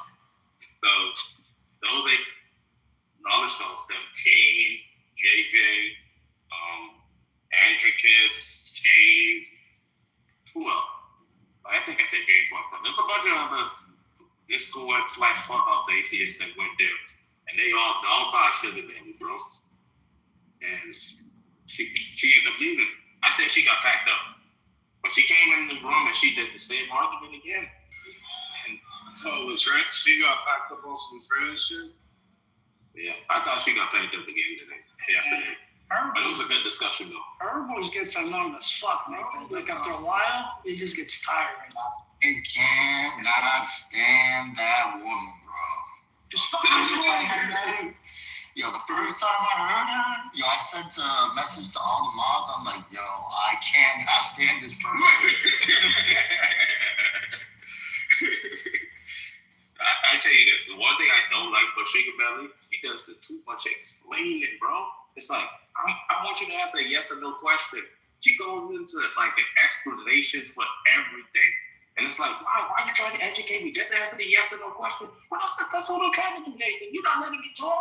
I'm like, okay, go. No, it's the most difficult thing to monitor. Yeah, because she grew it. It's like, and then she doesn't realize it's because she hear her own voice. It's like so much unnecessary information.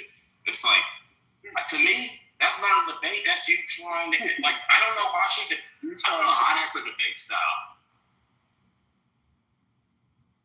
I just want to hear have a regular conversation without talking about in Nigeria, the Muslims, and in Nigeria, the women, and in Nigeria, the underage marriage. I just, oh my God, just a regular ass conversation. What movie do you like? What's your favorite color? I would say he wants to take a shit and it don't stay. No, the thing is, it's always gonna stay, bro. She can have those conversations too, but she just can't be the one steering the conversation. She likes to steer the conversation. But you kind of have to take the wheel away from her because women can't drive, and I really believe that. So you gotta take the wheel away from her.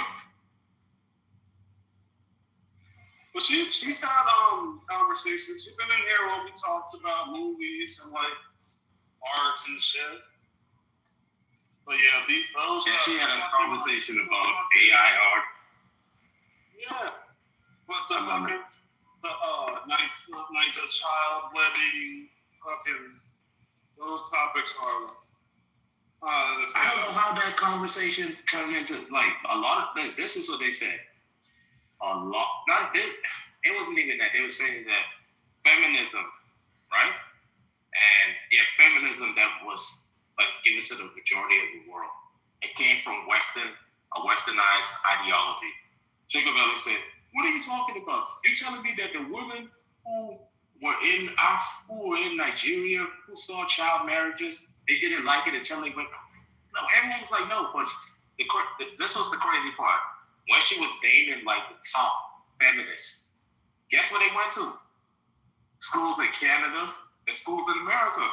And that's like the smoking gun right there. Like every time you name a feminist, you see that they went to school in some Western state. Exactly. But the straw man was that, they don't need America to understand that, child marriage is bad. No one made that argument.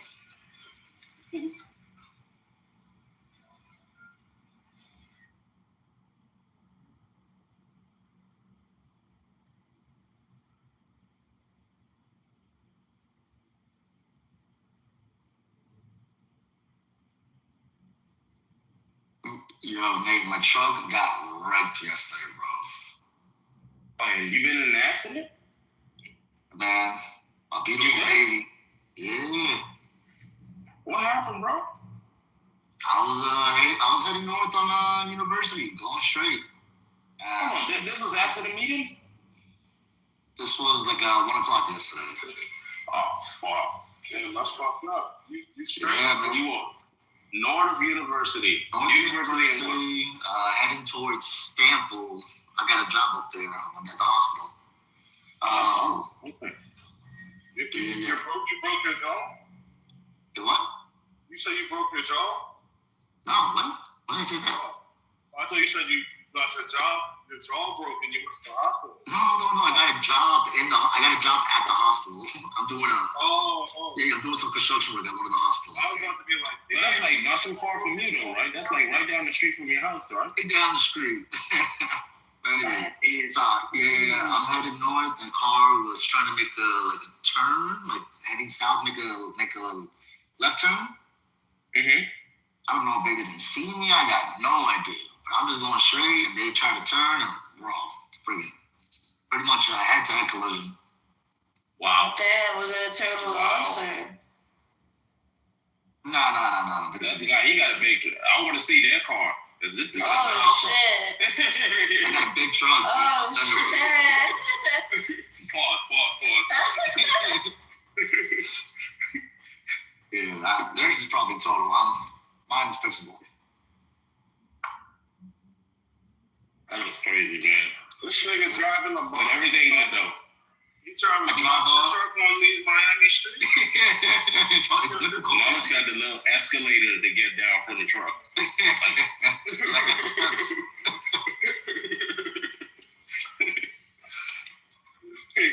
big man. I drive a 3600 dually. That's fucking ridiculous. Yeah. I know, man. That thing is huge, bro. Yo, you have no reason to cry about gas. I mean, I guess you're using it for utility, though, right? You're like, yeah, bro. I got a small ass driveway, bro. And this nigga be backing in, bro. half of the truck is on the sidewalk. I'm like, yeah. That's too much. What's the use for dualies? Like, why did they make them? I'll tell you my favorite usage of it. I'm able to fit a entire sheet of plywood in the back, 4 foot by 8 foot, and I'm able to fit 2 pallets of block in the back. I mean, there's several reasons. Construction wise. It makes it easier to load. That's it.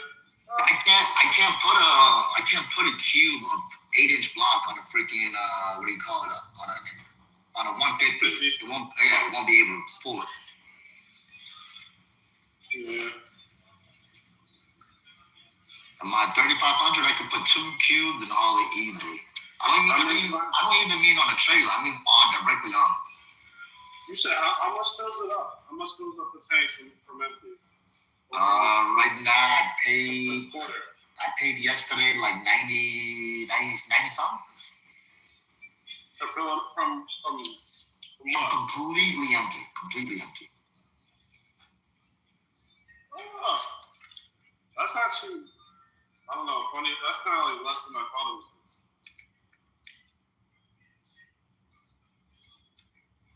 Do you think that for Yeah, my flatbed takes a lot more. My flatbed costs like freaking somewhere between 150 to like 175.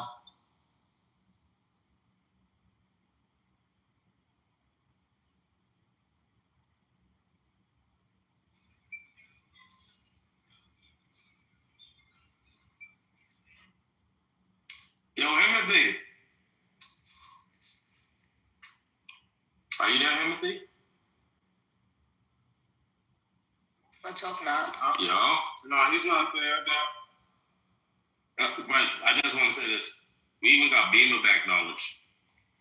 Beamer was here yesterday. Beamer was here this morning. I saw her. Bro. I gave her the eye emojis. I didn't know if she was there or not. Yeah, man, they were with the fake Coco. And it was like a bunch of. No, that's a real Coco. Mm-hmm. Yeah, we need more white women in the room. Oh, speaking about sugar belly, she packed up Samoa last night. For real? Oh, what? Yeah. Samoa Patty got jumped. It was her, Incan, and somebody else. I could believe that. Incan and Samoa got beat, man. That should be so petty. Man, he was like, I'm going to tell everybody what Samoa's going to do. After we promote the link, he's going to say, I never had X.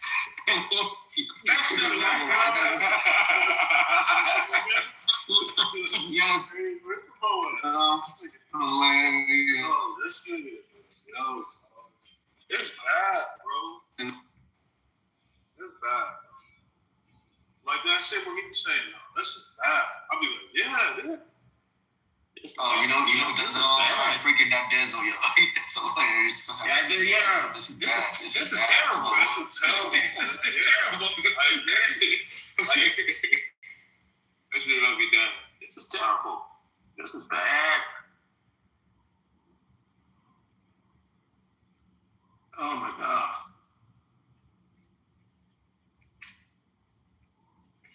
But my dog Beamer back. What's the name? Those came through yesterday too.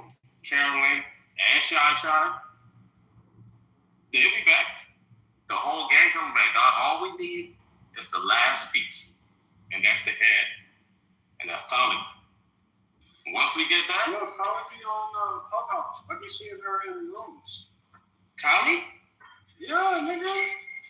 stop playing, Bro, I thought I told you the other day, bro. It was Bro, it was when you made a new room. I popped in the room and it was like a few heads, and I was like, yo, Tyler's on the app. She's like in some room.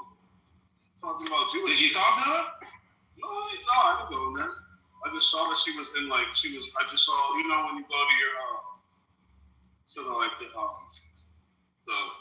the message bubble on the bottom, and it shows all of, like, where everyone is. Like, it shows, like, a She messed up. Huh? She messed up. I'm gonna make sure she come back. I didn't know she was back. Yeah, she did. I seen her on the app, like, this week, I'm pretty sure. Oh, I didn't know she was. Yeah. What happened, bro? You still haven't told me this. Yeah, let me tell you what happened, Louis. I left for 5 days on a cruise. I came back and Nathan had a hold of the boo. Him and Brad.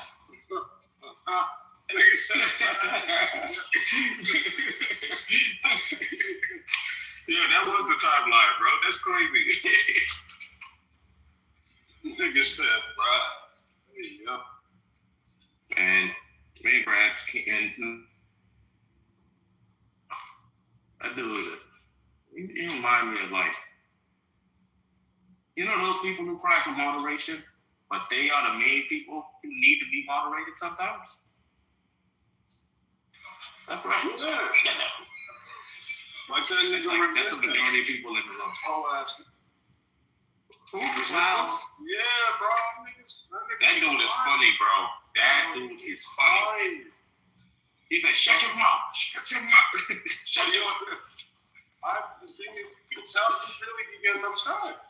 I don't think so. I think he trolled the majority of it. That nigga be upset, bro. When he start doing the thing where he won't stop yelling, you know he's upset.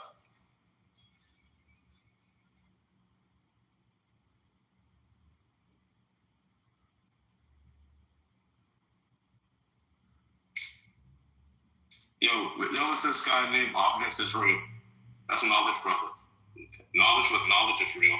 His name was Objects is Real. And this dude was insanely funny, bro. He was a character, bro. He used to joke about him living on the streets. And he talked about, oh yeah, I'm from Chicago and all this other stuff. Anyways, when you start talking politics, this dude would go wild, bro. And I never understood that until it happened to me, bro. And I was like, yo,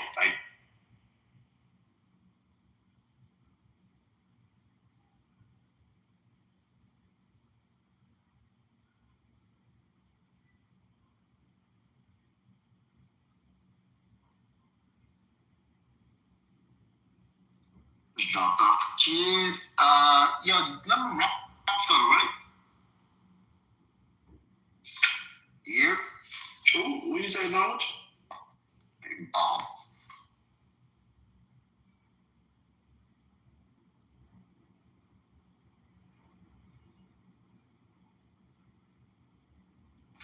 Yeah, go on mute, bro. Don't say no dumb shit like that again, bro. Before we do something.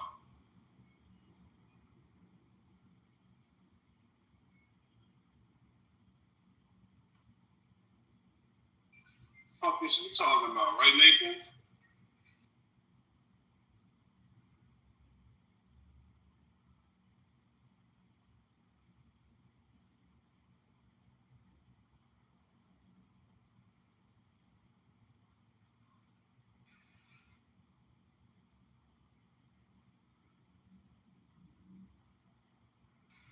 Yo, hey Nathan, you know Edward Hopper? No, who's Edward Hopper? That's Bonnie's real name. I'm fucking dying. He's a impressionist painter.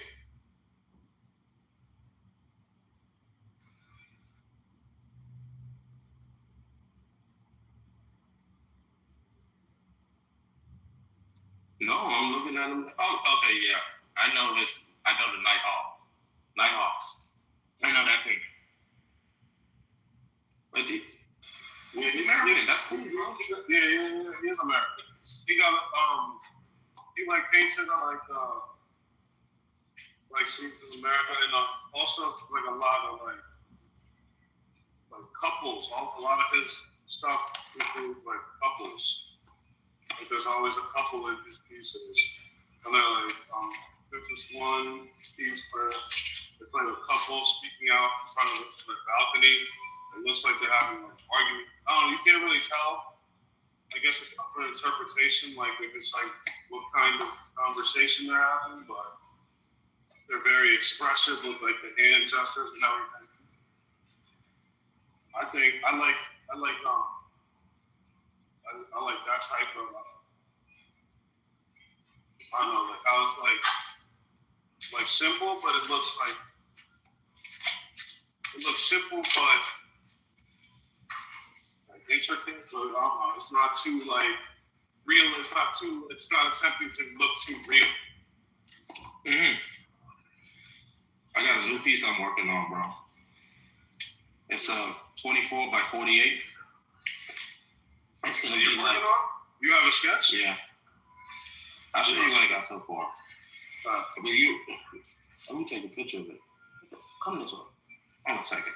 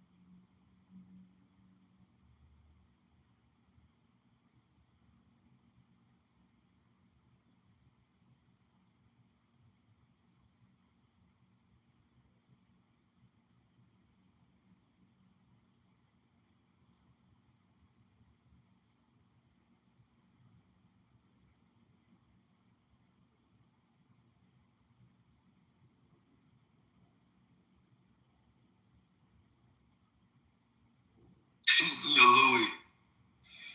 Yeah. Were you here when I told CEO? Hey, yo, CEO, did I ever tell you you look like someone I would rob without a gun? Wait, no, I think didn't I say that to you though? I feel like I said that to you sometimes. No, I don't think so. That's definitely my line. No, I remember when you said it to Dominic. Yeah. Nigga said you could rob him with a strong suggestion. I've been using that same line like many different ways to a lot of different people. So the first one I did it to was a CEO. He was like, "Try it, nigga." Oh shit! I know. Yo, CEO be like, he be like, I don't know, like glimpses of real niggas. I'd be catching me off guard. When he does it, that should be catching me off guard. There'd be little glimpses of real nigga that happen to pop up. Like, yo, it's like, don't get it fucked up. I got robbed at gunpoint in a plantation one time. I don't know if you guys want to hear this story. What did you say? You got robbed in a plantation? You're talking about the story when I robbed in that plantation. I thought you said, shut the fuck up. Plantation, the place with like 5 people? Remember like Gustavo, like you were like, no, like you don't get it. I was like, no, I get it. You would get robbed in a place where there's nobody there. That was the joke. You remember that when you said, I forgot who you were talking to, when you were saying, oh, I got robbed in Plantation. You know how pussy you got to be to get robbed in Plantation? Yeah, I remember. That was the fucking Tim. That was the Tim. Oh, was that? That's why Louis, my boy, was like, oh, that's not funny no more. But do you remember the amount of people that were like, I would have killed that motherfucker. I would have shot that. Okay. Wait, who said they would kill who? That lion. There was mad people that were like, oh, God. I would have shot him. I would have took his dick. Like, okay. Oh, yeah. If someone pulls a gun on you, even if you do have a gun on you, like, what are you gonna get? Like, what are you fucking Walker, Texas Ranger? Like, you got the fastest quick draw in all the West. How are you going to? You just gotta like give it up, even if you have a gun on. If they get it out on you first, then like you lost. Yeah, but Louis, you don't think it's a little weird that Tim got rid of all the CCTV footage?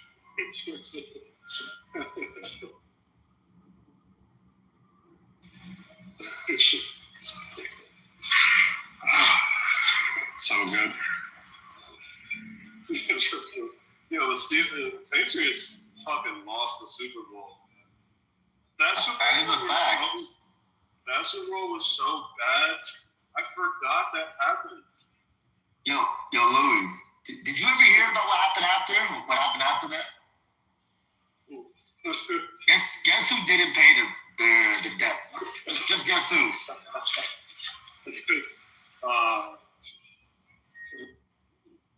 Alright. If you had to guess, who's supposed to pay Patriots more than anything in this room that's possibly on stage right now that they're on the Patriots? Oh, I can't be 10. Yes, sir. You know how much he owes me? I'm sorry. How much? Is it this $1 billion bet? Yes, bro. Get the fuck out of here. Nigga, I was like 25. I was like $50. What you want? This nigga pulled. Nah, you know you're lying. You said I can pay you back over my life. He pulled a Dr. Evil. And I said on. He pulled a Dr. Evil. He put his pinky out. He said $1 billion. That's not true. I sent you $3.05 last week. And that was the first payment towards the billion. This guy sent me $3.05.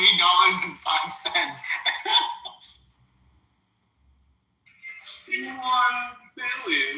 Yeah, he's Mr. 305. Louis, did you get that? What? He sent me $3.05. Oh, fucking go to Miami. You guys really upset a lot of people with the Miami shit. A lot of people, well, not a lot of people, just the idiots think that me and Knowledge are actually like beefing. Seriously? This is real life. They're so upset. They're like, you guys have to stop this. And I'm like, why? This is, I think, like the burger shit. Just all you guys. Yeah, the burger shit was one of my funniest ones.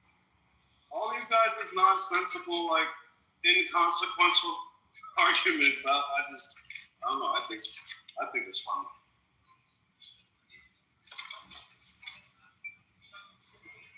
But yeah, Knowledge. I'm at the airport heading to Seattle.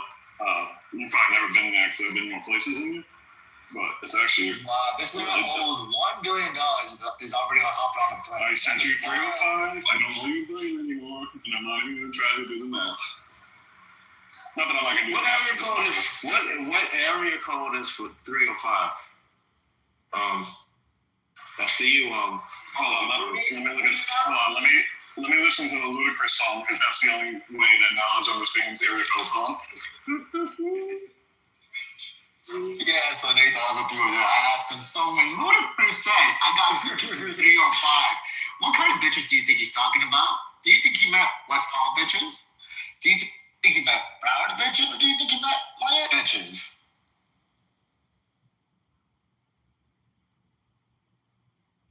I think to Tim's point, he meant the ones in Miami Gardens.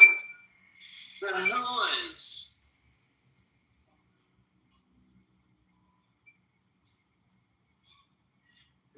Yo, Tim, do you know anyone who uses Wicked like normally? So Wicked is like Wicked smart. Wicked is like 90s, like Mad, like I'm mad hungry. Like Mad is and Wicked are like 90s phrases. Mad is not like I still use it because I grew up in the 90s. the people in New York still use Mad. Yeah, but people your age, do they use it? Hell yeah. Oh. Mad is like timeless. At least I thought. That's like a time. That's like I don't know. Yeah, but that's more. Yeah, but like that's how I also feel like it's northeast because Californians say hella instead of mad. Oh yeah, you could be saying hella.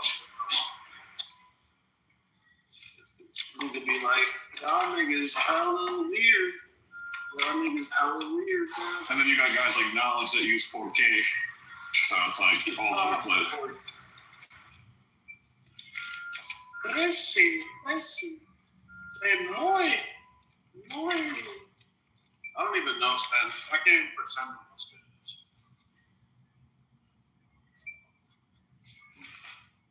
Señor.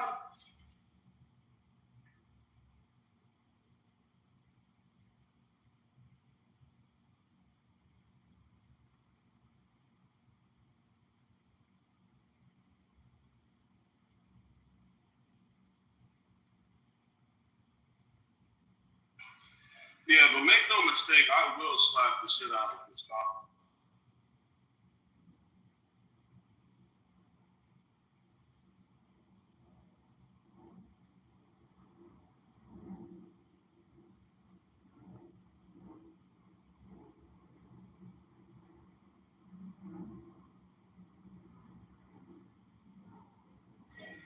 Do I want to? Yes, I do. But I also have to.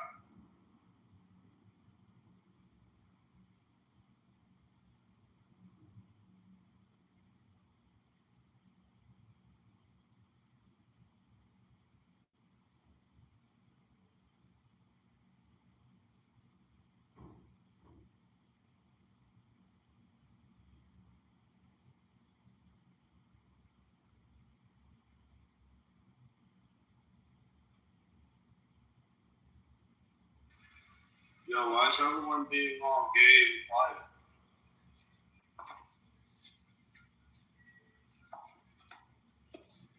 Are you guys like gay or something? Hey, Emil, are you up? Are you there? Oh, you guys think it's just boner or something? Yeah. That's crazy. It's just so insane.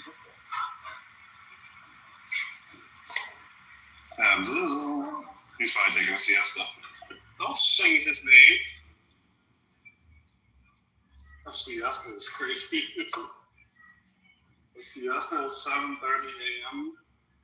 is wild work.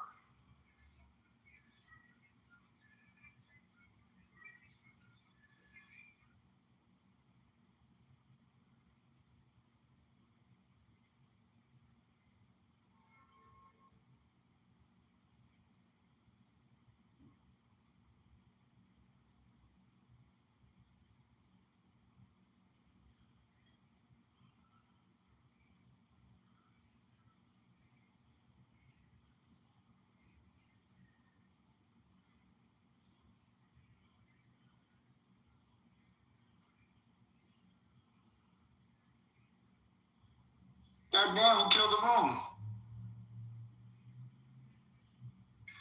Everybody.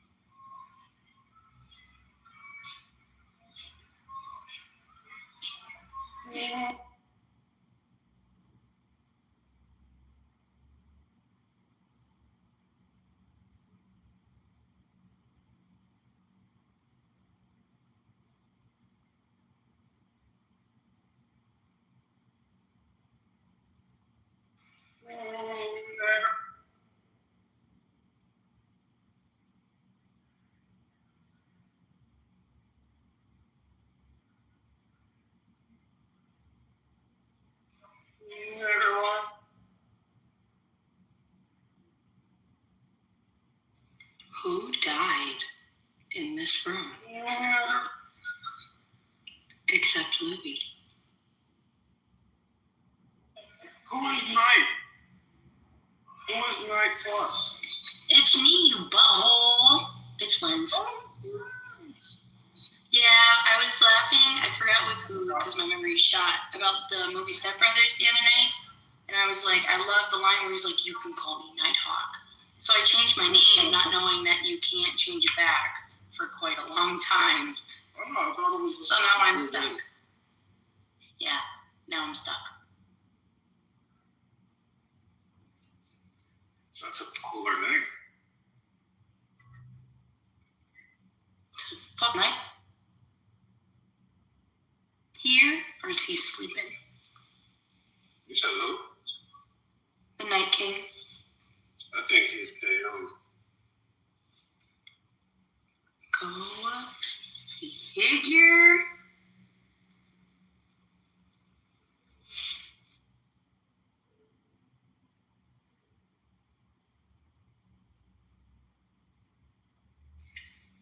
What you been on, Lens? Not much. I'm just getting ready for work right now. Yeah, no. Working during the day and then again at night. How about you? I'm literally leaving work as we speak. Go home and get you a nap. Yeah, I'm probably. Also, who traumatized Elise? Why is he quiet? Elise? Where's Elise at? The little baby boy next to me? Yep, every time we talk, Nathan mother abuses him. Nathan, you better stop bullying my baby boy. He is healing. Leave him alone. See, you made him leave. Nathan's a bully.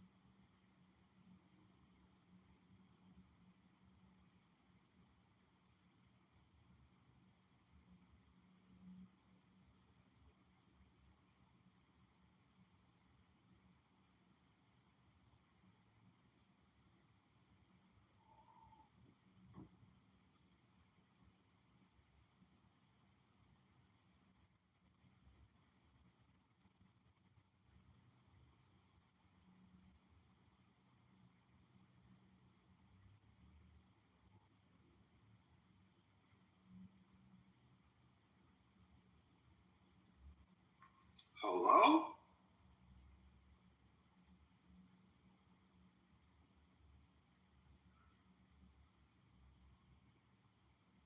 Am I in the Matrix or is no one talking?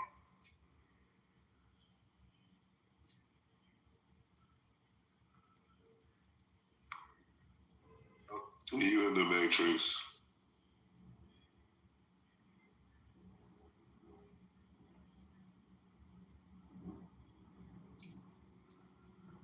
Yo, what up, Kendall? I know Kendall. I know this nigga Kendall hung over like a bitch.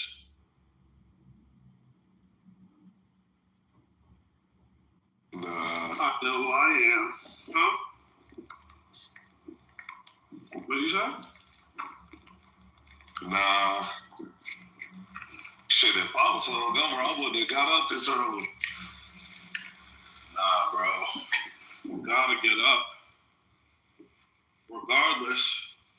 Nah, shit, if I sip too much, that's it. I gotta call in.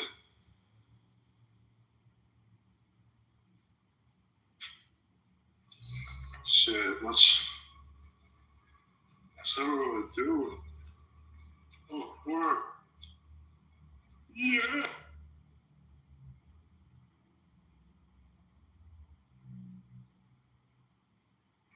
Yo, why is that?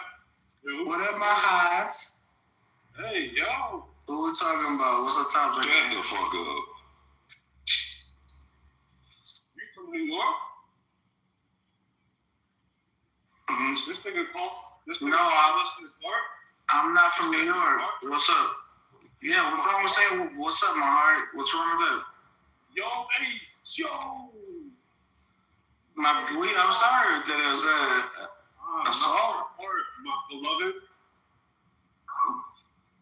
Not your heart, beloved. What's the topic at hand? We talking about you, bro. What about me? Just shit. Like, should I move you down or should I just? Oh, here we go, Nike. Come on, man. You had me done all day. You had me done all day, man. Like, what should I do to dog? Like, both. Yo, CEO. Gustavo was talking cash shit earlier, bro. I was like, bro, shut the fuck up before I get my nigga CEO in here. Bro, he's talking all types of stupid shit, bro. Like, say what you were saying. About what? Oh, the cat got his tongue out. He was saying, can you tell me what I can argue about? Like what? Yeah, at least once to argue. We tell him. Oh, I don't want to hear that nigga talk again. Hold up. What? Miami? Yo, this nigga CEO. Juland? This nigga Knowledge was talking about how he robbed you with like a number 2 pencil or some shit. Some crazy disrespectful shit, bro. I was like, yo. Hold on. You were talking about like 5 hours. Yo. I want to stay out of your dreams. It's real disgusting that you having these fantasies about me like that. So just chill, Hey, yo. I'm not gonna lie. Knowledge is the last person that is gonna rob somebody. He's a nice guy. No, I would rob that nigga and stop.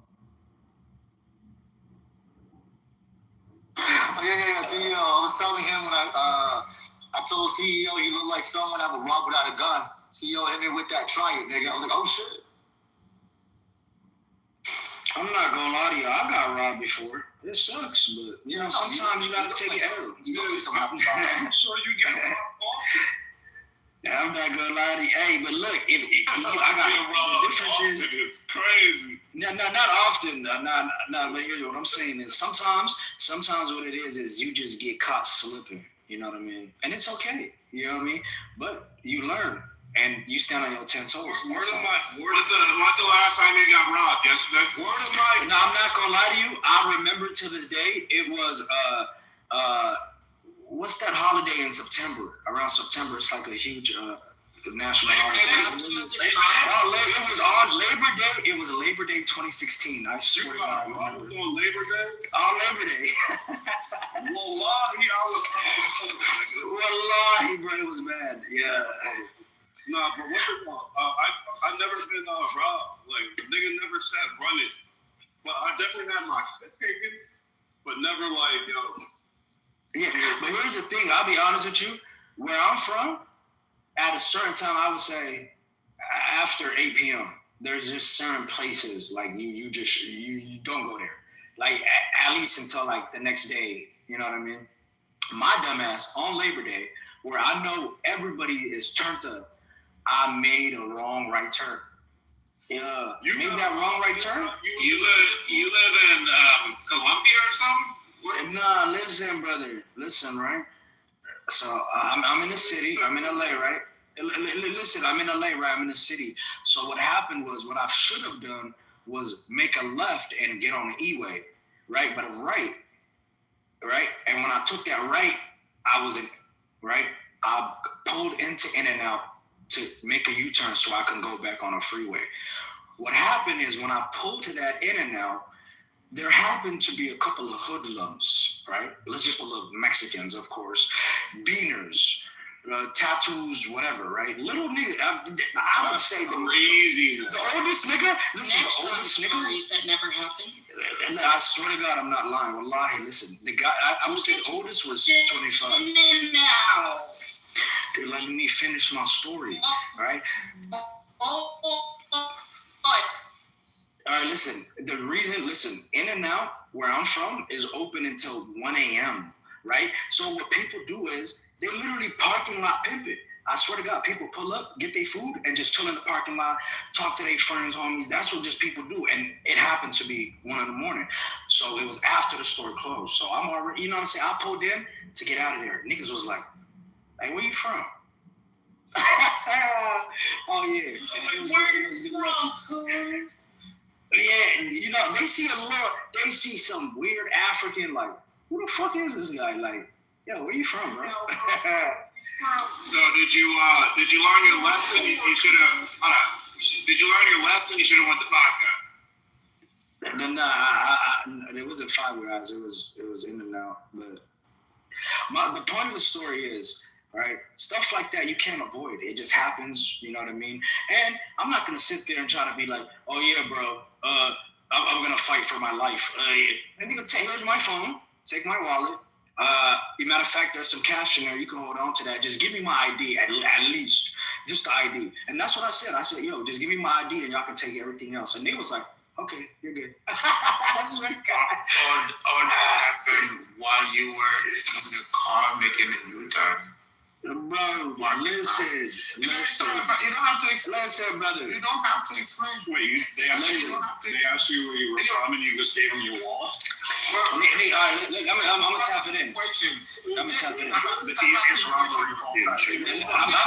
Listen, I'm making a long story short. I'm making a long story short. Now the story gotta get longer. You see what you did to? Listen, brother. You know what this guy? Listen, you know what I noticed about man. Listen, they said, hold on. He said, just take my wallet. You know what I listen. I'm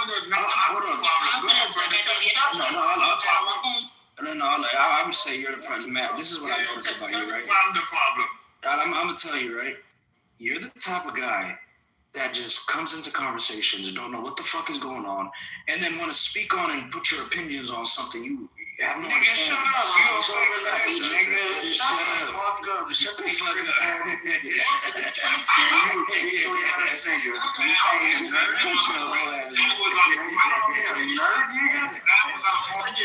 You're Mexican. Don't defend yourself. Yeah. Shut the fuck up. I know this part. That's a fact. Let Matt at the front. Let Matt Hey, yeah, so I'm the problem. No, listen, man, I made a long story short, right? All I'm saying is, at the end of the day, niggas get robbed. And you take an L. That's it. Like, sometimes you take an L. What I'm saying is, the only reason why this whole conversation started, listen, the only reason why this whole conversation started is because I said that knowledge is not the type of guy that will rob somebody. Can I tell you a story when I got robbed? Was in Colombia. I was in a taxi, a bus, not a taxi, a bus. And then we were in this winding road, and then this guy pulled up with a tank. What part of Colombia? And then,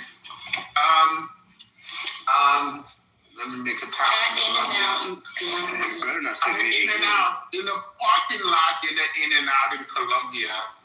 Now, Cali, we're gonna take Cali. You never said Colombia. What the fuck are you talking about? Can I talk about when you got to the store walking? Oh, okay. And then they put out and then another guy came out with an helicopter, and then he pulled out the chopper on everybody. Out of nowhere, a short Mexican guy wearing a cape that said Superman showed up. He beat them up and gave us our wallet back, and then we got to continue on our way. No, he's just being sarcastic. Okay, yeah, that was beautiful, bro. I loved it. It sounded beautiful. Why are you so emotional? I don't know why your story is true and my story can be true. No, it was beautiful. I loved it. Okay. I love the sarcasm. Amazing. How do you know he's being sarcastic? Oh, real? I'm offended that I cannot be trusted in telling a story about something life experience.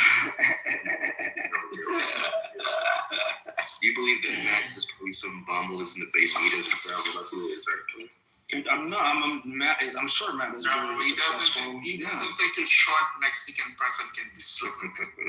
That's what he thinks. Yeah, but I'm not gonna. Where I'm from, I swear to God, the Mexicans. I'm not gonna lie to y'all. Look at me. Think about it. Listen, who the fuck is this night girl, bro? Hey, listen, emo. Easy, brother. They're not just emo. I have been. Not emo. What you thought I was? Because last time you said I was an emo Australian. Colombia. No, it was banter. Absolutely destroyed Peach. Listen, it was banter, baby. Relax, banter. Yes, sweet boy. Mwah, I love you. But listen, at the end of the day, Mexicans are not. Listen, wine over there. Hey, Mexicans are not the ones to play with. These niggas running like at least 20 deep. I would say a majority of them, 9 out of 10 have a tattoo face. I swear to God, they have a tattoo face, right? And they walk around with a fucking shrink all the time. Like, you know what I mean? Just probably like got a pocket knife. Somalis don't carry knives, nigga. We carry fucking bazookas, nigga. No, they just have daycares. Nah, Mexicans do carry knives. I ain't gonna Somalis be carrying sticks around right there in the fucking Sahara. The sticks and knives is two different things. But listen, brother, right? I would say, and on top of that, the whole fucking cartel run half of the West Coast. So California is literally cartel. Are we letting this black Mexican keep talking? Like, come on, nigga. Like, this is talking about Somalians with grenades or something like that.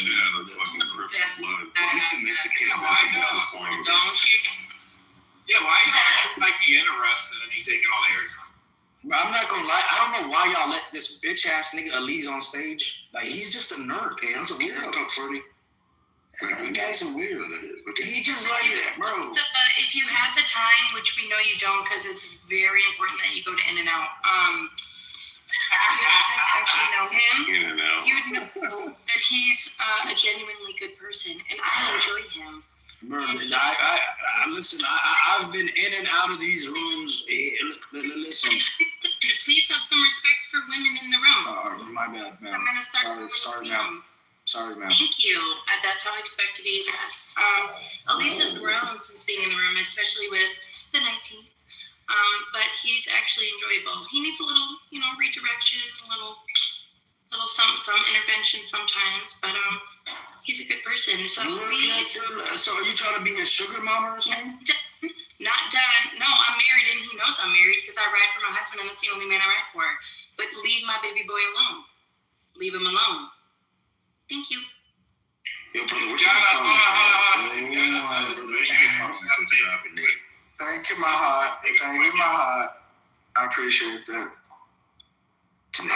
I'm not gonna lie. I love the cheerleading. I truly love the cheerleading. That's right. You say, but I'm just a word salad, nigga. Like, what are you saying? Hey, listen, baby. Shake your pom poms. The assumption ain't right, nigga. Just shake your pom poms, mate. Do it. I'm gonna shake mine, nigga. Don't worry about it. I'll shake mine. What you mean? Look at her. Yeah. Look at you, you know what I'm saying, bro? You're still warning from earlier today. For you, except apparently the Mexicans at the In-N-Out parking lot. What are you talking? I'm the littlest nigga in this room. What are you talking? I'm the littlest nigga in this room. What are you talking about? Listen, you probably don't know me, baby, but I've been on Clubhouse probably longer than you.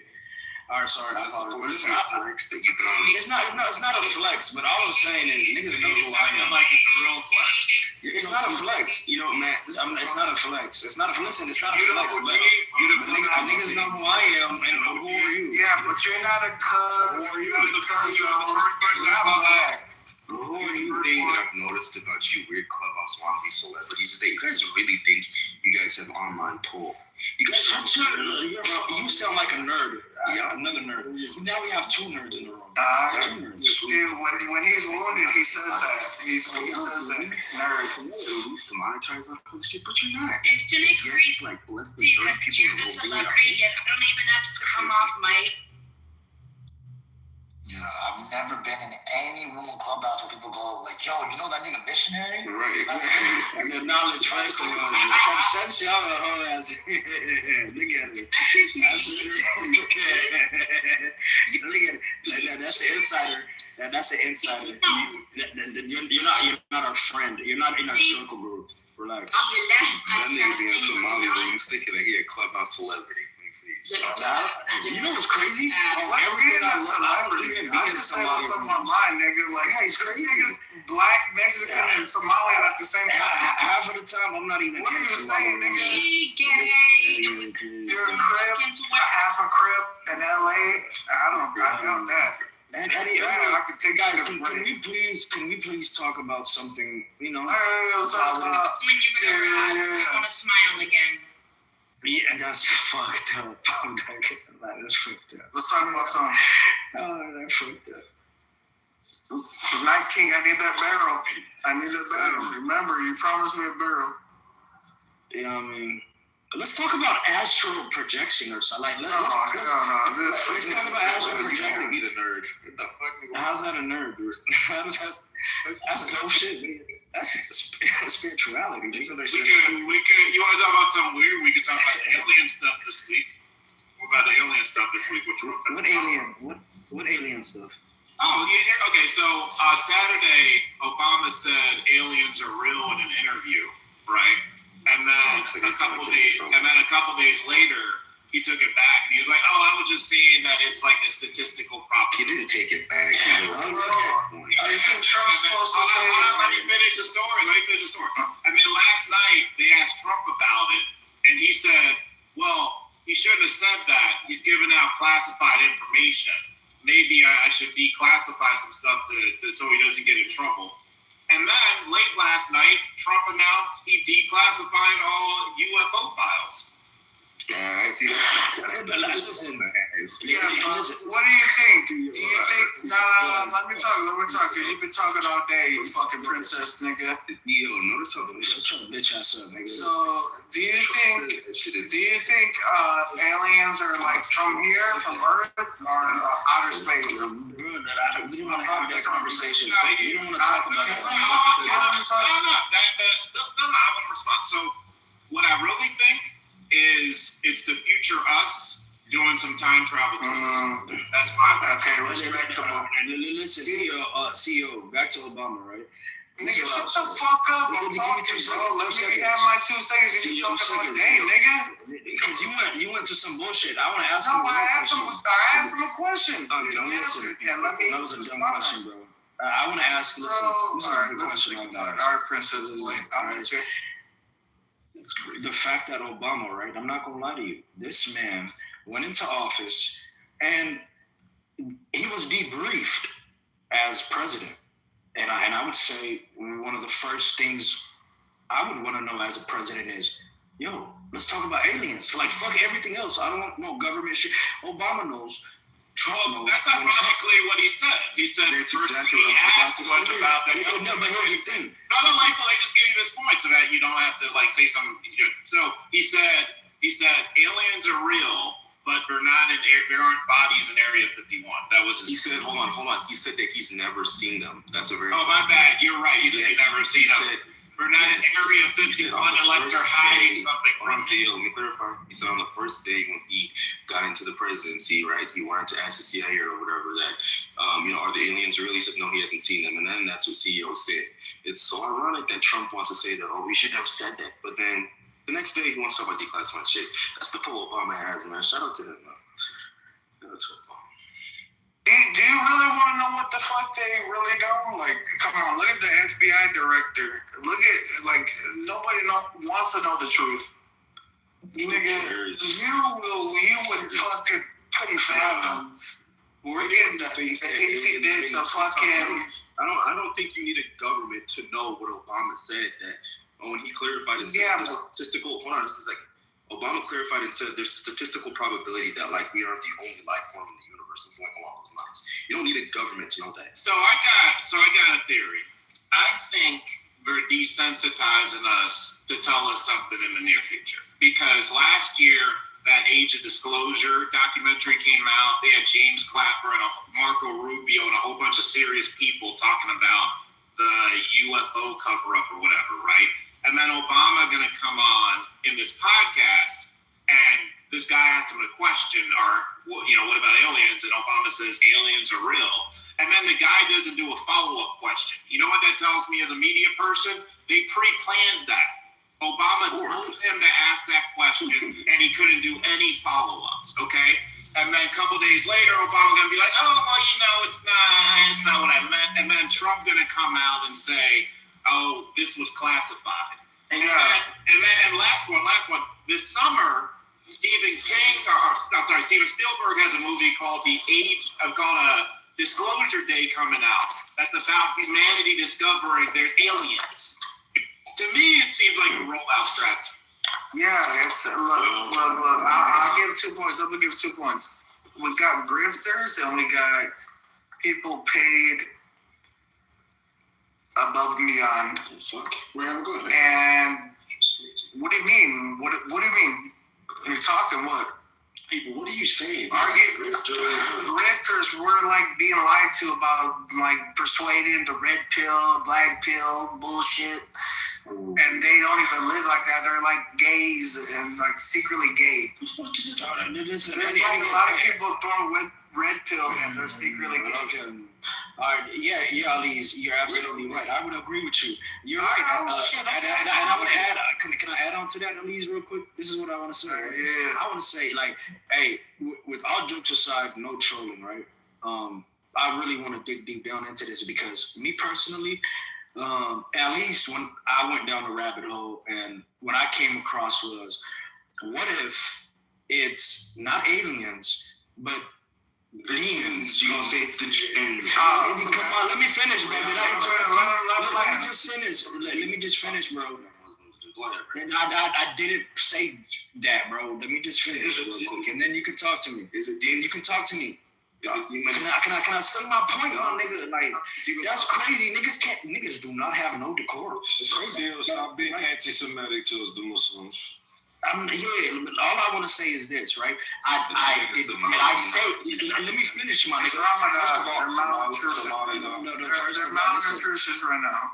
Yeah, but listen, first of all, I didn't use the word jinn, right? I said the word demon, right? But here's the thing. Let me land my point, my nigga. You said jinn. Right, whether I'm Muslim or whether I'm Muslim or not is out the picture. But my point here is that what I've came across is that there is a mass, I would say, agenda of demons disguising themselves as aliens, so mankind can stay on the subject of evolution, where we all started from apes and we evolved, and then there's other life on other planets. And I would say if I was a devil, that's the type of game I would want to play on, the civilization I want to, control. I'll be honest with y'all, right? And it makes a lot of sense too, right? But let's... Well, evolution is mixed. I don't know about that. That's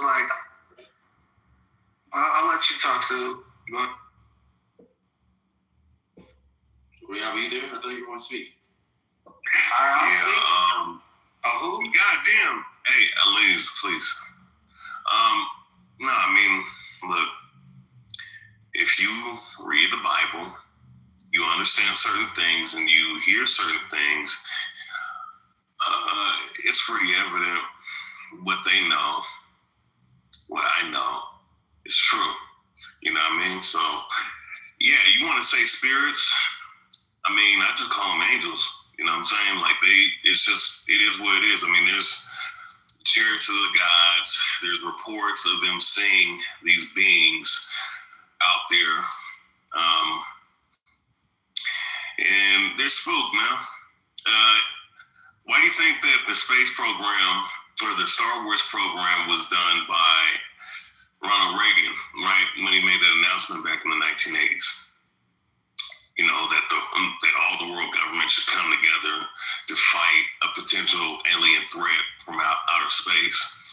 If there's no beings out in outer space, then why the fuck would they say some shit like that?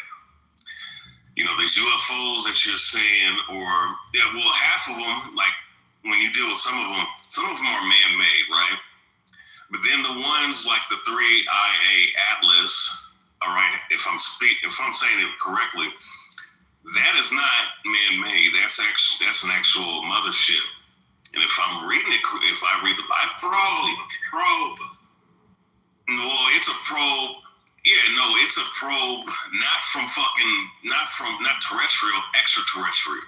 And yeah, it's definitely a probe. That's why it's flipping the Saturn. It's, flying around, the solar system, doing whatever the hell it wants to do, because potentially that might be Christ and the angels ready to make their second return. You know what I'm saying? I'm just gonna call it what it is. Wait. So you think we can hit the program? Wait. All right. Wait. Let me. Well, I'll answer that question. But yeah, so if I'm reading the Bible from front to back, I think Lion will tell you this, and anybody else of my retinue will tell you this, that based off everything that we're researching, everything that we know, yeah, these UFOs, these are fucking angels. Excuse my language. These are angels, these angelic beings that are operating these vehicles, the ones that come in the atmosphere, and they're ready to wage war on the American, not just America, but the world governments. And that's the reason why you're seeing them. The angels are about to go to war with us. They're going to go to war with the government structure. Why? What even CEO have you read the Bible? Yes, I've read the Bible many times. Are you okay, have you read the Apocrypha? Have you read the different books of the Apocrypha? Because that's part of the canon of 1611.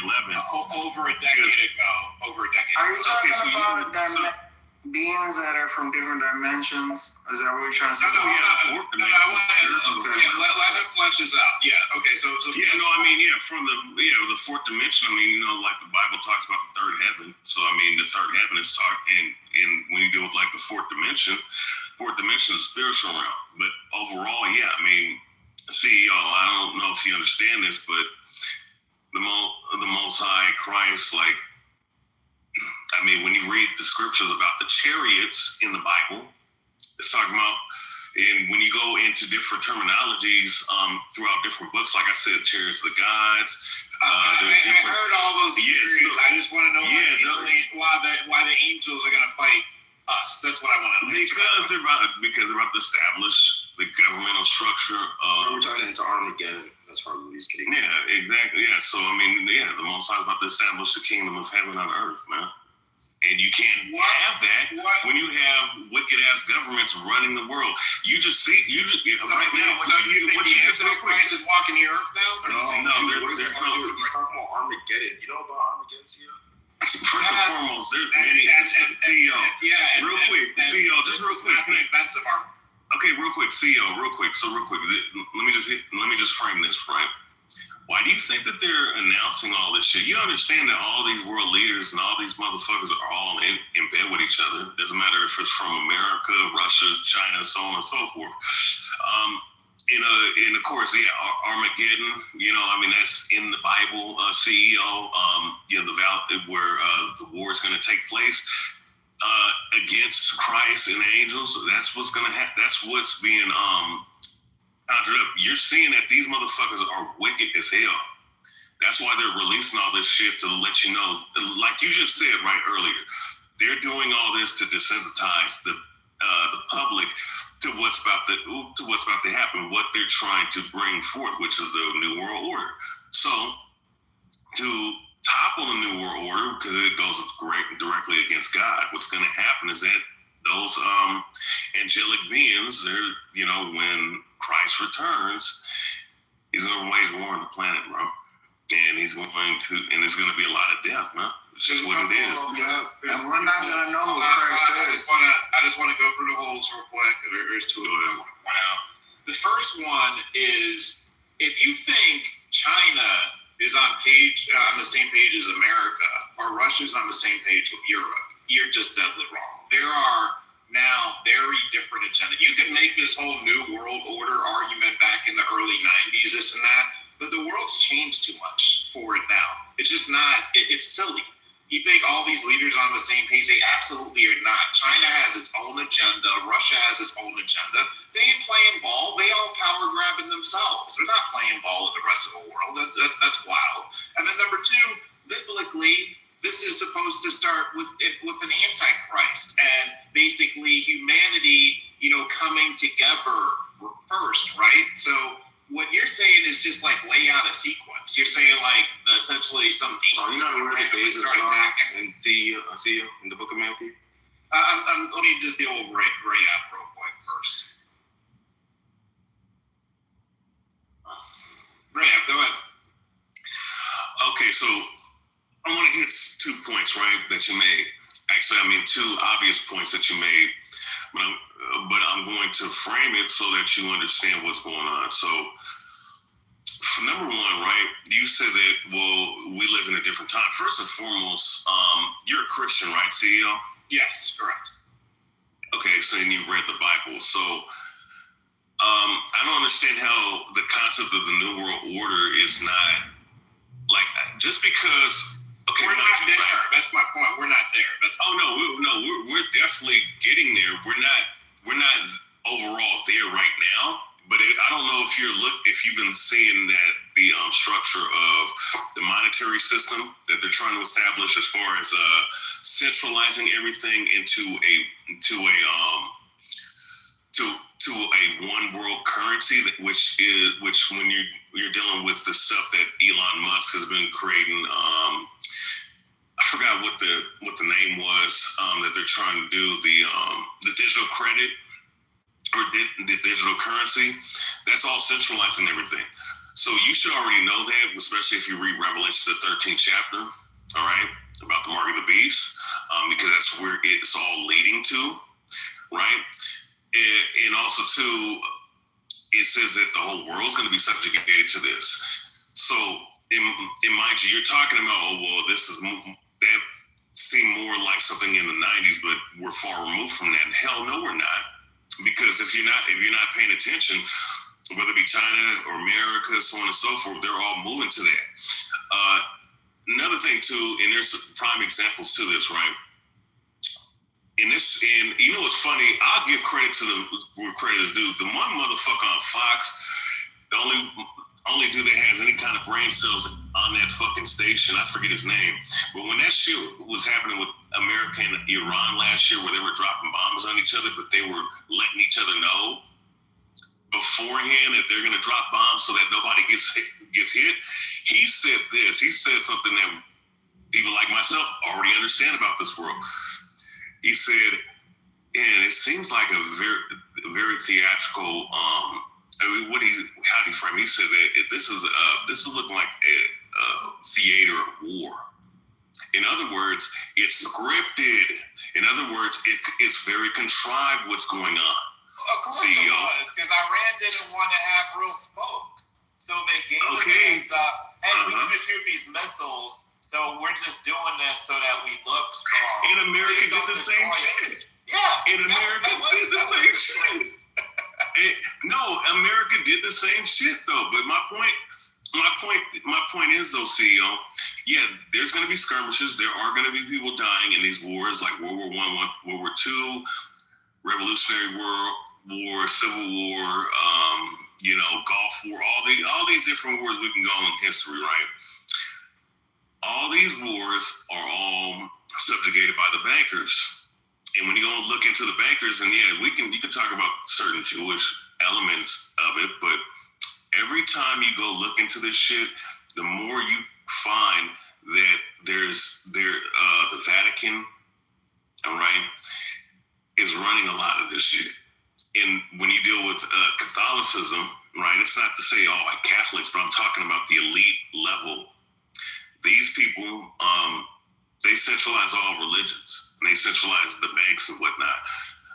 And when you read in the Bible and you understand symbologies, all right, you understand that that's who the mystery of iniquity is. So my point is on the first part, because I'm explaining a lot so you can have in detail so you can understand. Yeah, all of these nations are subjugated into one order. This is the reason why you have the United Nations. This is the reason why you have the League of Nations, so on and so forth. All right, so that's number one. Number two, the League of Nations. That's been gone for 100 years. What are you doing?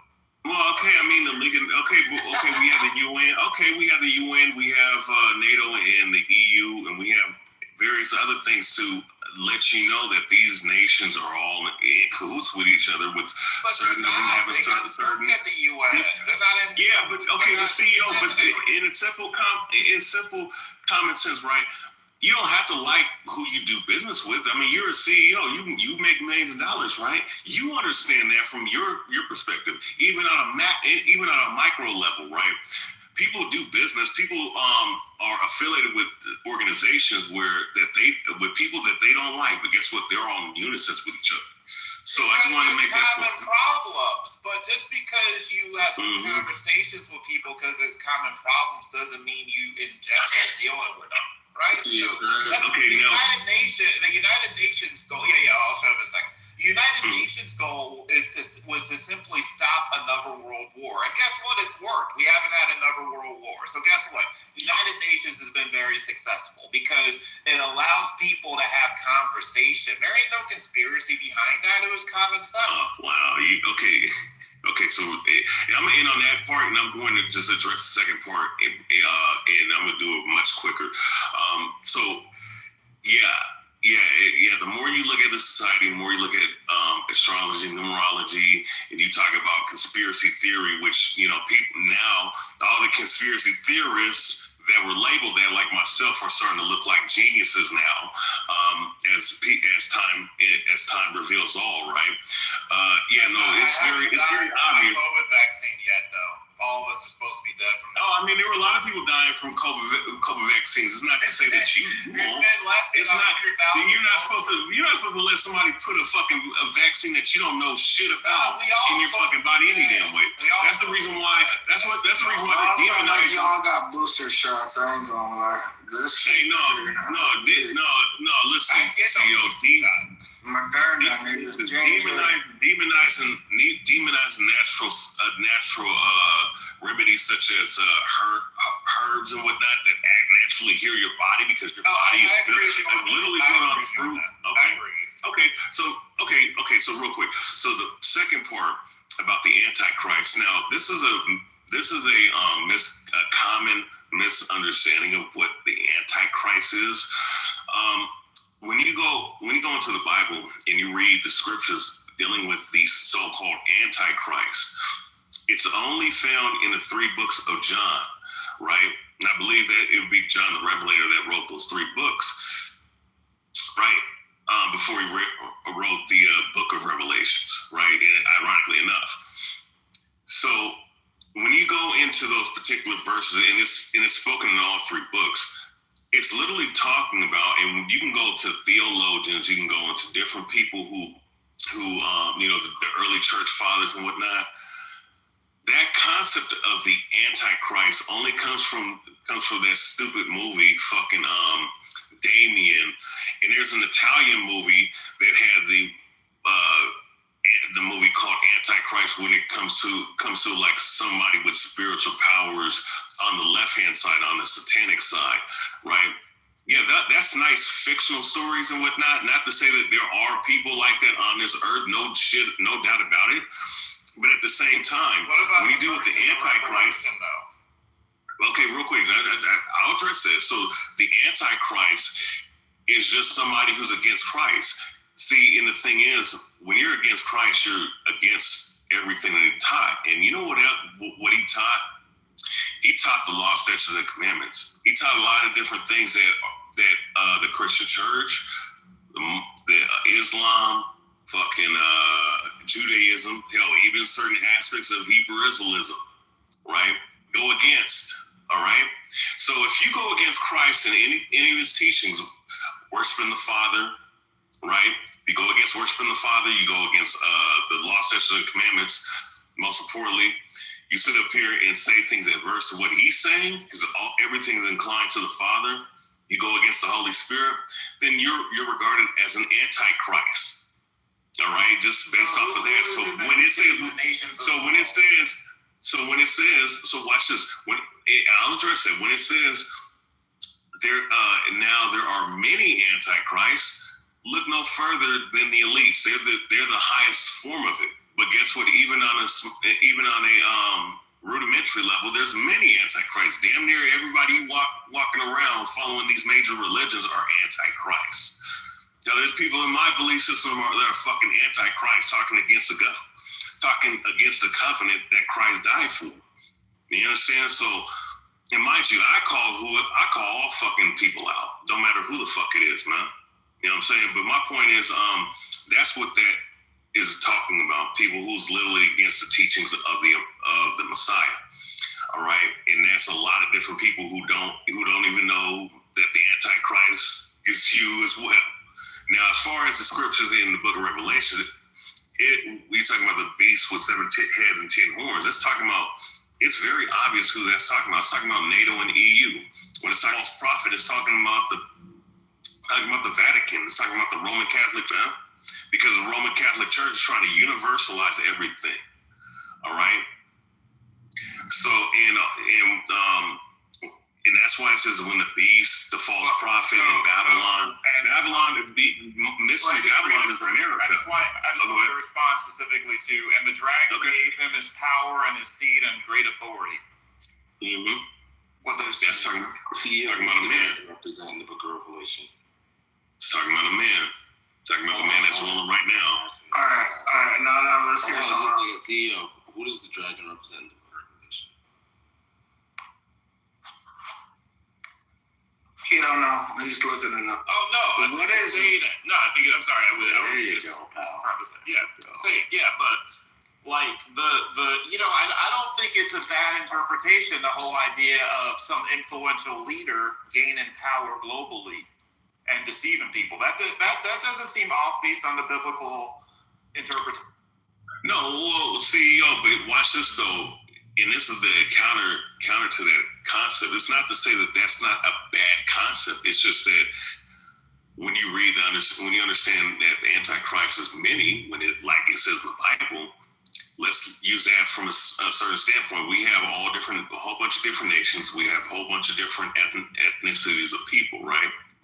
So let's use that concept. If the best way to deceive people is to use proxy leaders, to use people who influences their people or people of their ilk, whether it be race, religion, or ideology, to bring them into a particular ideology that's not good for them. Whether it be someone like Donald Trump, whether it be somebody like fucking Obama, whether it be somebody like Kim Jong-un, all right? Right. Hold up. I'm speaking to CEO. So it's more effective to have many of these particular individuals versus having one major villain, as we're seeing. Now, the people who run the society, they're the major villain. All right. But at the same time, it's more effective to have more than one. There's strength in numbers, right? That's the old saying, right? So it's more effective effective to have something like that than have one individual that's influential, when one individual can be called out by a certain group that does not agree with them based off of race, religion, politics, creed, code, so on and so forth, ideology, so on and so forth.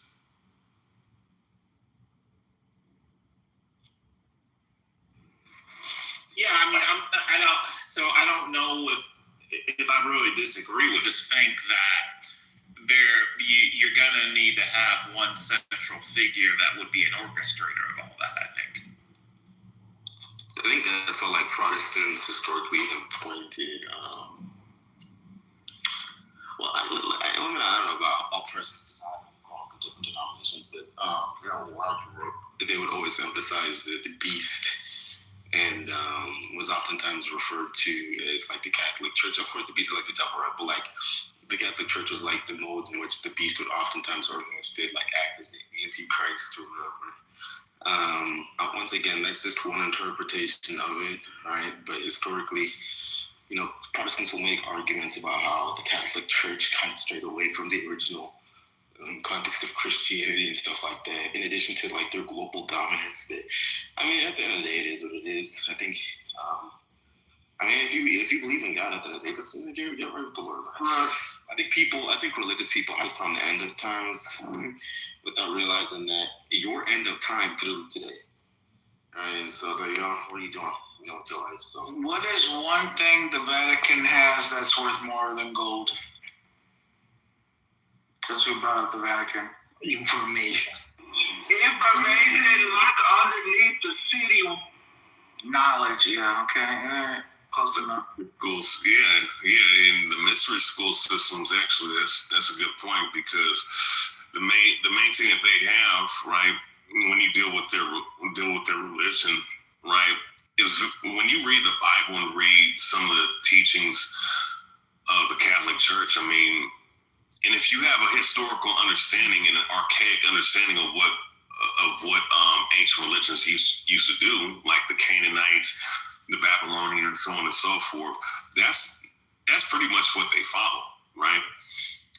Especially if you understand, even with these Epstein files, I haven't read none of them. I don't really need to read any of them to understand that they worship Baal and Moloch, right? They're just showing that to the public so that they let you know. That's Lucifer. Well, the Bible is something you read between the lines. But you know it is that everybody on that should. The Luciferian part right, though. That's very important detail. No, I mean the mystery. No, but CEO, but the Luciferian part is dealing when it says a mystery of iniquity. That's talking about the mystery school system of Babylon in ancient Egypt, bro. Like, I mean, or ancient Egypt got it from Babylon, but the point is that all that shit that you're seeing in those Epstein files, that's what it's talking about, bro. Okay, so do you understand what the Luciferian belief is? Yep, worship of Okay, well, go ahead and articulate it. What's the Okay, Luciferian means light bearer, the people that have the secret knowledge of this world. And when you deal with so watch this. The Luciferian has a right hand side and a left hand side.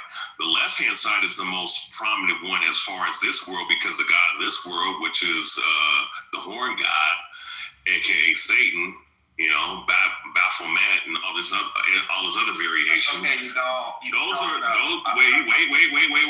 Let me just. I'm answering. I'm getting. Can you? Goddamn! Can I explain? I'm explaining it because it's not. This is nuance. This isn't just it's pretty easy. No, I'm just letting you know that I'm giving you a breakdown. The left hand side of Luciferianism is pretty much some worship of Satan, which is adverse to the Most High, and you're going to see a lot of variations of that. On the right hand side, though, I mean, Christ is a Luciferian. Christ is a righteous light bearer. All right, just from that standpoint. But if you're asking about the Luciferians on the left hand side, I mean, you know, ancient Babylon, ancient Kemet. All right. It's all nothing but the worship of Satan. But once again, there's various levels to it. This is the reason why in Masonry there's 33 degrees.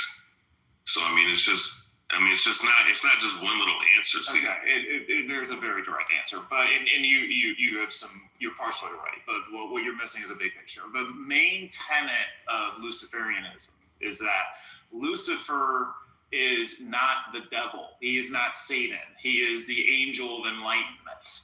So they think Lucifer is a second from Satan. So they don't think for worshiping Satan. That's a very detail. And it also makes a lot of sense in terms of why they do what they do. So if you don't understand that part, you miss the entire thing. I think he does. I think he was going more so in the nitty gritty of it because that's why I said it's more so. No, he said Satan. He said they're finish because he had said originally that he was the bearer of light. Right. Once again, we know biblically speaking, he was known as the morning star. Yes. Right? So that's the reason why I had said that once again, a huge tenet of the Luciferian belief system is the worship of self.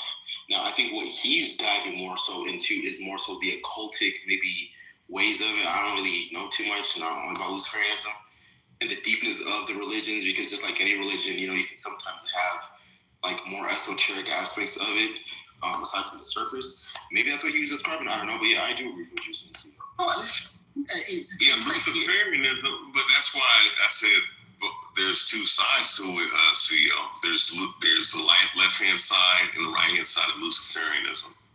Now, once again, the Luciferianism on the left hand side, right? And yeah, I mean, Lucifer and Satan is two different. Well, see, the devil and Satan is two different entities. You know what I'm saying? If you understand what Satan and devil means, but at the end of the day, CEO, right? Luciferianism is being a light bearer, and certain people in understanding secret knowledge and whatnot. You could be on the right hand side, understanding the mysteries of the scriptures and the mystery of the society from the perspective of the Most High Christ, right? Keeping of the Torah, right? And then you have the left-hand side. The left-hand side. What the fuck are you talking about? So left-hand side. This is all hypothetical. If you're talking to an honest motherfucker. So the left-hand side is dealing with the left-hand Luciferian side is talking about is dealing with the different practices of Babylon, and even before that, before the flood, which is the reason why Most High flooded the earth. Right, which is dealing with child sacrifice, which is the highest form, the blood rituals, blood sacrifice, cannibalism. All right, going into Kabbalah, voodoo, all that other sorcery and shit, and understanding, like people who have been converted into, a righteous cause. I would say all of them have told me, right, the ones that were practicing witchcraft and magic, the first form of magic and witchcraft is telling a lie. If you can get somebody to believe a lie, guess what? You done manipulated somebody. That's pure sorcery. So that is the fundamental aspect of all that stuff. Well, you're conflating some things though. Like you're talking about some Luciferians who do some add-on things that aren't like core part of Luciferian. Like the cannibalism thing is not core to Luciferianism. Think about it like this. Luciferians, hold on. Well, let me just say it like this. It's simplest. Luciferians are like Thanos. They think they're the good guys. So that's the part that is very important in this equation. Without that, you miss a lot. Well, it's funny that you reference Thanos, right? If you notice all of these particular movies, that the good guys are actually the bad guys, and the bad guys, as they show it verbatim, are actually the good guys. Like Thanos, and Thanos represents a lot of. Shut up, nigga. So who is Thanos killing? This weird small nigga. Who is Thanos killing? So who are we offing? Thanos can represent Saturn. He can represent the group. Yeah, but who are they offing off? Shut the fuck. Fucking small. You sound like a monkey, bro. This dude's dumb, man. Yeah, he can represent multitude of different things, CEO, but the fact that of him taking over the earth, taking over the world and whatnot, that is actually what the Most High is trying to do. Yeah, right? Watch Independence Day, right? Independence Day is showing that the aliens are the bad guys when the aliens actually are Well, technically, they're the bad guys to the world because the Most High is against the world. But the aliens are actually the good guys that are recording the scriptures, which are the angels in Christ.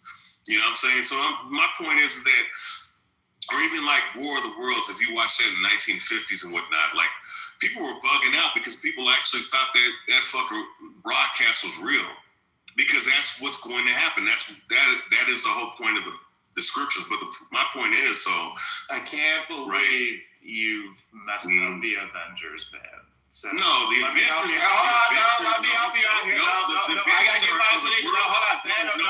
You talked. I gotta give my response. Let me get my response. The world coming together. We're exchanging. Go ahead. So in Infinity War, you could say you thought Thanos was a good guy because like he was doing this because of his deep intention and he didn't want to hurt anyone any extra than he thought was required, right? So you could say you understand his perspective. Thanos was a damn pussy pandering bastard. But when you got to Endgame at the very end, he was like, well, fuck this, then I'll just destroy the entire universe and take out everybody and start all over and they'll just be grateful to me. So that shows you that his actual intent was evil from the beginning. It didn't come off that way. It didn't come off that way initially because he wasn't pressed into a situation for it to be revealed, right? But when he got pressed into a situation for his true intention to come out, it did. You know he did it for pussy, right? He did it all for pussy. No, he didn't. He did that in the comics. That's in the comics. He didn't do that in the movies. What about the comics? That's not in the movies. The comics. No, the comics are different. Different universe. It's a different universe. No, we follow it. It's a different universe. No, different universe. Lady Death ate in the MCU. So no, but he's talking about the comics. Yeah, well, I'm talking about the movie. I'm talking about the MCU. Don't be sensitive. All right, you guys answer each other's questions. Hey, Ray, I got a question. At the end of the day, we learned who's the bigger Marvel professional. Thank you. Right. See, so the MCU is based off of Earth 616. I didn't know you read comics, Mochi. Is that once again that the MCU is not necessarily comic book accurate? That's I will PTR my collection right now. She's right, and you're right too, bro. No, the MCU is its own thing. It's not the comics. It's a different reality. Hold on. So have you seen the newest Doctor Strange movie? Yes. So you would understand that once again, you would see different universes correct from Earth 616 to other ones, right? What I'm saying to you is that the MCU is largely inspired by Earth 616, which is why, for example, even in the case of like Spider-Man, right? Tobey Maguire was Earth 616. He's not a part of the MCU. I know that. But like when you see like these different like forms of like the multiverse and stuff collide, it's different universes colliding. So it was largely. I totally understand, but I was talking about the universe that the MCU is focused on. Right. The comic books would count as a different universe. That's my point. That's a different. They're all different universes. You fucking nerd. That's not true.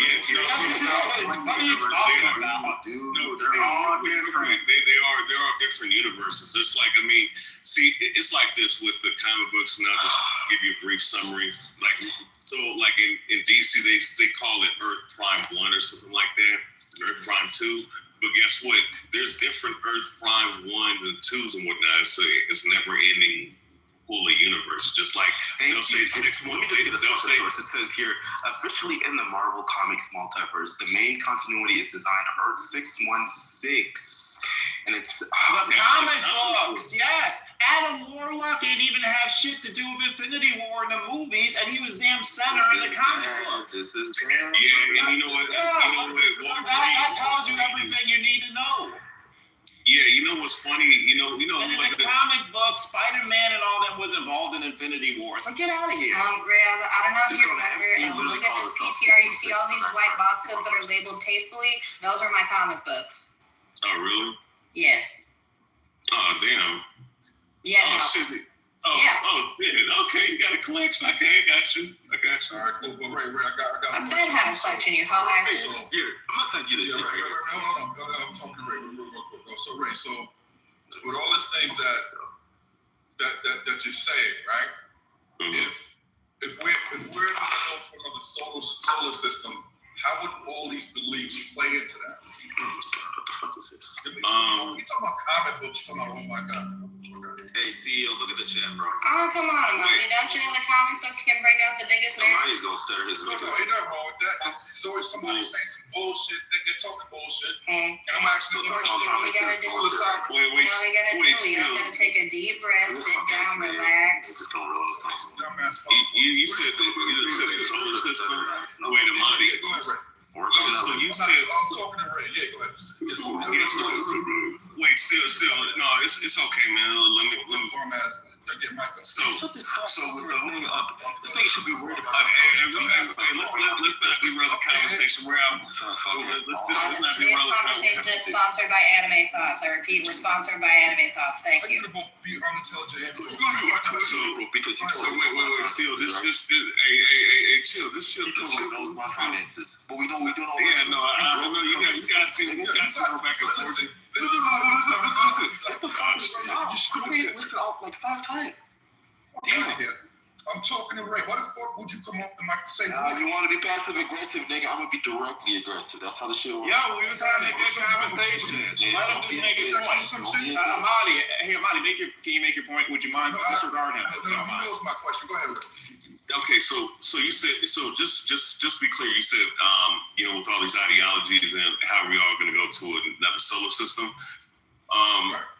Well, let me just say this, right? As far as like that, I mean, mind you, this is just for my belief system, right? All right, dealing with the 12 tribes, dealing with Israel, and mind you, the 12 tribes are referenced in a lot of these movies. If you notice, a lot of these particular, mind you, I'm not trying to string you on, but I'm just letting you know, a lot of these movies, a lot of these directors, they have to have a certain level of knowledge of the scriptures, which is the reason why certain things in the Bible are referenced, whether it be the 12 tribes themselves, whether it be certain places like, in Star Wars, you have the Moon of Endor and the Ewoks, right? Have represent a specific tribe of Israel, but that's another story for another day, so on and so forth. Even Theodore Roosevelt said that having a thorough knowledge of the Bible is better than having a college degree or something like that. Some to that point. When it comes to being brought into another solar system, that's going to be for the 144,000. This is the reason why there's a series called the 4400. All right, which is a reference to the 144,000. Ironically, that show was about people being. That was a good show. No, it was a hell of a show. But there's so many fucking layers and nuance and details to it, because you're dealing with UFOs abducting people and people coming back. Ironically, up here in Seattle, because that's where the so-called first UFO sighting was happened in America, right? And mind you, there's been sightings going back, centuries, if not millennia. By the way, that's a method setting. But shut the fuck up. Anyways, that's U.S. documented, you dumbass. But anyways, so I'm just using that as a reference point. So when it comes to the 144,000, they're going to be the ones gaining that spiritual power to do all that. Goku, Superman. That's the reason why they put that shit in the movies. They're going to have that spiritual power. They're going to be able to go out in these different solar systems. I mean, this planet is going to be used as a center hub, but once it's subjugated by the Most High and the angels, they're going to be the ones to be able to do all that. Now, as far as like other people and whatnot, the people that survive this coming impending destruction, they're going to have to serve the Most High. So you're saying it boils down to 144,000. So yes. Let's say if they're already there. Hold on. Let's say rapture didn't come and they're already there. How did they become 144,000? Well, that's why the Bible says that they were selected from the foundation of the world. So that means there's almost 8 million. Sorry, I didn't mean to cut you, but there's 8 billion people. You don't know who's going to be the 144. You're saying if they happen to leave, they automatically become a part of the 144,000? No, they were ordained. They were pre-scripted to be there, just like people. Well, basically, they were preordained. When I say pre-scripted, I'm talking about preordained. The Most High already knows knows who his chosen are. They just have to wake up, and once they're woken up, I mean, and I'm pretty sure it's pretty close because of everything that's going on in the earth. I got you. So they send, if NASA or Elon Musk sends somebody to space, they happen to be orbiting the moon. Somehow they're involved with the 144,000 that rapture came at the same time. No. Those guys are Luciferian. They're the people that the Most High trying to destroy, because the reason why they're trying to leave the planet is because the people that's running the course of this earth have fucked it up. Because we're in the time. Yeah, that's why we're going. Hold on. So here's the problem. I got what you're saying. The technology that is needed to inhabit Mars would be the same technology that would solve climate change on the Earth. Because you talk about terraforming and all this other stuff, that would solve all the issues on Earth. So that's the most important reason why going to Mars is important, because of the innovation it forces. CEO, but One second, Ray. Let me talk to that real quick. So we can't terraform Mars the way we think we can, even if we took 1,000, because it doesn't have an electromagnetism. That's why its atmosphere blew away. Yeah, we can see remnants of rivers and things like that, but that blew away because it can't hold it in. We have electromagnetism on Earth because of the Earth's core. So therefore, the sun rays and everything else, solar flares, won't blast anything away. But Mars does not have that. It has radiation because it's exposed. Mars and the rest of them has no answer for that. Can you prove that, nigga?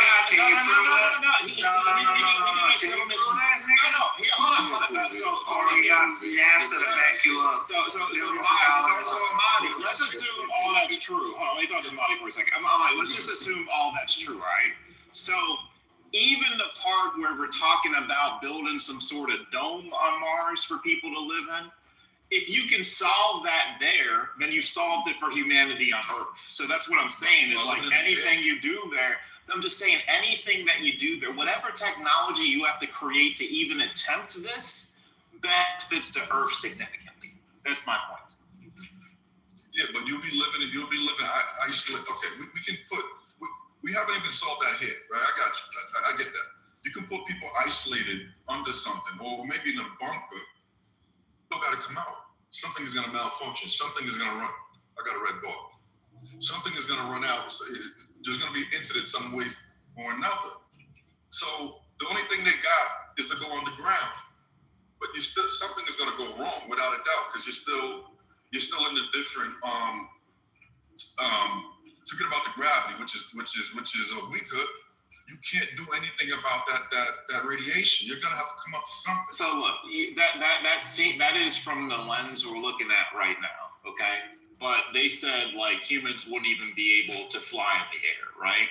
So if you look at how much technology has advanced just the damn last 20 years, and you project that out 100 years, like we're gonna have so many different types of like materials. We're going to have so many ways to replicate devices and all this and that. We're going to have so many things that, like, it may or may not solve those issues, right? But what it will do for real is it will make life on Earth way better. I got that. Let's say we accomplish that, right? The unforeseen, right? New technologies come about, and we have humans. They probably won't even be able to procreate in due time because they've been so far it's called speciation, right? So they're out there. So what? So Ray, going back to artificial wombs. Amadi is the answer to that. Artificial wombs. Will there be a second coming of the second coming of Mars? Man, listen, Amadi. Look, CEO has CEO is pro. He's pro for this delusion that you can just keep taking out resources, right? And this is the reason why the Bible, for real people that read the Bible, not, right-wing retarded Christians that don't know shit, like jackasses on the stage laughing at shit.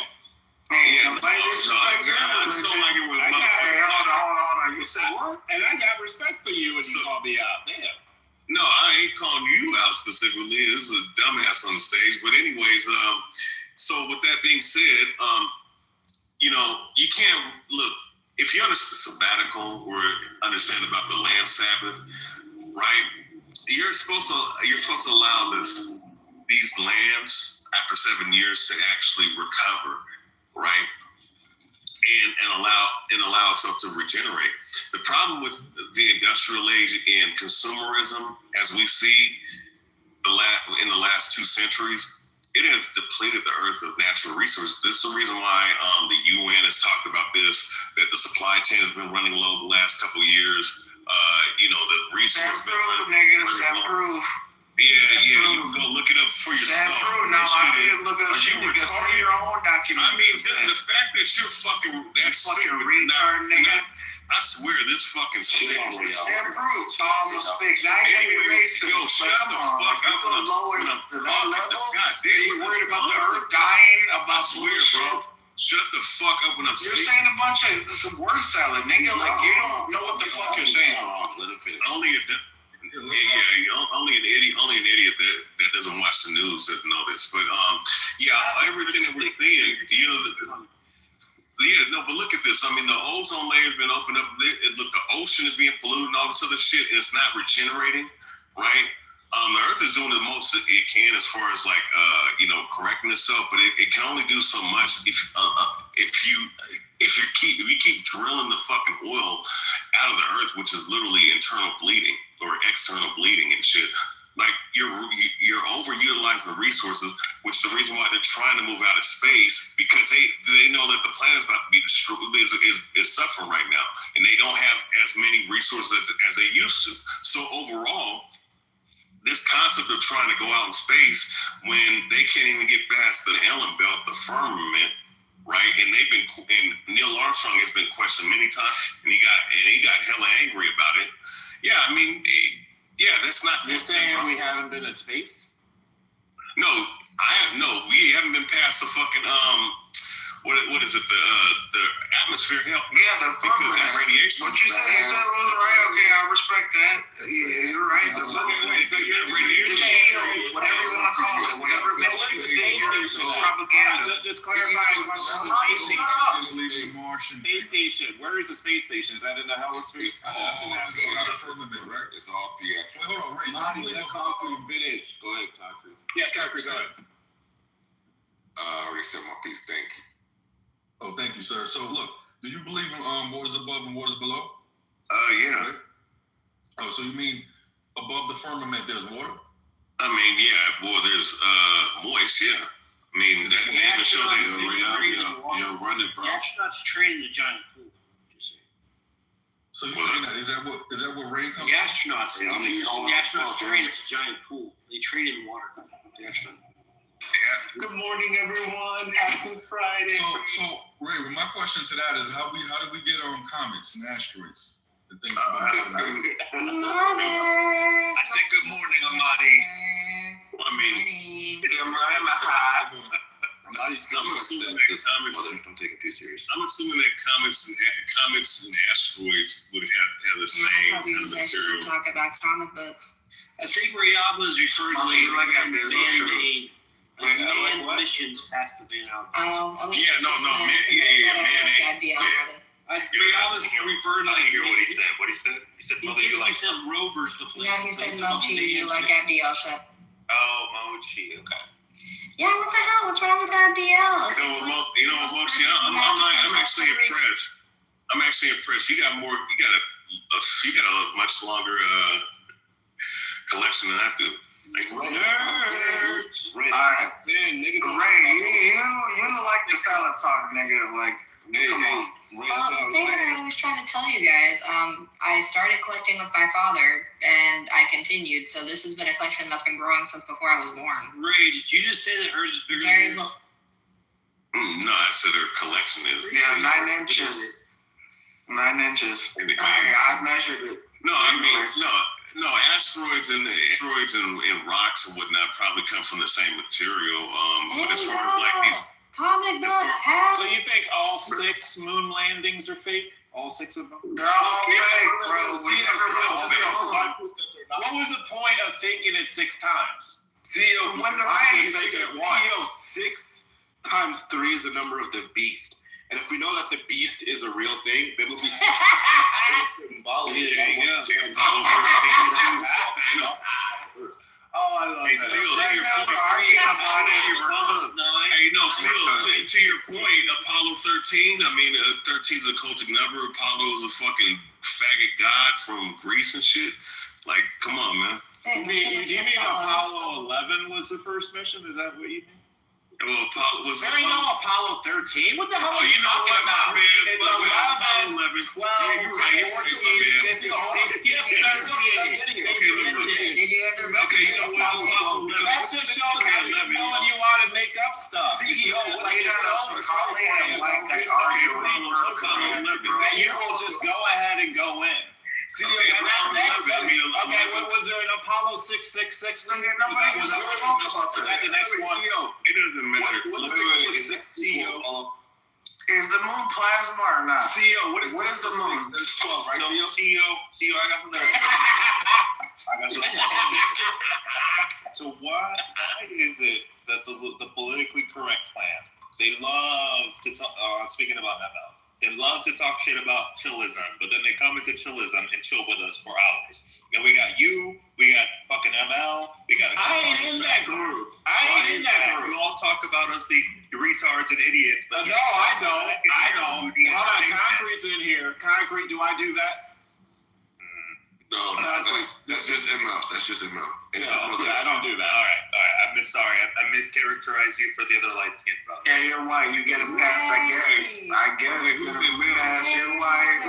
All right. Who's in male? What do you got, Samuel? Real quick, can we just appreciate Mother for keeping it 1,000 though? Like he rides for chillism at all times. It was like shots fired at the wrong person. My bad, CEO. Oh wait, CEO, you do be in that fucking room with Patty and them, huh? Yes, I do.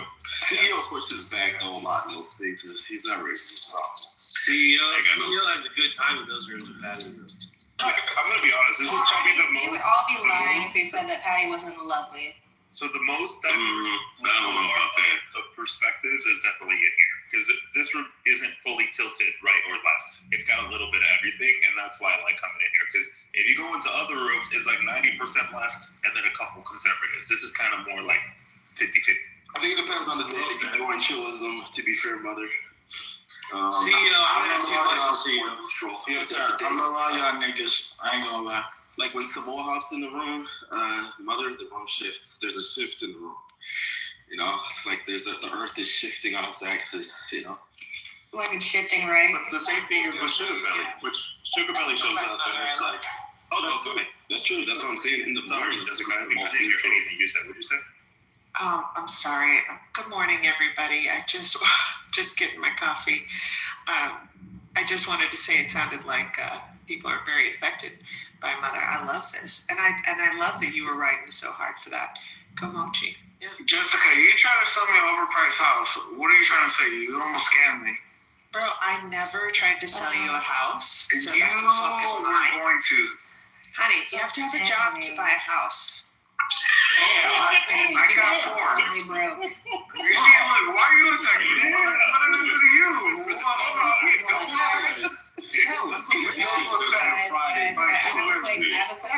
I have a quick question. Would you rather have no job or 4 jobs? 4 jobs. I'd rather have no job. The 4 jobs. I can get money other way. Yeah, no job. One of my jobs is being a whore maker, but anyways. Not all jobs have money. Not all jobs make money. So I used to think. Don't be mean, okay? If you gotta work 4 jobs, none of them are worth anything. Well, that's what I'm saying. I'm like, okay, well, what if I'm poor? What? No. I'm a social influencer. We don't care if you're poor. That's how I'm gonna retire. I'm gonna retire as a social influencer. We do not care if you're poor. I was simply asking a question because I was curious.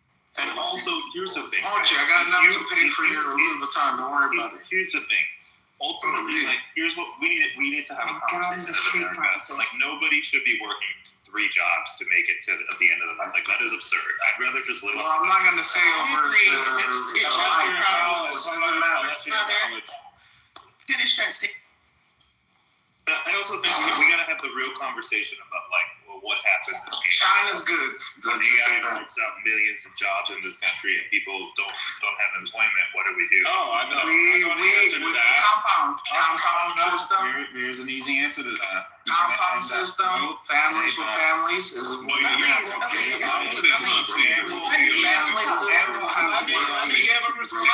Let me give a response. No, they will tax corporations a special AI tax, and that will be used to provide universal high income. Yeah, that's not gonna work, buddy. You're gonna. I think that's a fantastic idea. I really hope it does work. The reason you're gonna kill the middle class like that? You're dumb. The reason it's going to work is because if you're the wealthiest side, you don't want anarchy, right? 25% unemployment gives you anarchy. So you just take the hit, provide the tax, and then you don't have to work, and you make $40,000 a year. It ain't all the money in the world. Yeah, $40,000 a year. It ain't all the money in the world, but it's a baseline, right? $30 You can go. Let me finish. If all of our starting points right now in this room were $40,000 from the government, y'all can still go Ask Rabbit or whatever other entrepreneurial shit you want to. But you can slide at $40,000. You can still make money other ways. Yes. What's and the problem? You can live and you can eat and you can pay your fucking rent and not die in the streets like we are. That means more people are going to be evil. That means there's going to be more cops. We're going to need more cops. Like, I'm all for the blue. So I don't know. Because, like, if you ain't got a gun, you're going to call them. Police. You need to look up the history of I don't care. Police. I'm not going to do that. Because when you need them, you're going to call them. Unless you're in a good state. I mean, be honest. Am I wrong? So I don't know what. If you don't live in a red state, you're cooked.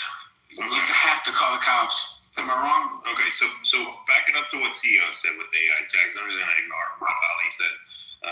Essentially, right, here's the problem. Like at my current job, we had a project. We were able to remove a department of 35 people into 8.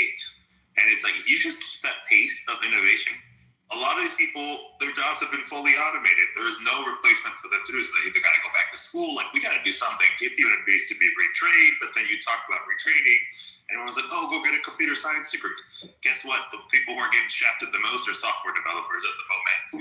With true. AI becoming, basically making them obsolete at this point. So then you talk about, maybe doctors, but then you have AI being rolled out into hospitals now and eliminating certain positions that were used to be staff and administrative stuff. So like, let's talk about legal or go to law school. Guess what? We have AI agents doing legal work. So we get to a point where when you start eliminating jobs in every sector, what's fucking left? Well, so there's one thing. So you're always gonna. I'm sorry, Jessica. Go ahead. You got something? No, I was gonna be obtuse. Go ahead. I want next. So there's certain professions where people will always want a human touch, and so you can reduce the amount of doctors, but you can't eliminate them because nobody wants AI explaining to what's going to happen to her kid, right? They're not going to find the diagnosis. So you're always going to have, you're always going to have the human touch in the medical field with attorneys and all this and that. These industries will change, but also guess what? It will actually create more jobs too, because you're going to be able to have such a higher level of efficiency that you'll also be able to hire more people because you're making so much more money. So that's the other side of it you got to think about. What are 4 important jobs in our economy right now? I want to hear 4. All households, roofers, plumbers, all that. You can't replace them. You're not going to replace them. You can build a better house. What were you saying, Mochi? Oh, no, it's all good. They got it. Modular homes are built in factories. And Mother, I have a quick question. How was Wednesday evening? Oh, man. Phenomenal. This is the best section I'm disappointed. I thought you might have fallen in love. Oh man, I was so heartbreak. I was ready. Why you always gotta give up the pussy? I know. I was ready to put a ring on this man. Now, Jessica. Pussy? What's up? What's up, Mochi?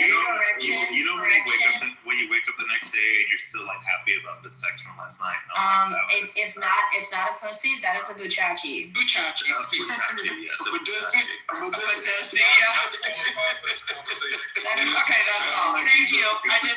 to see what happened.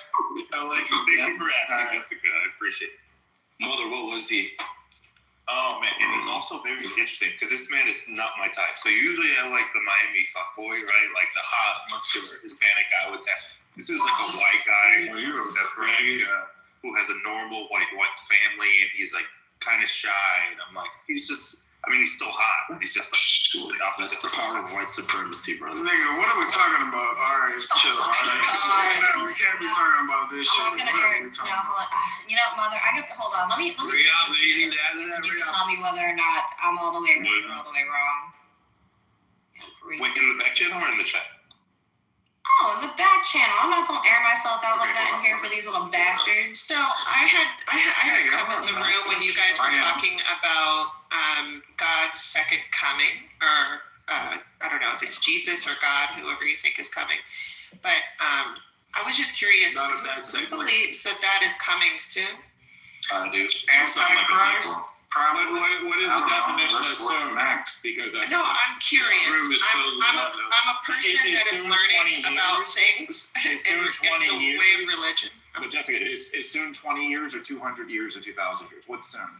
Well, I don't know. Somebody in the room said, well, like, I think it's coming soon because the way the earth is blah, blah. Yeah, I mean, I said that because. So imagine.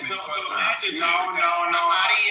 One second. So Jessica, imagine how things were in 666 or 777. I'm sure they thought it was going to happen then, didn't they? Interesting, you said 666. Yeah, I mean, there was a year 666, right? In human history. Why can't you just ask her what's her religion? It's just I don't have a religion. It doesn't matter. No man knows a day or the hour. Ask her her religion and quicker. No man knows a day or the hour. That's all you need to say. Interesting. Okay, thank you. Yeah, CEO, I like how you said we're all gonna die. Oh, what the hell? Why does it do that? Hold on. So I'll just put. change something. I don't know. It's a normal picture. There's no reason for it to be fussy. So I mean, no man knows day or the hour, but if you understand prophecy and you understand what's going on in the world right now, I mean, we're headed to a third world. I'll just PTR. We're headed to a third world war. Sometimes I don't, we're I'll also just PTR headed towards, a one world government system. So if you're saying that, then you would understand that we're in that time, CEO. Yeah, how is it gonna unfold? World government's gonna be. Did you do it? Project Bluebeam, and then it's gonna be what? World War III is gonna be followed. Do you think that we'll be at the height of our society when they do come, or at the low of our society when they come? We have to have 3 restrooms. Yeah. We have to have 3 restrooms. What are you saying? Oh my God, we don't want to live in a second. But he does have that like fuckboy energy. Like that's also very good. Let somebody can you say another woman? Point of moderation. One mic, please. Excuse me, the girls are having a power. Point of moderation. The women are talking decent right now. I ain't gonna lie. Yeah, no, we could. Listen. You're not gonna remove me and Mochi from this room. We're gonna. You could fucking. I don't want to listen to the conversation. Yeah, so Jessica, I'm bumping dicks right now. It'll be fine for like 5 minutes. Question about when is it gonna come? Well, it says that once once he's about to feed his belly, in other words, at the height of his or the people that's controlling the society for that matter. Yeah, so that's when it's gonna come. But, I look at a set of cowboy boots on a honestly, I feel like if there's a rapture, it's probably going to be after we're like completely like dead as a society, like total anarchy. Oh, there ain't no rapture. Also, like there ain't no rapture. Yeah, the rapture's what did you mean then? Like he's a cute guy, he's slick, got a nice face, he's got a nice. The Bible quote. We're trying to have a real conversation. And we're having a real conversation too. So just sit down, buckle up, and relax. So Jessica, we're all want to hear how Pride gets getting laid. Go ahead. Last time I checked, I was a girl. Yeah, I'm a girl. Yeah, sorry. That's not a clear. You're right. Let us listen to a whore and a faggot talk about their sexual exploitation. Okay, be nice. I know you're Somalian pirate. Let's talk about the Let me take Africa. Okay, we don't talk about spouses. Good morning. We don't talk about spouses. You know what we need to do? We need to make a new room. Is there any mod here? Baptism. Miami Garden. That's knowledge. What's the Marty?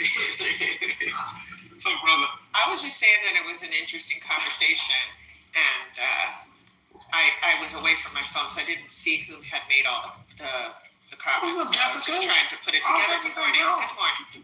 He doesn't say good morning to me, Nate. I was going to say to you, Jessica, Jessica, what do you believe? was the I believe that there's a God, but I don't subscribe to a religion. I believe that Jesus Christ was a human being that lived on the earth, that performed miracles, and could have been the Son of God. He could have been God himself. I don't know. But I'm still learning, and I'm listening, and I was raised as an atheist. I came to Christ on my own at 22, and I was baptized as a Baptist. But I'm learning, and so I don't have somebody in my life that told me this is the way it is. Even my atheist dad didn't say you should believe the way I believe. He said go find it. So what do you think about that? You're better than the average person. I'll tell you that much. Jessica, when Christ was on earth, the disciples asked him, what should we look for at the time? Christ had said that, in the last days, there'll be, wars, basically, people will get persecuted and stuff like that. There's going to be, an unrest on the earth, a lot of political strife and stuff going on. So, when some people say that, the end of the world is near, that's what sometimes they oftentimes look to. However, Christ did say that no one except the Father knows the hour. Correct. Right? So, I think the problem That is a now is punchline. that, yeah, for example, if you look at certain Christian denominations, I think the moderate in the 1840s or so, they believed that the 144,000, I think, were going to get sent to heaven. And it was called the Great Disappointment, right? So the reality is people look for signs and they look at the state of the world, whether it's in this country or even globally. The civil unrest, the political unrest, the global unrest, right? And that's why some people speculate, Christ is going to come soon. But once again, my parents a while ago, when they were young, they had similar rhetoric told to them. They didn't believe that the year 2000 was going to actually occur. But 2000 came, so I think the more important thing... I believe that too, bro. Yeah, I'll be quick. I'm almost done. The more important thing is, I think a lot of Christians always talk about, we're living in the last days. The reality is, today may be the last day. And are you in tune with the Lord? That's the yes, let's go. Should be. I'm ready. Yeah, I mean, because Rahab, you imagine the arguments you could have made for it being the end of days in 1940, right? Literally, we're in a world war. No, I get it. All these Jews are killed. Yeah, I mean, you could have made the best arguments then. Yeah, but CEO, okay, now real quick, just to counter, because you're talking about in certain times of the Christian Crusades, right? No doubt about that. The Christian Crusades, and you can go into different aspects of World War II. People thinking that Hitler, of all people, a contrived fake character, was the so-called Antichrist and all this other shit. But he was nothing but honestly, I think that he might have, I don't know, him and Walt Disney have shared similarities, but that's another story for another day. My point is, not Walt Disney was the Antichrist. Walt Disney is a fucking pedophile. Yeah, he would have been at Epstein's island for sure. But the thing is though, CEO, you have to look at the signs and times. What you don't do, you don't put dates. You don't put dates on prophecies and whatnot. That's what you don't do. What I will say is that you're supposed to look at the signs and times and be like, okay, we're in a different time period than we've ever been. Yeah, we're always in a different time period than we've ever. We're looking at central. Nathan, follow the money. We always are. Every 40 years, the world has changed significantly. But one thing we know is that the world does not get better. The world is way better than it was. Are you joking better? It's right getting now? worse. No. I will take today over World War II any second. 50 million people got killed in World War II. I would take. I would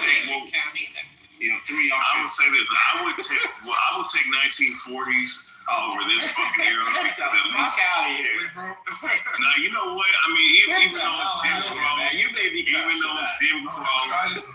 though it's Jim Crow and all this other shit. Oh yeah, you want some Jim Crow? Go for it. You want some Jim Crow, some global. You know what? Nah. You know what? I'd rather be.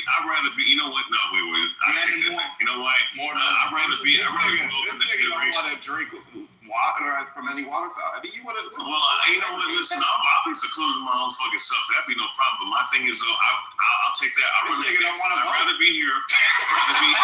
I'd rather not vote because voting doesn't change shit. But anyways, my point is, CEO.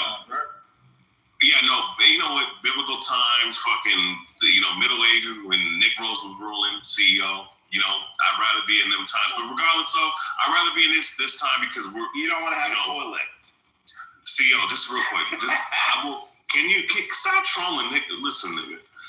I'd rather be in this time because there's more information to understand everything and how this world has come to. Correct. So I'd rather be in this time for that reason than be fucking stuck in fucking la-la land and ignorance in any other time period. But I will say this though, CEO, based off of what's going on, and it's just the point, the fact that we're seeing the monetary system being centralized and the digital currency where they can control your dollar, well, not even your dollar, because they're getting rid of the fucking dollar. They're able to control your monetary gains. That's when you know that we're in that fucking time. And if you're seeing, and when you're seeing, you can continue, but look, no currency has ever stayed alive. No currency has, been continuous in our human history. So I don't know how you gauge that one. We don't get points.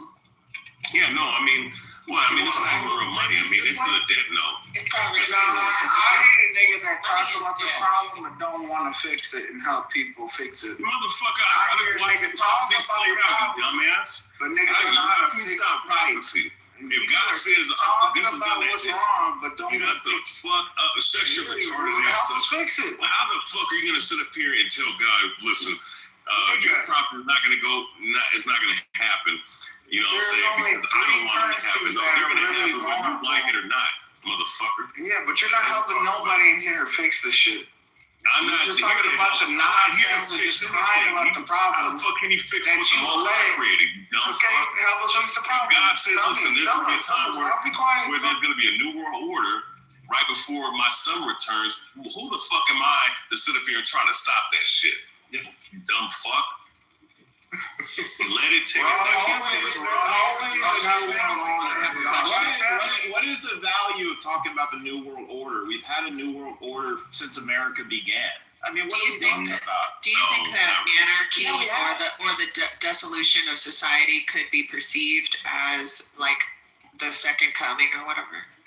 Yeah, because Jessica, there's scriptures in the extended book of the 1611 Bible. There's a lot of Christians. But a lot of shut the fuck up, man. Why is there always got to be a retard on the stage? Please hold on. Jessica, so to answer your question, there's going to be civil unrest. I mean, there's the word insurrection is literally in the Bible, and there's been nothing but insurrections all throughout the earth for multitude of reasons. You know what CEO will say? Well, there's been many different insurrections in times past, but we're talking about right now. We're talking about worldwide, especially where the world has morphed into in today's times.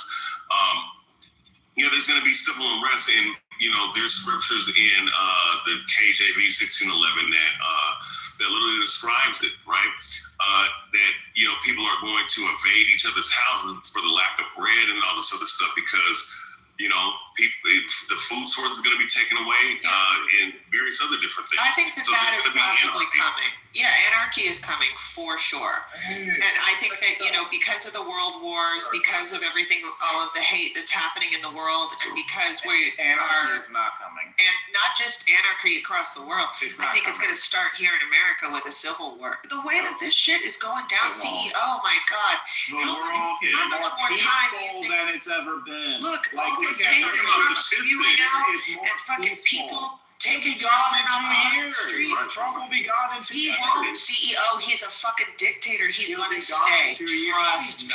Yeah, He's No, going to you know what? planting the seeds. I will look. I will He's bet you laying the $500 and give you 10 to 1 odd. You want to take that wager? I'll give you 10 to 1 odds. $500? Yeah, 10 to 1 odds. CEO, Okay, first of all, I'm a nice woman, so I don't even know what 10 to 1 odds means, Okay, brother. so it means Take you that, win that shit, yes, It means you win $5,000. Jessica, you know, I'm just talking to like him. you win He's doing that because he's doing that because he knows he'll win either way. Because if it doesn't happen, because watch it, if what you say does happen, right? Then guess what? It's not going to matter no damn way because we're all going to be fucked. But if he wins, you got to give up the money. So either way, he wins. But you win $5,000. nigga, you're idolizing the problem. No. You're I idolizing don't have $5,000. No, you only pay $500. No, Nigga, it's five. instead of us killing each other, You'd only have to pay me $500. I'd have to pay you $5,000. You're right. That's what. CEO is Okay, part of the problem. thank you, CEO, for that education. CEO, you're part of the problem, nigga. I ain't gonna lie. You'd be the first one to be off, but I'd give Ray a chance because he sounds like an honest man. I'm not playing. Like, this nigga's idolizing the shit. No, it's funny, man. It's still funny. Hey, no, That look, nigga's see, getting bigger guns if he laughs like that. Jessica, real quick. So, because I think that I think you have a little bit of enlightenment as far as like understanding certain things, right? For someone who says, I don't follow religion, so that's actually a good thing. Okay, so with Trump, right? And this is where the contriving, where all this fake ass shit is coming from, right? So you've seen his last two vice presidents, right? JD Vance and Vance. Yeah. So you know how like they put the tagline of the last name of both the president and vice president, right? Yes. So just hear me out, right? And this is actually something biblical, right? And it's from their perspective. Trump Pence, Trump Vance. What is that referencing? I have no idea. Okay, it's referencing the trumpets in the book of Revelations. Not to say that's not. You are not creative, man. I'll give you that. This is the most. No, it's not creative. No, listen. This is when people study the Bible and they interpret it, and this is the interpretation, and that's. So from their Luciferian perspective, they have their own prophecies that is adverse to the Most High's actual prophecies, because they understand that there's going to be civil unrest, global wars, but what they do is they try to contrive and script it for their own benefit, right? Because they want to extend this kingdom that they're in right now longer, because they know once it's over. Can you name a modern day person who's a Luciferian? Yeah. Like I said it. Not what you think, what that's actually said they are. I mean, there's a whole church on Satan. Technically, Obama, if anything, the motherfuckers basically said he worships Satan. All right. I mean, him and LeBron James were joking about selling their souls to the devil. You said Obama works for Satan. What are you talking about? What the I don't fuck? know. Did you not just CEO, did you not just wait? Hold up. I think CEO. I'm gonna be honest. I think No, the Satan part is why. The way you act incredulous about this shit, I kind of suspect that you know a little bit more than what you letting on. I do know a lot. And you should know I turned down some things. Nigga, what do you know, nigga? No, let him talk. What do you know? So, CEO, I've worked. Shut up, monkey. Let this nigga talk. Yeah, I work. Who is this retarded ass motherfucker? I work. Yeah, he's. My business used to have a congressional thought leadership thing, right? So we went into Congress all the time. So the guy who ran that part for us was a former Luciferian. And he broke down all the stuff for me. He told me some people that are in it. And, you know, there's a lot of members of Congress that have been in this and that. So I do know that part. And then also you can assume I've been asked to be in certain organizations, though I declined it. Let's see. The Knights of Columbus, Freemasonry, Rosicrucianism. Could those be some of the ones that I am not gonna say. Sorry. Yeah, I thought so. But with that being said, yeah. So I mean, I just, you know, see, that's why I had to ask, because once again, you must know. Look at subject. I heard that Israel drafted a bunch of their military just now. You know, because Trump is getting prepared to strike, and he told within the next 2 months he wants the military bases to be clear of soldiers in Syria and Iraq. I just want to give you a news update. Isn't he supposed to strike Iran this fucking weekend? I mean, if they strike Iran to go after the IRGC, I mean, anybody under 40, better get prepared. Oh, good. Mm-hmm. That could be like for 20 plus years. That whole war, who knows? Yeah, but if it gets that deep. Hey, Jessica, what was the last thing you said? Because I was going to respond to what you said last. I can't remember. Just that with society breaking down, like, is that related to the second coming? Is that what I said? I don't remember. I mean, I can't remember the last thing I said. I'm sorry. Was that what triggered your thought? Yeah. So overall, poverty in the Black community, for instance, in early 1990s was 33%. It's now 14%, right? So crime in America is way down. Crime globally is way down. War is way down. And people are listening to this kind of lie. Yo, who was off mic? Damn. It's Amadi. Amadi, yeah. So the world, people have a much higher quality of life than they did 30 years ago. And we're going to have a higher quality of life 30 years from now than they do today. I think we get caught up because the wealth gap remains the same or it gets worse, right? And that's true. But that don't really matter. Like if the lowest person's quality of life is higher than it used to be, that's what matters more. Well, go ahead. Well, that's, I was thinking, like, the reason I know that I do expose myself sometimes in here, but don't tell anybody. But, like, I do believe that there's going to be a breakdown of society, like, hardcore, because I don't see a way forward for equality for all humans. Like, people just want to keep getting richer and people keep getting richer and richer, and then it's like the bubble has to burst, right? And then if we're going to war and then we have this civil unrest, I feel like the only way to make it fair for everybody is to take the whole system down, like completely to the ground. Like, fuck the CEOs, fuck all the shit that we've come to this point. Like, let me finish though. Let me finish. CEO.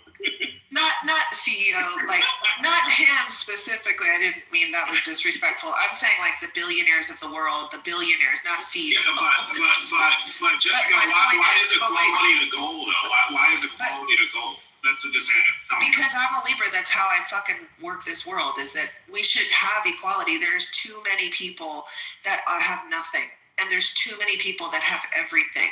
So, like, I feel that that society will even itself out, and I think the only way to do that is through anarchy. Okay, but Jessica, let me just ask you a question though. So I think that might. But let me just finish. That might be related to like what people are thinking is like the end of the world or whatever, We need or like the second coming of Christ.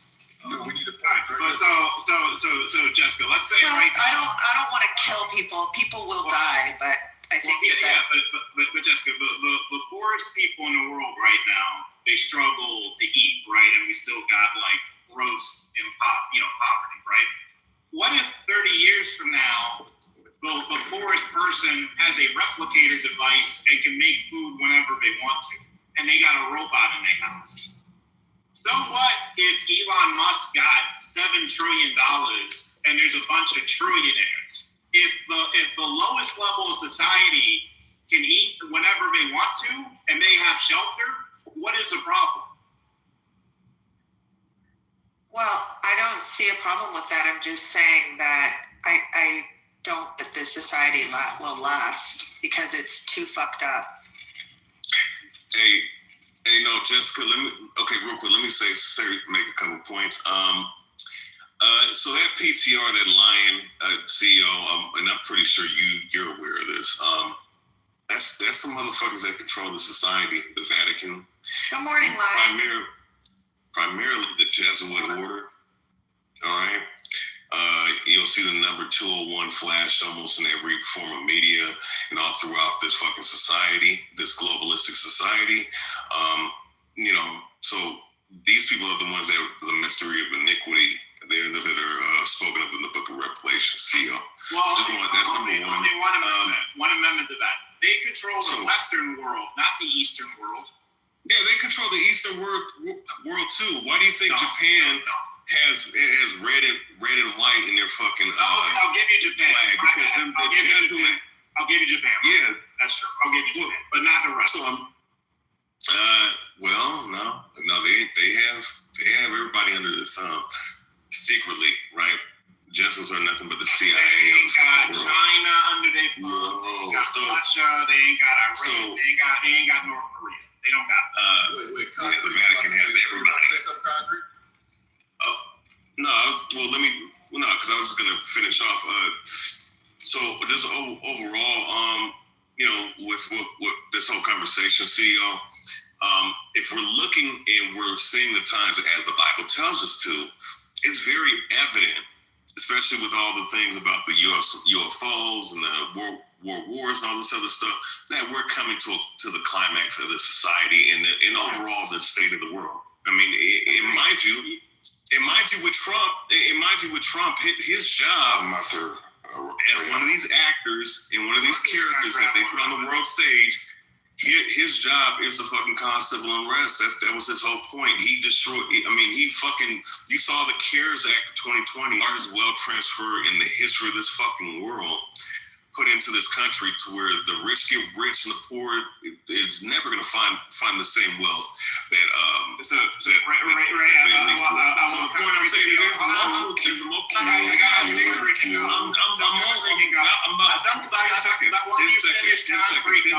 I just answered my question as part of this. Are you saying the Vatican controls China?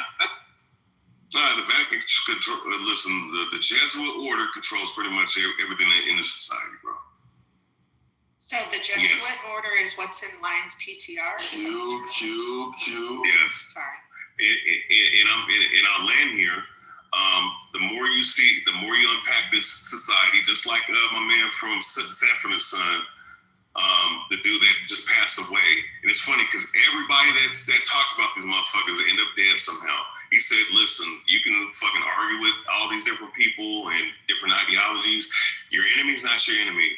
The more I look into it, the more I find out that the Jesuits are the ones running the society. And the more you see this shit and understand numerology, spiritualities, understand the Bible, you understand that that's who the fuck runs this fucking society, bro. Thank you, Riabo. And I want to commend you for being the few enlightened, such as myself. When I was a baby conspiracy theorist, like Lion, I thought it was. But then as I thought about it, and I looked at Israel in this utter state of disarray that they are constantly in, when you think about how many countries they've been expelled from, when you think about their population size, you understand they are just the visible layer of corruption, right? There is a more clandestine, sophisticated, complicated, expansive corruption that exists that wears the robe of nobility and sanctity, right? That's the worst ones. There's nearly, I think, 1 billion Catholics. If you look at the distribution of Catholics in different countries, you'll see that there's some countries that are 70% Catholic. I think Italy, 70%. There's others in South America, 30 and 50% Catholic. And the Jews is just a layer. It's just one layer. They're fighting for power. The people who have been having power, sitting on power, those are definitely the Catholics. Thank you, everyone. Rahab, I want you to notice how Concrete said he was enlightened. You got to watch him. We're the good kind of enlightened CEO. CEO, I know. I'm gonna tell y'all a secret. Y'all don't know this, but these rooms, like let's say the people in this room, 1, 2, 3, 4, 5, 6, 9, 10, 13, 16, 19, 20, like these. It looks like a small amount of people, right? And I was in a room and I was like, there's a CIA agent or FBI. There's an agent in this fucking room. But it was only like 100 people. And I was like, why would an agent come to a room with just 100 people? And then I Googled it, AI. God bless AI. It explained that the average person, see, your mind is already fucked over. You don't understand the value and the usage of AI. I do. I just think Let me teach you. Let me teach you. Be quiet. Let me teach you. Be quiet. Let me teach you. Be quiet. Let me teach you. Be quiet. Let me teach you. Gee whiz. It's like you don't have to go to the library. You don't have to search through Google polls to see which author is correct or not correct. Jessica, please, man. You're so annoying with that shit, bro. I'm tired of the white woman. Just don't hit that mute button when people are talking.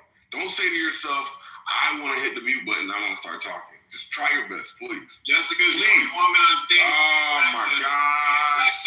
Here goes CEO. Agent, I'm going to tell y'all. Here, let me finish my point. And it's not sexism. It's Jessica. If Jessica were a dude, she did the same thing. She'd get the same response. Anyway, I'm out of your mic. You're hot mic. Anyway, so the whole point is, CEO, you're hot micing. You're hot micing, CEO.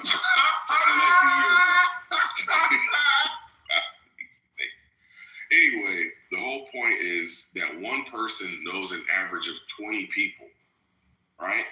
And so what they say is that while there's only 100 people in that room, that message can go up to I think the math was 40,000.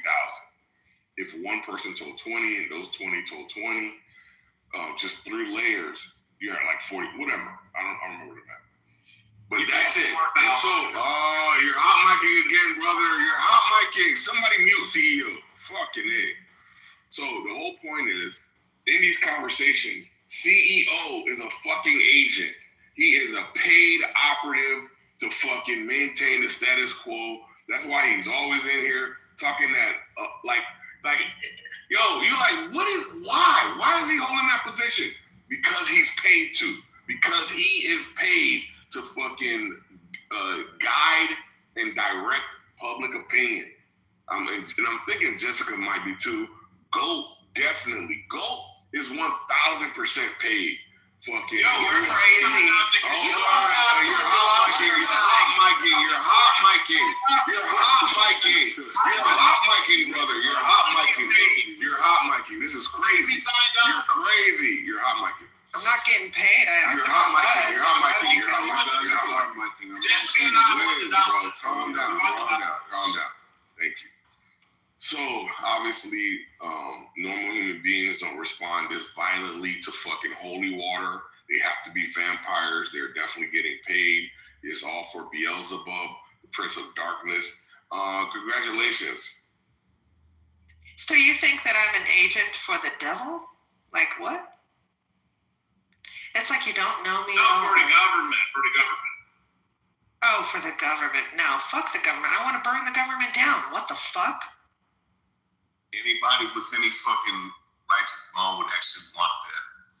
Because, the more you look into the federal government and the shit they're doing, and regardless of this left-right paradigm that's in this country, that's nothing but a ruse, it's nothing but an act. They're fucking everybody over. the global government is fucking everybody over. And what Concrete was just talking about, right? Well, the global government is these people that you see in power in these different nations, like they all are collective.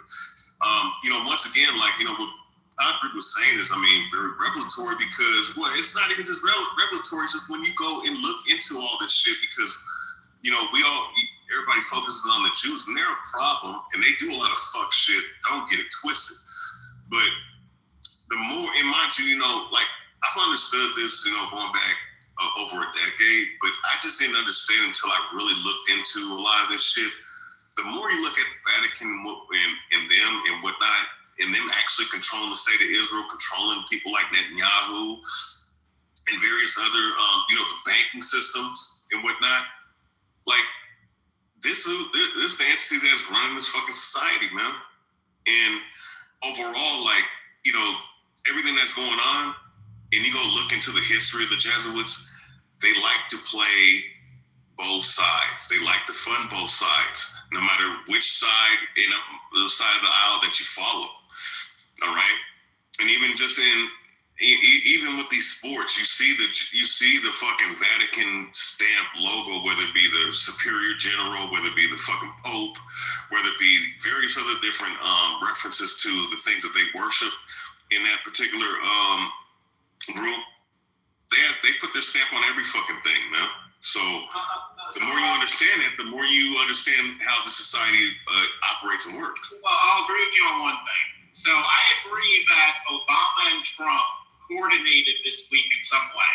Either they coordinated so that to prepare us to learn about aliens or whatever, or they coordinated to take our attention off of the Epstein files, right? Because the only thing that could take our minds off the Epstein files is learning about what's going on in the universe. So I do agree with you that I think there is some level of coordination between Obama and now, okay, some level of coordination is wild to me. I don't know where this is coming from, but here's the thing. Did you hear the comments, Anthony, that I'm referencing first? No, I didn't. So okay, so I'm just gonna give you the 10 seconds. I'm gonna give you 10 seconds.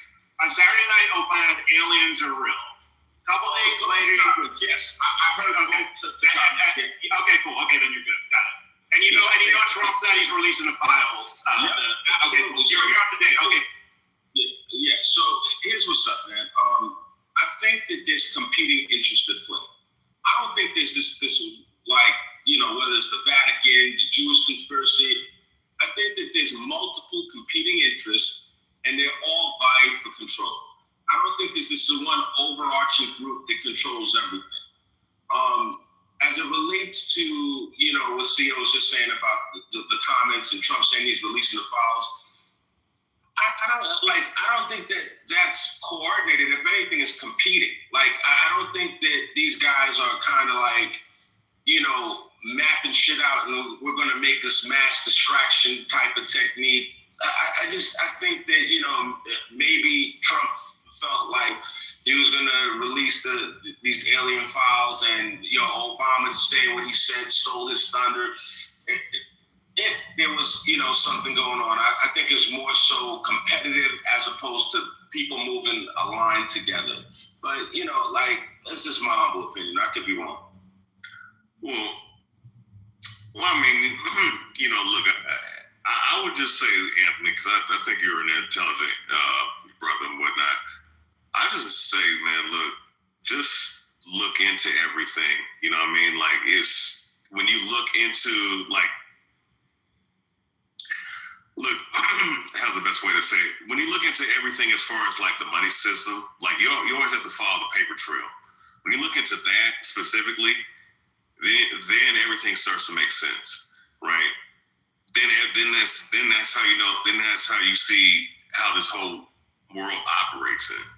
And when you see the people that run that particular aspect of the society, then that's where you can just point to, okay, that's the people that's running the society. Wait, can I ask Kofi a question real quick? And Kofi, what was the watershed moment where you knew like it wasn't the Jews, it was the Vatican? Like, what happened? That's interesting. I've been wrong this whole time.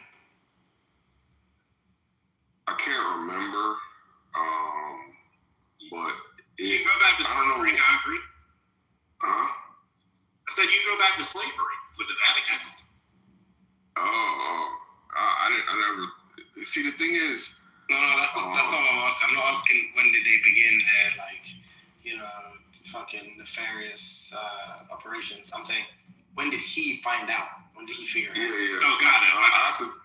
I have to think about it, but that's interesting that he mentioned that because when a junior conspiracy theorist, such as my associate Lion, they will talk about the Jewish slave boats, right, and the Jewish insurance and so on and so forth, and we never hear about the Catholic Church being a part of it. At least I've never heard that.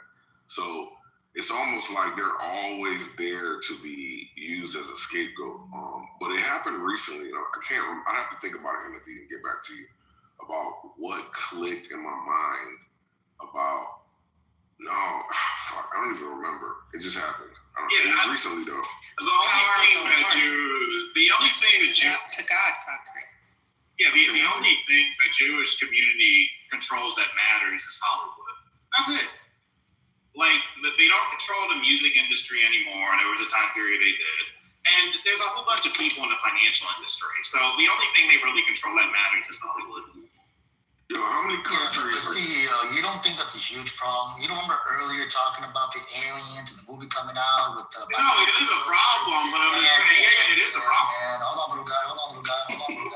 And if the movie coming out, the one about the aliens that you're so excited about, is controlled by the Jews, how do we know what's really accurate?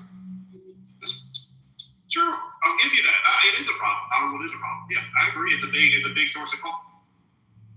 I can't. I'm trying to remember. Go ahead. I was just going to say, there's no movie in the world that gives me any indication how the world works. Like, I just don't look to cinema. I can't say the word right now. Cinema. Thank you for any kind of reference of what's happening. Like, it's a crazy statement. You see, concrete, she can't be an intelligence officer. She can't even say the word cinema. Thank you. So Jessica, how did the LGBTQ community get normalized globally? It was Hollywood. Think about it. Just think about it. Well, I understand that, and I'm not against the I'm not saying you were. I'm not saying you were.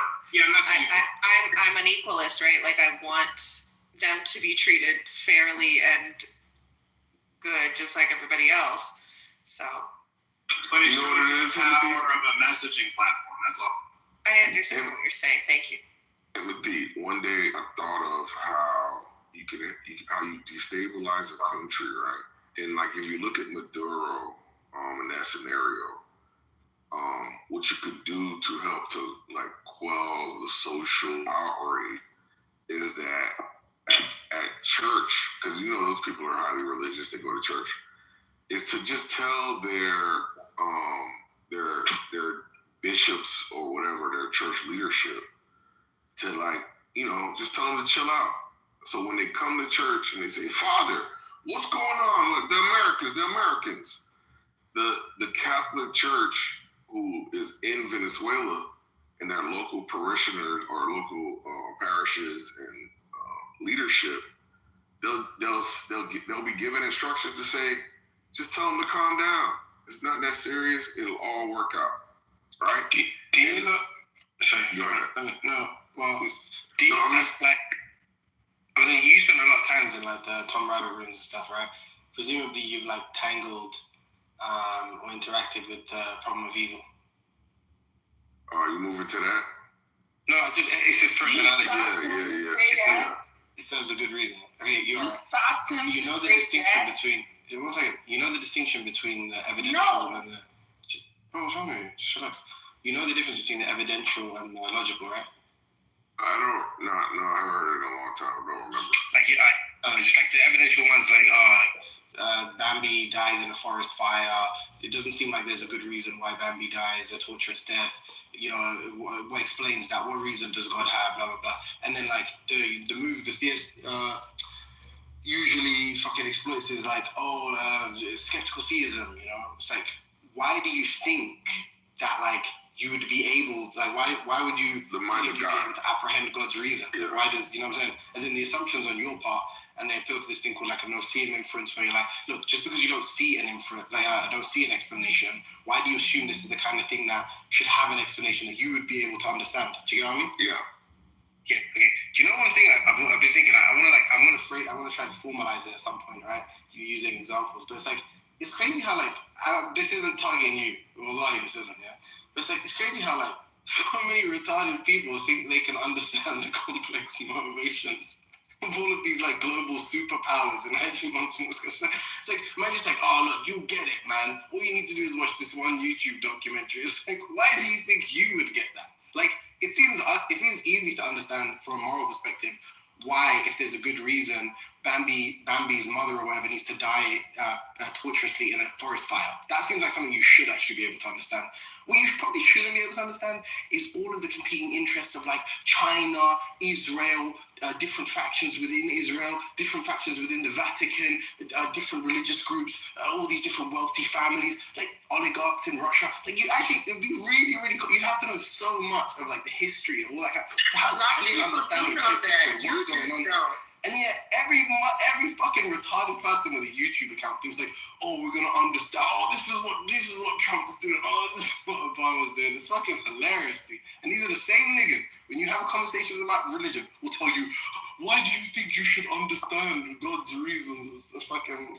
God's reason versus a government reason. So a human being, a man. And with the, I don't think this is a apt analogy, because history is replete with these type of scenarios playing over and over and over and over, and we can see what it takes to run a country. We can see human motivation, economics, psychology, history, finance. I mean, it's all there, and I'm sure. I respect people like Lion, Rayaba, so on and so forth, that I know they've done the work. I know they study. I know they have book references, so on and so forth. So that's not the same thing, bro. And it's not really that complicated when you have like intelligence officers, John Perkins, talking about, economic hitmen, when you understand what pulls and pushes the levers of society, how important religion is, how important media and communication is, how important the family structure is. Those are like, you can write the list down and you can see how within that list, how it's been affected over time and by whom, right? And look, if you look at finance, I've been studying for a while, trying to get a better picture of the global. There's like 195 countries. How many of those countries do you think are like ultimately important to America? The room has been open for about 26 hours, so it's that time. We are going to start a new room in 11 minutes. In 11 minutes, guys. Yeah, so about 195 countries. I heard your answer, Jazzy. I'm asking everybody else. How many of those countries do you think are ultimately important to America? 24. Are you asking me like me? Yeah. I'll go with double digits, like low double digits. Yeah, so Jazzy hit it pretty close, about 20, right? And that's from a finance point of view of who you need to watch in order to understand what's going on. Just to be clear, my point is like, so I just reject what you just said there. Like, it actually isn't like, okay, God is just going to confuse things, but just on that point really briefly, it's kind of like all of God's stats are maxed out. So when it comes to like knowledge and stuff like that, you can actually kind of make predictions based on a very simple model, be it consequences, whatever. So, and from that you can derive an explanation. So for instance, Bambi's mother dies in the forest because of some Rube Goldberg machine that brings about X end, right? Like as in, okay, actually the most amount of the souls ascend to heaven or something like that. That could just literally be the explanation, and then we move from there. The fact is, if you appeal to skeptical theism, you actually can't make that move. But what is interesting about what you just said is like, we can look back at history. Yeah, that's in hindsight, as in when we have access to a lot of, and just to be clear, that's not all cases. There's some cases that are historically just inexplicable. We don't know because we don't have enough information. It's not highly resolved enough. There are a lot of situations where we can say, oh, this is what happened because so-and-so confessed or there was a whistleblower or something. In the absence of one of them, we actually don't know who the fuck was in power. And that speaks a lot to what's going on now. Recently, in two cases recently, one with the Epstein files where this Peter Mandelson guy, one of Epstein's friends, he got ousted as the FD of the United States of America, and now they're calling for the Prime Minister to lose his job. The reason being, his charge, one of his students or something, became the advisor to the Prime Minister. But we only see these connections now when Epstein files comes out, and then this person who we didn't think was so influential in our government, this advisor who's since been sacked, now we see he's super important. We already had this information. You guys call them wacko conspiracy theories. Similarly, under Boris Johnson, the same. What's that guy? This information's been out for a long time. What's the guy from Russia who they couldn't kill? And he's made it into You're just a dumbass. You know what I'm talking about, innit? Rasputin, perfect, yeah. He's up like that, fucking sorcerers and witch doctors who these people are consulting because they're like lunatics and stuff. You only kind of find that out when time has passed. So my point being is that actually it's not true. As in, thinking about would Superman save this girl falling from a building is kind of like an easy thing to understand. Whereas now I'll give you the complex sort of landscape of geopolitics and then say, oh, who's actually in power there? And who's the advisor who's actually calling the shots? And who's the money that's bankrolling this? And is it liquid wealth that's funding these proxy wars? Or is it the soft power exertion from America? Those questions are not fucking easy. What? Certainly not by lying. They're very easy. Well, no, you just don't know what you're talking about. No. This shit's been out for years, and now it's coming out that it's true, and now you feel dumb. Now you're like, there's no way anyone could have known this. Niggas been talking about this shit. These same YouTube idiots, right, have been saying this same shit for 15 years. And you just called them idiots. Don't let it bother you. Let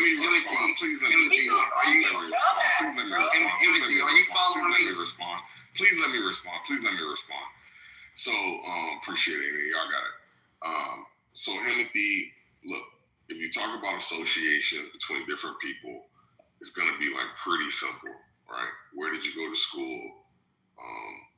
Who are you related to? Who's in your family? And if people had the time, individuals had the time to get organizational charts of different companies in different countries, then and you had the time to go through everybody's CV, then you'd be able to make those connections. But nobody really has that time. Not to say that it's not attainable.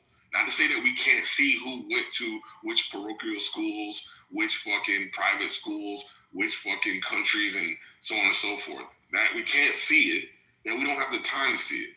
But we can do high-level analysis using available public information about money flows, trade flows, governmental persons, in their resumes. We can do that. We can get public company information, see who's getting public contracts from the news. There's a lot you can do with public information, from the news to stock filings to economic indicators to government org charts. You can do a lot of connecting the dots. It's way easier than we got. All right, so Timothy, this may be news for you, but if you're following me, I just composed a series of different documents that I have picked up over the years from being in many different councils. I've actually went to these places. I've taken pictures. Some of this stuff was prearranged, where you can easily just. No, early XRP investor from 2024. Yo, Lion, don't prove yourself to this guy, bro. Wait. I think what the problem is, like I said before, is the more I still like you, don't worry. I think what the problem, Timothy, is that the more you hear of me, the more you realize how unintelligent you are. Yes, sir. About the world. And I think it's offensive to you. But I've been sitting on this information for over 10 years. I've been waiting on the society to finally see. There's a lot of people just like me who have already done the work and realized what's going on. Who are the main parties? What's the information? All you have to do is go through my PTR list that I just. This is what Nathan mistreated. These are sources. You're talking over him. Shut up. These are major sources that date back to the 1400s. And all of it is not even in English. Some of it is referenced in French. Some of it is in. What's wrong with you? What's wrong with you? You need to just come on the stage like a fucking. I've been here waiting the entire time. You fucking shut up. I've been here patiently waiting the entire time. Why is it that you can't control yourself? I'm fucking closed, bro, since you fucking joined, bro. So I've been here longer than you. I'm not talking about you, dum-dum. You don't fucking. Just shut up. I'm just fucking tired. You're fucking young. Shut your fuck up. What is it that you know that we don't? You are as bad as me. You're just not as loud as me. That's the just like say what it is. I'm louder, and that makes me work. But you're worse. Man, y'all taking the bait, bro. Inbred. I don't have a lot of time. I'm not going to continue going back and forth with you. Just tell me the information. The fact is, it's in the PTR. It's in the PTR. It's in the PTR, stupid. You all think about fucking you. Cut them off. Go on mute. All you keep doing is cutting me off because you're willfully ignorant. You are willfully ignorant. You say, where's this information coming from? And we're showing you. I didn't say that. We're showing you where the information is coming from. I said, you idiot. You said, where's the information? Where's all of this shit coming from? You think we're just making this shit up? We're not. What the fuck does that have to do with the price of fish? I'm so confused. It has everything to do with who are the CEOs. Where are their connections? Where are their religious and family ties?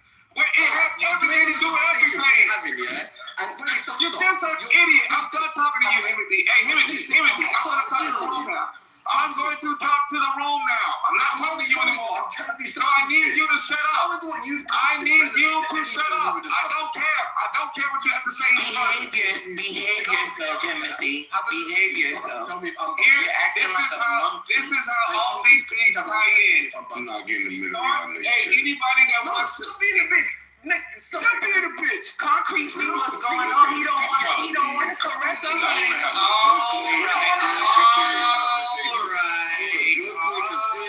Conversation. We got this goddamn brick messing it up. I just want to hear Lions speak. Lord have mercy. This nigga has a. Yeah, real quick. Hey, Lodge, man, do something. God damn it. We want to hear. He's an agent. Oh shit, we just identified him. He's an agent. Yo, hey, you know this nigga a beast. He's highlighted the text and he's got a finger on it. Okay, how about Lions? So I can support you today. I'll support you. Let's just let people talk. Have you been in this room before? People are allowed to talk, so just be quiet. Let them shut up.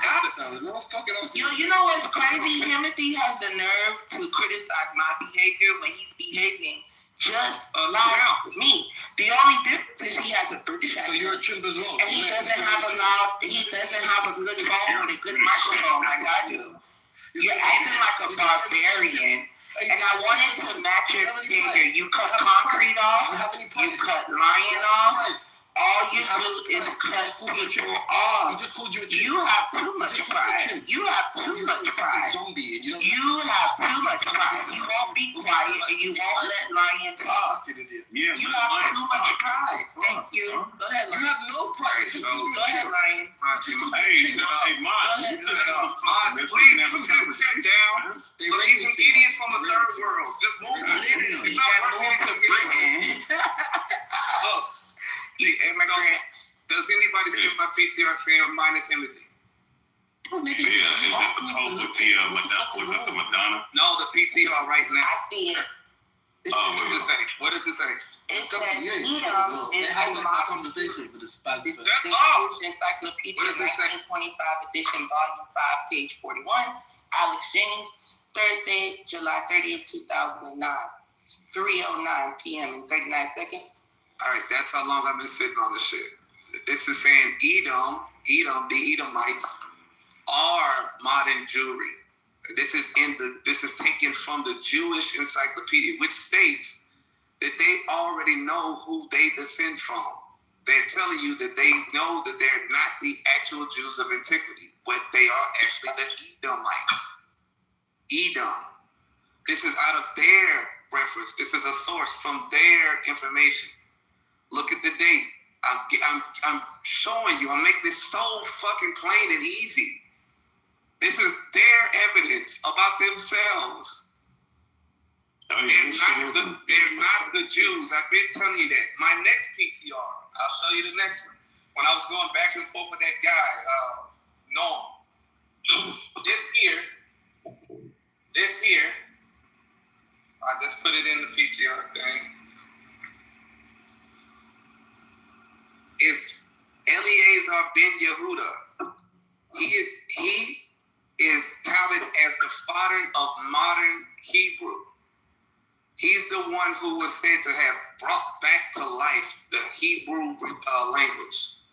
This was in the 1800s, not 700, not 500 AD. This motherfucker literally recreated his own Hebrew and went around Europe teaching these whites how to speak his version of Hebrew, which consisted of a Russian, a Yiddish, and Germanic dialect. All they did was added the block, the block wording from the Babylonian script. So let me ask you a question. As their alphabet. Can I ask you a question? Because when I bring this up, they love to bring up biblical Hebrew, which I don't believe in. Because if that's the case, it says that it wasn't spoken for 2,000 years.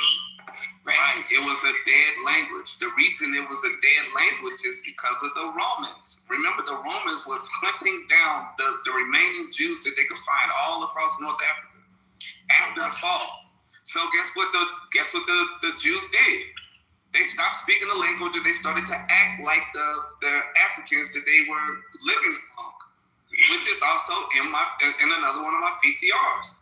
Where the Jews have fled into Africa, evading the Romans. So what comes first? You broke up, Jersey. The GE script, can you hear me? Script, Lion, or biblical Hebrew? The Hebrew script came first. Then after the Babylonian takeover, they forcefully mixed in their language, the block language, into Hebrew. So that's where Aramaic showed up.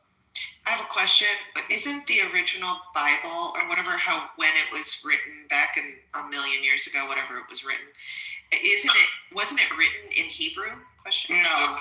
The first, it was actually oral, and it was passed down from Levitical priesthood, father to son. Passed all the way down from. Oh wait, or was it Greek? The Greek came in later on after the Alexander occupation. I call it, because they took over the land after the Medo-Persian. So it was translated from oral biblical Hebrew, and then they wrote it down in Koine Greek. The Greeks were angry that the Jews had this whole other language that they were speaking. So they wanted whatever it is that they were speaking translated in a way that they could understand. So they commissioned a bunch of Jews in order to write down their religion, and that's how you got the Septuagint. And it was translated from Hebrew to Greek.